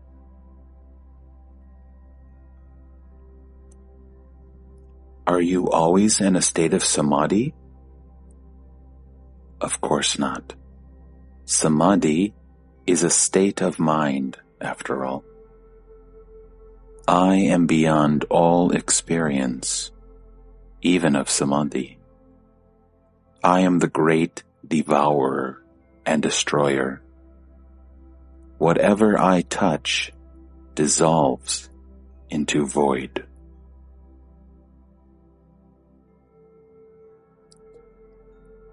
I need samadhis for self-realization. You have all the self-realization you need, but you do not trust it. Have courage. Trust yourself. Go. Talk. Act. Give it a chance to prove itself. With some, realization comes imperceptibly, but somehow they need convincing. They have changed, but they do not notice it. Such non-spectacular eases are often the most reliable. Can one believe himself to be realized and be mistaken? Of course. The very idea, I am self-realized, is a mistake.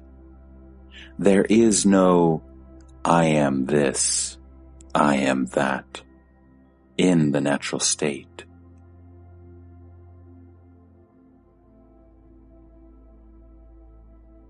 If you are earnest, you will find that in the end, you will get fed up with roaming and regret the waste of energy and time.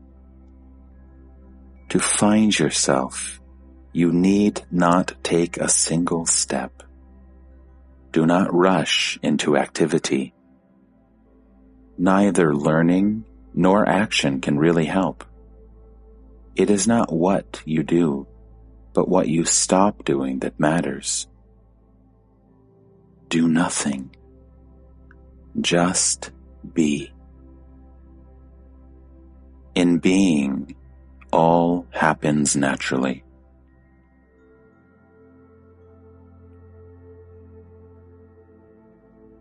The present I am is as false as the I was and I shall be. It is merely an idea in the mind, an impression left by memory, and the separate identity it creates is false. This habit of referring to a false center must be done away with. The notion I see, I feel, I think, I do, must disappear from the field of consciousness. What remains when the false is no more is real.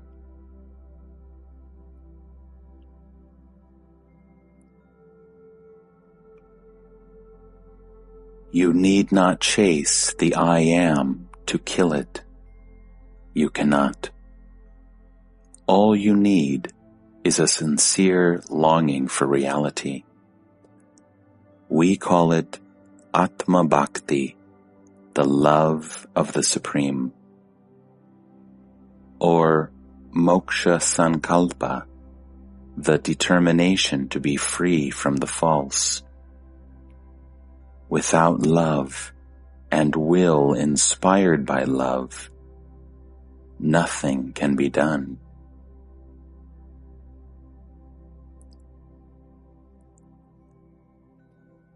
Merely talking about reality without doing anything about it is self-defeating. There must be love in the relation between the person who says I am and the observer of that I am. As long as the observer, the inner self, the higher self, considers himself apart from the observed, the lower self despises it and condemns it. The situation is hopeless. It is only when the observer accepts the person as a projection or manifestation of himself and takes the self into the self. So to say the duality of I and this goes, and in the identity of the outer and the inner, the supreme reality manifests itself.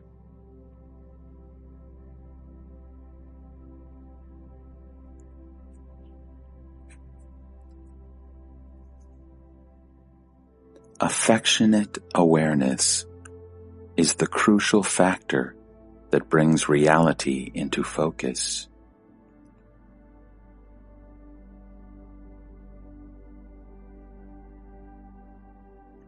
How can there be two selves in one body?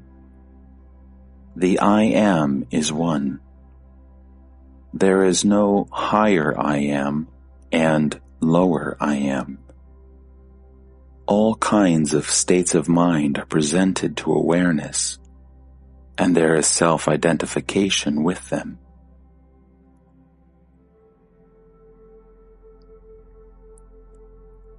One may be conscious, for every being is conscious, but one is not aware. What is included in awareness becomes the inner and partakes of the inner. You may put it differently. The body defines the outer self, consciousness the inner, and in pure awareness, the Supreme is contacted.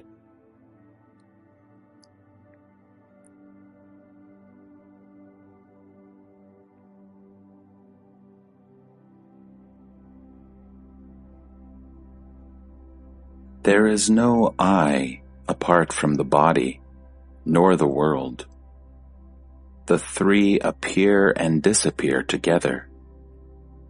At the root is the sense, I am. Go beyond it.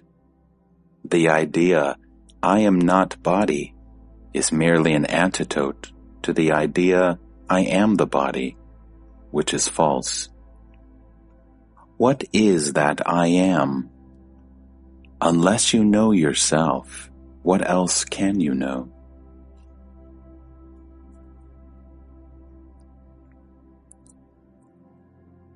Find out the I am common to both and go beyond. Go beyond your concepts and ideas. In the silence, free of desire and thought, the truth is found.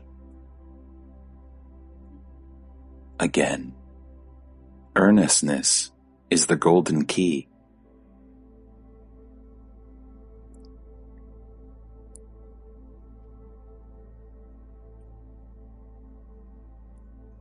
The void speaks. The void remains.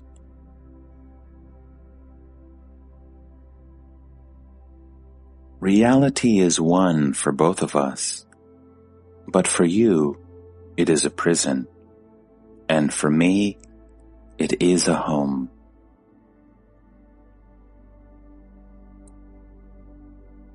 In the Supreme, the witness appears. The witness creates the person and thinks itself as separate from it. The witness sees that the person appears in consciousness, which again appears in the witness. This realization of the basic unit is the working of the Supreme. It is the power behind the witness, the source from which all flows. It cannot be contacted unless there is unity and love and mutual help between the person and the witness. Unless the doing is in harmony with the being and the knowing. The Supreme is both the source and the fruit of such harmony. As I talk to you, I am in the state of detached, but affectionate awareness, turiya. When this awareness turns upon itself, you may call it the supreme state. But the fundamental reality is beyond awareness, beyond the three states of becoming, being, and not being.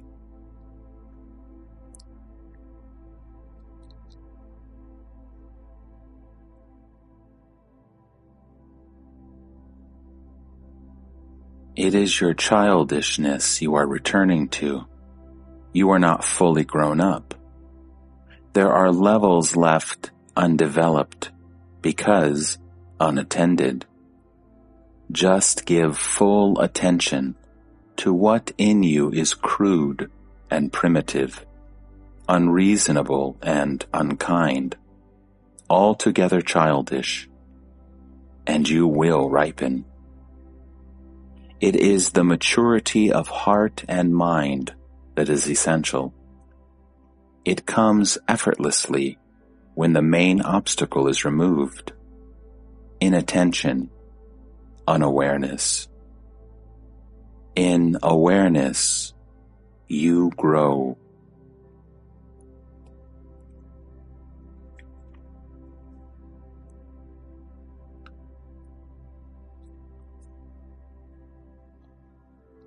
There is only life.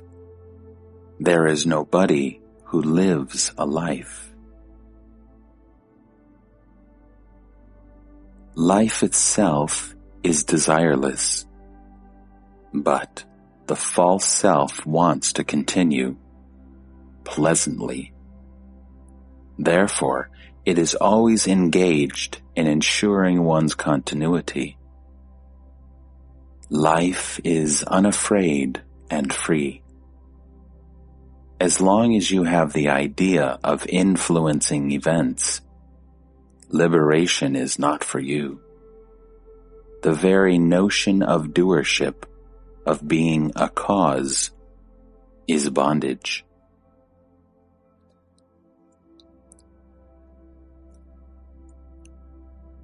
Contemplate life as infinite, undivided, ever-present, ever-active, until you realize yourself as one with it.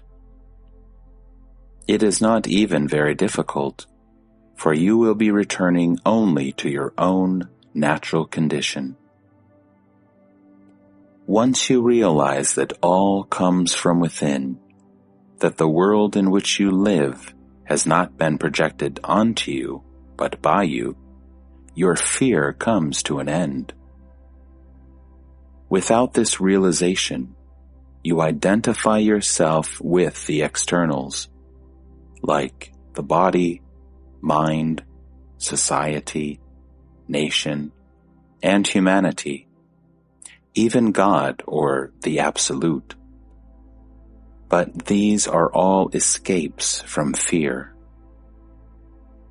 It is only when you fully accept your responsibility for the little world in which you live and watch the process of its creation, preservation, and destruction that you may be free from your imaginary bondage.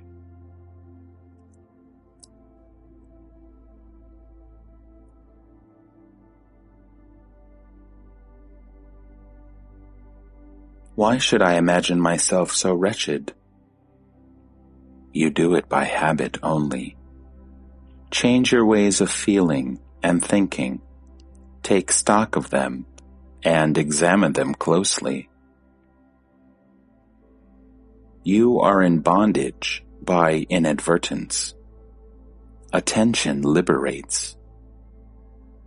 You are taking so many things for granted. Begin to question. The most obvious things are the most doubtful. Ask yourself such questions as, was I really born? Am I really so-and-so? How do I know that I exist? Who are my parents? Have they created me, or have I created them? Must I believe all I am told about myself?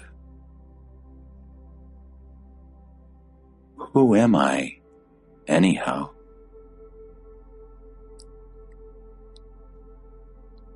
You have put so much energy into building a prison for yourself. Now, spend as much on demolishing it. In fact, demolition is easy, for the false dissolves when it is discovered. All hangs on the idea, I am. Examine it very thoroughly. It lies at the root of every trouble. It is a sort of skin that separates you from the reality. The real is both within and without the skin. But the skin itself is not real. This I am idea was not born with you. You could have lived very well without it. It came later, due to your self-identification with the body. It created an illusion of separation where there was none. It made you a stranger in your own world and made the world alien and inimical. Without the sense of I am, life goes on. There are moments when we are without the sense of I am, at peace and happy. With the return of the I am, trouble starts.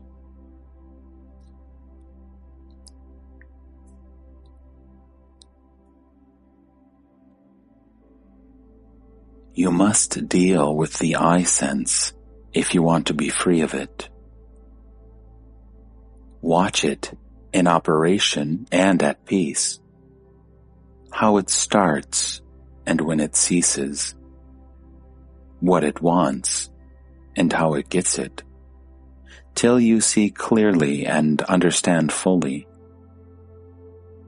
After all the yogas, whatever their source and character, have only one aim: to save you from the calamity of separate existence, of being a meaningless dot in a vast and beautiful picture. You suffer because you have alienated yourself from reality, and now you seek an escape from this alienation. You cannot escape from your own obsessions.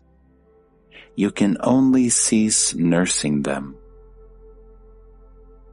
It is because the I am is false that it wants to continue. Reality need not continue. Knowing itself indestructible, it is indifferent to the destruction of forms and expressions. To strengthen and stabilize the I Am, we do all sorts of things, all in vain. For the I Am is being rebuilt from moment to moment.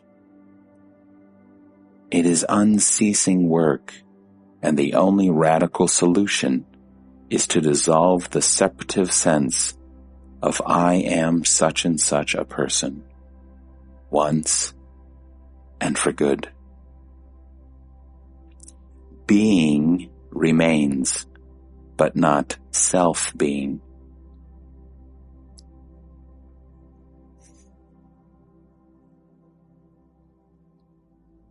No ambition is spiritual. All ambitions are for the sake of the I Am. If you want to make real progress, you must give up all idea of personal attainment. The ambitions of the so-called yogis are preposterous. A man's desire for a woman is innocence itself, compared to the lusting for an everlasting personal bliss. The mind is a cheat. The more pious it seems, the worse the betrayal.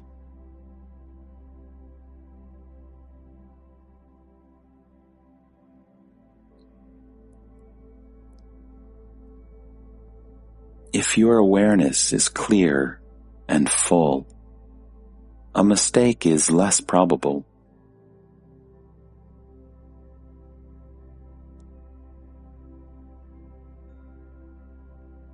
Go beyond the I am the body idea, and you will find that space and time are in you and not you in space and time. Once you have understood this, the main obstacle to realization is removed. To know that you are neither in the body nor in the mind, though aware of both, is already self-knowledge.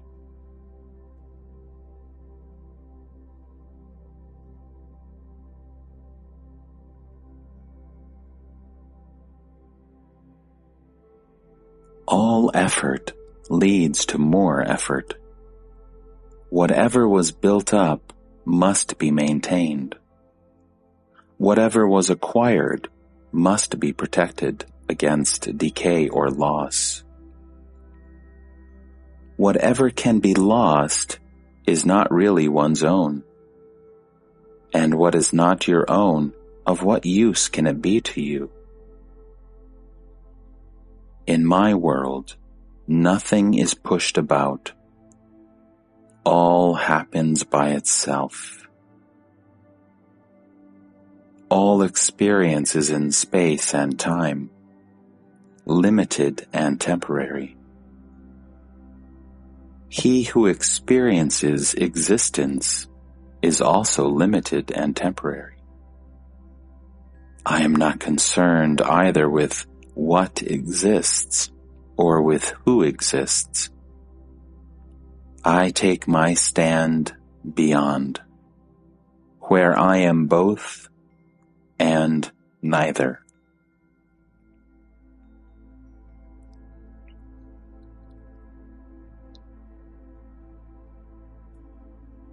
Just as the shape of a gold ornament does not affect the gold, so does man's essence remain unaffected.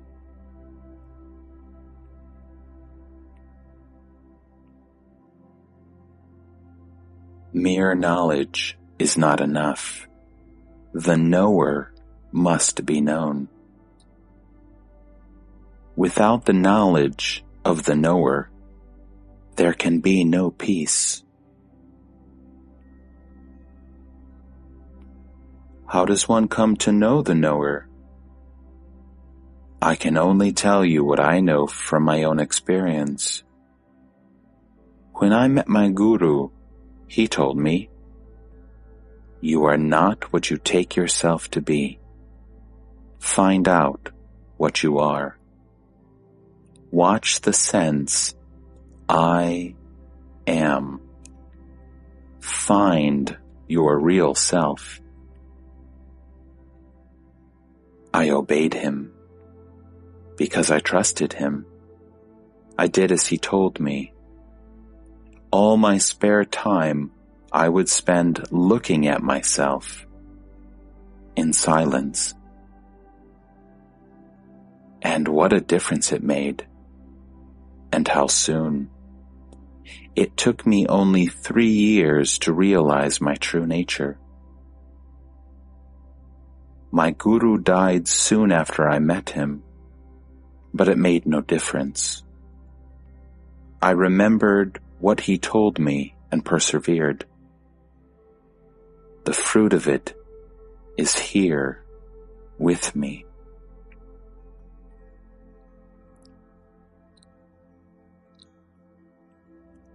I know myself as I am in reality.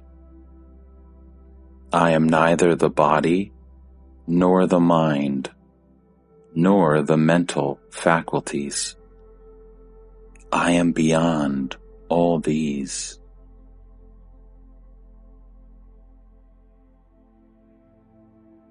Are you just nothing? Come on, be reasonable. Of course I am, most tangibly. Only I am not what you may think me to be. This tells you all. It tells me nothing, because it cannot be told. You must gain your own experience. You are accustomed to dealing with things, physical and mental. I am not a thing, nor are you. We are neither matter nor energy, neither body nor mind. Once you have a glimpse of your own being, you will not find me difficult to understand.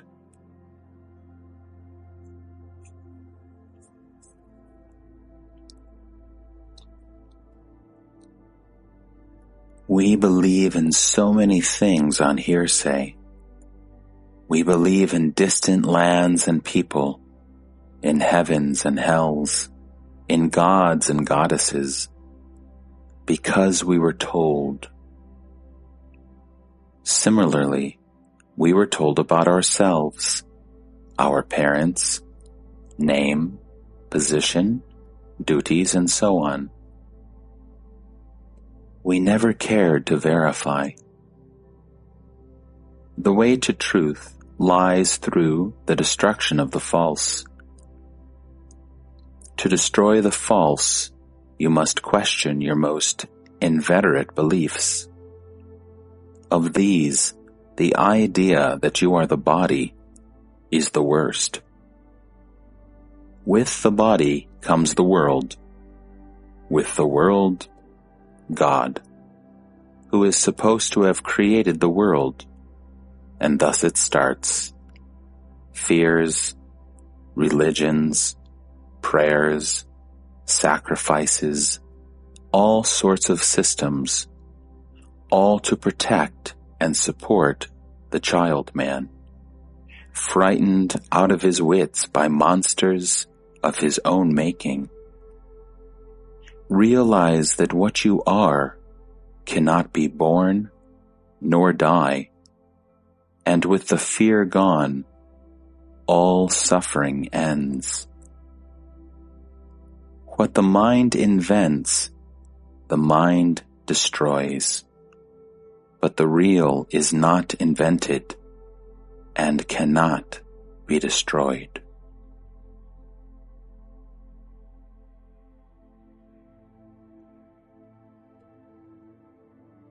The witness attitude is also faith. It is faith in oneself. You believe that you are not what you experience, and you look at everything as from a distance. There is no effort in witnessing. You understand that you are the witness only, and the understanding acts. You need nothing more. Just remember that you are the witness only. If, in the state of witnessing, you ask yourself, "Who am I?" the answer comes at once, though it is wordless and silent. Cease to be the object and become the subject of all that happens. Once having turned within, you will find yourself beyond the object. When you have found yourself, you will find that you are also beyond the subject, that both the subject and the object exist in you, but you are neither.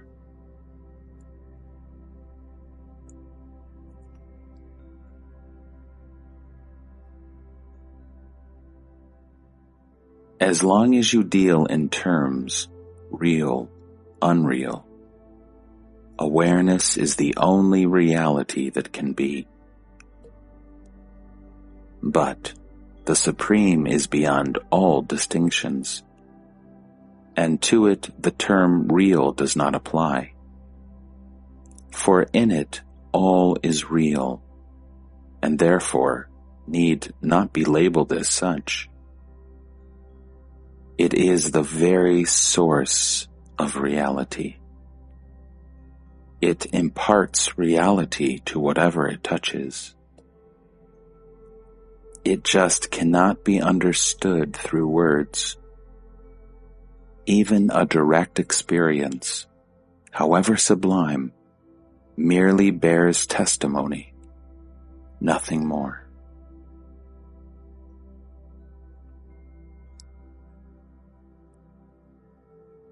The universal mind, Chidakash, makes and unmakes everything.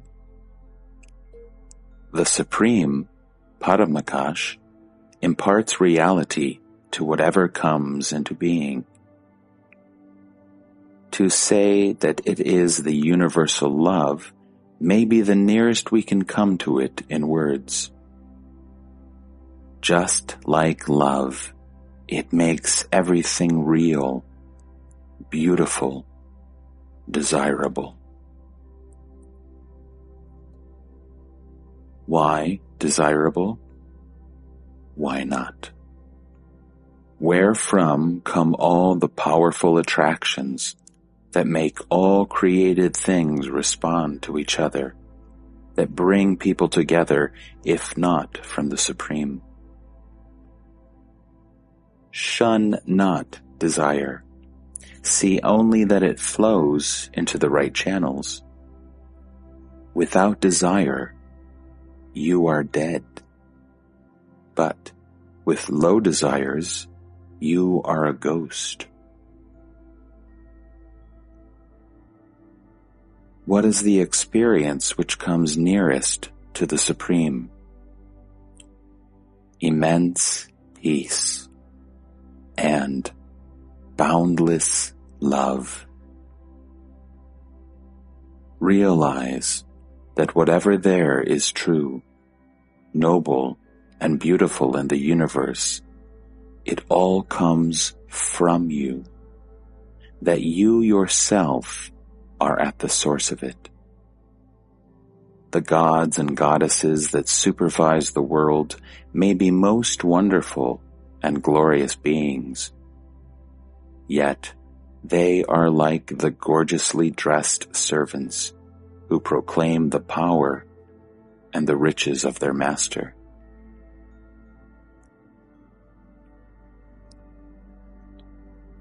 How does one reach the Supreme State? By renouncing all lesser desires.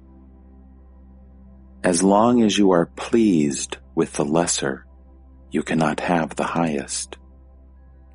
Whatever pleases you keeps you back, until you realize the unsatisfactoriness of everything, its transiency and limitation, and collect your energies in one great longing.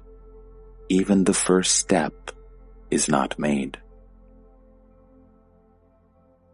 On the other hand, the integrity of the desire for the Supreme is by itself a call from the Supreme. Nothing, physical or mental, can give you freedom. You are free once you understand that your bondage is of your own making, and you cease forging the chains that bind you.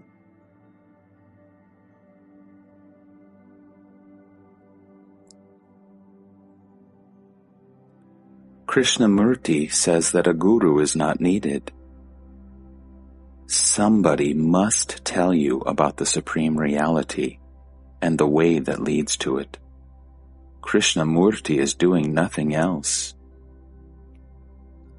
To find a living guru is a rare opportunity and a great responsibility. One should not treat these matters lightly. You people are out to buy yourself heaven, and you imagine that the guru will supply it for a price.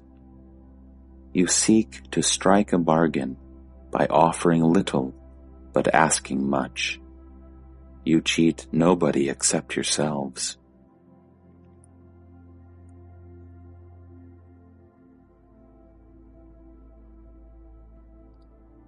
Just sitting near you, can it be considered spiritual practice? Of course. The river of life is flowing. Some of its water is here, but so much of it has already reached its goal. You know only the present. I see much further into the past and future, into what you are and what you can be. I cannot but see you as myself. It is in the very nature of love to see no difference.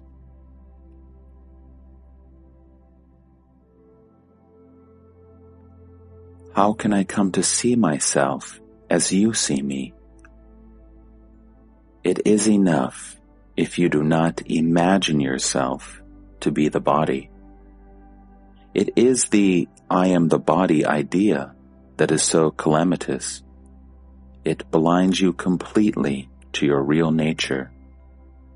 Even for a moment, do not think that you are the body. Give yourself no name, no shape. In the darkness and the silence, reality is found.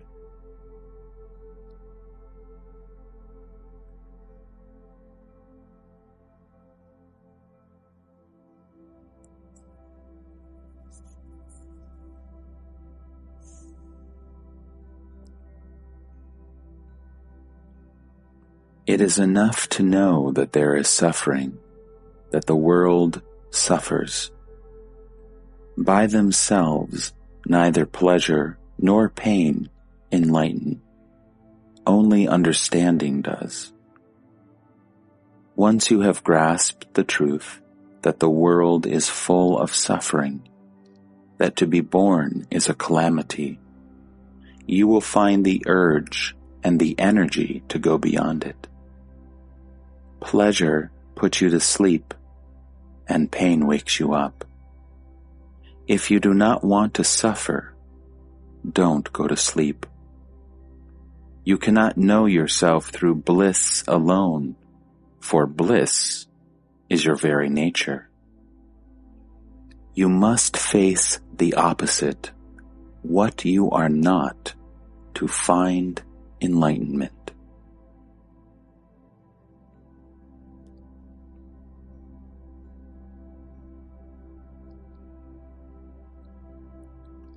Does not the knower know itself? The mind is discontinuous, Again and again it blanks out, like in sleep or swoon or distraction. There must be something continuous to register discontinuity. Memory is always partial, unreliable, and evanescent. It does not explain the strong sense of identity pervading consciousness, the sense I am. Find out what is at the root of it.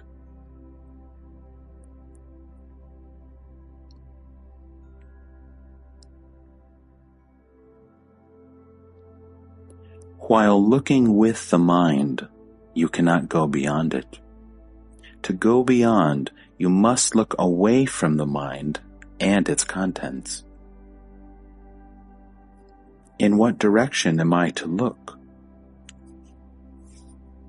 All directions are within the mind. I am not asking you to look in any particular direction. Just look away from all that happens in your mind and bring it to the feeling, I am. The I am is not a direction. It is the negation of all direction. Ultimately, even the I am will have to go, for you need not keep on asserting what is obvious. Bringing the mind to the feeling I am merely helps in turning the mind away from everything else.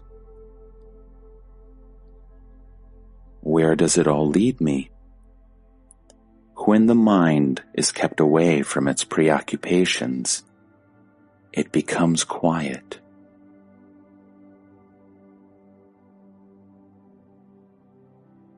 If you do not disturb this quiet and stay in it, you find that it is permeated with a light and a love you have never known. And yet, you recognize it at once as your own nature.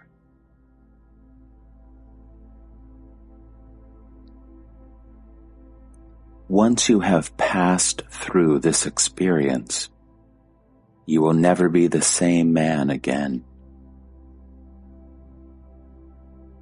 The unruly mind may break its peace and obliterate its vision, but it is bound to return, provided the effort is sustained, until the day when all bonds are broken, delusions and attachments end, and life becomes supremely concentrated in the present.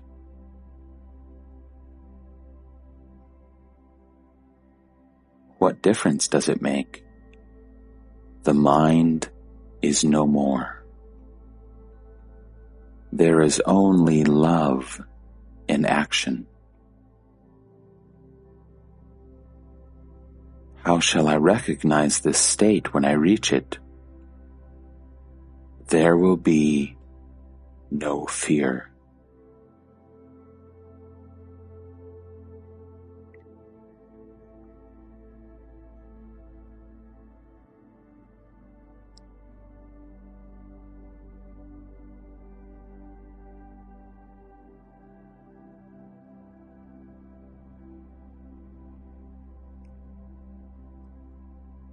Surrounded by a world full of mysteries and dangers, how can I remain unafraid? Your own little body, too, is full of mysteries and dangers. Yet you are not afraid of it, for you take it as your own. What you do not know is that the entire universe is your body, and you need not be afraid of it. You may say you have two bodies, the personal and the universal. The personal comes and goes. The universal is always with you. Entire creation is your universal body. You are so blinded by what is personal that you do not see the universal. This blindness will not end by itself. It must be undone, skillfully and deliberately. When all illusions are understood and abandoned, you reach the error-free and perfect state in which all distinctions between the personal and the universal are no more.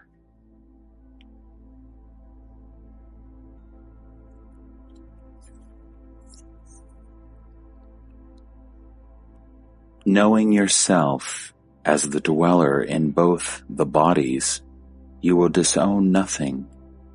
The entire universe will be your concern. Every living thing you will love and help most tenderly and wisely. There will be no clash of interests between you and others. All exploitation will cease absolutely. Your every action will be beneficial. Every movement will be a blessing. It is all very tempting, but how am I to proceed to realize my universal being? You have two ways. You can give your heart and mind to self-discovery, or you accept my words on trust and act accordingly. In other words, either you become totally self-concerned or totally unself-concerned. It is the word totally that is important. You must be extreme to reach the supreme.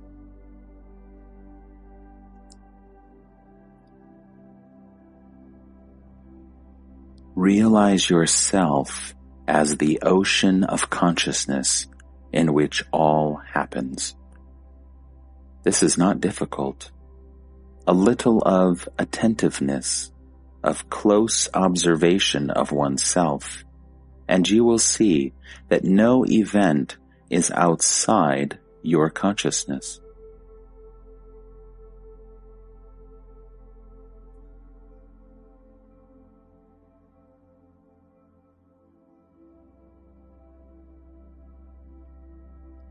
Where is the need of changing anything? The mind is changing anyhow all the time. Look at your mind dispassionately. That is enough to calm it. When it is quiet, you can go beyond it. Do not keep it busy all the time. Stop it and just be.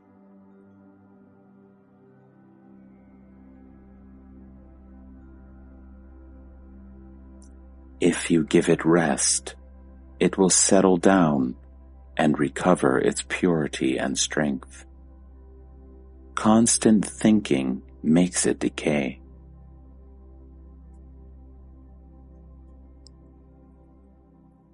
If my true being is always with me, how is it that I am ignorant of it? Because it is very subtle, and your mind is gross, full of gross thoughts and feelings. Calm and clarify your mind, and you will know yourself as you are. Do I need the mind to know myself? You are beyond the mind, but you know with your mind. It is obvious that the extent, depth, and character of knowledge depend on what instrument you use. Improve your instrument, and your knowledge will improve. To know perfectly, I need a perfect mind. A quiet mind is all you need. All else will happen rightly once your mind is quiet.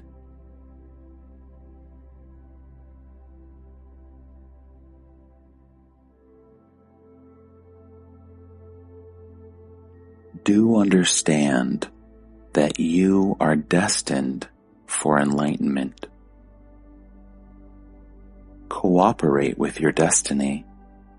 Don't go against it, and don't thwart it. Allow it to fulfill itself.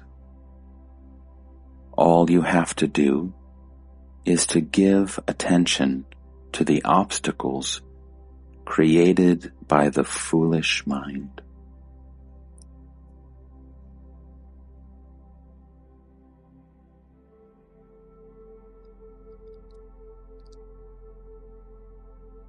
What you take to be the I in the I am is not you. To know that you are is natural. To know what you are is the result of much investigation. You will have to ignore the entire field of consciousness and go beyond it. For this, you must find the right teacher and create the conditions needed for discovery.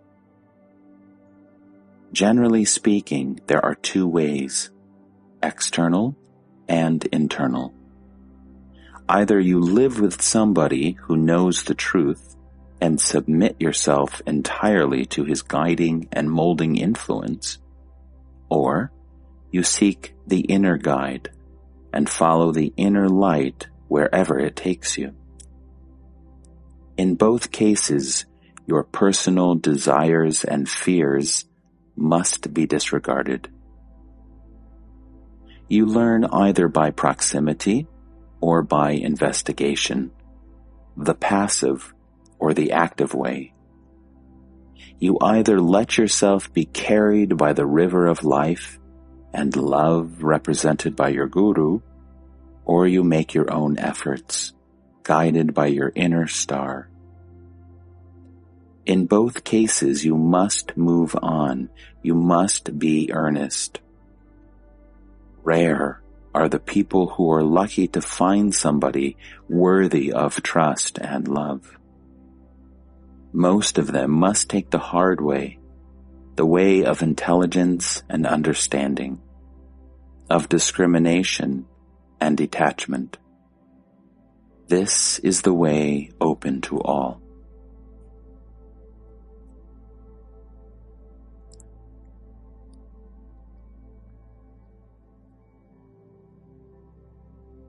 Once you say, I want to find truth, all your life will be deeply affected by it.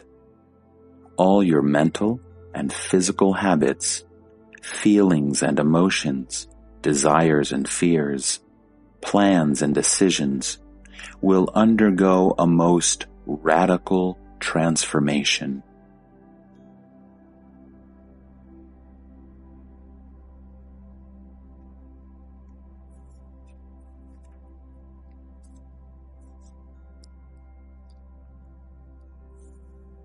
Do I need experience? You already have all the experience you need. Otherwise, you would not have come here. You need not gather any more. Rather, you must go beyond experience. Whatever effort you make, whatever method, sadhana, you follow, will merely generate more experience, but will not take you beyond. Nor will reading books help you. They will enrich your mind, but the person you are will remain intact. If you expect any benefits from your search, material, mental, or spiritual, you have missed the point. Truth gives no advantage. It gives you no higher status, no power over others. All you get is truth and the freedom from the false.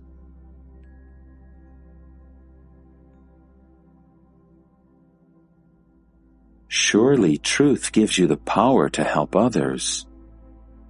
This is mere imagination, however noble. In truth, you do not help others because there are no others. You divide people into noble and ignoble, and you ask the noble to help the ignoble. You separate, you evaluate, you judge and condemn. In the name of truth, you destroy it. Your very desire to formulate truth denies it, because it cannot be contained in words. Truth can be expressed only by the denial of the false in action.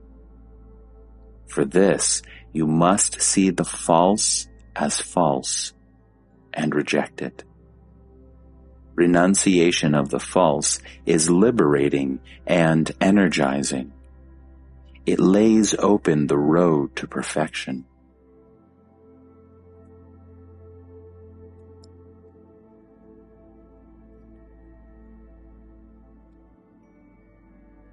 The false is limited in time and space, and is produced by circumstances.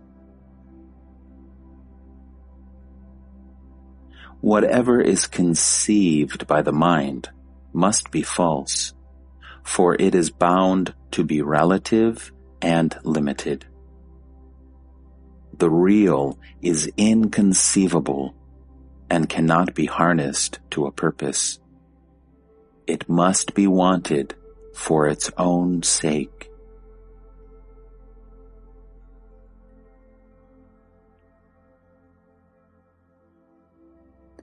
Self-interest and self-concern are the focal points of the false. Your daily life vibrates between desire and fear. Watch it intently, and you will see how the mind assumes innumerable names and shapes, like a river foaming between boulders. Trace every action to its selfish motive, and look at the motive intently till it dissolves.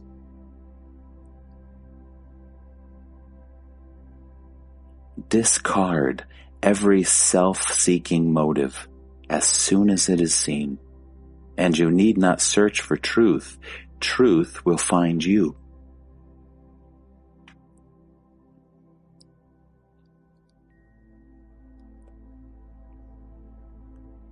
One must survive. You can't help surviving. The real you is timeless and beyond birth and death. And the body will survive as long as it is needed. It is not important that it should live long. A full life is better than a long life.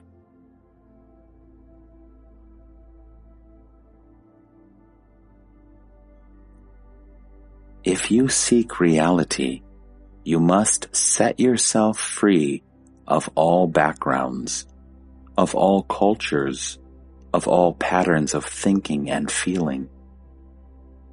Even the idea of being man or woman, or even human, should be discarded. The ocean of life contains all, not only humans. So, first of all, abandon all self-identification. Stop thinking of yourself as such and such, so and so, this or that. Abandon all self-concern. Worry not about your welfare, material or spiritual. Abandon every desire, gross or subtle. Stop thinking of achievement of any kind. You are complete here and now. You need absolutely nothing. It does not mean that you must be brainless and foolhardy. improvident or indifferent. Only the basic anxiety for oneself must go.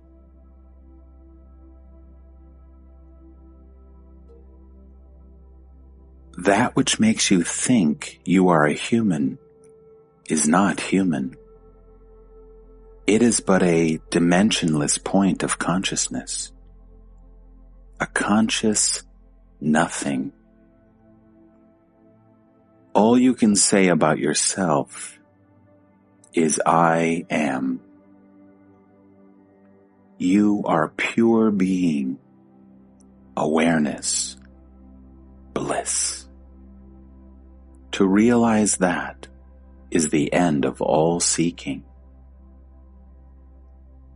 You come to it when you see all you think yourself to be as mere imagination, and stand aloof in pure awareness of the transient as transient, imaginary as imaginary, unreal as unreal. It is not at all difficult, but detachment is needed.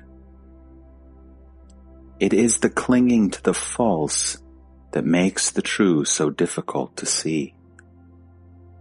Once you understand that the false needs time, and what needs time is false, you are near the reality, which is timeless, ever in the now.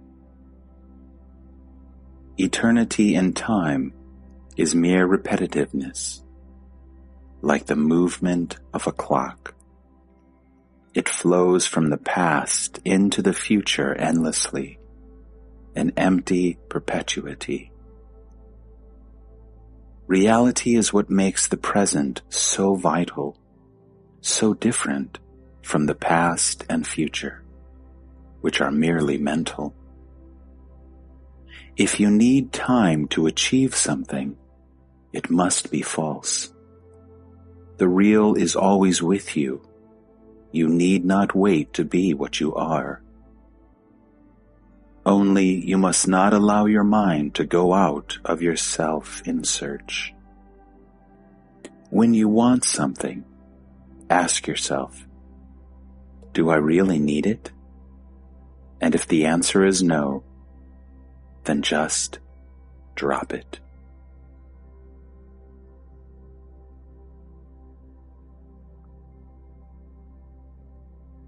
Nothing can make you happier than you are. All search for happiness is misery and leads to more misery. The only happiness worth the name is the natural happiness of conscious being.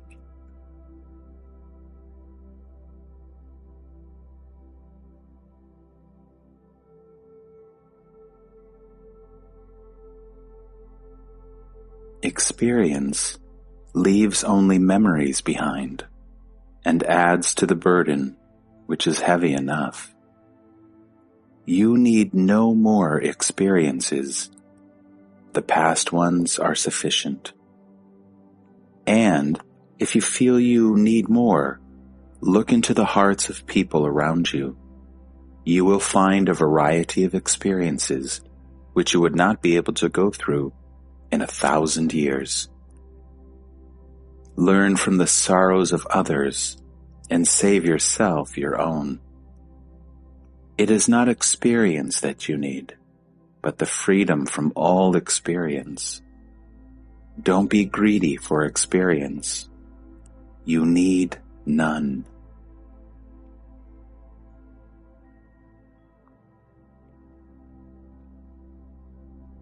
To deal with yourself, you need nothing. Be what you are, conscious being, and don't stray away from yourself.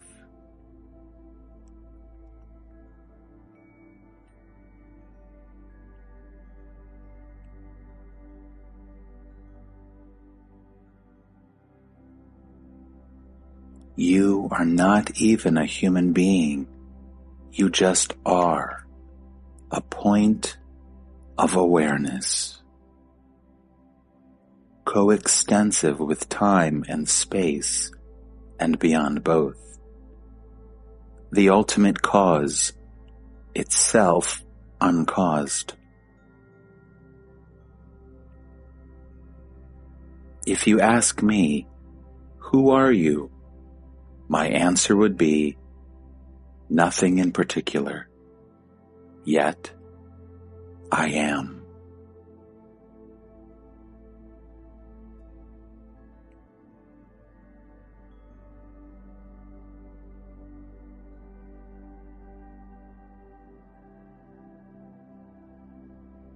Every existence is my existence. Every consciousness is my consciousness.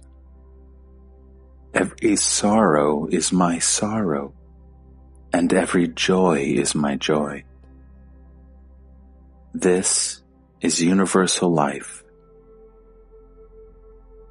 Yet, my real being, and yours too, is beyond the universe, and therefore beyond the categories of the particular and the universal. It is what it is, totally self-contained and independent.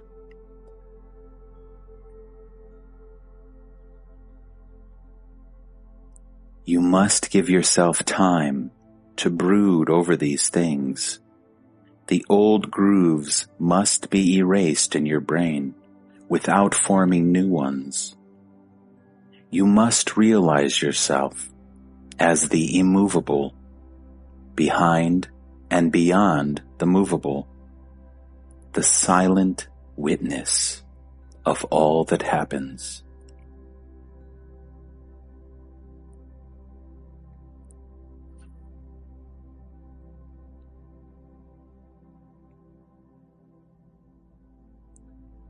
Destiny must fulfill itself. You will go through it without resistance, facing tasks as they come, attentive and thorough, both in small things and big. But the general attitude will be of affectionate detachment, enormous goodwill, without expectation of return, constant giving without asking.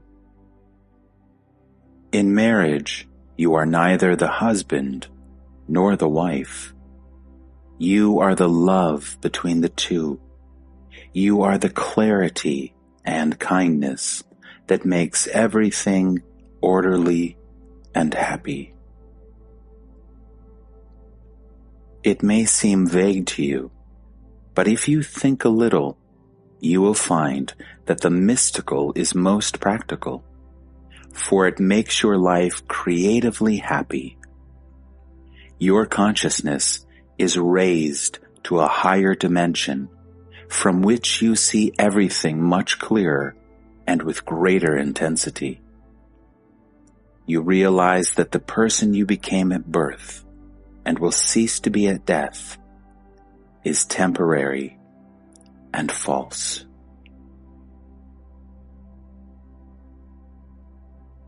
You are not the sensual, emotional, and intellectual person, gripped by desires and fears.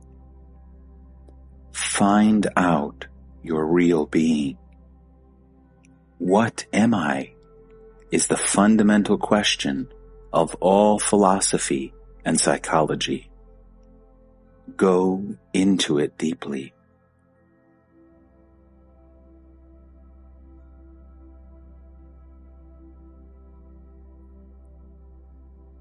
All that lives works for protecting, perpetuating, and expanding consciousness.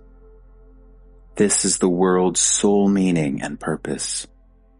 It is the very essence of yoga, ever raising the level of consciousness, discovery of new dimensions with their properties, qualities, and powers.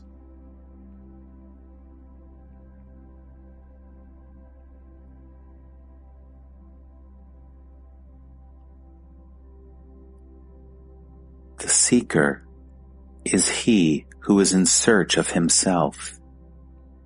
Soon he discovers that his own body he cannot be. Once the conviction, I am not the body, becomes so well grounded that he can no longer feel, think, and act for and on behalf of the body, he will easily discover that he is the universal being, knowing, acting, that in him and through him the entire universe is real, conscious, and active. This is the heart of the problem. Either you are body conscious and a slave of circumstances, or you are the universal consciousness itself and in full control of every event. Yet, consciousness, individual or universal, is not my true abode. I am not in it. It is not mine. There is no me in it. I am beyond. Though it is not easy to explain how one can be neither conscious nor unconscious, but just beyond. I cannot say that I am in God or I am God.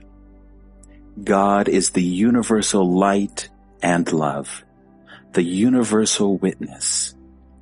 I am beyond the universal even.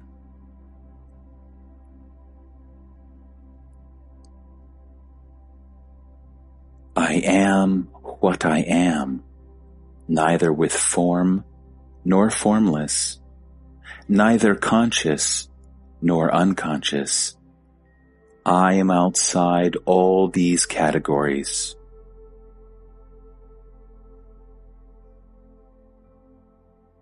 You cannot find me by mere denial. I am as well everything as nothing, nor both, nor either. These definitions apply to the Lord of the universe, not to me. I am complete and perfect. I am the beingness of being, the knowingness of knowing, and the fullness of happiness. You cannot reduce me to emptiness.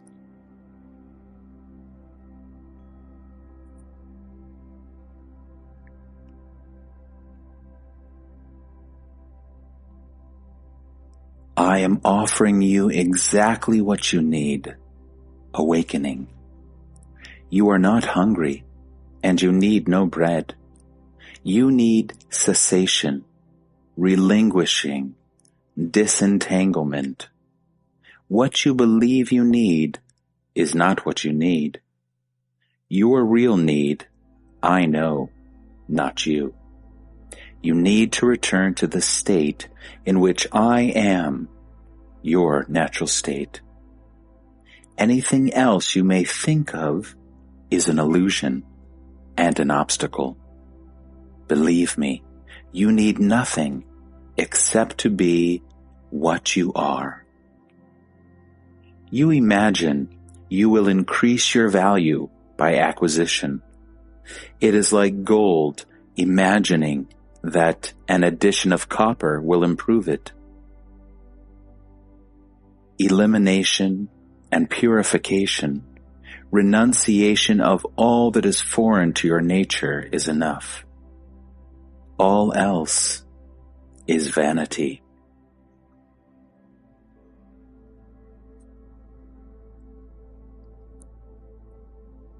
It is the mind that tells you that the mind is there. Don't be deceived. All the endless arguments about the mind are produced by the mind itself for its own protection, continuation, and expansion.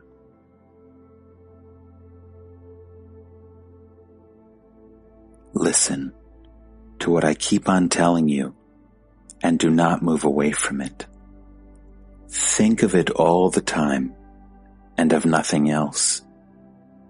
Having reached that far, abandon all thoughts, not only of the world, but of yourself also.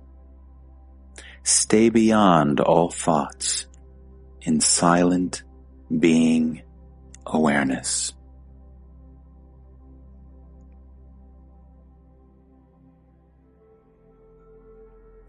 It is not progress, for what you come to is already there in you, waiting for you.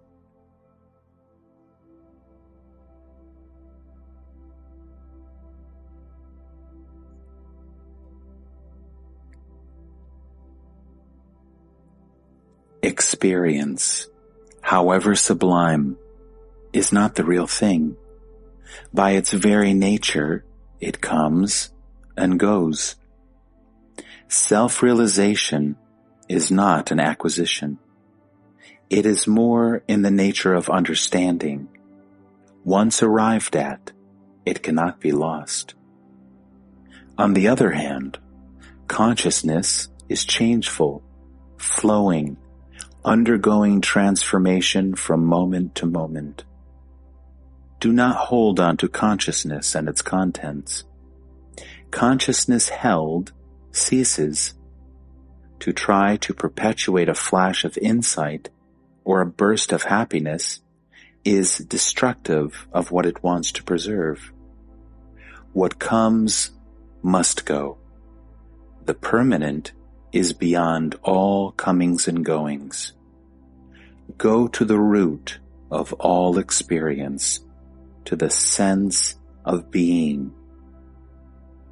Beyond being and not being lies the immensity of the real. Try and try again.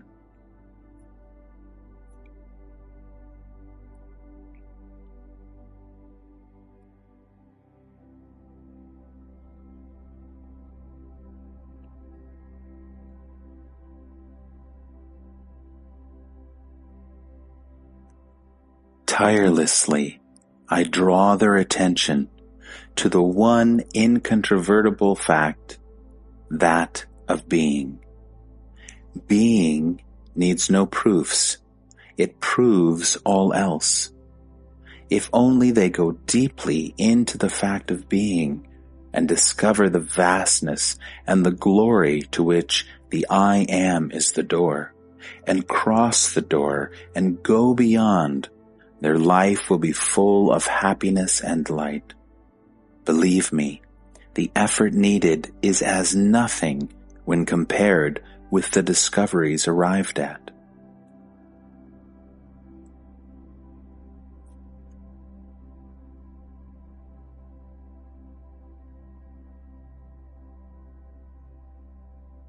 There is such a way, open to all, on every level, in every walk of life. Everybody is aware of himself. The deepening and broadening of self-awareness is the royal way. Call it mindfulness, or witnessing, or just attention. It is for all. None is unripe for it, and none can fail.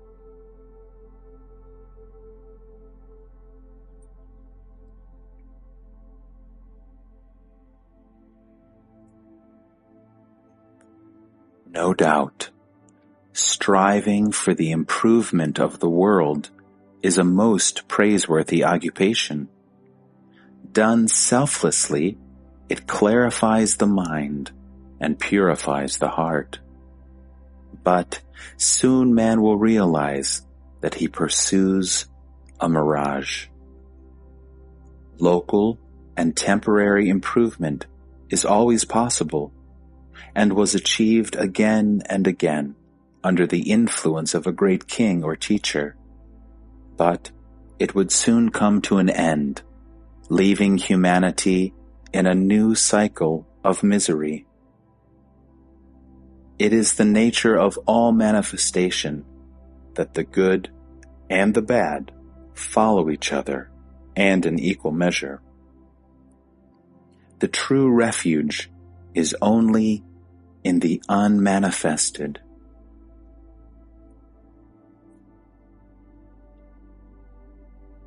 Are you not advising escape? On the contrary, the only way to renewal lies through destruction. You must melt down the old jewelry into formless gold before you can mold a new piece. Only the people who have gone beyond the world can change the world. It never happened otherwise. The few whose impact was long-lasting were all knowers of reality. Reach their level, and then only talk of helping the world.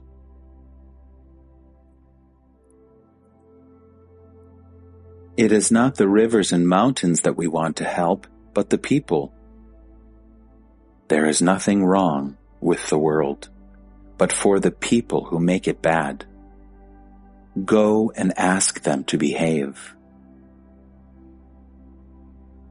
Desire and fear make them behave as they do. Exactly. As long as human behavior is dominated by desire and fear, there is not much hope.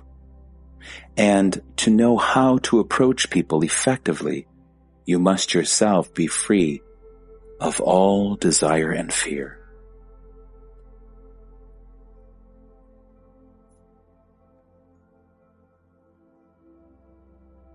Certain basic desires and fears are inevitable, such as are connected with food, sex, and death. These are needs, and as needs, they are easy to meet. Even death is a need. Having lived a long and fruitful life, you feel the need to die. Only when wrongly applied, desire and fear are destructive. By all means, desire the right and fear the wrong. But when people desire what is wrong and fear what is right, they create chaos and despair. What is right and what is wrong? Relatively, what causes suffering is wrong. What alleviates it is right. Absolutely, what brings you back to reality is right, and what dims reality is wrong.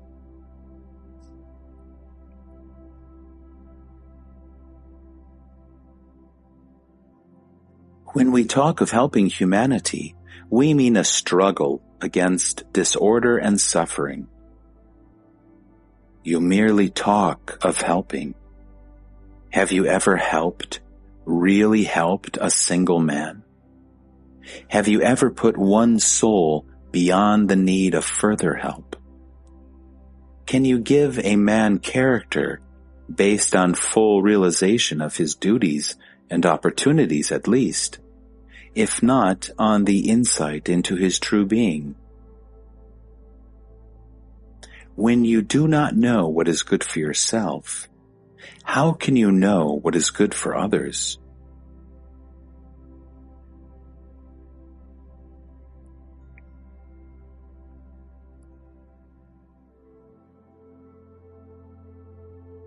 It is you that need my body to talk to you. I am not my body, nor do I need it. I am the witness only. I have no shape of my own. You are so accustomed to thinking of yourselves as bodies having consciousness that you just cannot imagine consciousness as having bodies. Once you realize that bodily existence is but a state of mind, a movement in consciousness, that the ocean of consciousness is infinite and eternal, and that when in touch with consciousness, you are the witness only. You will be able to withdraw beyond consciousness altogether.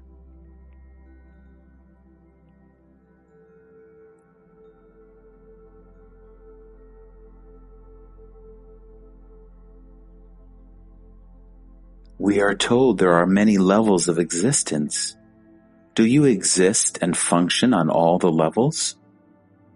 While you are on earth, are you also in heaven? I am nowhere to be found. I am not a thing to be given a place among other things. All things are in me, but I am not among things. You are telling me about the superstructure, while I am concerned with the foundations. The superstructures rise and fall, but the foundations last. I am not interested in the transient, while you talk of nothing else.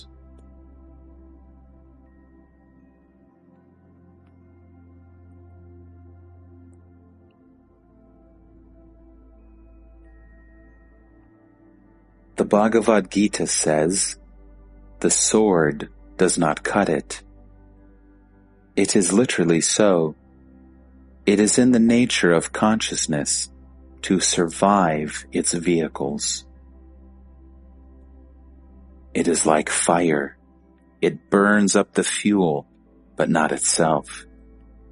Just like a fire can outlast a mountain of fuel, so does consciousness survive innumerable bodies.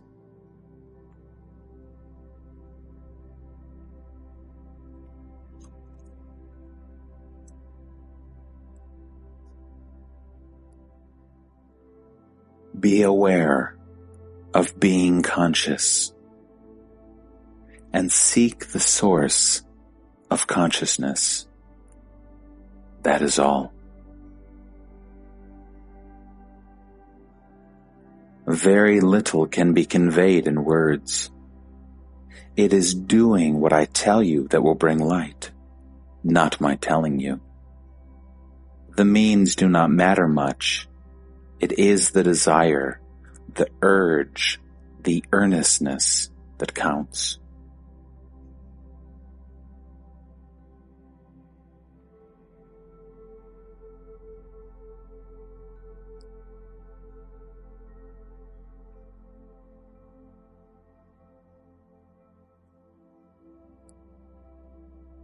You can see both the image and the mirror. You are neither. Who are you? Don't go by formulas. The answer is not in words. The nearest you can say in words is, I am what makes perception possible. The life beyond the experiencer and his experience.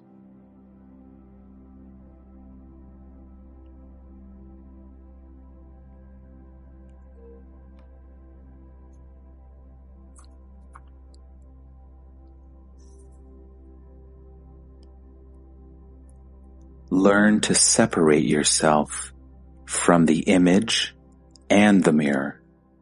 Keep on remembering, I am neither the mind nor its ideas. Do it patiently and with conviction, and you will surely come to the direct vision of yourself as the source of being, knowing, loving, eternal, all-embracing, all-pervading. You are the infinite, focused in a body. Now you see the body only. Try earnestly, and you will come to see the infinite only.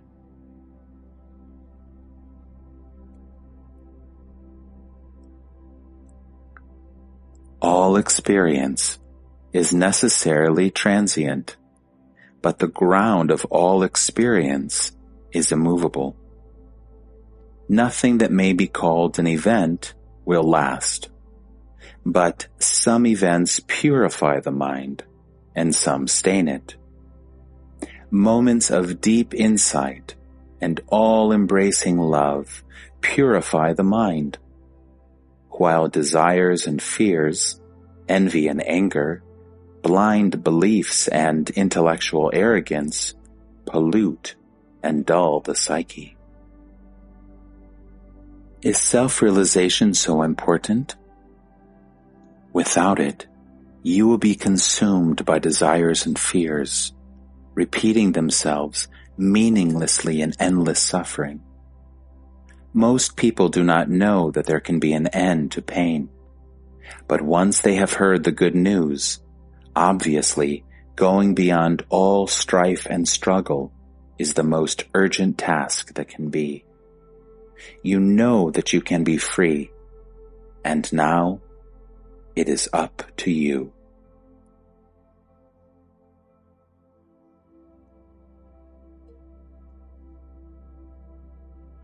There is nothing to do. Just be. Do nothing. Be. No climbing mountains and sitting in caves. I do not even say, be yourself, since you do not know yourself. Just be. Having seen that you are neither the outer world of perceivables, nor the inner world of thinkables, that you are neither body nor mind, just be.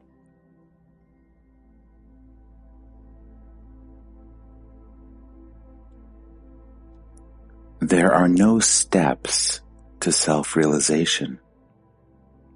There is nothing gradual about it. It happens suddenly and is irreversible.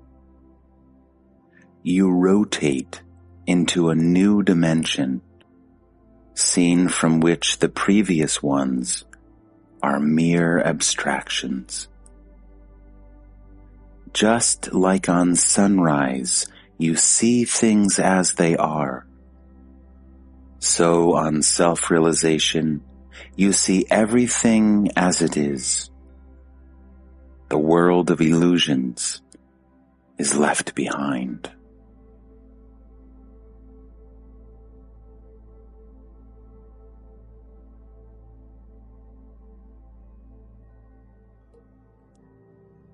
There can be progress only in the preparation, sadhana. Realization is sudden. The fruit ripens slowly, but falls suddenly and without return.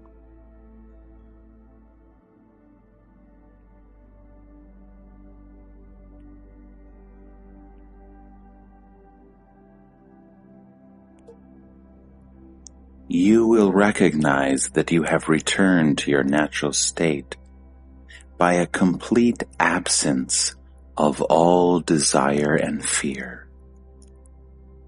After all, at the root of all desire and fear is the feeling of not being what you are.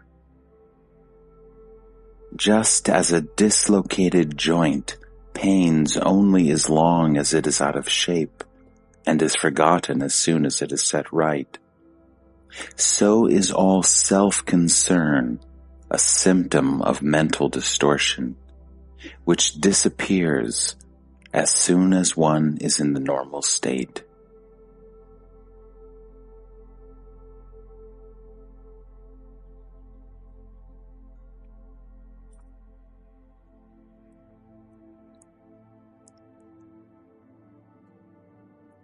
Hold on to the sense, I am, to the exclusion of everything else.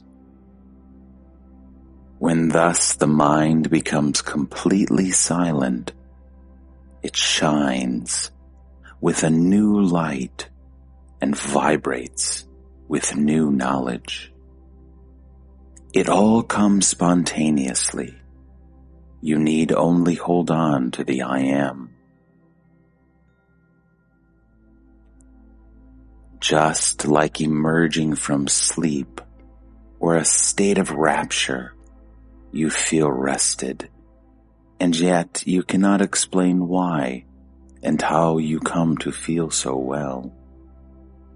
In the same way, on realization, you feel complete, fulfilled, free from the pleasure-pain complex, and yet not always able to explain what happened, why and how.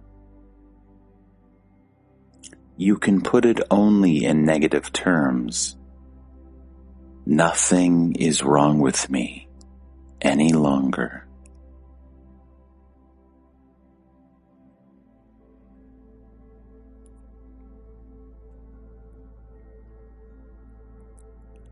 Don't try to convey it to others. If you can, it is not the real thing. Be silent and watch it expressing itself in action.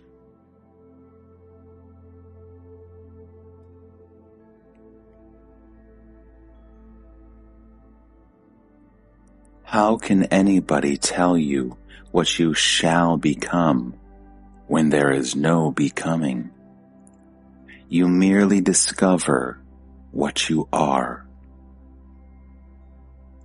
All molding oneself to a pattern is a grievous waste of time.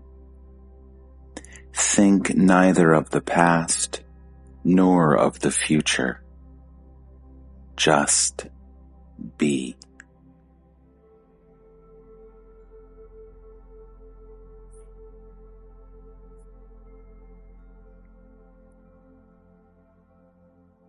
Changes are inevitable in the changeful, but you are not subject to them. You are the changeless background against which changes are perceived.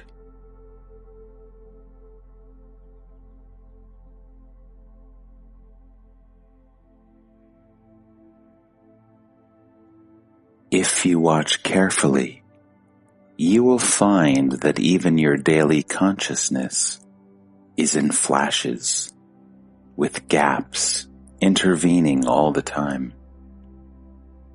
What is in the gaps?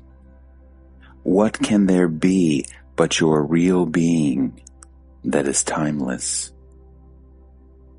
Mind and mindlessness are one to it.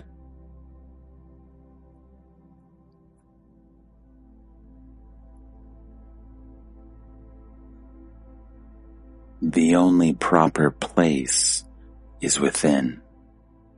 The outer world neither can help you nor hinder.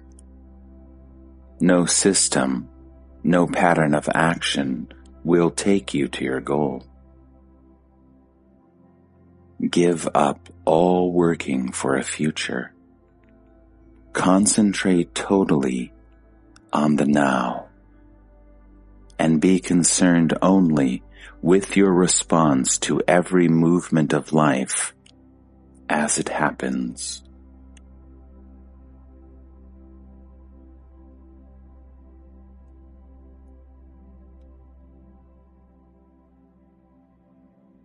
If you are earnest, you will find that in the end, you will get fed up with roaming and regret the waste of energy and time.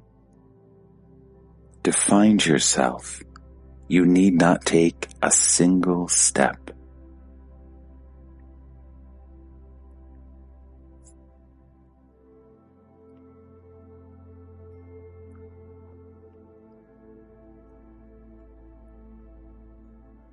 There can be no experience of the Absolute, as it is beyond all experience.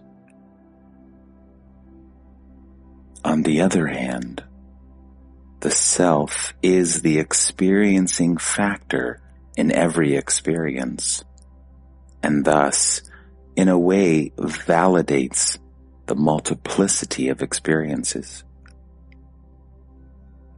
The world may be full of things of great value, but if there is nobody to buy them, they have no price.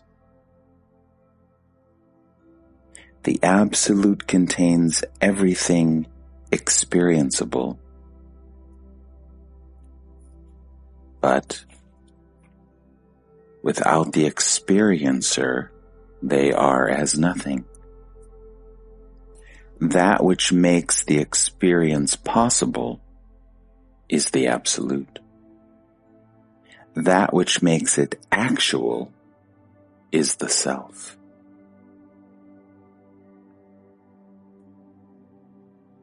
There can be no experience without desire for it. There can be gradation between desires, but between the most sublime desire and the freedom from all desire, there's an abyss which must be crossed. The unreal may look real, but it is transient. The real is not afraid of time.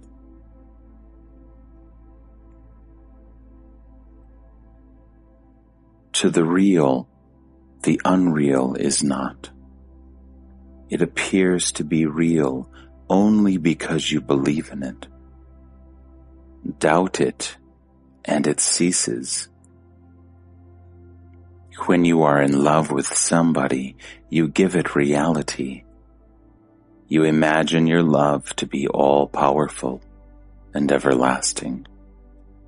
When it comes to an end, you say, I thought it was real, but it wasn't. Transiency is the best proof of unreality. What is limited in time and space, and applicable to one person only, is not real. The real is for all and forever.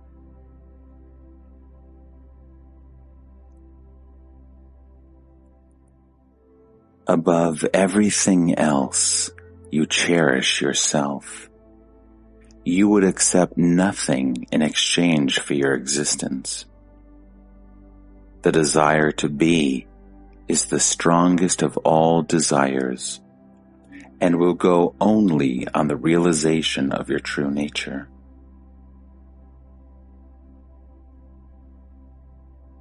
When the sun shines, colors appear. When it sets, they disappear. Where are the colors without the light?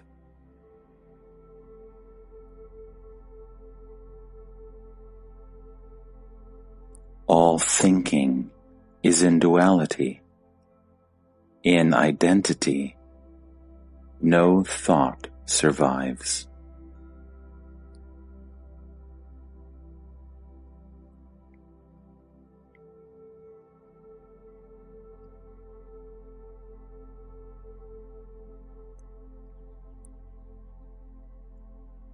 You must unlearn everything. God is the end of all desire and knowledge.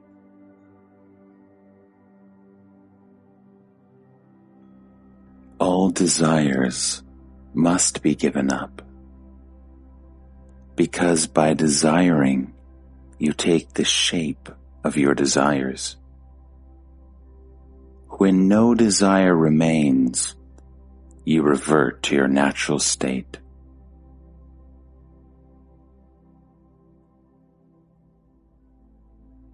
You cannot know perfection. You can know only imperfection. For knowledge to be, there must be separation and disharmony. You can know what you are not, but you cannot know your real being. You can be only what you are. The entire approach is through understanding, which is in the seeing of the false as false. But to understand, you must observe from the outside.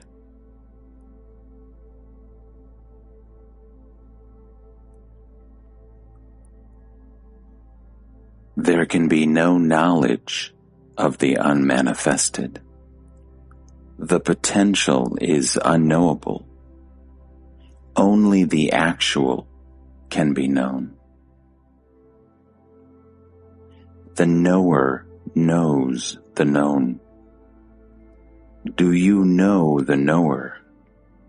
Who is the knower of the knower? You want to know the unmanifested. Can you say you know the manifested?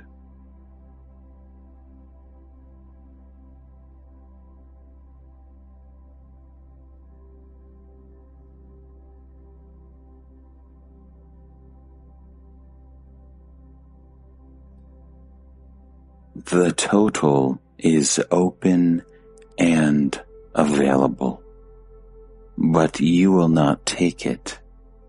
You are attached to the little person you think yourself to be. Your desires are narrow, your ambitions petty.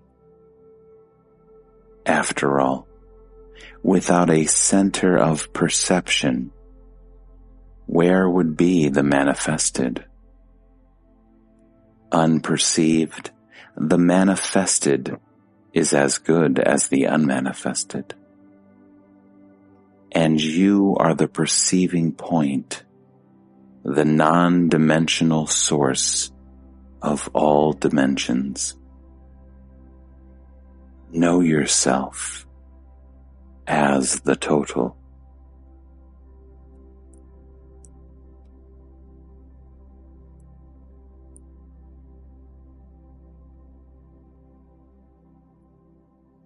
There is enough space in a point for an infinity of universes.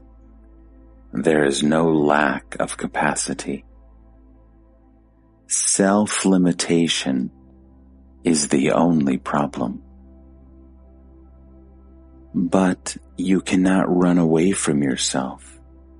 However far you go, you come back to yourself and to the need of understanding this point, which is as nothing, and yet the source of everything.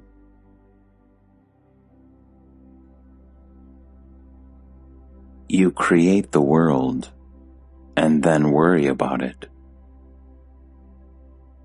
Becoming selfish makes you weak.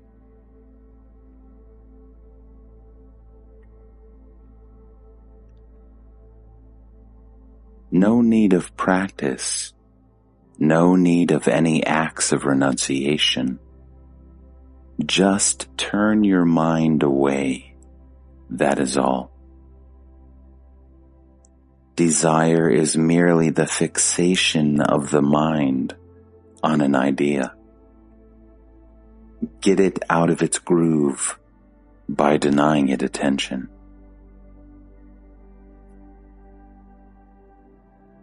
Whatever may be the desire or fear, don't dwell upon it.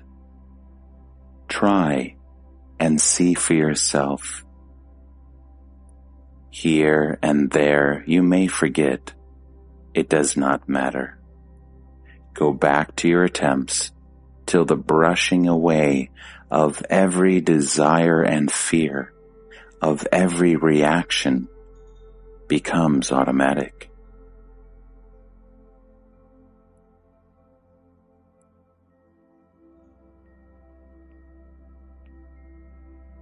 You can have all the emotions you want, but beware of reactions, of induced emotions. Be entirely self-determined and ruled from within, not from without.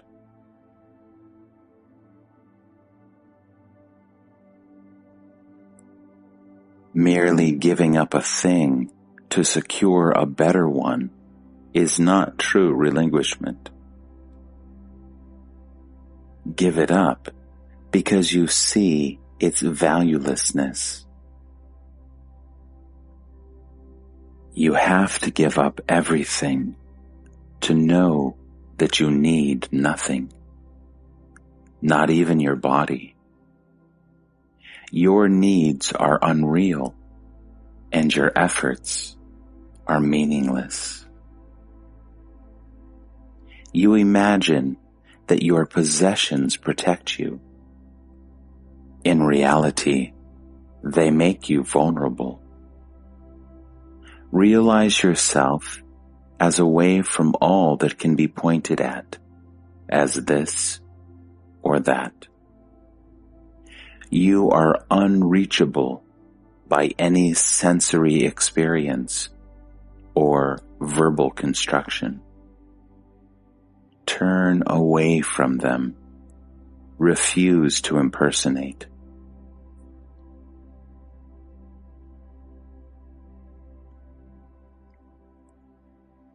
You must keep it in mind and ponder over it and try to understand the state of mind which makes me say what I say. I speak from truth. Stretch your hand and take it. You are not what you think yourself to be. I assure you. The image you have of yourself is made up from memories and is purely accidental.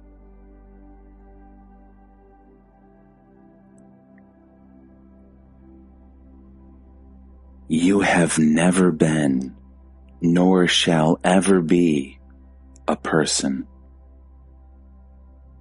Refuse to consider yourself as one.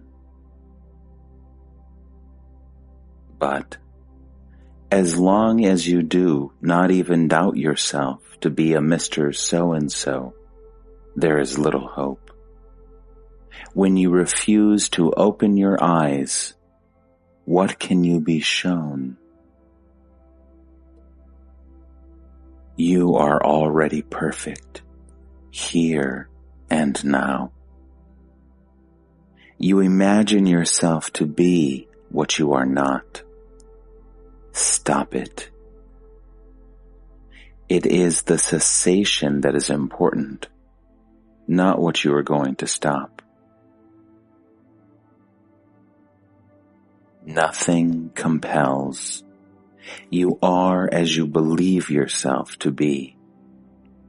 Stop believing.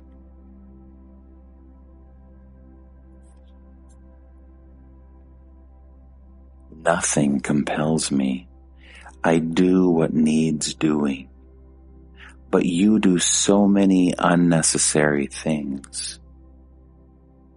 It is your refusal to examine that creates karma. It is the indifference to your own suffering that perpetuates it.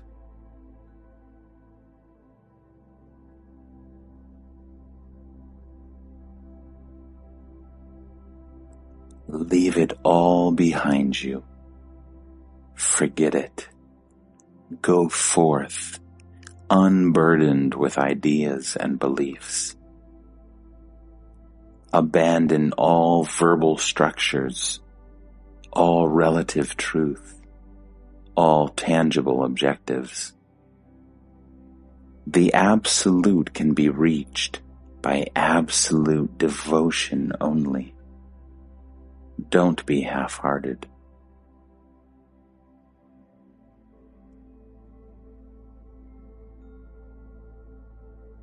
The real is simple,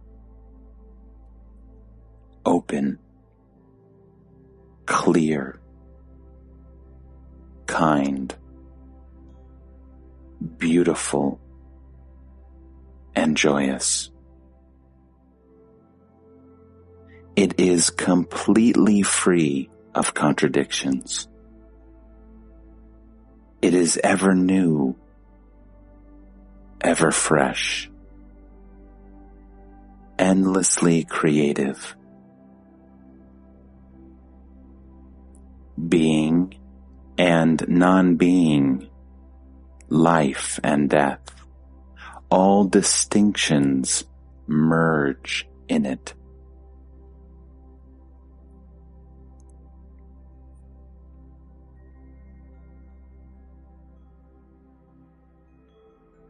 The mind is what it thinks. To make it true, think true.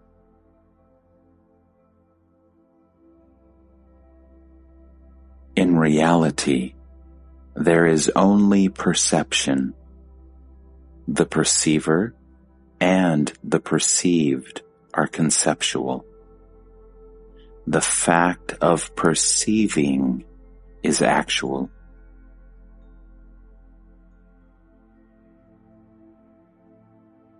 The Absolute is the birthplace of perceiving.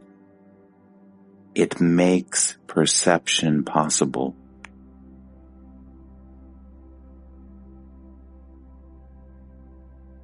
But too much analysis leads you nowhere. There is in you the core of being, which is beyond analysis, beyond the mind. You can know it in action only. Express it in daily life, and its light will grow ever brighter.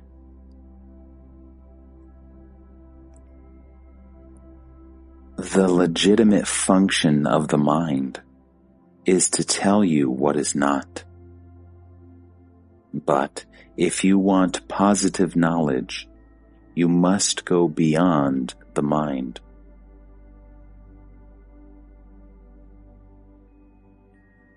In the entire universe, is there one single thing of value? Yes. The power of love.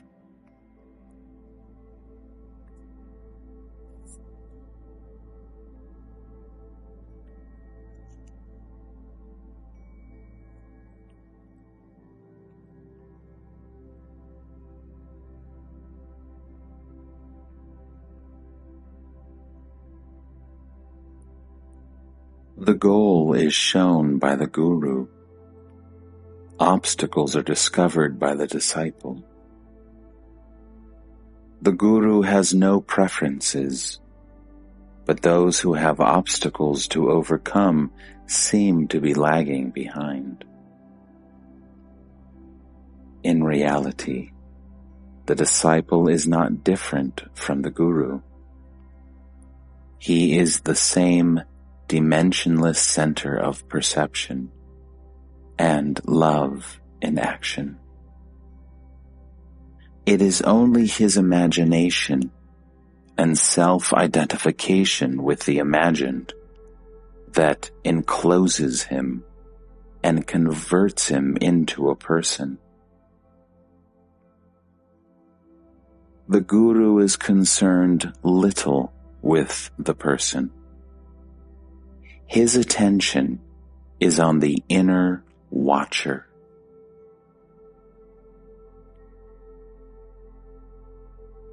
It is the task of the watcher to understand and thereby eliminate the person. While there is grace on one side, there must be dedication to the task on the other.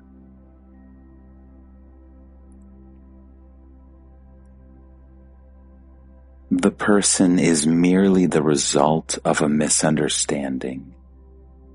In reality, There is no such thing. Feelings, thoughts, and actions race before the watcher in endless succession, leaving traces in the brain and creating an illusion of continuity. A reflection of the watcher in the mind creates the sense of I, and the person acquires an apparently independent existence. In reality, there is no person, only the watcher identifying himself with the I and the mine. The teacher tells the watcher, "You are not this. There is nothing of yours in this, except the little point of I am, which is the bridge between the watcher and his dream. I am this, I am that, is dream, while pure I am has the stamp of reality on it. You have tasted so many things, all came to naught. Only the sense I am persisted, unchanged. Stay with the changeless among the changeful until you are able to go beyond.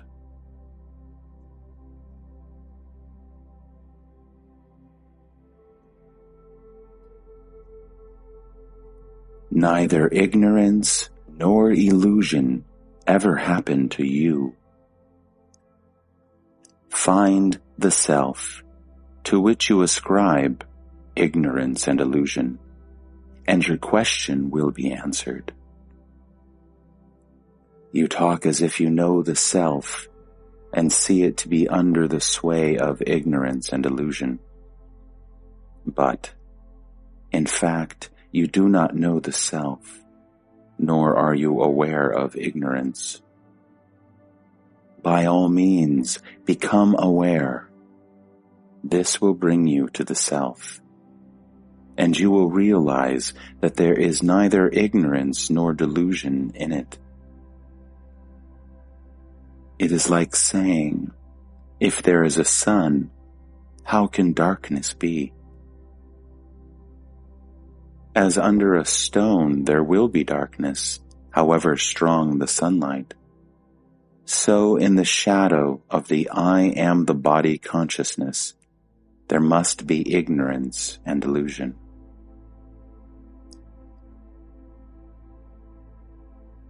But why did the body consciousness come into being? Don't ask why, ask how. It is in the nature of creative imagination to identify itself with its creations. You can stop it any moment by switching off attention, or through investigation.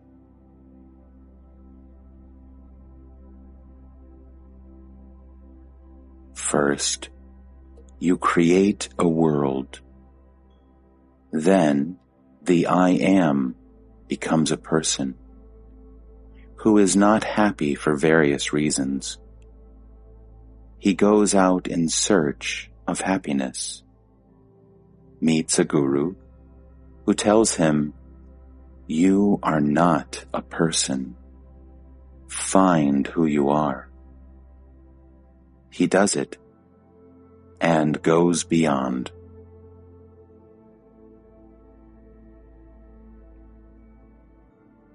Why did he not do it at the very start? It did not occur to him. He needed somebody to tell him.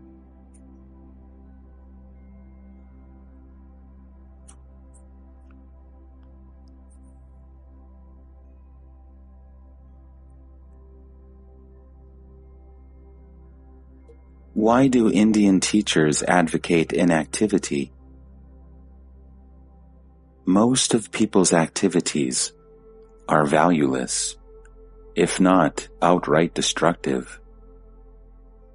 Dominated by desire and fear, they can do nothing good. Ceasing to do evil precedes beginning to do good. Hence, the need for stopping all activities for a time, to investigate one's urges and their motives. See all that is false in one's life. Purge the mind of all evil, and then only restart work, beginning with one's obvious duties. Of course, if you have a chance to help somebody, by all means do it, and promptly too.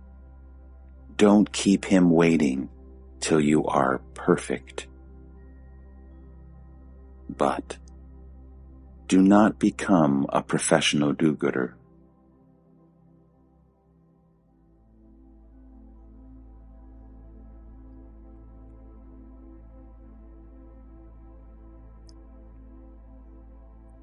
What are the fruits of self-awareness? You grow more intelligent. In awareness, you learn. In self-awareness, you learn about yourself. Of course, you can only learn what you are not. To know what you are, you must go beyond the mind.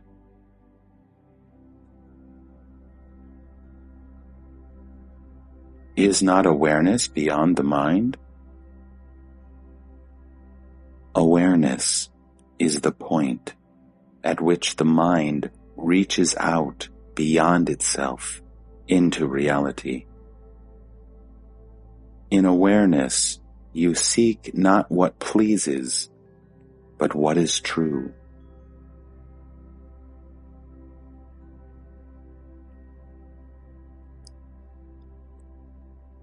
Have you felt the all-embracing emptiness in which the universe swims like a cloud in the blue sky?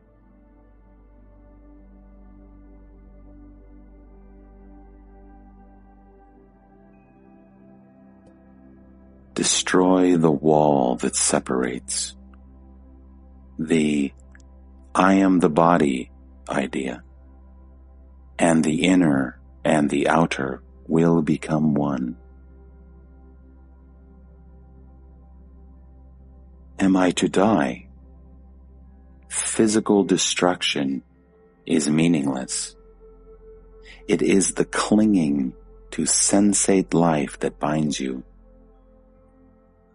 If you could experience the inner void fully, the explosion into the totality would be near.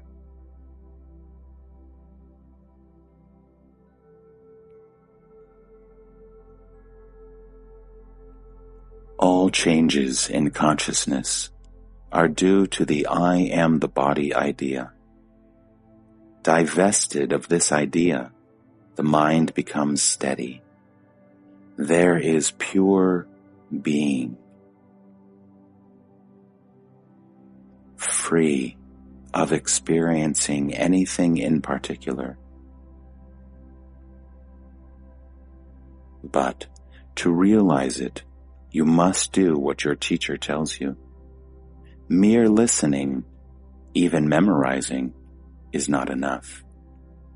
If you do not struggle hard to apply every word of it in your daily life, don't complain that you made no progress. All real progress is irreversible. Ups and downs merely show that the teaching has not been taken to heart and translated into action fully.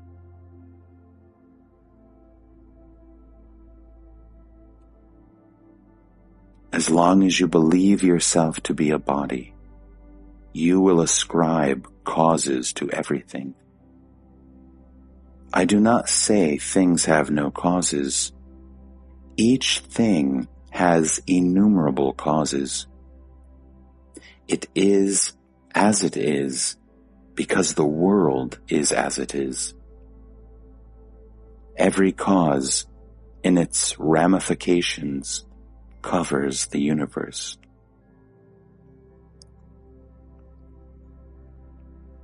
When you realize that you are absolutely free to be what you consent to be, that you appear to be because of ignorance or indifference, you are free to revolt and change.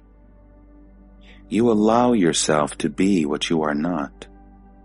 You are looking for the causes of being what you are not. It is a futile search. There are no causes, but your ignorance of your real being, which is perfect and beyond all causation. For whatever happens, the entire universe is responsible, and you are the source of the universe.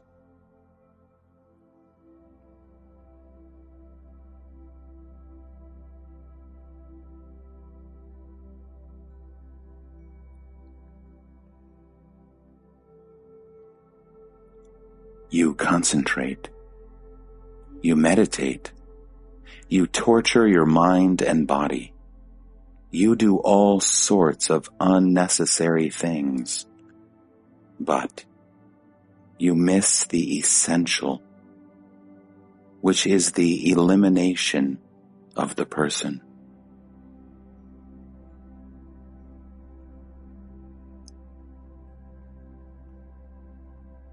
To me, all delay is a waste of time.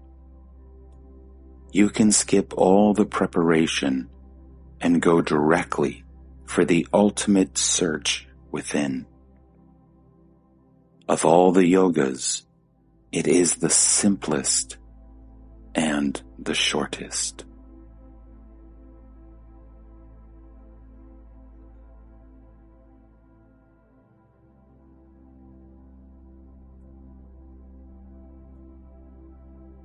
Immobility and silence are not inactive. The flower fills the space with perfume, the candle with light. They do nothing, yet they change everything by their mere presence. You can photograph the candle, but not its light. You can know the man, his name and appearance, but not his influence. His very presence is action.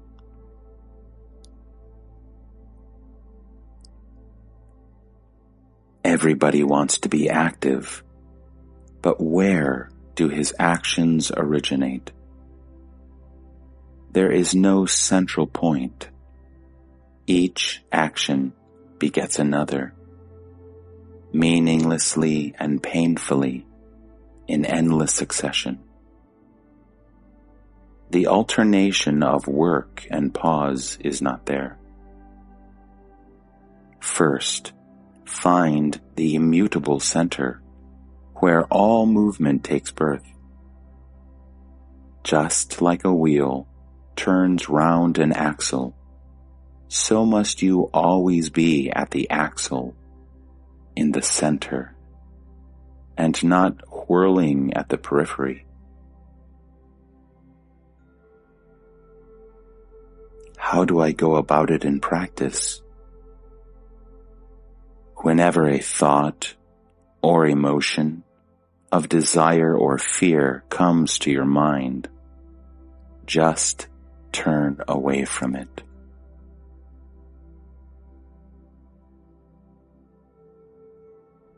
By suppressing my thoughts and feelings, I shall provoke a reaction.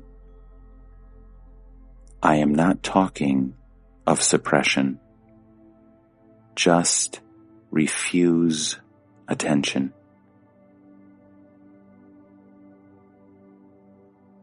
It has nothing to do with effort. Just turn away.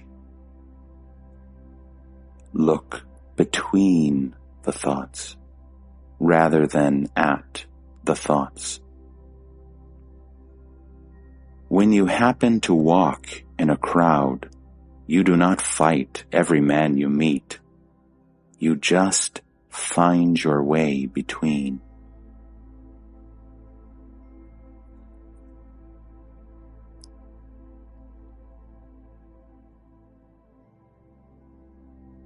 When you fight, you invite a fight.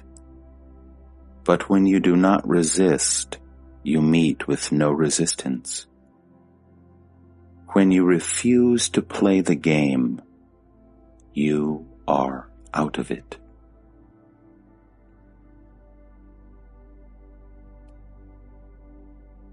How long will it take me to get free of the mind? It may take 1,000 years, but really, no time is required. All you need is to be in dead earnest. Here, the will is the deed. If you are sincere, you have it. After all, it is a matter of attitude. Nothing stops you from being a jnani here and now, except fear. You are afraid of being impersonal, of impersonal being. It is all quite simple. Turn away from your desires and fears, and from the thoughts they create, and you are at once in your natural state.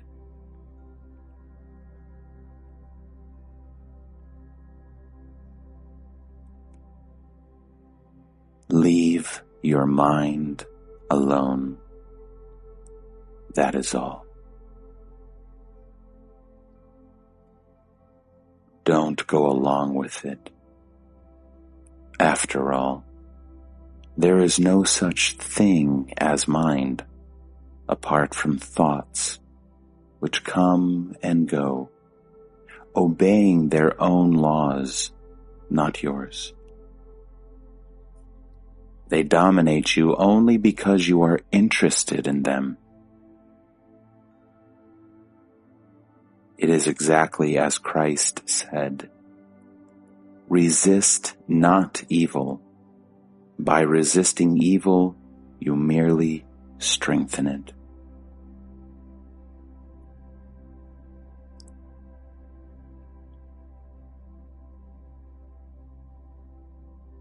There is nothing to renounce. Enough if you stop acquiring. To give up, you must have, and to have, you must take. Better don't take. It is simpler than to practice renunciation, which leads to a dangerous form of spiritual pride. All this weighing, selecting, choosing, exchanging, it is all shopping in some spiritual market. What is your business there?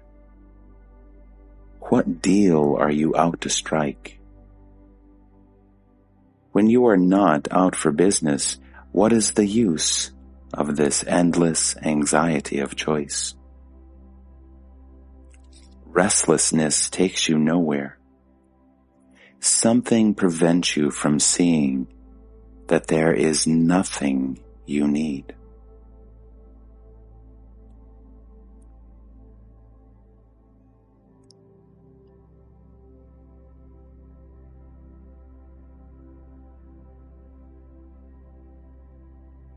The sense I am a person in time and space is the poison. In a way, time itself is the poison. In time, all things come to an end, and new are born, to be devoured in their turn. Do not identify yourself with time. Do not ask anxiously, what next? What next? Step out of time and see it devour the world. Say, well, it is in the nature of time to put an end to everything. Let it be. It does not concern me. I am not combustible, nor do I need to collect fuel.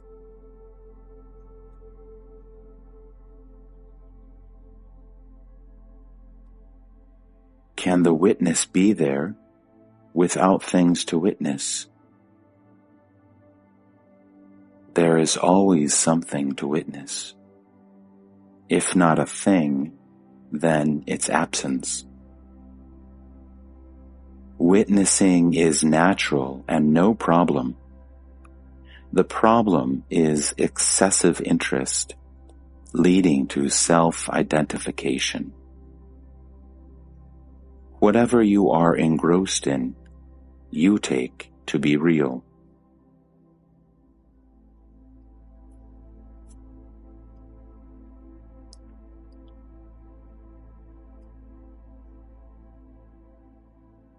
What is pure, unalloyed, unattached, is real. What is tainted, mixed up, dependent, and transient is unreal. Do not be misled by words. One word may convey several and even contradictory meanings. The I am that pursues the pleasant and shuns the unpleasant is false. The I am that sees pleasure and pain as inseparable sees rightly. The witness that is enmeshed in what he perceives is the person. The witness who stands aloof, unmoved and untouched, is the watchtower of the real. The point at which awareness, inherent in the unmanifested, contacts the manifested. There can be no universe without the witness. There can be no witness without the universe.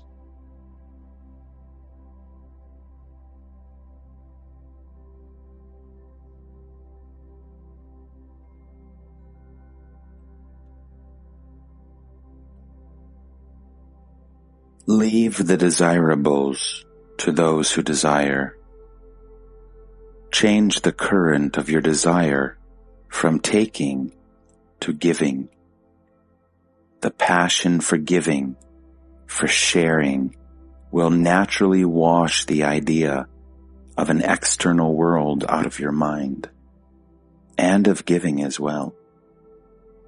Only the pure radiance of love will remain, beyond giving and receiving. In love, there is not even the one. How can there be two?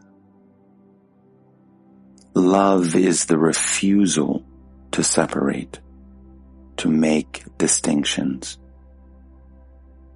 Before you can think of unity, you must first create duality. When you truly love, you do not say, I love you. Where there is mentation, there is duality.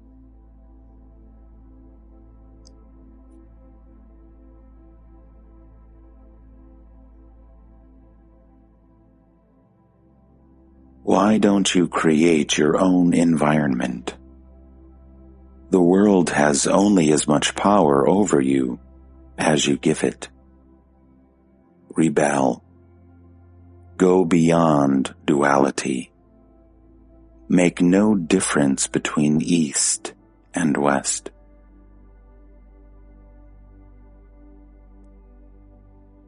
Do nothing. Be yourself. Stay out. Look beyond. When you know your true being, you have no problems.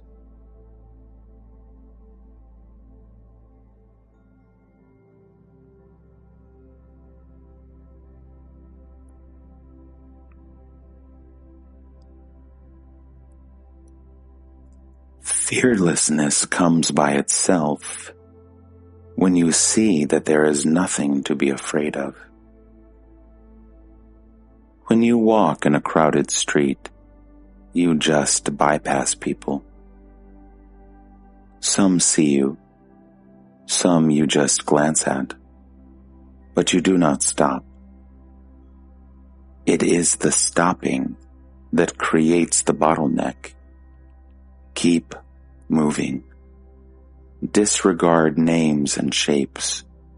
Don't be attached to them. Your attachment is your bondage.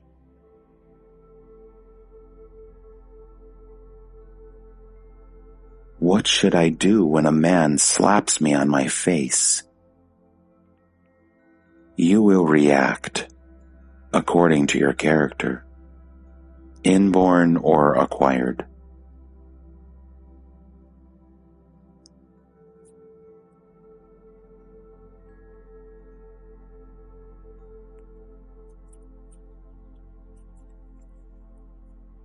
A jeweler who wants to refashion an ornament first melt it down to shapeless gold. Similarly, one must return to one's original state before a new name and form can emerge. Death is essential for renewal.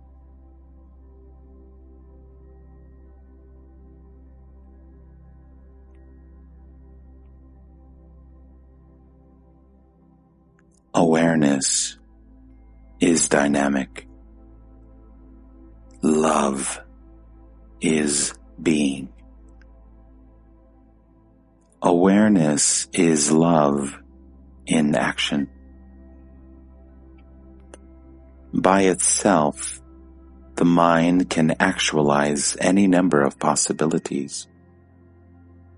But unless they are prompted by love, they are valueless. Love precedes creation. Without it, there is only chaos.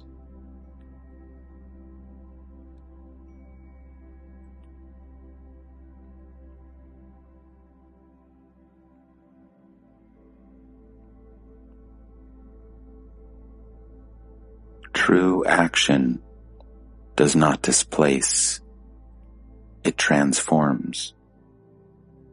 A change of place is mere transportation. A change of heart is action.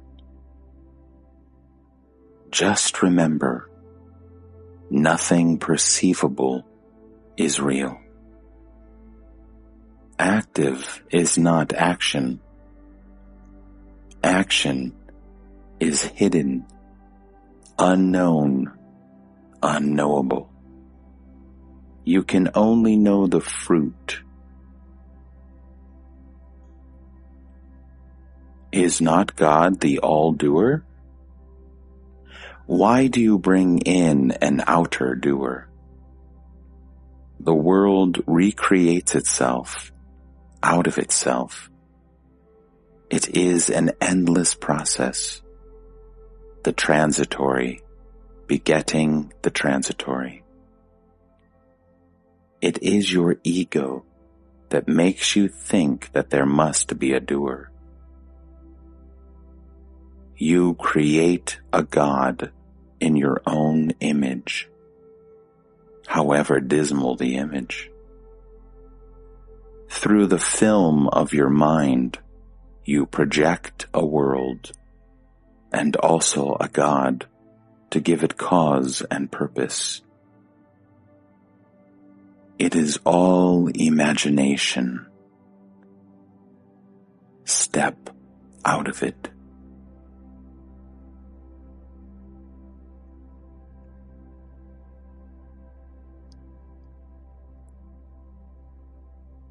This is the mystery of imagination, that it seems to be so real.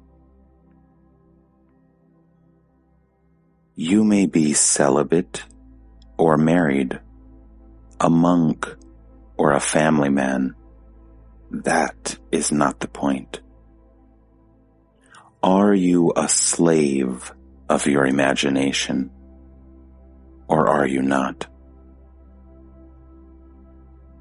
Whatever decision you take, whatever work you do, it will be invariably based on imagination, on assumption parading as facts.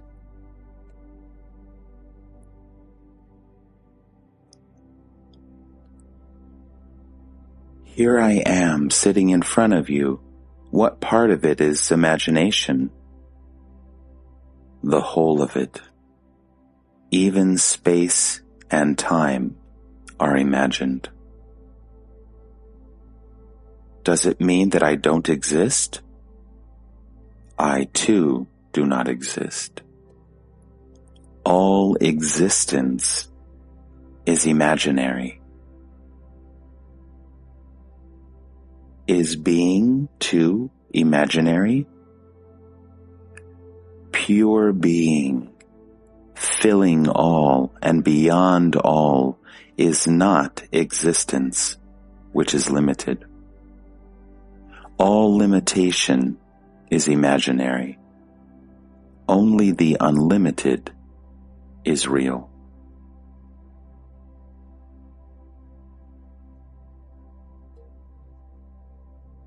When I look through the mind, I see numberless people. When I look beyond the mind, I see the witness. Beyond the witness, there is the infinite intensity of emptiness and silence.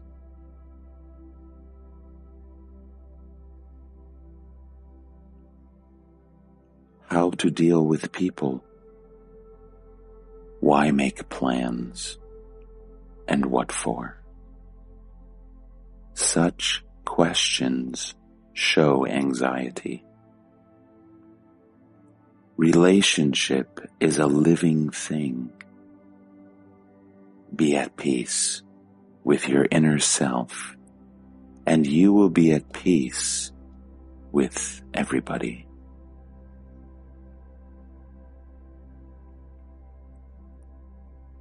Realize that you are not the master of what happens. You cannot control the future except in purely technical matters. Human relationship cannot be planned. It is too rich and varied. Just be understanding and compassionate, free of all self-seeking.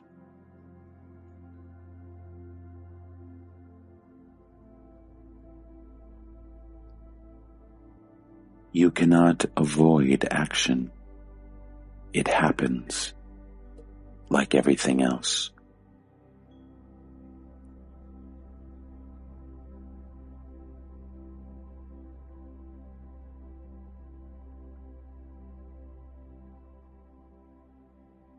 You must be free first.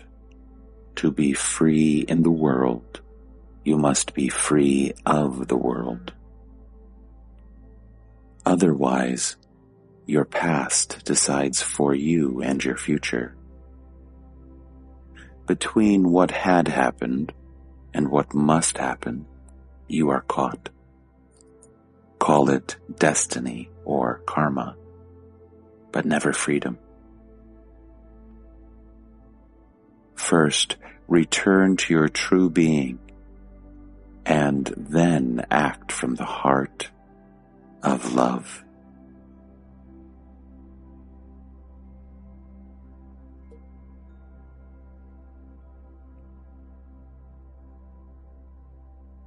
The person is of little use.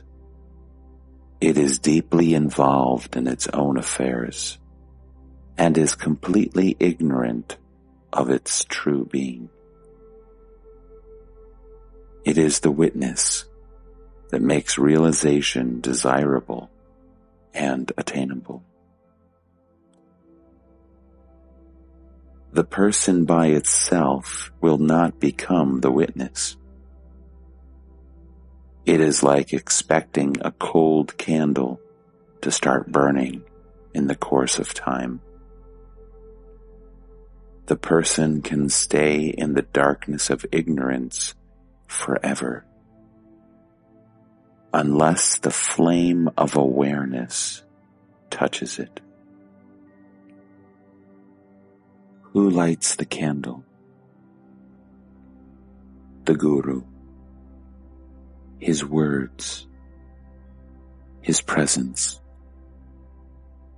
In India, it is very often the mantra. Once the candle is lit, the flame will consume the candle. Why is the mantra so effective? Constant repetition of the mantra is something the person does, not do for one's own sake. The beneficiary is not the person, just like the candle which does not increase by burning.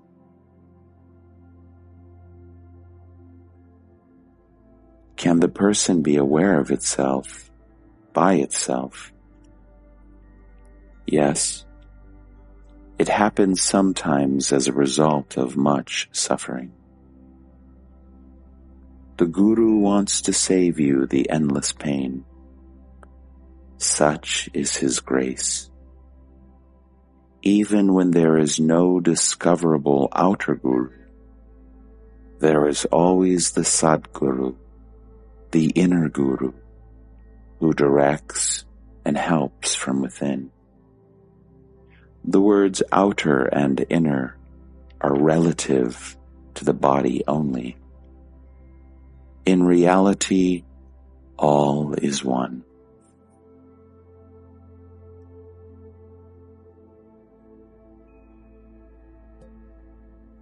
The person may be conscious, but is not aware of being conscious. When the darkness is questioned, it dissolves. The desire to question is planted by the Guru. In other words, the difference between the person and the witness is as between not knowing and knowing oneself.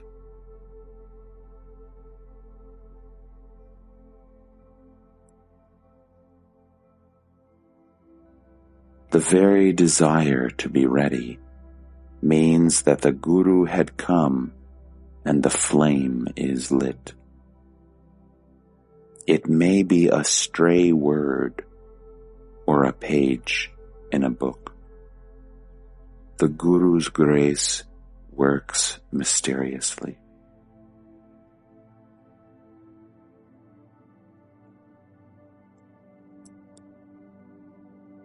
It is not the person that is doing sadhana. The person is in unrest and resistant to the very end. It is the witness that works on the person, on the totality of its illusions, past, present, and future.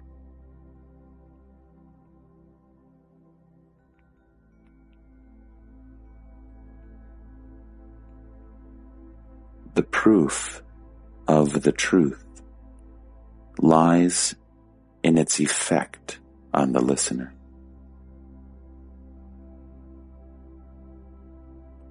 The effect need not necessarily be an experience. It can be a change in character, in motivation, in relationship to people and oneself. Trances and visions induced by words or drugs, or any other sensory or mental means, are temporary and inconclusive. The truth of what is said here is immovable and everlasting,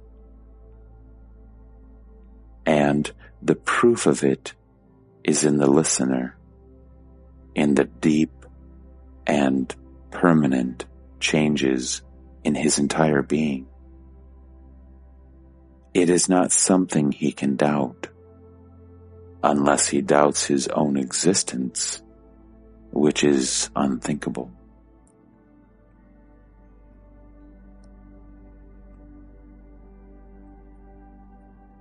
I am, and I know I am. You cannot ask for further proof.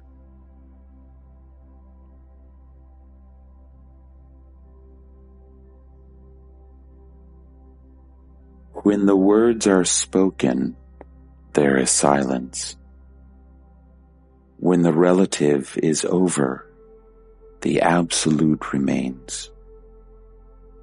The silence before the words were spoken, is it different from the silence that comes after? The silence is one, and without it, the words could not have been heard. It is always there, at the back of the words. Shift your attention from words to silence, and you will hear it.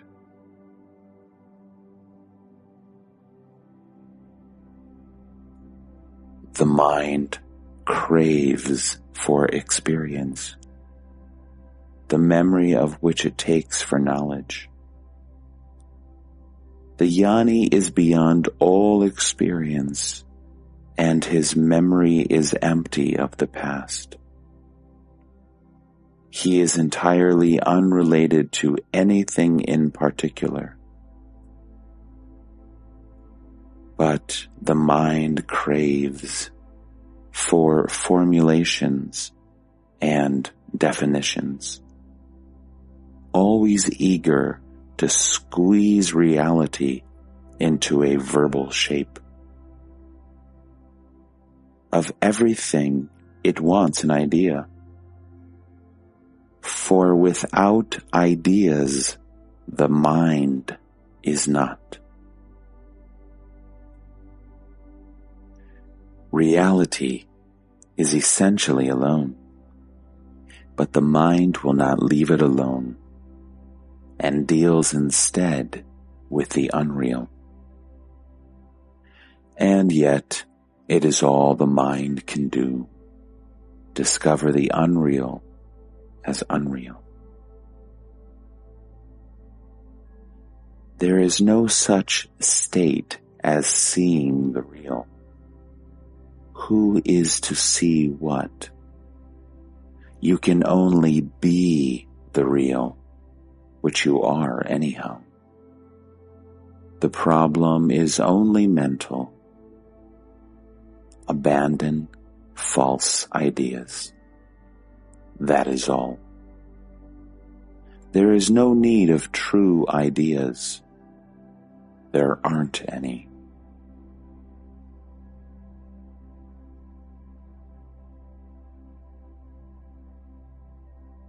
Why then are we encouraged to seek the real?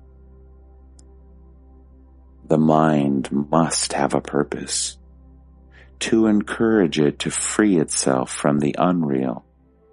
It is promised something in return. In reality, there is no need of purpose. Being free from the false is good in itself. It wants no reward. It is just like being clean, which is its own reward.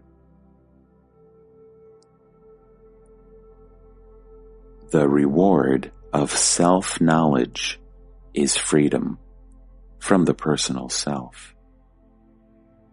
You cannot know the knower, for you are the knower.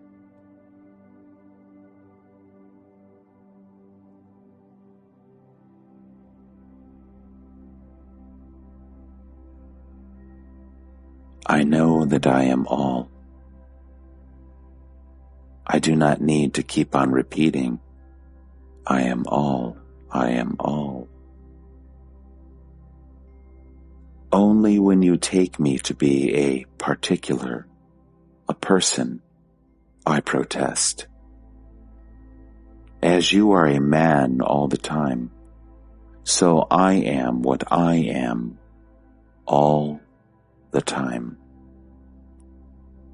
Whatever you are changelessly, that you are beyond all doubt.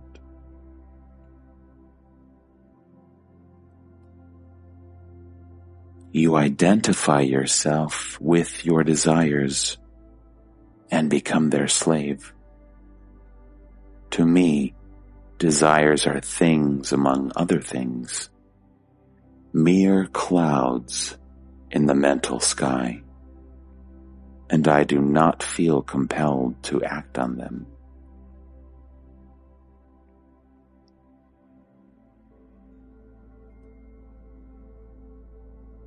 The knower is the unmanifested. The known is the manifested. The known is always on the move. It changes. It has no shape of its own, no dwelling place. The knower is the immutable support of all knowledge. Each needs the other, but reality lies beyond. The Jnani cannot be known, because there is nobody to be known.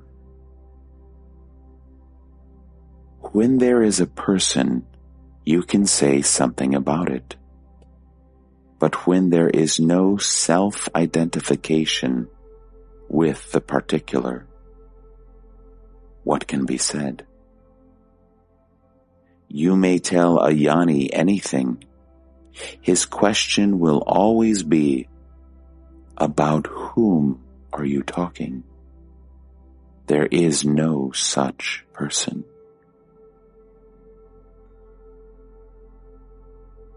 Just as you cannot say anything about the universe because it includes everything, so nothing can be said about a Jnani, for he is all and yet nothing in particular.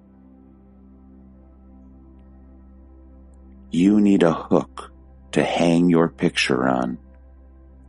When there is no hook, on what will the picture hang? To locate a thing, you need space. To place an event, you need time.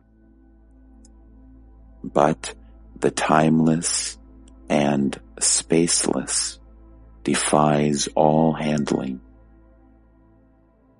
It makes everything perceivable, yet itself it is beyond perception. The mind cannot know what is beyond the mind, but the mind is known by what is beyond it. The jnani knows neither birth nor death. Existence and non-existence are the same to him.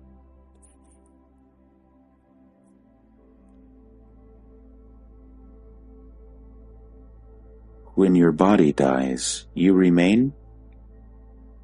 Nothing dies. The body is just imagined. There is no such thing.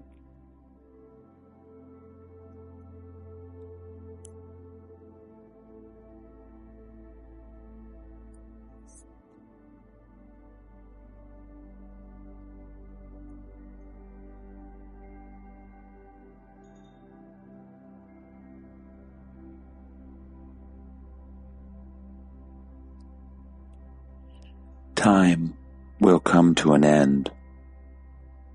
This is called the Great Death, the death of time. The universe is your personal experience. How can it be affected? You might have been delivering a lecture for 2 hours. Where has it gone when it is over? It has merged into silence, in which the beginning, middle, and end of the lecture are all together. Time has come to a stop. It was, but is no more.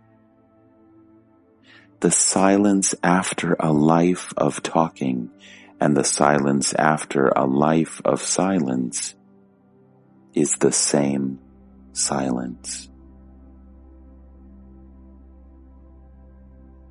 Immortality is freedom from the feeling I am. Yet it is not extinction. On the contrary, it is a state infinitely more real, aware, and happy than you can possibly think of. Only self-consciousness is no more.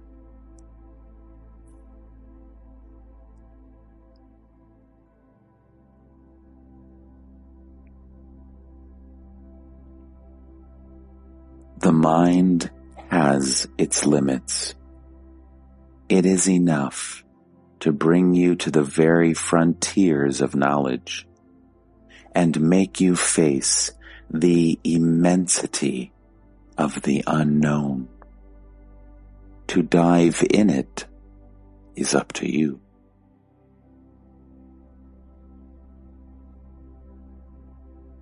What about the witness? Is it real or unreal? It is both. The last remnant of illusion, the first touch of the real.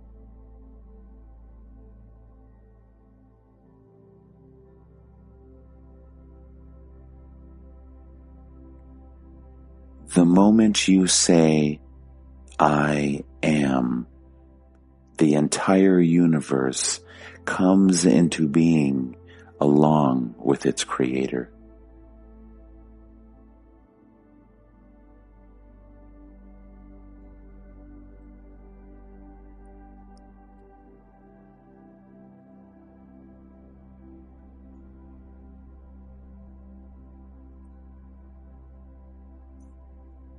Duality lasts as long as it is not questioned.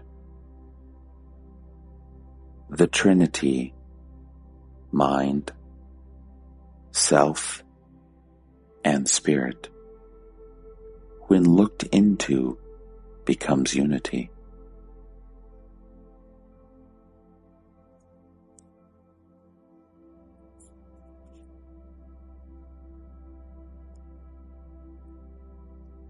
Everybody desires to be, to survive, to continue, for no one is sure of himself.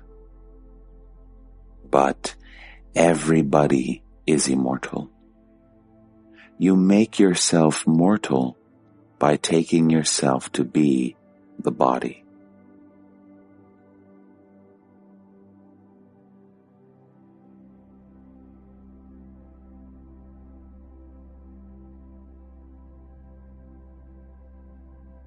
Attachment destroys courage. The giver is always ready to give. The taker is absent. Freedom means letting go. People just do not care to let go of everything. They do not know that the finite is the price of the infinite, as death is the price of immortality. Spiritual maturity lies in the readiness to let go of everything. The giving up is the first step. But the real giving up is in realizing that there is nothing to give up, for nothing is your own. It is like deep sleep. You do not give up your bed when you fall asleep. You just forget it.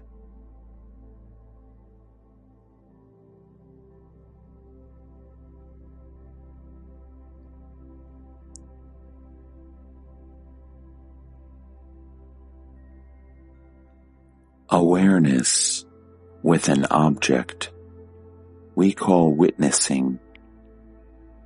In reality, there is only one state.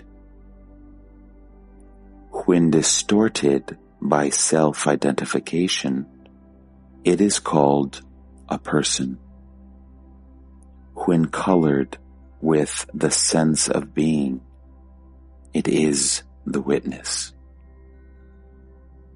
When colorless and limitless, it is called the Supreme.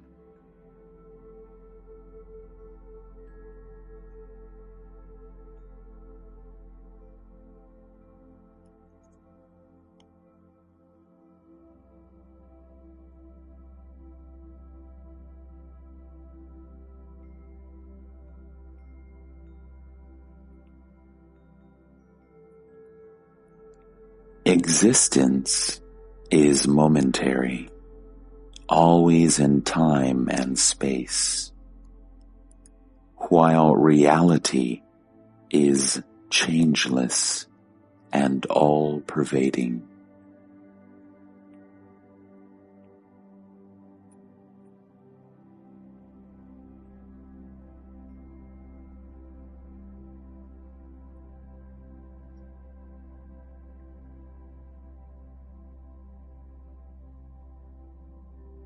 As a person, your existence is momentary. But are you a person only? Are you a person at all?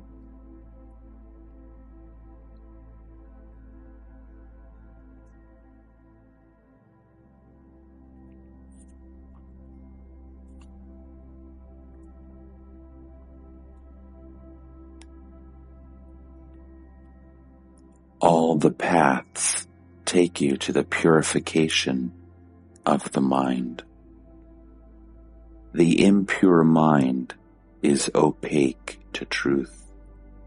The pure mind is transparent. Truth can be seen through it easily and clearly.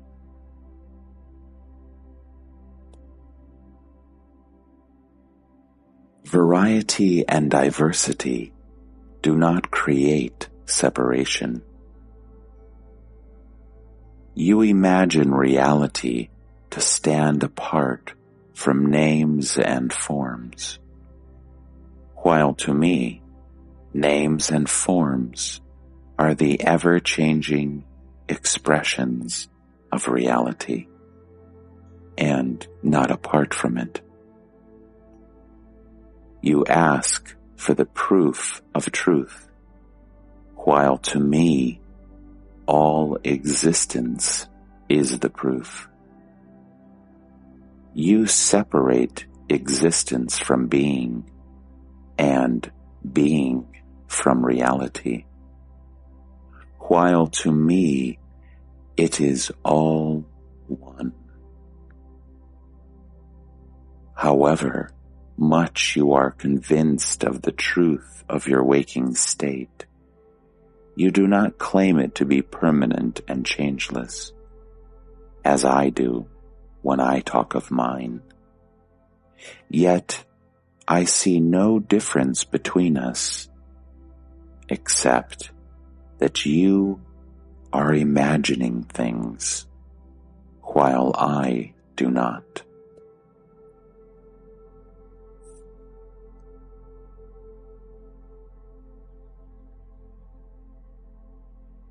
You will find you know nothing for sure. You trust on hearsay. To know the truth, you must pass through your own experience.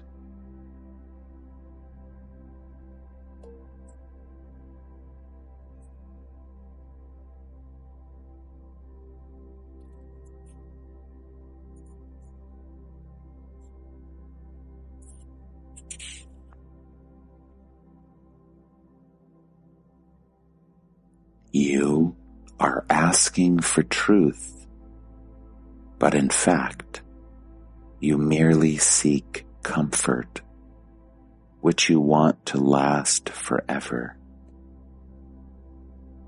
Now, nothing, no state of mind can last forever. In time and space, there is always a limit, because time and space themselves are limited. And in the timeless, the words forever have no meaning. The same with the proof of truth. In the realm of non-duality, everything is complete, its own proof, meaning, and purpose. Where all is one, no supports are needed.